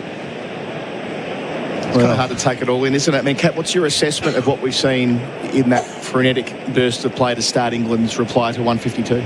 Oh, look, I think we knew it was going to be hard work against the new ball, particularly against the quality of bowling they're facing from Stark and Neser, but first ball from Harry Brook, I mean, that left a lot to be desired. Imagine he nicks that. Imagine he nicks it. Facing up here and leaving alone is Joe Root outside the line from Neser, probing away. Well, it proves that guy that came up to us after the function in Adelaide, Colo, that said Harry Brook's got 2 brain cells and they're both competing for 3rd spot. I'm not sure it was actually they're competing for 3rd. I reckon they might be competing for 10th. Watching that was unbelievable. I think the thing with Brook is no one doubts that he's got this extraordinary ceiling, right? I mean, it's cliche to say he's one of the most wildly talented ball strikers going around. His record shows that. Root facing Neser beats him with a jam. Had to play down the line of the off stump. Squared up a wee bit, ever so close to 4 for 16. Take that, all you English people who've been comparing Michael Neser to your 75 mph English medium pacers. This is genuine seam and swing bowling. That's Purple seam past the shoulder of the bat. It's taken off from the surface again. Beautiful bowling. Chemist Warehouse replay screen. Yeah, it's a great length. And the problem is Joe Root at the moment doesn't want to commit on the front foot because he knows there's movement around and as a result gets caught on the crease. He's none from 13. Neser bowls to Root, who leaves in the channel. Outside the line of the off stump. and we were talking about this off air before, Bharat, the hardest thing about batting in these conditions is convincing your mind to be decisive, because everything that you're seeing convinces your mind to say, no, don't commit with your front foot because you're worried about it swinging back or nipping back and you don't want to get LB. But ultimately in these conditions, you've got to be more decisive than indecisive. Otherwise, you get caught on the crease, you get in a poor position technically, and then you end up nicking off or missing one getting bowled. Last chance is over. Nisa for Root yet to score, and he is caught behind. Has it carried? Nisa thinks it has. Root's looking at square leg. They'll check it, but they reckon they've got their man. The edge of Joe Root. Has he made it to Carey? That's the only question. They'll review it in a moment. I've got no doubt about that. The body language from Damasena. Here it goes. Umpires review. Another terrific delivery from Michael Nisa. Has he got the huge wicket of Joe Root? Is it 4 for 16? Ashan Raza upstairs. First replay here, Kat. Up on the big screen. Yeah, I can see clear deflection. Ball after hitting He's the hit bat. it. And satisfied. Yeah, Joe Root knows. He's seen Ball it as well. into the glove. Joe Root gone for a 14-ball duck. Nisa's got a couple. This is a test match in fast forward. England, 4 for 16. He deserved it, didn't he? He beat that outside edge with the hard length. And this one was slightly fuller. He opened Joe Root up, very similar to the way Mitchell Starc did that on day one in Perth all those weeks ago. The sharp catch low down from Alex Carey. Joe Root never looked settled. A terrific piece of bowling from Michael Nisa, and he's got his man. Well, it just goes to show he doesn't need a pink ball in his hand, Michael Nisa. This is his first red ball test, isn't it? He's been superb. Firstly with the bat, showed some spirit with the bat, batted well. And then now with this new ball. So Steve Smith justifying his decision to give him the new ball, because it was a line ball decision between him and Jai Richardson, or even, potentially Scotty Boland. But Michael Nisa has done the job here beautifully. That's all on the Glencore scoreboard. Advancing everyday life as Ben Stokes, the captain, walks out to replace the former skipper Root. Watching it back on the Chemist Warehouse screen. That wasn't prodigious movement. That's just superb. Michael Nisa in the channel, wobble seam. It's the subtlety of the Queenslander that's made him such a weapon in Shield cricket on pitches just like this in the last few years. He's got 2 for 8 from 4 overs, and, well, time for Mitchell Starc again. It'll never get easier for England. It is so difficult with these Australians. They're unrelenting. Starc up here, bowling to Brook on 70. Dances and swings and thrashes it out towards the offside. It's gone all the way for 6, Yep, it has. Boy, oh boy, what a response, Harry Brook. Dancing at Starc, giving him the stump. Starc will smile. It's a boundary for Azito. It's 4 for 23. Brook's 13. What on earth is going on? 6 over mid-off when you're 4 for 20. Well, were 4 for 16. Goodness, how the game has changed. Watching it back straight out the screws as well. Chemist Warehouse replay screen. Out goes a fielder. The deep extra cover. Fair enough, too. He's in a catching spot. As Starc bowls to Brook again, stays at home, plays to mid-on. No run. What are we learning from this? We've seen Brook dance a couple of times now to his first ball, and the ball after Root goes. That they don't trust that they're going to hang around long enough to play conventionally. That much looks certain. I've rarely seen a fast bowler being hit for a 6 or a long off, laughing and smiling. Mitchell Starc still giggling away. I don't know whether it's the fact that he's relishing these conditions or he can't believe what Harry Brook is doing. 4 for 22. In the 9th over. Starc up, bowls here, dancing again, this time through the onside. Along the carpet, through mid-wicket. Out to the city end, they'll take 2. They'll have a chance to turn for 3, and they will. So Brook 16 from 12 balls. This is one-day batting and one-day numbers. 4 for 25 England. Or even T20 batting, really, if I'm honest. Well, this time last year we were all, jumping off our seats because of what Sam Constas had done in the morning. This seems crazy compared to that. And that was right up there. ramping and reverse ramping just with Boomer. I mean, we have seen moments in the last couple of test matches where England have been able to absorb pressure in circumstances where the Aussies have been all over them, but you throw into the mix 10 millimetres of grass and a surface that's doing plenty for the seamers and a new ball, it's just too much for them. Yeah. They're just not equipped for this, Simon. No, the game style now, doesn't suit. And as a result, they don't trust their defence in these sorts of conditions because they're so used to playing aggressive attacking cricket. Stark away. It'll be Stokes' first ball. Got him 12 times in Test cricket. Bowls here. Stokes beaten. Playing down the wrong line. Again, the ball. Stokes is looking back at Stark like he's bowled the ball of the century. It's not that. But it has done bits nevertheless. We've got Tom Morris with us for Cobram Estate Australian Extra Virgin Olive Oil. Tommy. And amongst all this, Harry Brook brings up 3,000 career runs in 57 innings. Only Herbert Sutcliffe has got there quicker among England batters. He got there in 52 innings. Equal with Compton, second quickest for England, isn't it? 57. Yep. So it, again, reinforces that Brook is incredibly capable. 146. That previous ball from Stark that seemed away from Stokes. 3 slips to the gully. Stark in, bowls to the England skipper down the leg side. Helps it down to long leg for a single collected in front of Bay 13. 4 for 26. It might be leg bias here waiting for the signal. It is, so it remains reverted to 0 for Stokes. It's 1 on the board at the moment. I wonder how Ben Stokes is going to play this. He's generally played at a different gear so far throughout the series. One thing you notice is there's rarely any communication between the English batters out there in the middle.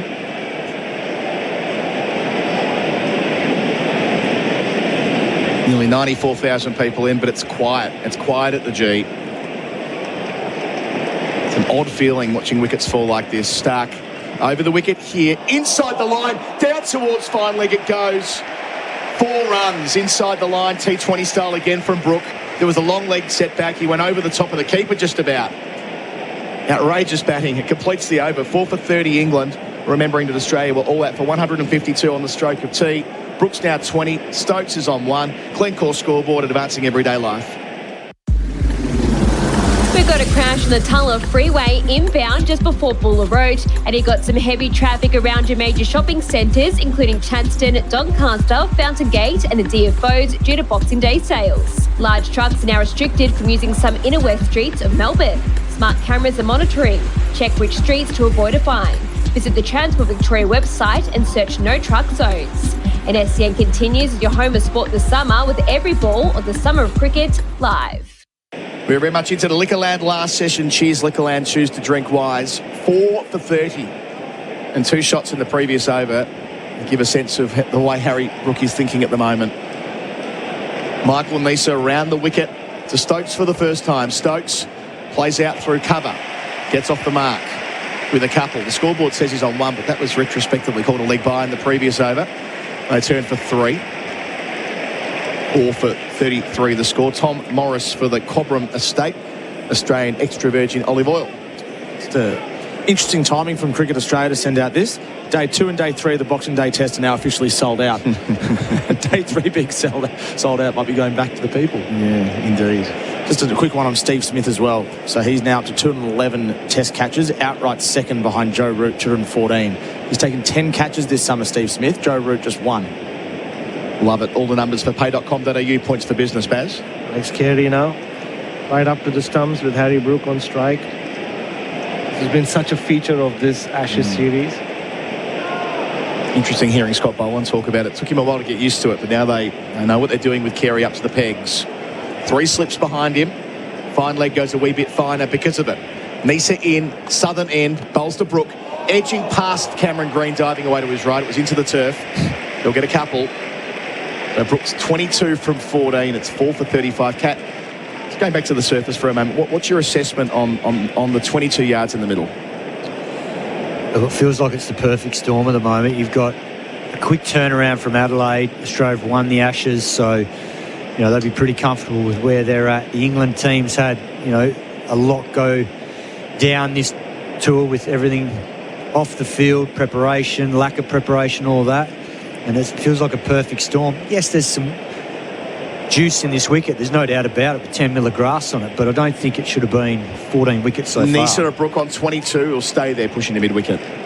Like, at one stage there, I thought Australia were going to get 200. You know, Nisa, if Cameron Green doesn't run himself out, then Cameron Green and Nisa potentially get Australia close to 200.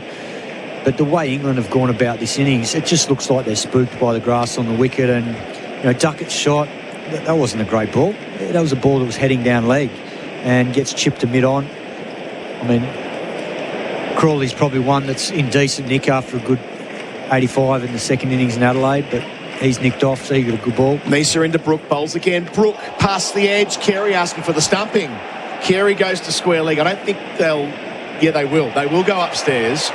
So Brook was beaten on the outside edge, and Carey, as he does in practice all day long, Baz, just routinely took the stumps and will check it out at 4 for 35. Nobody's really confident that his back foot was in the air. Steve Smith and Alex Carey just having a quick chat with Harry Brook. Ashan Raza upstairs. She'll be looking at the Chemist Warehouse replay screen. Foot is grounded. Ooh. Now in the air. In the air for a keep rolling. moment. Yeah, yes, please. But zoom up, please. Surely he's grounded it again. So the foot comes up after Carey receives the ball. Forward. Foot is grounded. Still grounded.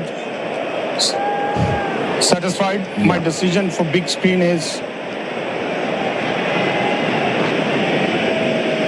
No suspense with that one either. It'll be given not out, but gee, maybe half a second away from trouble. Brook needs to be mindful of Carey. He's so good back there. Nisa up. 2 left in the over. Bowls to Harry Brook, who goes back and defends down the pitch. I suppose the point you're making there, Kat, is that we had a 2-day test match at Brisbane. Was it 3 summers ago? 2 or 3 summers ago. Where it got progressively worse due to the ball marks, the indentations in the pitch. It's not like we're experiencing anything like that. Certainly not at this stage. There's clearly live grass on there, lots of it, but it's not... I don't think it's been excessive movement. It's not like it was that day. Not yet, at least. Nisa in here. Brook through to leg side. Behind square for 1. And he'll want to. And he'll get 2 because the ball was falling out of Stark's hand. Indeed, make it 3. He was looking to ping it into the keeper and it just fell out the back, as it can sometimes do. So 3 runs for Brook moves England along to 4 for 38 at the end of the over. Brook 25, Stokes on 3. That is on the Glencore scoreboard, advancing everyday life. The 40 Winks Boxing Day sale is on now. Up to 50% off mattresses and furniture, plus an extra 10% off select items. Limited time only in-store and online. T's and C's and exclusions apply. Did you know you can watch all your favourite SEN shows on YouTube? Subscribe today. Your machinery shouldn't sound like a drop catch. Keep it in top form with Cinepec Premium Lubricants. Whether you're running trucks, tractors or anything in between, visit Cinepec's new warehouse at 1 Rosebride Place, Truganina. Hit performance for 6 with Cinepec Premium Lubricants. Visit cinepeconline.com.au. How's the roar for the hometown hero, Scott Boland, for RSEA safety. The first time in this test match, trusted by tradies across Australia. I won't need to tell you his best bowling figures in test cricket, 6 for 7. In this corresponding match 4 years ago. We'll operate from our end, which is the northern end. 2 slips in the gully, Baz. Yeah, Carey's gone back, so he's not starting up to the stumps to Scott Boland, which means Harry Brook will use his feet. He'll think straight away. 11 at 28 through the series, Boland. Up to Brook on 25. First ball dances, gets big on him. Shoulder of the bat, down to where short leg isn't. And Boland will be mindful that whilst Carey's back, Brook's going to just gallop at him. Yep. It won't be long. It's coming there. Boland's had a terrific 2025. He's taken 27 wickets at 15.6. He better be in that ICC Team of the Year. Started with the 10-wicket haul at the SCG. And played his role through this series. Loves Ashes cricket. Loves the MCG. Into Brook. Boland delivers. Stays at home. Plays it through to leg side behind... just in front of the square leg umpire for 1. It'll move Brook along to 26. 4 for 39. First time he's played 4 straight test matches in a series as well. Last year, remember, he came in for the second test, played Adelaide and then missed Brisbane when Josh Hazelwood came back, and then finished strongly over here and at the SCG. Made the most of the opportunity. The rejigged Aussie bowling lineup. Gets a look at Ben Stokes here as well. 3 slips a gully, the men behind the wicket. Boland straight away around the wicket to him, Cap. Stokes taking guard and taking a moment. Kawaja, Smith and Labuschagne in that sun hat again in the cordon. Green, the gully. Boland up to the England captain, round the wicket. Bowls here, beats the edge straight away. Pin to the crease. Didn't need to necessarily play it. He might have just pulled inside the line at the last moment, to be generous to him. Well, this is where it could happen quickly if Scotty Boland finds that, and that's just angling in and hitting the seam and going away to the slips. Forget about being generous. He actually followed that with his hands. Watching the replay. Shot the Chemist Warehouse Boxing Day sale now. Boland in his first over. Up to the crease and delivers, and Stokes leaves. Got Tom Morris with some more roadside reporting for Marshall Batteries. Holler for a Marshall Battery. The Scott Boland Ben Stokes matchup has been a 0-0 draw for much of their careers. So Boland has never got Stokes out, but his attacking percentage shots is just 7%. So 63 runs from 138 balls. Stokes against Scotty Boland. Love it. Thanks, Tommy. Cobram Estate, Australian extra virgin olive oil. Boland. 2 left in the set. His first of the test match. Bowls to Stokes, who plays and misses from the crease again. Came forward to defend, but it's that angle from around the wicket and hitting the seam so consistently, moving away. Not an awful lot Stokes could have done. This is just good bowling. I think it doesn't have a lot to do with the pitch. The few deliveries that Stokes has faced so far, they've just been in that zone, that Scott Boland zone. It's straightening a little, but it's not doing heaps. Look where Ben Stokes' front foot ends up. It's almost outside the line of leg stump. And that's what happens. Batsmen's minds get spooked by the little bit of movement off a length, and they don't want to cover the line of the ball because they're worried about getting LBW. Boland to finish his first over. Stokes drives straight. Boland kicks it away in his follow-through to deny a single. 1 run from it. Boland right on the money straight away. 4 for 39 with Drinks coming out onto the field. On the Glencore scoreboard, advancing everyday life. Brooks still there on 26. Stokes is on 3. The 4 to go. Duckett caught from the leading edge by Nisa from the bowling of Stark for 2. 1 for 7. Became 2 for 8 when Bethel was caught behind, and Nisa Beauty for 1. Then 3 for 8 when Crawley was caught in the cordon from the bowling of Stark for 5. 4 for 16 when Root was undone by another Nisa Beauty for a 14-ball duck. From 4 for 16, they've moved to 4 for 39. We're in the Bundaberg Ginger Beer Drinks Break. Treat yourself this summer with an ice-cold Bundaberg Ginger Beer, the great Australian brew. Back in a sec. The Ashes on SEN Test Cricket. Start your next innings with a career that gives you more. Search Police Careers, Victoria Police, and Oldham Construction Lawyers, your experts in construction law, ensuring you're never caught out when pressure builds. Did you know you can watch all your favourite SEN shows on YouTube? Subscribe today. The 40 Winks Boxing Day sale is on now. Up to 50% off mattresses and furniture, plus an extra 10% off select items. Limited time only in-store and online. T's and C's and exclusions apply. Do you or someone you care for need complex mental health support? SANE can help. Choose from a range of free digital and telehealth support services. Visit sane.org today. Did you know you can watch all your favourite SEN shows on YouTube? Subscribe today. When using a knife in the workplace, safety is critical. Martel provides top quality knives, blades and accessories for safer ways to cut, giving you peace of mind knowing your workers are in safe hands. Martel Australia, the safer way to cut. Visit martelaustralia.com.au. Duckett pops it up in the air, he's gone, caught and put on. He should just keep walking at Tullamarine. Edging, caught, Bethel's gone. Nisa's made the breakthrough. Umpire gives it belatedly. Carey diving to his left. Stark over the wicket, bowls to Crawley. Full edge caught, Crawley's gone. Catch taken at second slip, Steve Smith. Stark's got 2. How many wickets can fall on a Boxing Day? 3 of the 4 wickets to fall in England's response to 152. They did so much right with the ball, bowling out Australia on the stroke of tea, but at 4 for 39 after 11 overs, they're again in a world of pain. Harry Brook, who's dancing and playing all the shots you might expect of him in a situation like this, is 26 from 20. Stokes down the other end on 3. And the Bundaberg Ginger Beer drinks break. Treat yourself this summer with an ice-cold Bundaberg Ginger Beer, the Great Australian Brew. Cat remains with me. And Michael Niso continuing his spell from the Shane Warne stand end.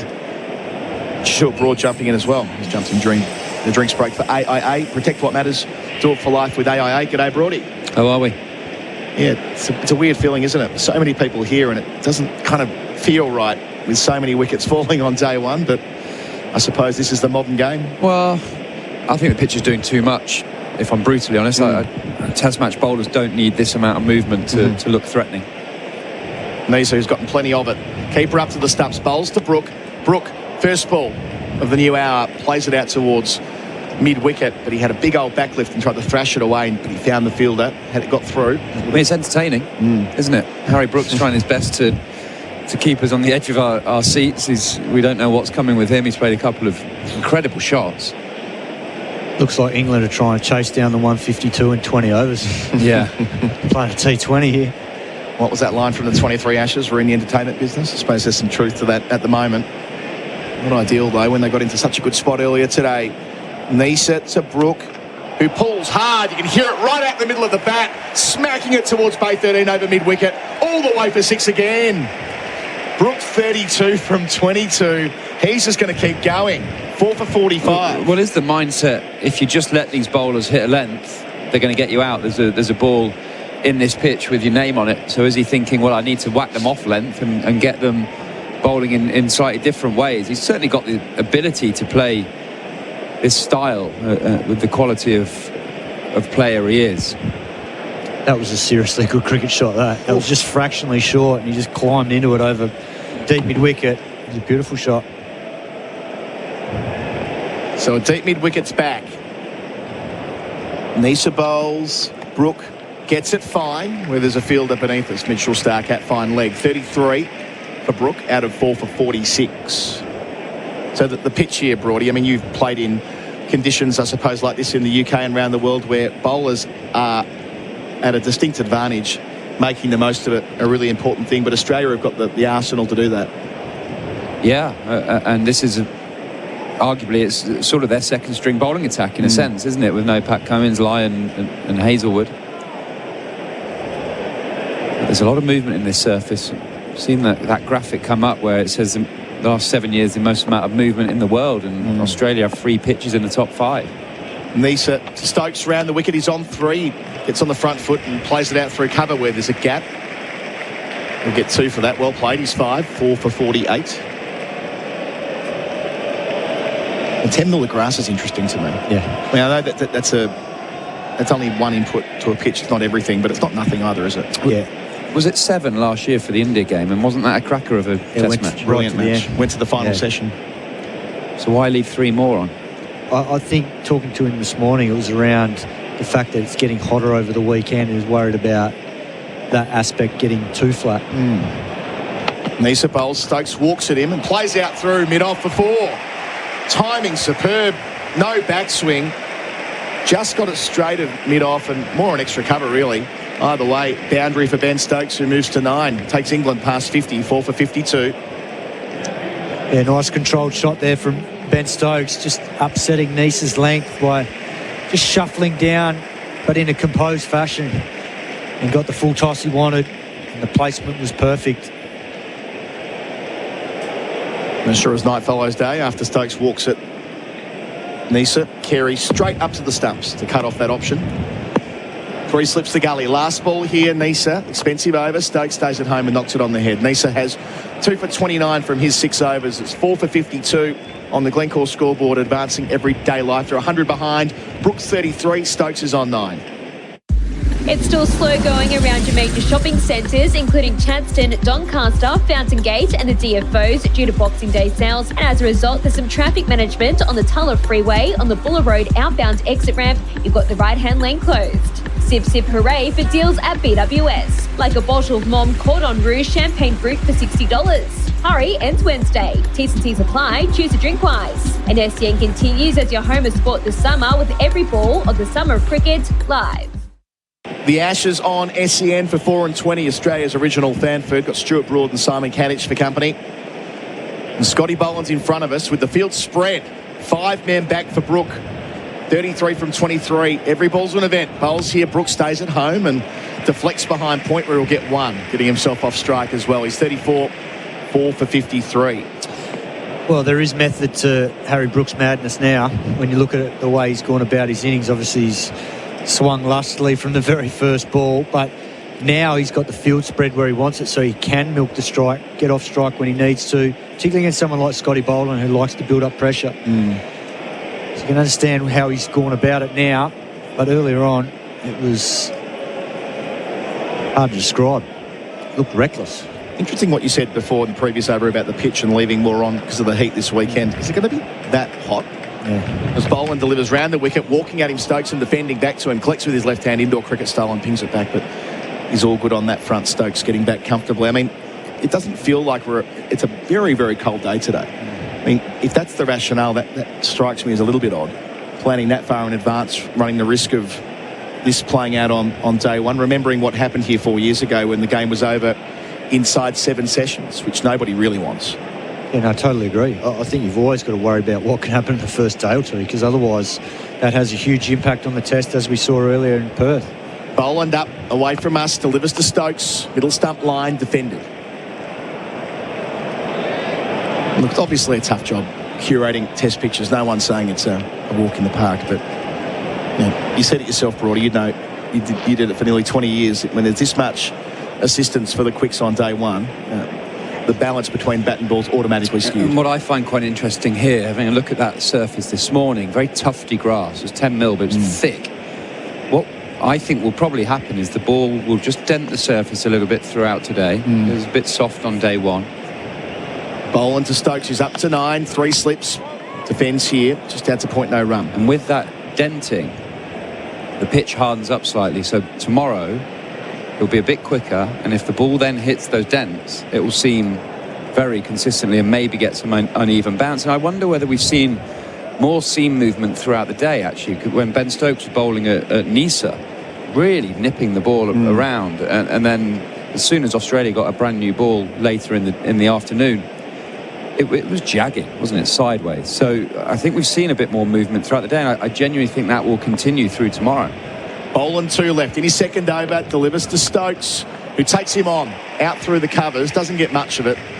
Does get 2 runs, though. He's into double figures, 11 from 14, 4 for 55. Before you jumped in, Simon, we were saying just that, Stuart rather, Simon and I, that at Brisbane a couple of years ago, at a 2-day test match there, it was the marks on day 2 which made the pitch a lottery. So it could run the risk of that from what you're saying. Yeah, I mean, I just think great test match pitches generally, they bounce, but they don't jag all over the place. So the good thing about having bounce is if a batter makes a mistake, the ball carries to the slips and they're out. But test bowlers don't need this amount of movement. Boland finishes to Stokes here. Stokes plays out on the front foot after walking at him. 2 point. It ends the over. 3 runs taken from it. 4 for 55, the score on the Glencore scoreboard, advancing everyday life. Brook 34, Stokes 11, Gerard Whateley after me. Absolutely everything is on sale at Freedom. Save between 20 to 60% off absolutely everything. It's their biggest sale ever, only at Freedom. Did you know you can watch all your favourite SEN shows on YouTube? Subscribe today. Looking for your next fishing weapon? Bar Crusher is Australia's leading fishing boat builder and lead the industry in design excellence and quality. For the most advanced plate aluminium fishing boats or to build your dream boat online, visit barcrusher.com.au.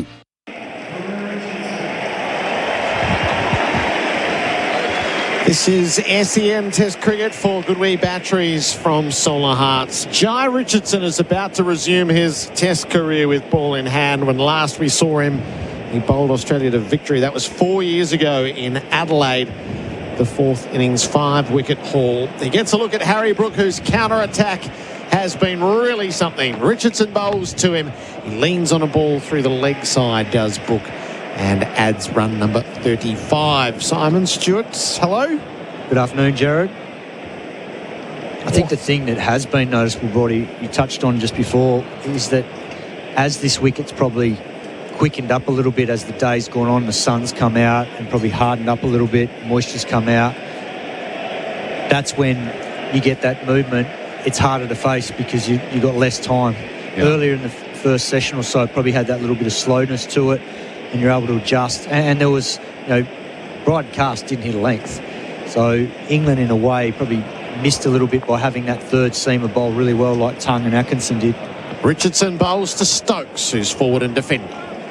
So potentially that Australian innings of 152's inflated slightly, because if you had a third seamer bowling like Stokes did after lunch, and we called, that Stokes should have probably bowled before lunch, then it could have been a totally different score.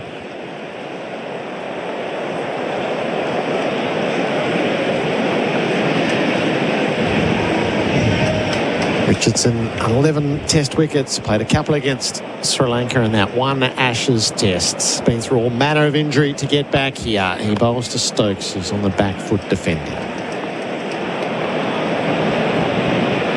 And things have just settled a little after the frenzy that was the first half dozen overs. Well, Harry Brooks settled because he's away now and he's got the field spread. And I like the way he's going about it now. I think earlier it was a concern because it was a numbers game as to which one he was going to charge, but I think Ben Stokes, we've seen the last couple of tests, Brisbane, Adelaide, he has really applied himself as well as you possibly could in this sort of situation against this class. Stokes across his stumps initially, and then he tried to cut, ball went under the bat through to Carey. And Richardson presents a different challenge. He'll be a bit skiddier than Nisa, so on that occasion there. And this end, there's been a number of balls today from the Shane Warne stand end that have died through to the keepers and not carried as much. So you don't normally see that at the MCG until later in the tests. The first day you normally get that carry and a bit tennis ball bounce, as you mentioned, but generally you don't see too many balls dying through. I just left the cordon and gone to cover. Stokes faces up, pushes Richardson out to mid-off, no run. Steve Smith straight back in at second slip. So Marnus has been at third. He now goes to first. Both Joe Root and he have a catch today. 1-2 all time in the catching tally in Test cricket. Smith's done it in a fair few less tests, hasn't he? He has. Richardson, last ball of his first over. He bowls to Stokes, who's forward watchful, defending to mid-off. One from it, 4 for 56. The Glencore scoreboard advancing everyday life. Engines feeling like they've been bowled out? Step up to the crease with Sinopec Premium Lubricants, delivering smooth performance that hits for six. Visit them at 1 Rosebride Place, Truganina, or sinopeconline.com.au. Sinopec Premium Lubricants. Keep your engines in winning form. Combining supreme comfort with serious strength, the Tundra is our most powerful Toyota yet. But power like this can't be described. It has to be felt. And the feeling starts here at your local Toyota dealership. Oh, what a feeling. Toyota. SEN Test cricket for Goodwee batteries and Solar Heart expertise, the perfect partnership. 4 for 56 England. Brooker's 35 from 25 balls. Scott Boland from the members' end bowls to him, and Brook runs the ball out to third. And goes to 36. Yes, I quite like this. What Harry Brook's done now is he's spread the field. Steve Smith's taken away a lot of his boundary options, but he's happy just to rotate strike, get down the other end and accumulate. He's changed the tempo of his innings. He's just going to wait until he gets something he really likes from either Boland or Richardson. Do you think that it's the right tactic from Steve Smith to spread the field as much? I mean, ultimately, 4 for 57, you get Harry Brook and they're in a lot of trouble. It feels like it feels a bit too easy for him to just pick up singles. Correct. Yeah. Boland around the wicket, Stokes leaves. Even after Harry Brook's first ball of the innings, which was wild, where he just charged at Mitchell Stark, they put a long off back straight away. And my theory would be, well, come on then, let's see you have another go at that. Because if you get out like that, you might get booed off by your own fans. They've done it all series. They've dropped mid-off back to him really early in his innings a lot, which has been quite surprising given the game situations and the fact that Australia have been on top. Boland's in his third over. He delivers Stokes advanced and got beaten on the outside edge. It's just that length that Scott Boland will hammer away on. And it's really difficult to walk at someone like Scott Boland because he's able to change his length at will because he's not bowling express pace, and he just pulled the length back beautifully there, and he would have got a look at Ben Stokes advancing then. It looked like he went quite early. Boland from the pile of sawdust in front of the members' stands. Stokes, who stayed at home, defends, calls for the tip and run at cover and judged it all well. He's to 12, England 4 for 58. What does go through your mind, Stuart, when you're running in and the ball and the batter's advancing, or in the last moment you see him go and what you're able to do? Yeah, I think what a lot of batters want you to do is actually bowl shorter, as in maybe even a bouncer. But what you want to try and judge is how far they're moving and just adjust your length back. So if they dance down 3 foot, have you got the ability to drop your length 3 foot? So you're still... 4 in the deep. Brook drives, beats cover. It scurries out to the punt road end. It'll be a close run thing. Just saved at the last. Travis Head, in his style, just plonked himself over the top of it and saved a run. It'll be 3 for Brook. He'll be 39.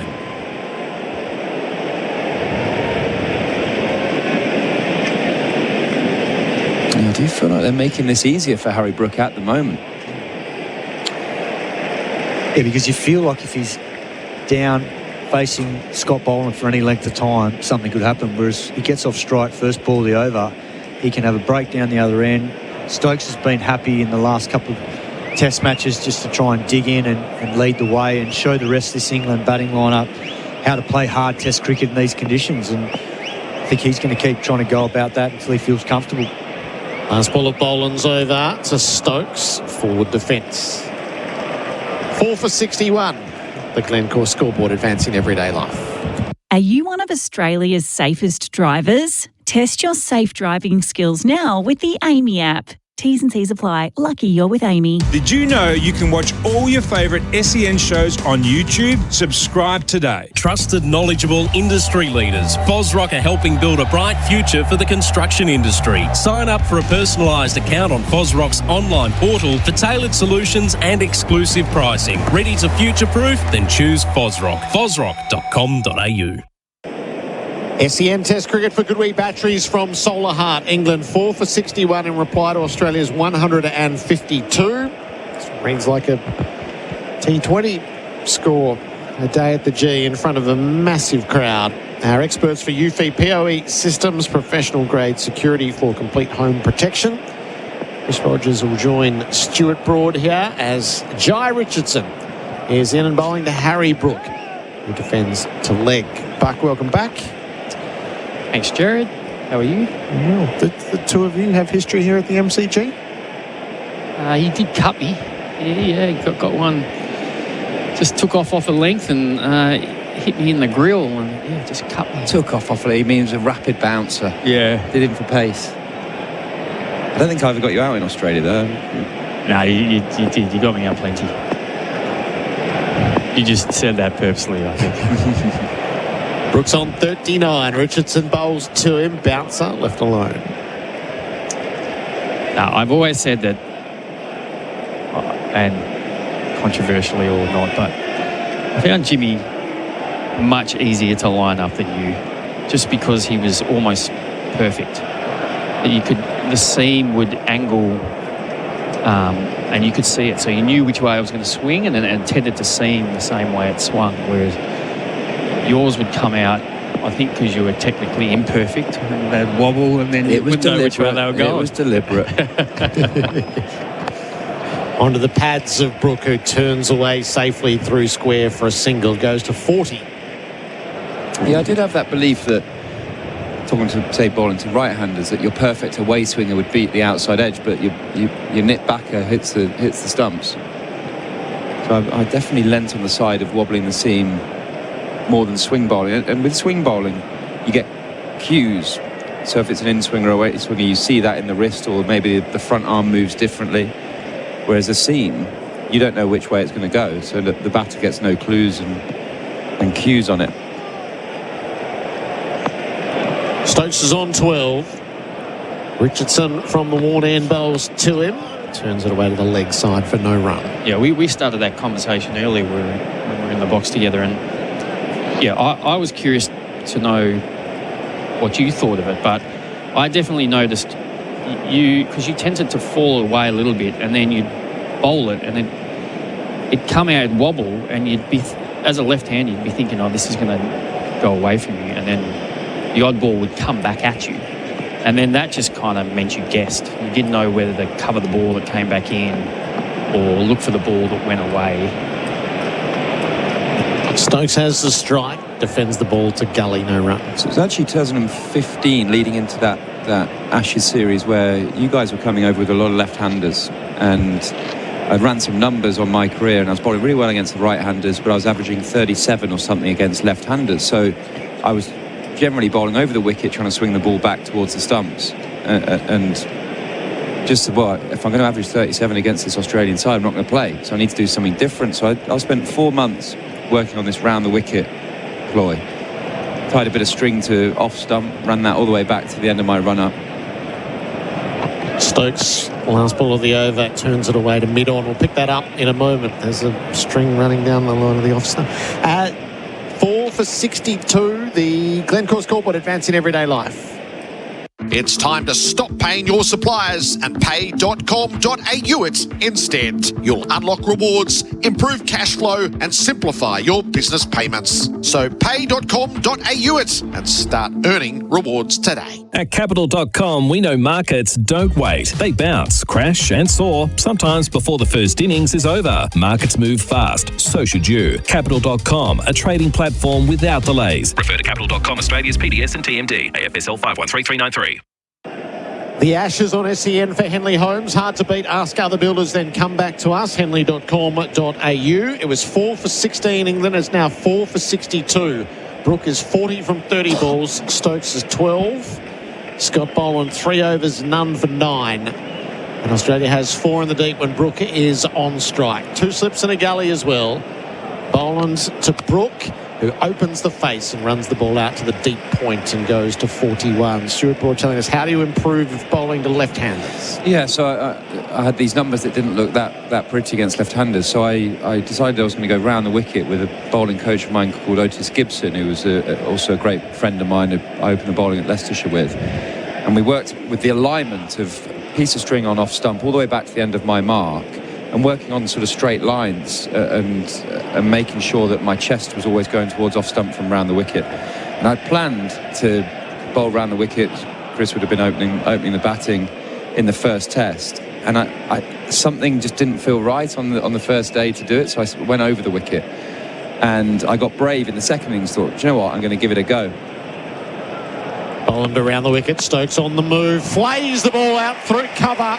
He got a big piece of it. Nessa sets off in chase under the Ponsford stand into the shadows. He'll get there a step inside. Stokes gets 3. He's 15. It's 4 for 66. And the bit that really helped me is what I quickly realised is that umpires were quite happy to give LBWs bowling round the wicket, which really surprised me. I thought that wouldn't be a thing. I was doing it to try and sort of bring the outside edge into play, moving the ball away from the left-hander from around the wicket, like Freddie Flintoff did to Gilchrist in 05. But the more I looked to sort of nip the ball back, I couldn't believe how many umpires just gave them out. I don't know, maybe it was a DRS thing and they realised that you could hit in line and hit the stumps. Boland to Brooke, all tied up on the crease and then almost took off as Boland closes. And then had a bit of success and never looked back really, and it changed my career. It definitely gave me extra years on the back end of my career. I think in those 2 years, from going and averaging 37 against left-handers, for 2 years I averaged 14. Did you lose any against the right-handers because of it? Yeah, I did over time. Yeah, I felt like you changed your action and became maybe a bit more front on, trying to, and you maybe your alignment, your arm wasn't perfectly vertical. It just got past the vertical a little bit, but that's the sacrifices you make. Brook drives, Boland fields his follow-through. And that was also because of training. I look at that 2015, yes, Australia came with a lot of left-handers, but also training within my own team in the nets was Cook, Lyth, Stokes, Moeen Ali. So I was bowling against left-handers in training. So that affected my quality against the right-handers for sure. I became... The other interesting thing, so I showed the Victorian bowlers a masterclass you did about, I think it was Dale Steyn bowling around the wicket. Brook wrapped on the pads, Boland got him, stone dead. LBW pinned in front. Scott Boland does his thing at the MCG, and the danger man Brook goes for 41. It's 5 for 66.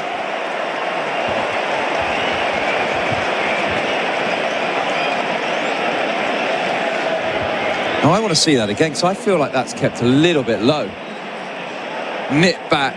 Harry Brook doesn't use his feet on this occasion. It's an absolute beauty of a ball. Harry Brook just walks straight off, not interested in even a discussion about DRS. And he goes for 41. I've not seen a replay of it yet, but it did feel like it just scooted a little bit to hit Harry Brook on the knee roll. Well, the ball ended up a gully, so it's hit the inside of the knee roll, which is never a good sign. Unlikely it's going to be going down leg, so I think he felt that can't be hitting anything other than middle. And just Scott Boland getting another ball to misbehave just a little bit, just enough. It just feels on this pitch, there's a ball that is going to have your name on it. Potentially that's why he was playing the way he was. Yep, stuck on the crease. That's the Boland way here, isn't it? Nestled in at the top of middle and leg. He strikes in his 4th over. 5 for 66 and still an hour and 20 minutes left in the day's play. It was a 50-run partnership, but it had come at a run of ball. And Boland able to disrupt that. So Jamie Smith, 134 runs at 22, 60 in the 4th innings in Adelaide. As he just for a brief time looked like he might lift England to something heroic. Just got a bit giddy with the idea. The Liquorland last session. Cheers, Liquorland. Choose to drink wise. We're with Scott Boland. Down below us. Bowls to Smith, who knocks the ball away through mid-on. Stark sets off. We'll get a couple immediately, Smith. A successful over for Boland. England 5 for 68. The Glencore scoreboard advancing everyday life. When you buy Australian made, you're choosing more than a product. You're supporting a stronger economy and creating local jobs. So look for the Australian made green and gold kangaroo and buy Australian. Visit australianmade.com.au. Did you know Steve Smith has an oat milk brand? No. Yeah, it's Aussie made with Aussie oats and no seed oils. OMG, what's it called? Well, that's it. Huh? OMG oat milk goodness for everyday Aussie champions. Get yours in the fridge at Woolworths. The Ashes on SEN for 4 and 20, Australia's original fan food. Warm applause for Scott Boland down below us. Takes his place on the boundary in front of the members, having removed Harry Brook. 5 for 68. Stokes is 15. Jai Richardson is bowling from the worn end. 2 slips in a gully in place. Richardson to Stokes. He too was almost pinned in front. Smith ends up with his arms over his head. Chris Rogers and Stuart Broad. So the Broad masterclass that you showed to the Victorian players was your theory. I think it was born out of some statistics, but if the batter was leaving more than 20% of balls, then you were losing. Yeah, that was something that actually the Nottinghamshire analyst did some numbers on sort of my better spells, and all of them had a really low leave percentage. Richardson into Stokes. Oh, he tried to leave and hit the face of the bat, went into the ground to Smith at second slip. And it was something that I was after, something in training really, that I was always someone who wanted a bit of quality, something to aim for in training. So I ended up just judging each net session by a leave percentage as well. I wanted to know that I was making batters play if I was doing it in the nets, and I could replicate it in a game. And yeah, these stats came out that basically if I was under 20% leave percentage in an innings, I'd have really great figures. Richardson on the follow-up. Stokes defends to leg. And if it got up to 30%, 35%, I'd generally have a poor day. So that felt like a really nice way for me to analyse or have something to judge throughout my day. So I could come off at lunch and analysts would go, your leave percentage is 15%. And generally, if it was that, I'd have good figures. So it was just something that I could do in training that I could then link to a match. And it was nice, the fact that it pretty much meant that I was bowling well if my leave percentage was low. So I needed to be in the game. Stokes faces up, covers his stumps, drives, but picks out mid-off, no run. Yeah, I was not a bowler that felt comfortable being left. So I felt like I wanted to... My brain needs to be engaged with making batters make a decision. So, yeah, it was something that really helped me the last sort of 5-6 years of my career, for sure. How did that land with your guys? Buck? I think eye-opening. Such a low leave percentage as well. So, yeah, it's probably straightened a few of our bowlers up. Richardson has the attack at the moment. He bowls to Stokes. It's full. It's whipped to mid-on, no run. I think it's been a really good one for Fergus O'Neill. Just he likes to come around the wicket and rather than just kind of bowl that kind of safe channel to actually challenge yourself to, I'm going to go at the batter here, and even if that means bringing a fielder across to the leg side, give him a bit of protection, but being in the game that way. He's got some quality. He was at Nottinghamshire, my county, this year, and he went down great with the change room there. He's an absolute beauty. Last ball of Richardson's third over. He is economical. He bowls and Stokes leaves. It's a maiden 5 for 68. The Glencore scoreboard advancing everyday life. At Capital.com, we know markets don't wait. They bounce, crash and soar, sometimes before the first innings is over. Markets move fast, so should you. Capital.com, a trading platform without delays. Refer to Capital.com Australia's PDS and TMD, AFSL 513393. Your machinery shouldn't sound like a drop catch. Keep it in top form with Sinopec Premium Lubricants. Whether you're running trucks, tractors or anything in between, visit Sinopec's new warehouse at 1 Rosebride Place, Truganina. Hit performance for 6 with Sinopec Premium Lubricants. Visit sinopeconline.com.au. SEN Test cricket for Goodwee batteries from Solar Heart. 5 for 68. England's Brook, the most recent to depart for 41 in the previous Scott Boland over. Travis Head has been suited up for the helmet at short leg. Smith 2, the new man in. Stokes 15. Chris Rogers and Stuart Broader together for UFI POE Systems, professional grade security for complete home protection. Smith just shuffled at Boland in the first ball he faced him. So I wonder if that's a tactic he's going to continue to use. Boland comes at Smith, who stays home and defends from the crease. So Fergus O'Neill, good first impressions? Is he someone that you think could take the step up, Buck? Every time he's gone to the next level, he's succeeded. And I think it's as much to do with his intelligence and his mental strength. He's a competitor. I mean, there's always going to be the aspersion that he doesn't bowl fast enough. Boland to Smith. Bowl right through him, neck and crop. Smith was worried by Boland from the first look he had at him, and he didn't get many more. Boland's got 2. England 6 for 68. Smith departs for 2. Well, some more excellent bowling by Scotty Boland. He just keeps putting the ball in the right area. Smith just seems to have a little bit of a hole in that forward defence. Just that ball nipping back in. There's a little bit of a gap between bat and pad. And once again, Boland is just been able to find an error in the batter. Just felt, you know where Scotty Boland's going to put the ball.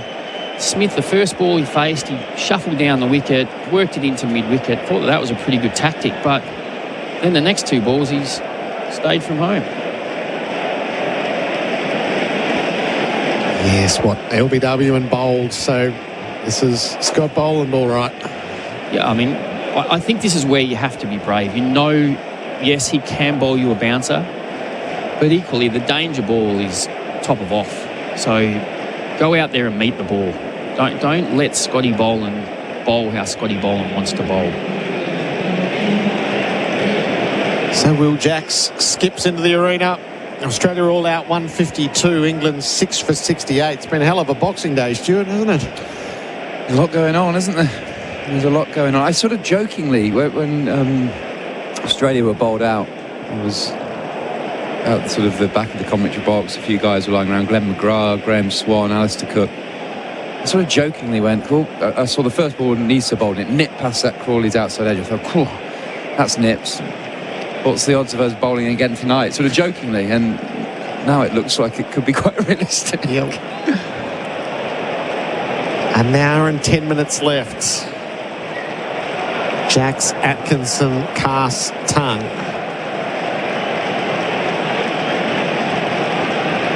Boland with 2 in the book. You did say 82. My Gerard, mark was 82. You're a big chance here. 2 for Stark, 2 for Nisa, 2 for Boland. Australia running hot for Ream. Steady, hot and strong. Jacks faces the music. Boland to him, dances down the pitch, beaten on a big drive. Okay.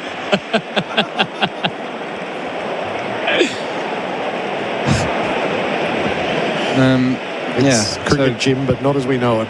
Not as we know it. Well, where's the middle ground in all this? That's like the way Stokes is playing seems like it's a bit of a middle ground. You know, he's busy, he's trying to get out, push twos. But where's the, you know, it's either run and try and swing or defend from the crease. Can you be busy?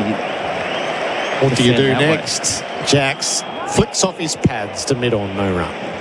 It feels like the conversation in the change room at the moment is this pitch is doing everything. There's definitely a ball with your name on it, even within 20 balls. So try and get as many runs as you possibly can in that little period. And ultimately, Stokes 15 off 34.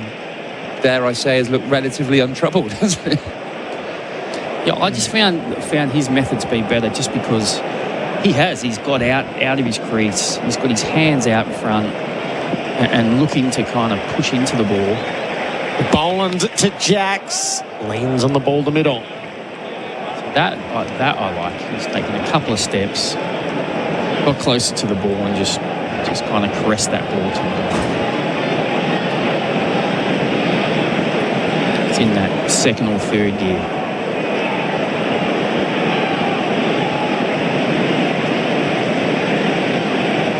Clear blue skies. Just starting in heavily overcast conditions. The breeze still right up and it is chilly. The ground bathed in sunshine. 16 wickets have fallen so far. 3 in the deep. Bat pad under the helmet. Jacks faces up, dances down the pitch. Top edge, it flies. Mid-off, elusive.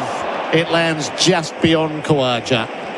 And Jack Streakley gets his first run. 6 for 69, the Glencore scoreboard advancing every day live. Tom Morris will come in for Bundaberg Ginger Beer, the great Australian brew. On the Tulla Freeway, it's slowing inbound passing Essendon Airport due to DFO traffic.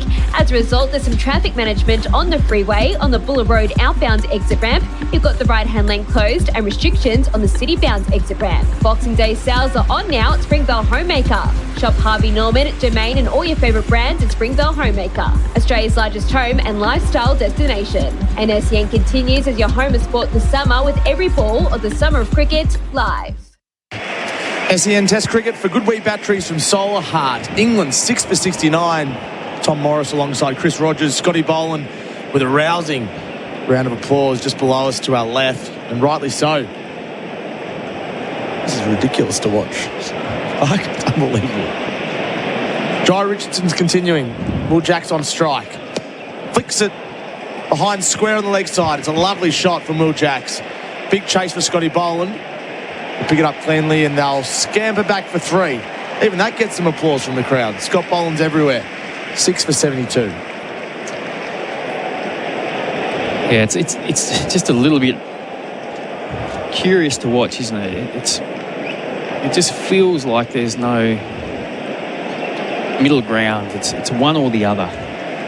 Yeah. So we said that in Adelaide. If Ben Stokes has a first gear, he's got a third gear. But here he's got a second gear.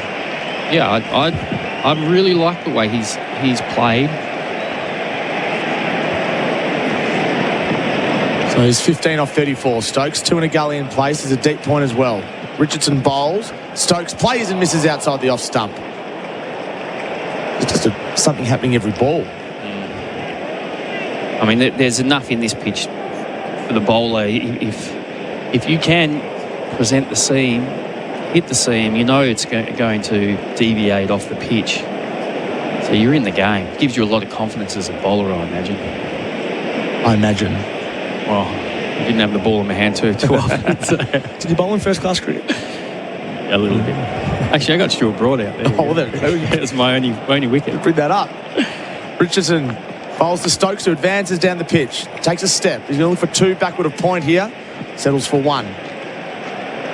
Brings Will Jacks on strike. So Stokes is 16, Jacks 4, 6 for 73. I mean, I just think batting is risk management. So what are the risks you're prepared to take? Because you've got to take some risks to score. But even like that, what Stokes did then, I thought was quite good. Yep. Shuffled towards the bowler, but then he just kind of pushed the ball. He didn't swing hard. It wasn't an 80% risk. It was a 20% risk. Richardson's 4th over. Bowls now. Hit on the pad is Jacks. There's an appeal from behind the stumps. Richardson wasn't interested, sliding down the leg side. But obviously, you know, if you're talking about Bazball, that's the way that they want to play. As we see, it's a no ball from Richardson. And that's their style. Only some of them want to play that way, though. Like Joe Root doesn't play that way. Ollie Pope had a short stay at the crease, but he doesn't necessarily play that way. Oh, well, I felt Ollie Pope kind of did. I mean, I thought he was too frantic. He just needed to slow his tempo down and just say, I want about time. Richardson delivers to Jacks. He's hit on the pad again. Another big appeal from behind the stumps. They'll get at least 1 leg by. The chase is on. Great running from Will Jacks. The ball was no further than 25 metres away from the keeper's end. Jake Weatherall's quick across the turf as well, but so is Jacks. Yeah, good running. Take every run you can get here. Do you subscribe to the theory that if there's a ball with your name on it, you may as well attack? No, I don't. I mean, Darren Lehman, I remember, used to talk about if it's green, swing hard, and if it's flat, grind. That kind of thing. And I kind of understand that logic, but for me, that wasn't how I played. I understand other people have different ways how they go about it. Richardson's wide of the crease now to Jacks, who hits it upishly towards mid-wicket for 1. There is a vacant mid-wicket region. He moves to 5. So everyone's slightly different. Yeah, of course, but you know, some people will come off and say, "Oh, that ball would have got anyone out." You go, "No, I'm pretty sure that's not true. I'm pretty sure there's some batters out there who wouldn't have got out to that ball." So there's not a ball out there that maybe Ryan Harris's ball to Alistair Cook, yes. but you know, there's not too many balls out there that you're not able to navigate through. So there is that chance, you know, you can try and get your way through tough spells and try and then be more positive against the change bowlers, for instance. Richardson bowls to Stokes. Stokes drives through the cup. No, it's well fielded. Beautifully done at cover. So well fielded by Usman Khawaja. One-handed diving to his right. And finishes the over well, Jai Richardson. 6 for 77, England on the Glencore scoreboard, advancing everyday life. Every minute of every day, a child is admitted to hospital. Help make it a happier place with a $30 donation to the Starlight Foundation every month. Donate today at starlight.org.au. Did you know you can watch all your favourite SEN shows on YouTube? Subscribe today. Need a new battery roadside? Holler for a Marshall. Marshall batteries come to you fast with the right battery and expert fitting. Serving Australia since 1935, choose the leading roadside battery replacement service. Holler for a Marshall, day or night. marshallbatteries.com.au. SEN Test cricket for good wheat batteries from Solar Heart.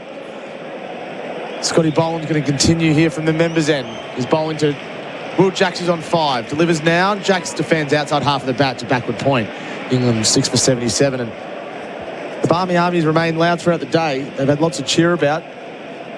But also the opposite applies as well. Yeah, well, they're witnessing a masterclass from Boland now. Yeah. Even that ball there, that was exactly where he wanted to land the ball.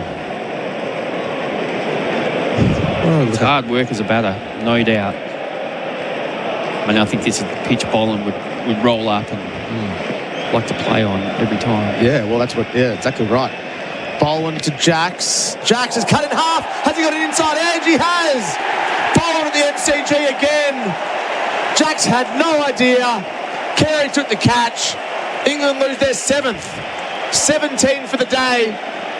And Boland once again, the MCG, is causing absolute carnage. Yeah, I mean, it's almost perfection from Boland. He just is not leaving the right area. And if you ask that many questions, if you're bowling to players who don't have a great defence, you know you're going to create chances. And sure enough, he's just got a bat that's just wafting away from the body a little bit, enough for a ball to nip back and take the inside edge. So Jacks has gone for 5. England are now 7 for 77. They face 10 deliveries on the Glencore scoreboard, advancing everyday life. And we will have a drink here at the MCG with cricket in fast forward. We've got a breakdown on the Westgate Freeway inbound at Millers Road. It's closing out the left-hand lane and speeds are back down to 40. Otherwise, on the Tullamarine Freeway, it's slowing inbound passing Essendon Airport. Today at Harvey Norman, 10% of bonus gift cards when you spend $500 or more on selected products. T's and C's apply. Gift card valid for 1 month. Go Harvey Norman. Open until 9 tonight. And SEN continues as your home of sport this summer with every ball of the Summer of Cricket live.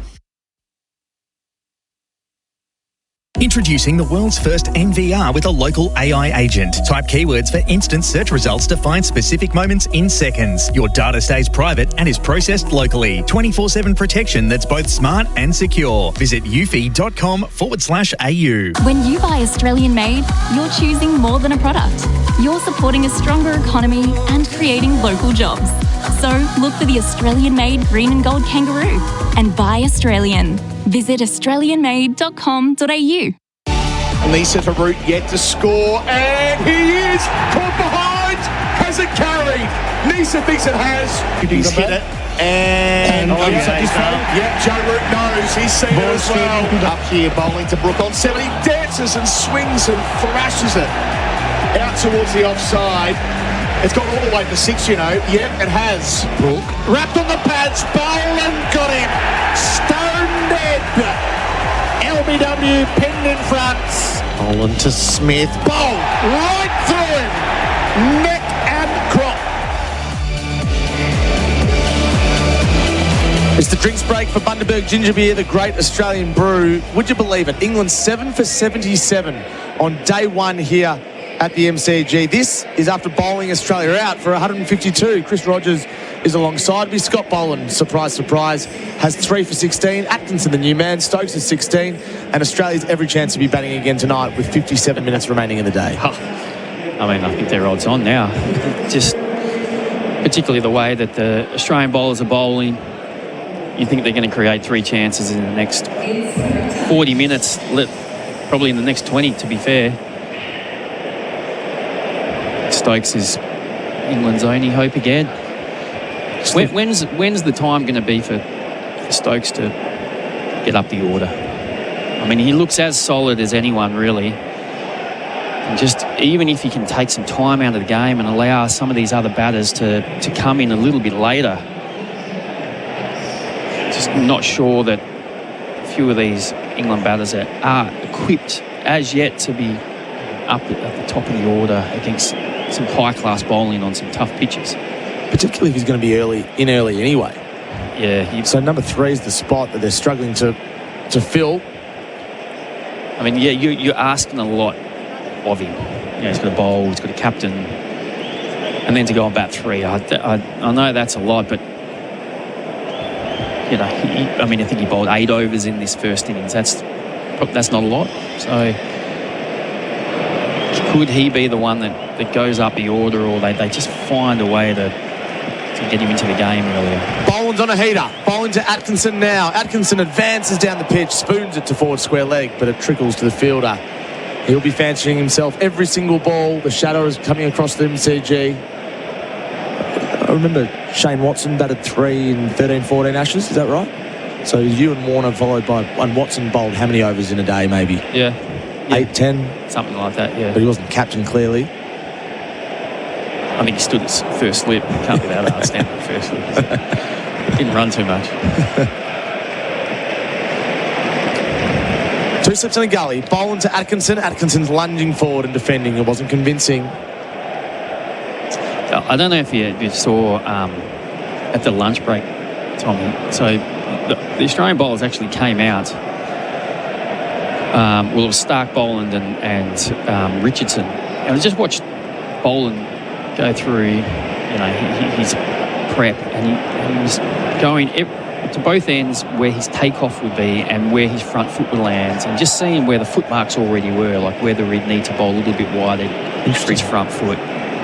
Boland delivers. Atkinson flicks it through square leg. He's hit it beautifully, right off the middle of the bat. It was slightly leg side. Atkinson lunged forward, picks up his first boundary for as Edo Brushless Power Tools do you. 7 for 81 England, and Atkinson's off the mark. Yeah, beautiful shot. Just absolute whippage. Come to my side, he said, and just flicked it, which would have just went over square leg. You coach Scott Boland for Victoria. Does he have the same level of diligence playing state cricket? Yeah, he's the utter professional. Yeah. And loves it. Just, that's what makes him tick.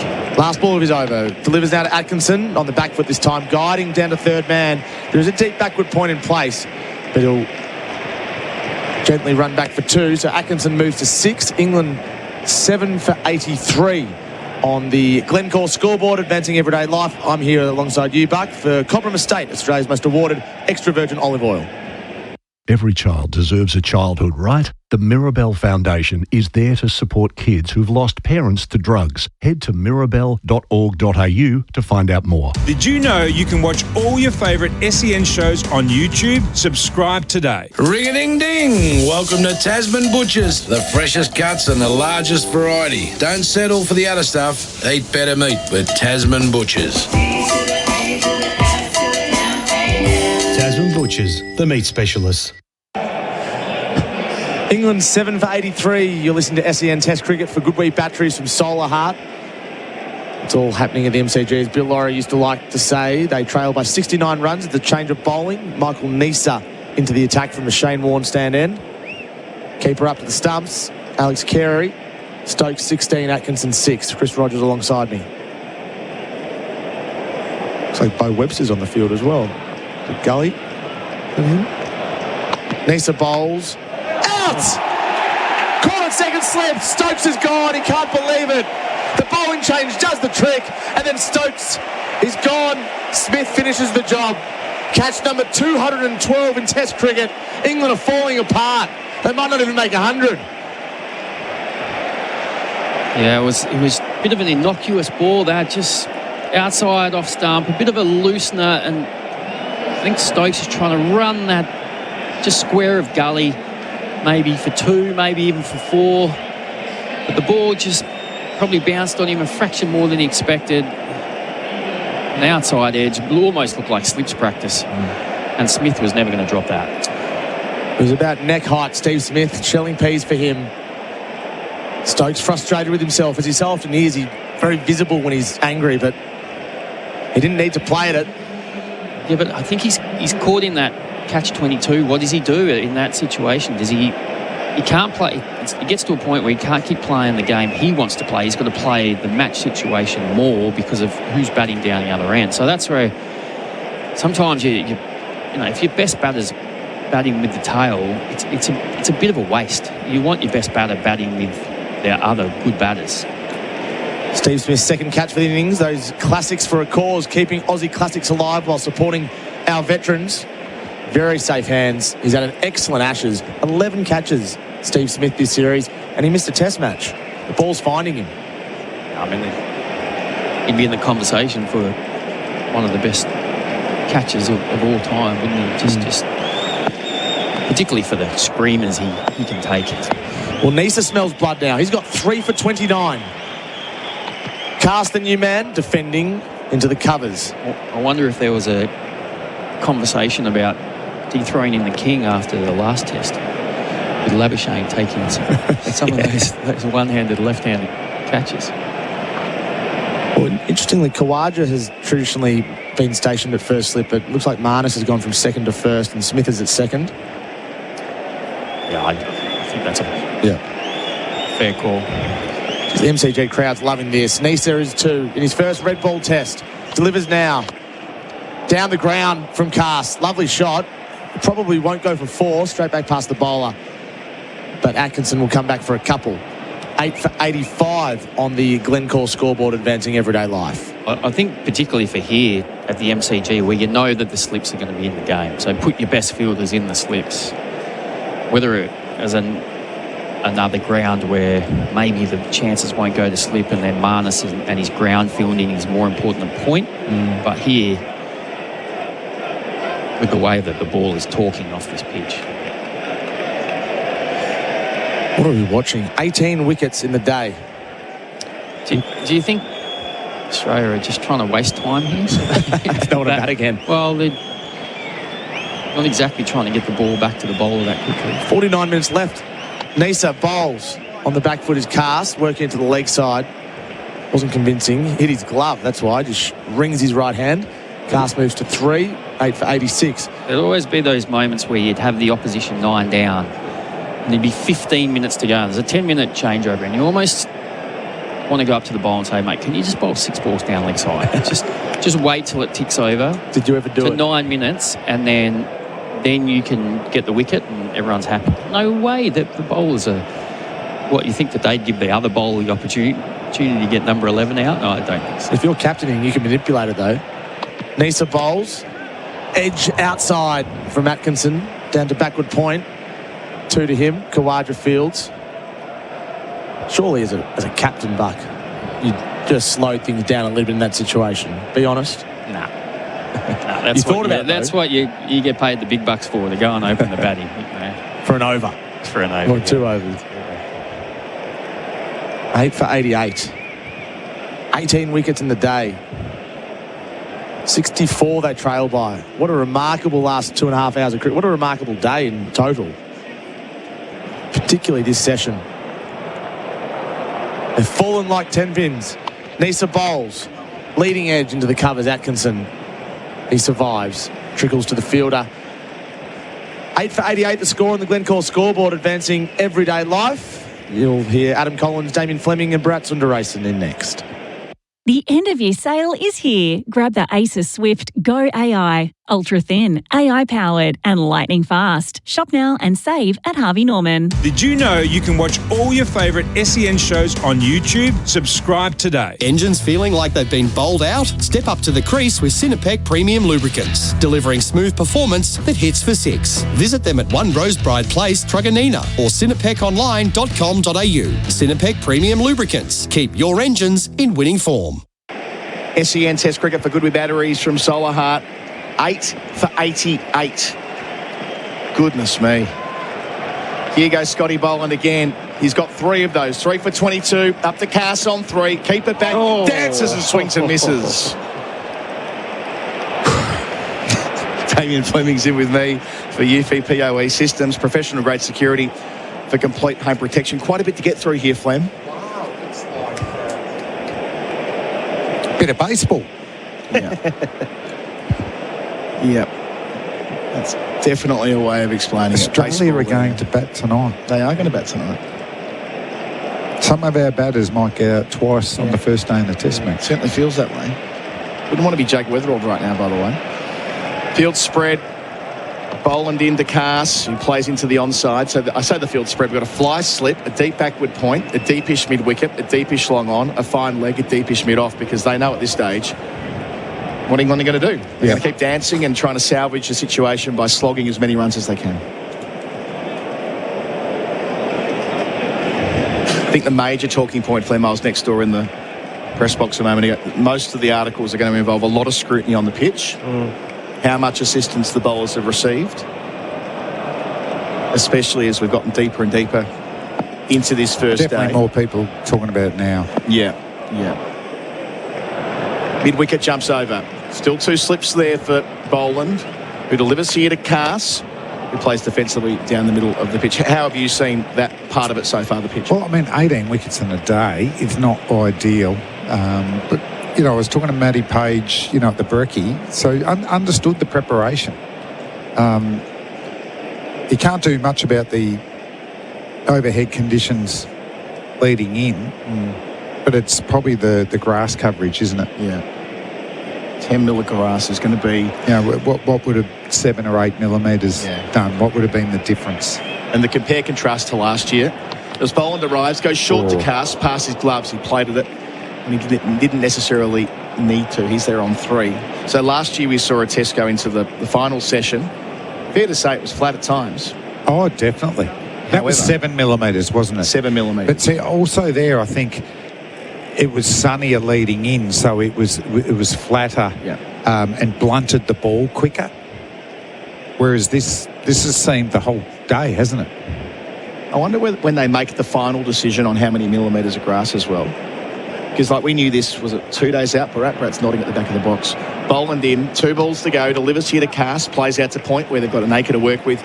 They get 1, he's 4, 8 for 89. I mean, could have they tweaked the plan and gone a bit shorter when they arrived this morning and realised that it was the perfect overheads as well? I'm not sure about any of this, but it does feed into the thinking. Yeah, I don't think they changed too much on the day. I think they know... a day or 2 out. That must be their decision. As I said, what would have 7 millimetres done? What's different? We saw up at the Gabba 3 millimetres, was a different Gabba pitch, wasn't it? And that was a day-night test as well. Flattened. Yeah, totally. Quickly.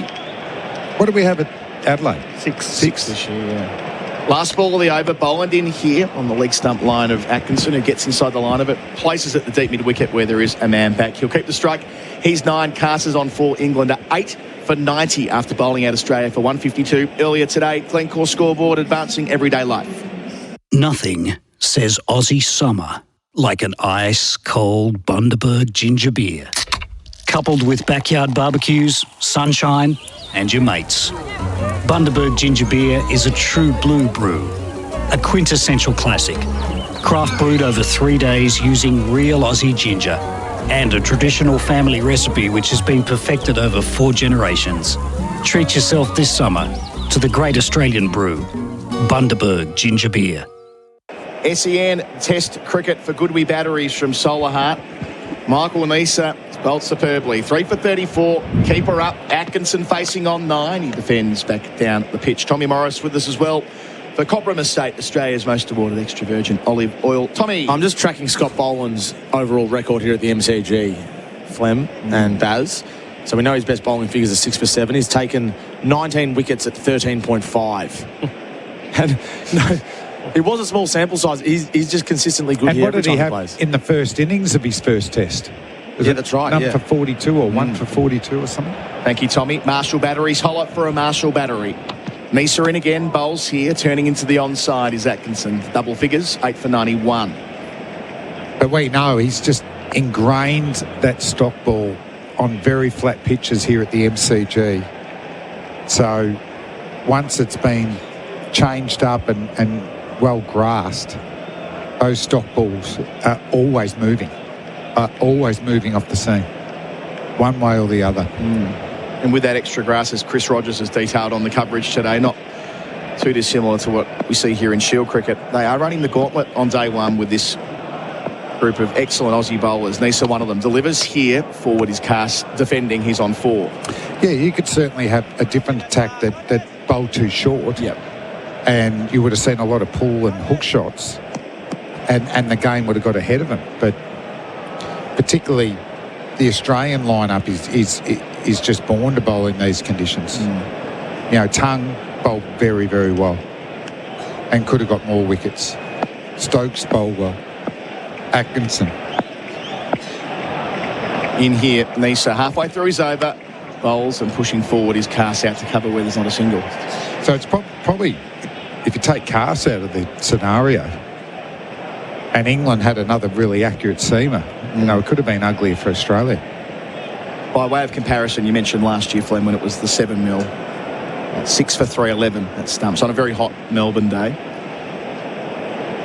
There's something to do with the preparation too, which the ground staff can't do anything about. Nisa's bowling from the southern end. In here to Karsu edges into the cordon on the bounce. Green will do the fielding in the gully. So there'll be a big focus on that. There'll also be a big focus on England's batting and the way they've chosen to go about it today. Some excellent bowling in there. You watch the highlights package back. Only a couple of them have got exaggerated movement, but it's the bigger picture of the pressure they've been under and the way they've responded to that. And as Simon Katich put well before, not having the defensive game to stand up to conditions like this. Last ball of the over. Nisa in bowl. Short ball taken on. Top edge. Down to fine leg. It's carried. It's gotten there. Carson's hold out as well. Nisa gets himself a 4th. Cass gets the short ball. Gets one look at it. Swinging hard and high. 9 for 91 England. Australia will, in all probability, bat again on day one. Remarkable. It's a wicket celebration again for the Australians. These are now 4 for 20. Oh no, let's got Bolo's figures up there. He's got 4 for. Yeah.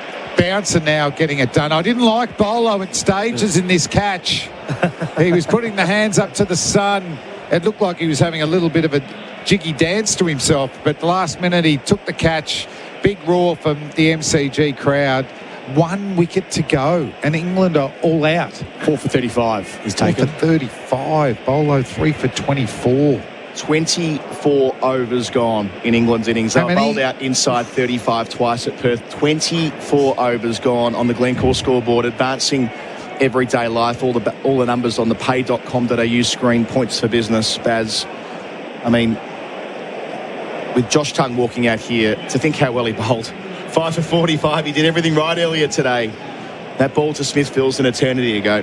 Well, he could technically end up with a hat-trick on day one. Yeah. He will be on a hat-trick when he bowls. Sure will. Second innings. Michael Nisa now 1 wicket away from back-to-back 5-wicket hauls in Test cricket. You've called that well. He thought he wouldn't even be playing Test cricket again. Sorry, Braz, you've called that well, Flem. Watching the replay back of poor old Scotty at fine leg there. He had it, then he absolutely did not have it when it got in the sun. And as the ball was falling out of the sky, going everywhere. He got back there at the last moment. Shot the Chemist Warehouse Boxing Day sale now. And Scott Boland will have a chance to join Nisa with 4 wickets. Now coverage for Goodwee Batteries from Solar Heart. And Gus Atkinson now batting with the 11 and back on strike. He's on 10. Field spread. Watch Josh Tongue walk out to bat. It didn't look like runs to me. I think Atkinson's got to play shots. Boland into Atkinson. Field spread, bowls here. Atkinson hit on the thigh pad via the inside edge. Not that it's into easy. The offside. No. Is it? No. There was a partnership of 50. That was between Brook and Stokes. Every other partnership in single digits in this innings.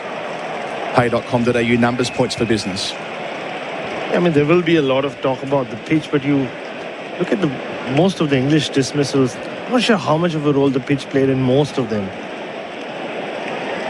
I wonder how often England have been bowled out within a session in the Bazball era. Tommy might pick that up for us. Boland away, bowls to Atkinson again. Short ball, takes it on, down to fine leg, goes all the way. They all help at this stage, make no mistake. A top edge for 6, Atkinson 16. 9 for 97. And the deficit down into the 50s, 55 behind.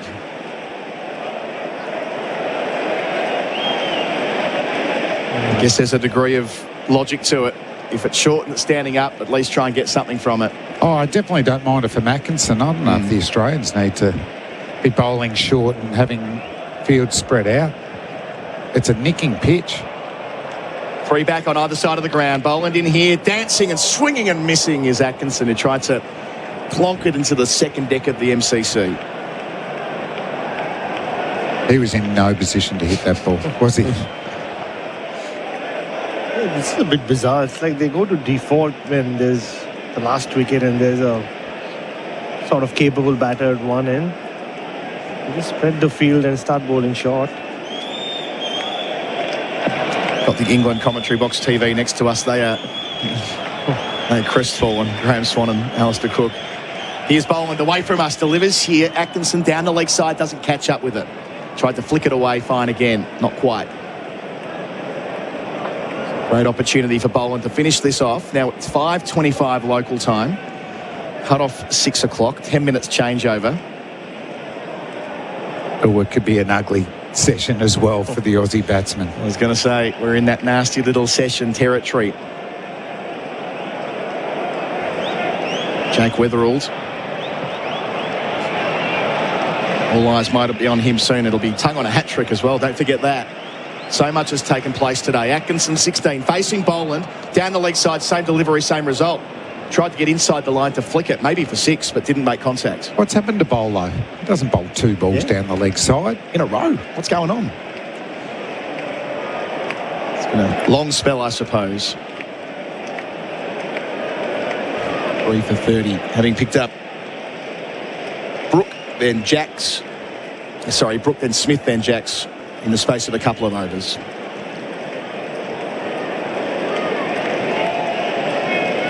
So Boland to complete it here. Passing the umpire sends it down and swinging again over the top of the stumps. Didn't make contact. Could have easily lost his middle pole there. Atkinson stays on 16. There was a 6 in the over. Tongue's yet to score. 9 for 97 England. They trail by 55 on the Glencore scoreboard, advancing everyday life. Delays are building on Eastlink due to an incident southbound just before Thompson Road. On the Tullamarine Freeway, it's a slow run inbound passing Essendon Airport due to DFO traffic. And keep an eye out for some traffic management on the freeway on the Buller Road outbound exit ramp. This fire season, keep safe and leave early on extreme or catastrophic fire danger rating days. Download the Big Emergency app to stay informed. And SEN continues as your home of sport this summer with every ball of the summer of cricket live.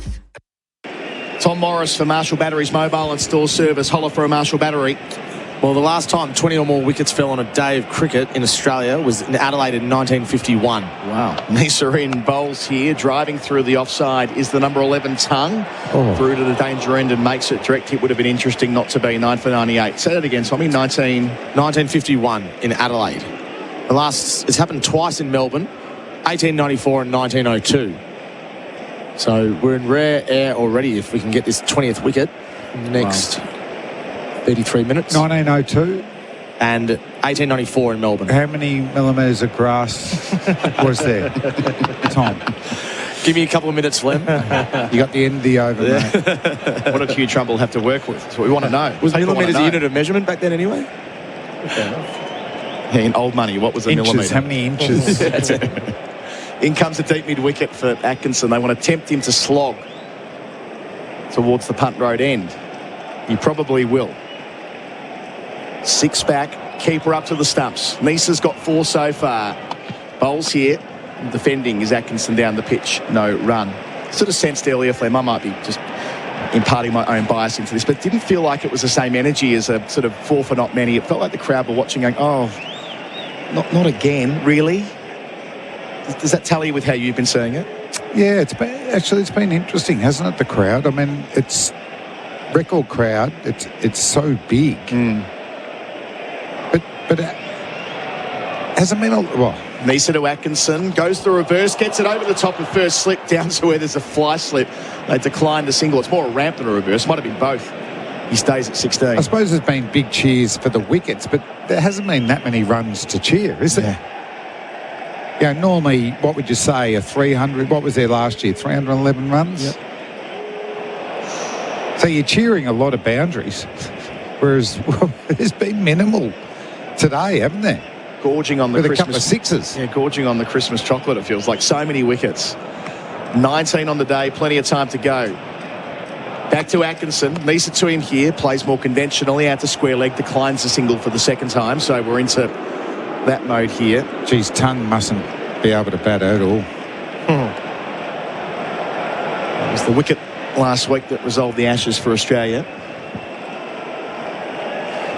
I don't think this is smart. I think get out and bowl to the Australians. I think that's your best way of getting into the game, having Australia 2 or 3 tonight. Could you imagine it? It's a quick declaration, get off the ground. Yeah. Half an hour to go. Clock about to run up to 5:30 local time. Nisa, 2 left in the over. Bowls to Atkinson, who swings back over the bowler's head, down towards the rope. It's 4. He flat batted it. And it takes England, as you can hear from the Shane stand, the England fans are cock-a-hoot because England are 100. 9 for 102. Atkinson's got 20 of those. Great atmosphere at this ground. You can hear them. They've been rare today. A good shot. Yeah, in the circumstances, it was. For Rizito, brushless power tools do you the boundaries. Not many of them today. They trail by 50. Who knows? Maybe they do pull out. Have a little bowl. That'd be interesting. 1 ball left. They'll send deep mid-wicket back. So a long on, deep mid-wicket, deep backward square, fine leg, third man, deep backward point. 6 sweepers at 9 for 102. Is the modern game.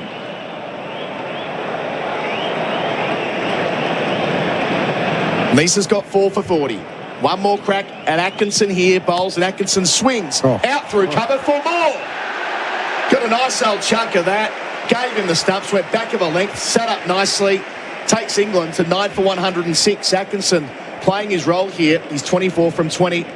Boundaries for Rizito, brushless power tools do you on the Glencore scoreboard, advancing everyday life. Important runs. Say yes to a day of batting that finishes with a 2 a.m. battered sav. Say yes to cheap trips so you can do more. Say yes, I dee. Yes, I dee. Plumbers, want more time for the cricket, camping or a cheeky fish? Introducing Shark Bite Max, the next generation of plumbing fittings. Smarter, faster and stronger. Get in, get out with Shark Bite Max. Available now at leading hardware and plumbing suppliers. All the numbers for pay.com.au, points for business. One of them on the screen right now. The final attendance, 94,199. Wow. That is by some way the highest attendance ever for a cricket match at the G. Boland in here, delivers to Josh Tongue, who defends to point, no run. He's there on 1. So before this, it was 93,013 at the 2015 World Cup final. So they've gone beyond that by 1,000 and a bit. What an effort from the Melbourne crowd, the England touring fans, to pack out the stadium on a day like today.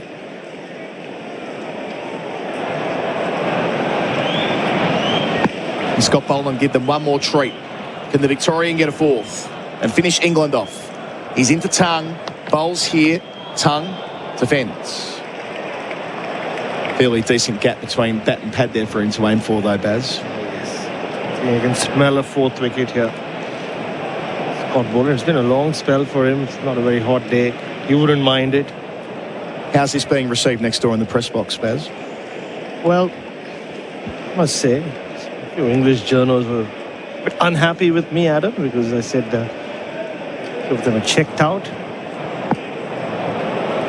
Maybe it's the case of the English batters who've checked out more than them. Can't be easy tour to be covering for them either. 2 slips in the gully. Boland to Tongue on 1. Delivers here. It's Fuller and placed out to mid-on. More convincingly, no run. Stark does the fielding. Yeah, because there will be stories written about the pitch and all of that. But again, Ben Duckett, his dismissal will be, we'd assume, would make the headlines after everything that's been doing the rounds about him in the last 4 or 5 days. It had nothing to do with the pitch. It was just just wasn't there, was he? Yes, the point Rob Key made as well when talking during the week. The Ducats just out of form dreadfully at the worst possible time. Missed out again today. Boland to Tongue, and Tongue plays inside the line and plays and misses through the carry from back of a length. Bit too good for Josh Tongue, that one. And then the selection of Jacob Bethel. They had no option. They had to get rid of Ollie Pope. I don't know if he needed to play. I need the runs, but Jack's to move up and bowl and put in Potts, and could have bowled Australia out for less. Yeah. Or bat him in the middle order. That's a tough ask for the youngster, isn't it? Batting 3, coming into a 4th test of a series. Yeah, it's one thing to back talent, but yes, they are battling, no doubt. Boland to Tongue, who drives him straight. Boland in his follow-through nearly plucked it left-handed. I reckon it carried from his body language. Either way, he saved runs, probably saved the boundary. Stays at 9 for 106. We'll get a second look here. It would have been a caught and bowled had it stuck. Jeez. Shop the Chemist Warehouse Boxing Day sale now, our replay screen. A few cotton balls this series, that would have been right up there. All dots so far on the over. Boland to Tongue. Up and delivers, and Tongue defends out to mid-off. There's enough time for a single, but they won't take it because Atkinson gets the strike back. 1 for Tongue, 24 for Atkinson, 9 for 106 on the Tyre Power scoreboard. Your trusted tyre experts. Here's another tyre safety message from Tyre Power. If you're serious about safety on the road for you and your family, then you need a free tyre safety check from Tyre Power. Visit tyrepower.com.au or call 13 21 91 for your local independent owner. Builders, homeowners, time to upgrade your windows? Melbourne Window Company delivers Australian-made aluminium windows and doors for new builds and replacements. Built tough, measured right, installed on time. Visit melbournewindowco.com.au. Melbourne Window Company, quality that never cracks. Michael Nisa, one of the men who's led the way for the Australian team today for Australia Made by Australia, support Australians. He's a leading wicket taker for programmed commercial painting maintenance for 6. Can he get a 5th wicket? Carey up to the stumps to Atkinson here. Field spread. Atkinson goes back and it ends up ballooning out of Carey's gloves. I don't think via an edge based on the way that the bowler and the keeper have responded. The note here from James, 043398 1116. It's the sense of inevitability that takes the excitement out. Sort of share that view, Flem. A lot was made of the way that England were able to combat the pressure in Adelaide. I mean, vastly different circumstances here, but there is something to that. Never looked on today. Atkinson facing Nisa. Just shovels it into the onside where there won't be a single. Looks like he's just going to play it and then launch in the last couple of balls of the over, isn't it, Atkinson, like he did in the previous one against Nisa. I mean, to your point, previous over, they've really got to get out this over if they want to give themselves a chance for a proper go. 3 or 4 overs at Australia before stumps. If they don't, it might counterintuitively be a missed opportunity. 46 behind England. 9 for 106. Atkinson facing Nisa. Defends down the pitch. I mean, we have seen unusual declarations from England before, but not 9 down for 106. Just the 28th over. Today counts as return of baseball. And a question that's been asked. Some baseball-y shots today. Certainly when Brook walked out. Had he nicked that first ball, Glenn, all hell would have broken loose. Thankfully, he missed it. Nisa bowls here. Going back in defence is Atkinson. There's 1 to point, but he says no to it. He'll wait till later in the over for that.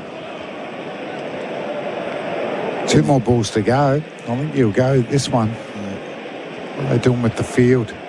So cover and mid-wicket are coming in for the single, but the outfielders have remained on the fence.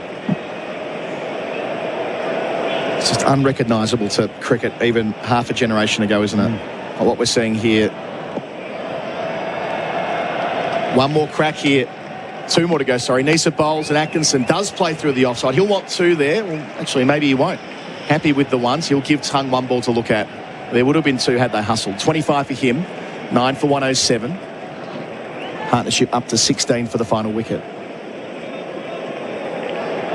And knowing tomorrow as well that the pitch may well get harder to play on. Stuart Broad made that point earlier. A bit more pace, yeah. Chris Rogers as well, with the maybe some indentations that might harden up over they'll be in there. That's the thing with the more grass. When the ball pitches, it can burn off a little bit of that grass, which can't be totally rolled out.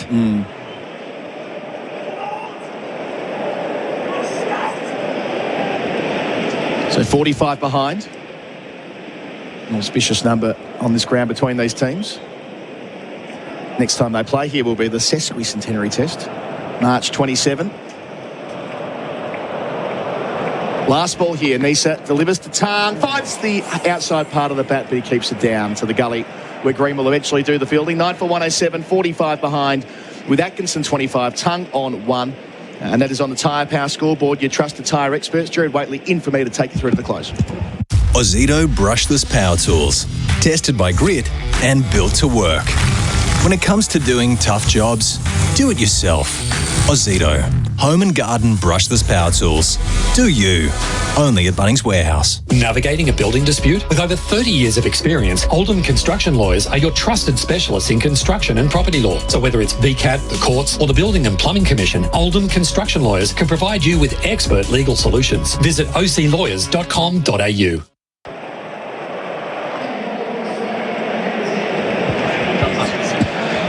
SEN Test cricket for Goodwee Batteries and Solar Huts. Mitch Starks had to bide his time to be brought back into the attack. RSCA safety trusted by tradies across Australia. But he is going to get a late look. 5 overs, 2 for 20 at the top. And he's watched the havoc wrought by Nisa, 4 for 45, and Boland, 3 for 30. 1 to take for Australia. Atkinson's on 25. Stark around the wickets. Driven to long off, no single taken. 9 for 107. Our experts for Eufy, POE Systems, professional grade security for complete home protection. Simon Katich in to join Damien Fleming. Gents. Good afternoon, Gerard, Flem, all our listeners. What a day it's been. Australia won't mind this, just being able to get through tonight with not having to bat. It reminds me of Brisbane, where Steve Smith was happy not to take the last wicket. It cost 50-odd runs, but it allowed him to time the game out. Atkinson faces up, keeps Stark out. Again, no single taken as the ball drifts away to point. Can Australia bat the whole day tomorrow? It definitely feels like it's quickened up a bit after lunch in terms of the movement off the seam, and batters been rushed. But saying that, England batters have gone at the ball, so you're always going to be rushed when you're walking into the ball rather than sitting back and using the depth in your crease, particularly when someone like Scotty Boland's bowling the ball into the surface. Stark in from the members' ends, just 1 in the cordon. He bowls to Atkinson, dances down the pitch, clubs it straight under the sight screen. It'll be cut off by Webster, who's fielding as the sub. They'll scramble back for 2. Atkinson to 27, today's leading run scorer for TAC Speeding. How your holiday ends is your choice. So Harry Brooks 41 stands with Michael Nisa's 35. And Atkinson's sneaking up on them behind only Khawaja. He's had an excellent day. He started beautifully with the ball. I definitely didn't think he should have missed out in Adelaide. Said it at the time. He looks a test cricketer, so you've got to get games into him. He's still young. Stark bowls to him. Atkinson fends from the hip to the leg side. And he's already got a test 100. Yeah. So he's not the worst with the bat. I mean, he's obviously going to take a few risks and take the game on, but you can afford to do that at 9.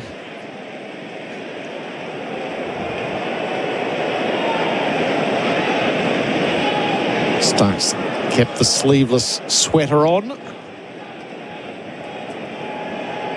Bringing Khawaja a little bit closer at cover. Just change out on the leg side. Labuschagne will come into mid-wicket. And Richardson Heads back to deep backward square. Stark in from the top of his mark. Atkinson awaits. Nibbles the ball down at a long off. Takes a single and leaves Tongue one to face. Head down below us does the fielding. Atkinson to 28. Session this has been the Liquorland's last session. Score more this summer with Liquorland. Choose to drink wise. Australia bowled out for 152, prompted an early tee, and 9 for 110. 15 to go. And this is the familiar sort of time wasting. Smith has decided that Australia is not batting tonight. Which, given the circumstances of the day, makes perfect sense. Yeah. He wants Stark to just bowl a wide Yorker here. The last thing you want is to lose a couple of wickets tonight. Nah. Could tip the whole Makes game. no sense. So 2 slips, Gully, Smith moving the field up and back, and Head comes in under the helmet. 5 minutes before and Australia won't have to bat again. So Tongue gets the full ball away to mid-on. 9 for 110, the Tyre Power scoreboard, your trusted tyre experts. Imagine homes where luxury isn't an upgrade. Build a solar all-electric Henley home with up to $95,600 of standard inclusions others call extras. Imagine luxury at no extra cost with Henley Homes. The new Grinch Happy Meal is now at Macca's. There are 12 Grinch toys to collect, only at Macca's for a limited time. Trademark and copyright 2025 Dr. Zeus, available 10:30 a.m. till midnight for a limited time at participating Macca's. The Ashes on SEN for Henley Homes. Hard to beat. Ask other builders, then come back to us. Henley.com.au. 9 for 110. Cam Green is going to take it up from the worn end. And Smith puts them all back on the boundary. Atkinson 28, Tongue 1. The game within a game here as for Australia to avoid batting tonight. 4 minutes to go before that possibility dries up. Green begins his spell, a bouncer right up over the top. Not called as a wide. Gee, it got through okay. Yep. Big Greenie. I enjoy the spread of material we get. Carlisle, it's weak captaincy, Gerard. So I've annoyed Carlisle. Call it what it is. Smith didn't want to bat again today. No, Carlisle, it's game sense. We saw it in Brisbane as well. It cost Smith 50 runs on that occasion, which felt decisive, but it meant that Australia were able to control the timings of the game. Don't go into the Vipers pit unless you have to. Oh, Atkinson gets struck by a ball that he took his eye off, turned his back to, and wore. An uncomfortable replay. Yeah, I'd be trying to avoid the ball on the body there.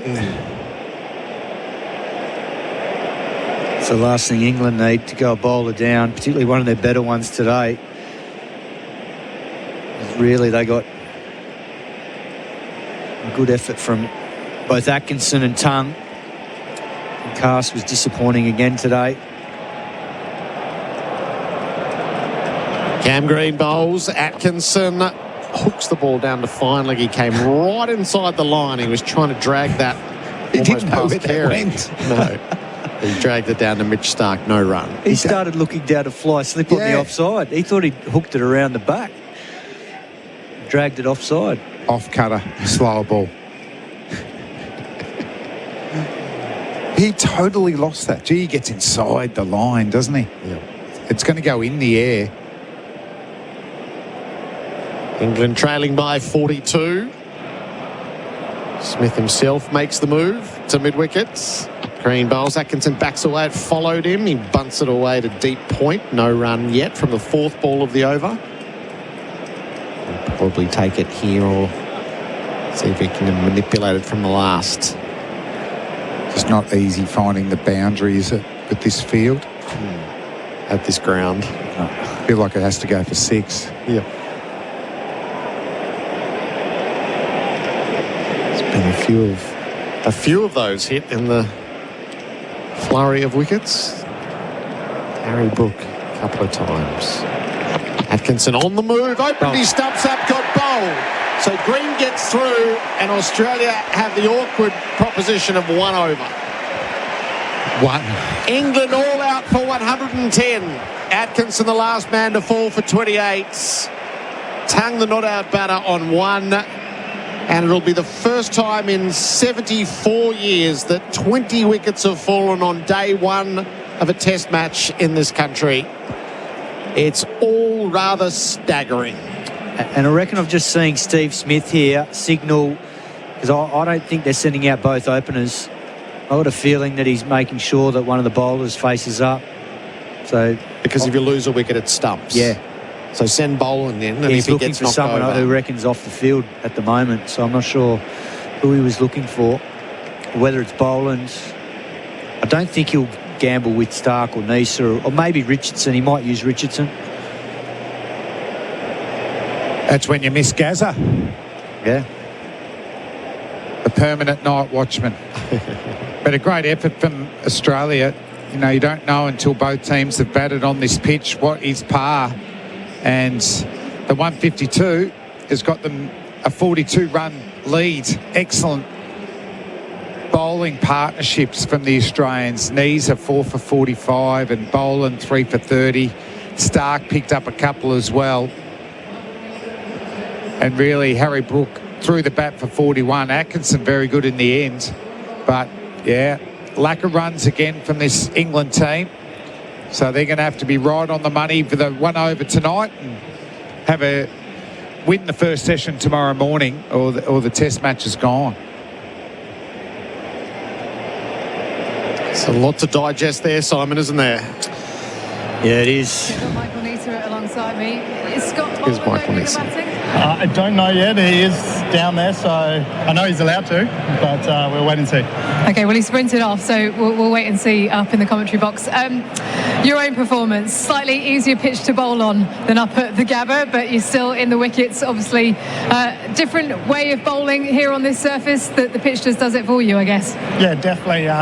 We saw when we batted it was tough. The ball's definitely nipping around, so you still have to put it in the right area, and I was fortunate enough I snagged a couple of wickets. What does it mean to you to play in a Boxing Day test in front of 95,000 people? It's a dream come true. I know I watched this as a kid, and to be out here, it gives me goosebumps. Well, what was the key for the batters, do you think, in that first innings to be able to get you up past 150, and what do they have to try and do here now? Yeah, it's a tricky one. At the same time, you've got to put pressure back onto their bowlers. It's not easy because the ball is nipping around. I think you just got to find that right combination between defence and attacking, and hopefully we can do this second innings. Not often you're the top scorer in the Australian cricket team. No, I'll take that one though. Well done once again, and all the best. Thank you. Cheers. So Michael Neser, 4 for 45. Let me give you the call of the card. So Australia all out 152. Neser top scored 35. Tongue 5 for 45. And in the Liquorland last session, score more this summer with Liquorland. Choose to drink wise. Duckett caught Neser bowled Stark for 2, 1 for 7. The fall of wickets here for Omni-Grip surfaces, made tough like the Aussie cricket team. Omni-Grip surfaces, not slippery paint. Built to last, omnigripdirect.com.au. Bethel caught Kerry bowled Neser for 1, 2 for 8. Crawley caught Smith bowled Stark for 5, 3 for 8. Root caught Kerry bowled Neser for 0, 4 for 16. Brook LBW Boland for 41, 5 for 66. Smith bowled Boland for 2, 6 for 68. Jacks caught Carey bowled Boland for 5, 7 for 77.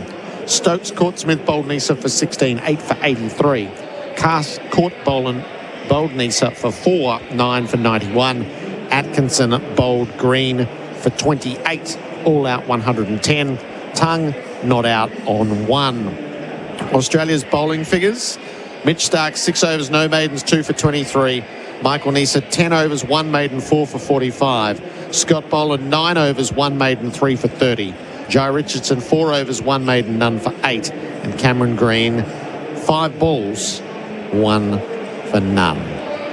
Let's clear our last break here. The Ashes on SEN for Henley Homes. Hard to beat. Ask other builders. Then come back to us, henley.com.au. It's a spotless run on all your major arterials for your drive in and out of the city. In the city, there's some extra foot traffic around the MCG precinct, including Brunton Avenue, Jollymont Road, Wellington Parade and Punt Road due to the cricket. These holidays, the police will be using every tool they have to keep the roads safe. But if you decide to drink then drive, how your holiday ends is your choice. And SEN continues as your home of sport this summer with every ball of the summer of cricket live. Boland to Jax. Jax has cut in half. Has he got it inside edge? He has. Boland at the MCG again. Nisa bowls. Out! Caught on second slip. Stokes is gone. He can't believe it. The bowling change does the trick. Last ball of the over. Nisa in bowl. Short ball. Taken on. Top edge. Down to fine leg. It's carried. It's gotten there. Casters hold out as well. Dickinson on the move. Opened his stumps up. Got bowled. So Green gets through and Australia have the awkward proposition of 1 over. England all out for 110. It's all rather staggering. The highlights where we have seen 20 wickets in a day. The leading run scorer for TAC speeding. How your holiday ends is your choice. Harry Brooks, 41, stands as the best and the leading wicket taker. Program commercial painting hit, painting maintenance for 6. Josh Tongue, 5 for 45. Now we look down to see who is going to emerge as Australia's opener here to face the 1 over necessary, knowing that if that player gets out, stumps will be called before the new batter comes in. Who are you sacrificing, Gerard? Scott Boland. Cato? Jai Richardson. Yeah, you can't Scotty's send too Stark valuable. or Nisa. It's out of those two if it happens. Yep. And then we're going to spend the whole night theorising what has been, what this pitch has done, and then what comes next. We're halfway through the test match, Gerard. There's 42 runs the difference. And potentially 4 days to go. Oh, 4 man. years ago it finished before lunch on day 3. We'll be flat out getting that far. Might not go the distance tomorrow. Particularly if it's It just hasn't been hot enough to burn the grass and harden the pitch up. So I don't think it'll be significantly different than today. The historic markers that we all just shake our heads about. So 25 wickets, 1901-02 here at the MCG is Ashes Test matches. 20 wickets in the 1800s and 20 wickets today. We started the summer with 19 wickets in a day and wondered how we'd get more. Well, we just did. It's all rather perplexing, and the inquisitions will be pretty stern as a pitch that's got too much grass on it. And yeah, as I said, you can't do too much different in the preparation besides the height of the grass. And last year was 7, and it was a late wind from Australia, so that's led to more millimetres of grass. But I just don't think it's not as hard. It's softer and it's moving.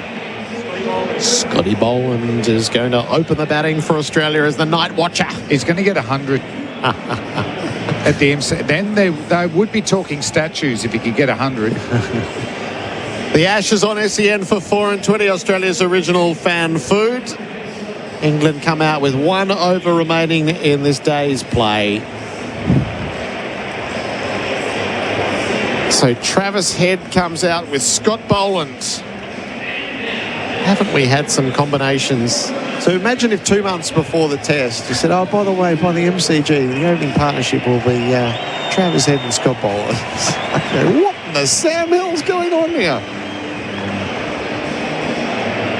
The Tyre Power scoreboard, your trusted tyre experts. Australia 152, England 110. Scott Boland announced to the crowd. Much joy. A lot of the 94,000 strong crowd have stayed to the end of the day's play, and why wouldn't you? As people have had their money's worth, that's for sure. I'm not sure everyone will be totally satisfied, but they have seen an enormous amount of action. Stats for pay.com.au, points for business, and there's a Big Bash double header coming. So the cricket goes for another 6 hours. Yep. And then It's not enough for me. don't even sleep, and we'll be back with you tomorrow morning. 6 of stars straight after this. Yep. And then Scorchers Hurricanes to finish the night. So much cricket. It really is cricket's number one day now, Boxing Day, the way that they have set it up. The player of the day for RWC, Ray White's commercial property specialist, Tung 5 for 45, Nisa 4 for 45, Boland 3 for 30. So Boland is the risk of being the trivia question. Which Australian batter was dismissed twice on Boxing Day 2025? Yeah. He was the last wicket to fall the first time around. He looks well set here. 5 slips, leg slip, bat pad. Gus Atkinson bowls to Scott Boland, who fends the ball up in the air over the top of bat pad. He's not taking a single. It lands safely at square. He's only dealing in 2s and 4s this afternoon. Scotty Boland is one over. How'd he play that one, Simon? He played it pretty well in the end because he guided it away from that leg slip. Off the face of the bat, just at the right angle. Yeah. I'm just hoping we hear 5 more big cheers from the Australian fans. So 2 leg slips now. There's no one on the offside. What's he doing? He's going to have a short catching backwards square. So it is a proper ring. 1, 2, 3, 5 slips, the keeper, leg slip, leg gully, bat pad, and I don't know why they had the deep mid wicket, but he's now come up into the infield. I think he just got lost. Yeah. How far into the infield? Kept just behind the bat pad. Atkinson tries to remove Boland. He goes full onto the pads. They're up shouting behind. Atkinson's just remembered to appeal now. And Scotty Boland survives another. LBW shouts for Liquorland. Score more this summer with Liquorland. Choose to drink wise. It's amazing, isn't it? Scott Boland, as a kid, would have always dreamed to be bowling at the MCG in a test match. Not in his wildest dreams would he think he'd be opening the batting. One of the slightly odder fields you've ever seen. Outside the off stump and allowed to pass. 3 to survive. You got to make him play. Big bowler. He's very disciplined. He's doing some gardening. Clock's haven't seen him do a lot of that before. No, he doesn't have to waste any time.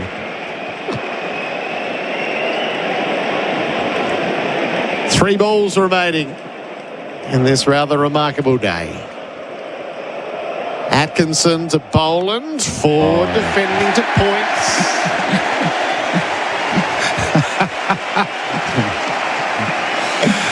Oh, wow. So what about the question about has anyone ever been wickets 2 and 3 of the hat-trick? So if Tung was to bowl to Boland tomorrow, he's the last man out, and then he could be the third for the hat-trick. If he Surely it's happened heaps of times. Atkinson to Boland. Edging, didn't carry or drops. It went to 5th slip. Dive to the left. I fancy drop, but maybe that's unkind. Just play him as soft hands. Scott Boland, like all good test openers do. Chemist Warehouse replay screen, outside edge, on the push. Do you have a slog now? You've done your job. Trying to hit a 6. The big finish, Flem. Try and have a 6. Go hard, Scotty. Bolo ball. Scott Boland runs it out through the corner, down to the boundary for 4 runs. What a finish to Boxing Day 2025. We found an opener. 20 wickets fell and Scott Boland hit the last ball of the day for 4. It's almost like England hadn't done their homework on Scott Boland opening the batting in the second innings, giving him room outside off stump, Bolo not trying to overhit the ball and just opening up the face, running it down for 4 runs. This could be the start of an epic knock from the Australian number 1 opening batsman. Oh, he got such an ovation, 6 for 7. I actually think that probably matched it. Deary me. None for 4 after the 1 over. That's Stumps. Let's hit the post-game show. The post-match show for Sonos. This summer, sound makes it home with Sonos. Learn more at sonos.com. And Isuzu. Everyday life doesn't have to be every day at all. Love how you live in the Isuzu MUX. Australia 152, England 110, Australia none for 4. Give me a brief thought each, because we'll be more expansive in our post-match tomorrow and the BBL awaits. Wow. What just happened? 20 wickets. Too much grass on the pitch. Will it be over tomorrow? Australia 4-0. Yeah, it looks like England are shot. The way they played in that innings, yes, it was doing a fair bit out there, but they just didn't want to know about it. It feels like they're already on the BA flight home, and we haven't even hit Sydney yet. This is our post-game wrap for Sonos. Sound makes it home, and for Isuzu. Love how you live with the Isuzu MUX. Who do you want the player of the day to be for Drinkwise? No, the play of the day. The single moment of the day for Drinkwise. You won't miss a moment if you drink wise. Not that last ball, is it? You're in charge. You know, I never thought I'd ever see that in my life. Bolo hitting a 4, opening the batting for Australia. Choose to drink wise. Our player of the day, contender for player of the match, thanks to Ray White commercial. Michael Nisa. Yeah, very good runs today with the lower order, and then pretty bowled well. RWC, Ray White's commercial property specialist. Who's been the hard worker today? The Working Hard Award for Work Locker, Carrum Downs and Pakenham. Nisa got that one. Is it Scotty Boland for bowling a very long spell with wickets and then going out to open the batting?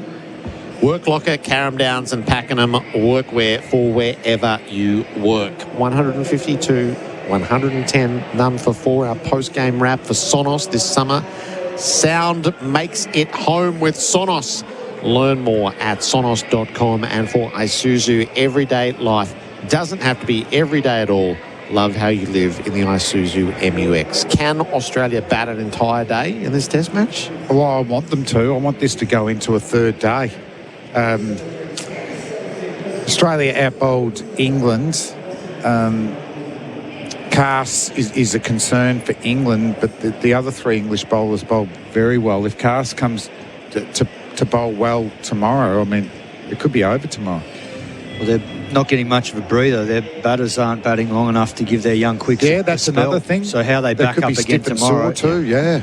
Ream is steady, hot and strong, but you can take the heat out of summer in a corporate box at the Ashes. Hurry, register now for your chance to win at iCanWin.com.au. Day 2 and 3 are sold out. If you can, I would get here tomorrow just to make a good thing of it.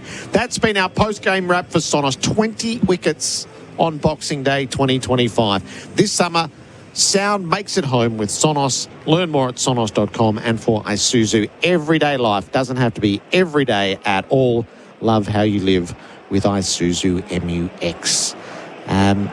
Ream steady, hot and strong. Take the heat out of summer in a corporate box at the Ashes. Hurry, register now for your chance to win at iCanWin.com.au. We'll be with you at 9 o'clock local tomorrow morning. Todd Greenberg, Chief Executive of Cricket Australia. I wonder what he's made of all of it. Australia has a 46-run lead going to stumps on day 1. The Big Bash is underway. The Sixers and the Stars. We sign off with the Tasman Butchers' sizzling moment of today's play. The big finish. Try and have a 6. Go hard, Scotty. Bolo ball.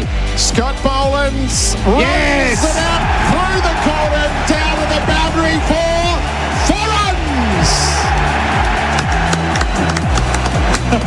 What a finish to Boxing Day 2025. We found an opener. 20 wickets fell and Scott Boland hit the last ball of the day for 4. Sizzling moments. Eat better meat with Tasman Butchers, the meat specialists, offering top quality fresh cuts for your family. The Ashes on SEN Test Cricket. Good Wee batteries and solar heart expertise. The perfect partnership.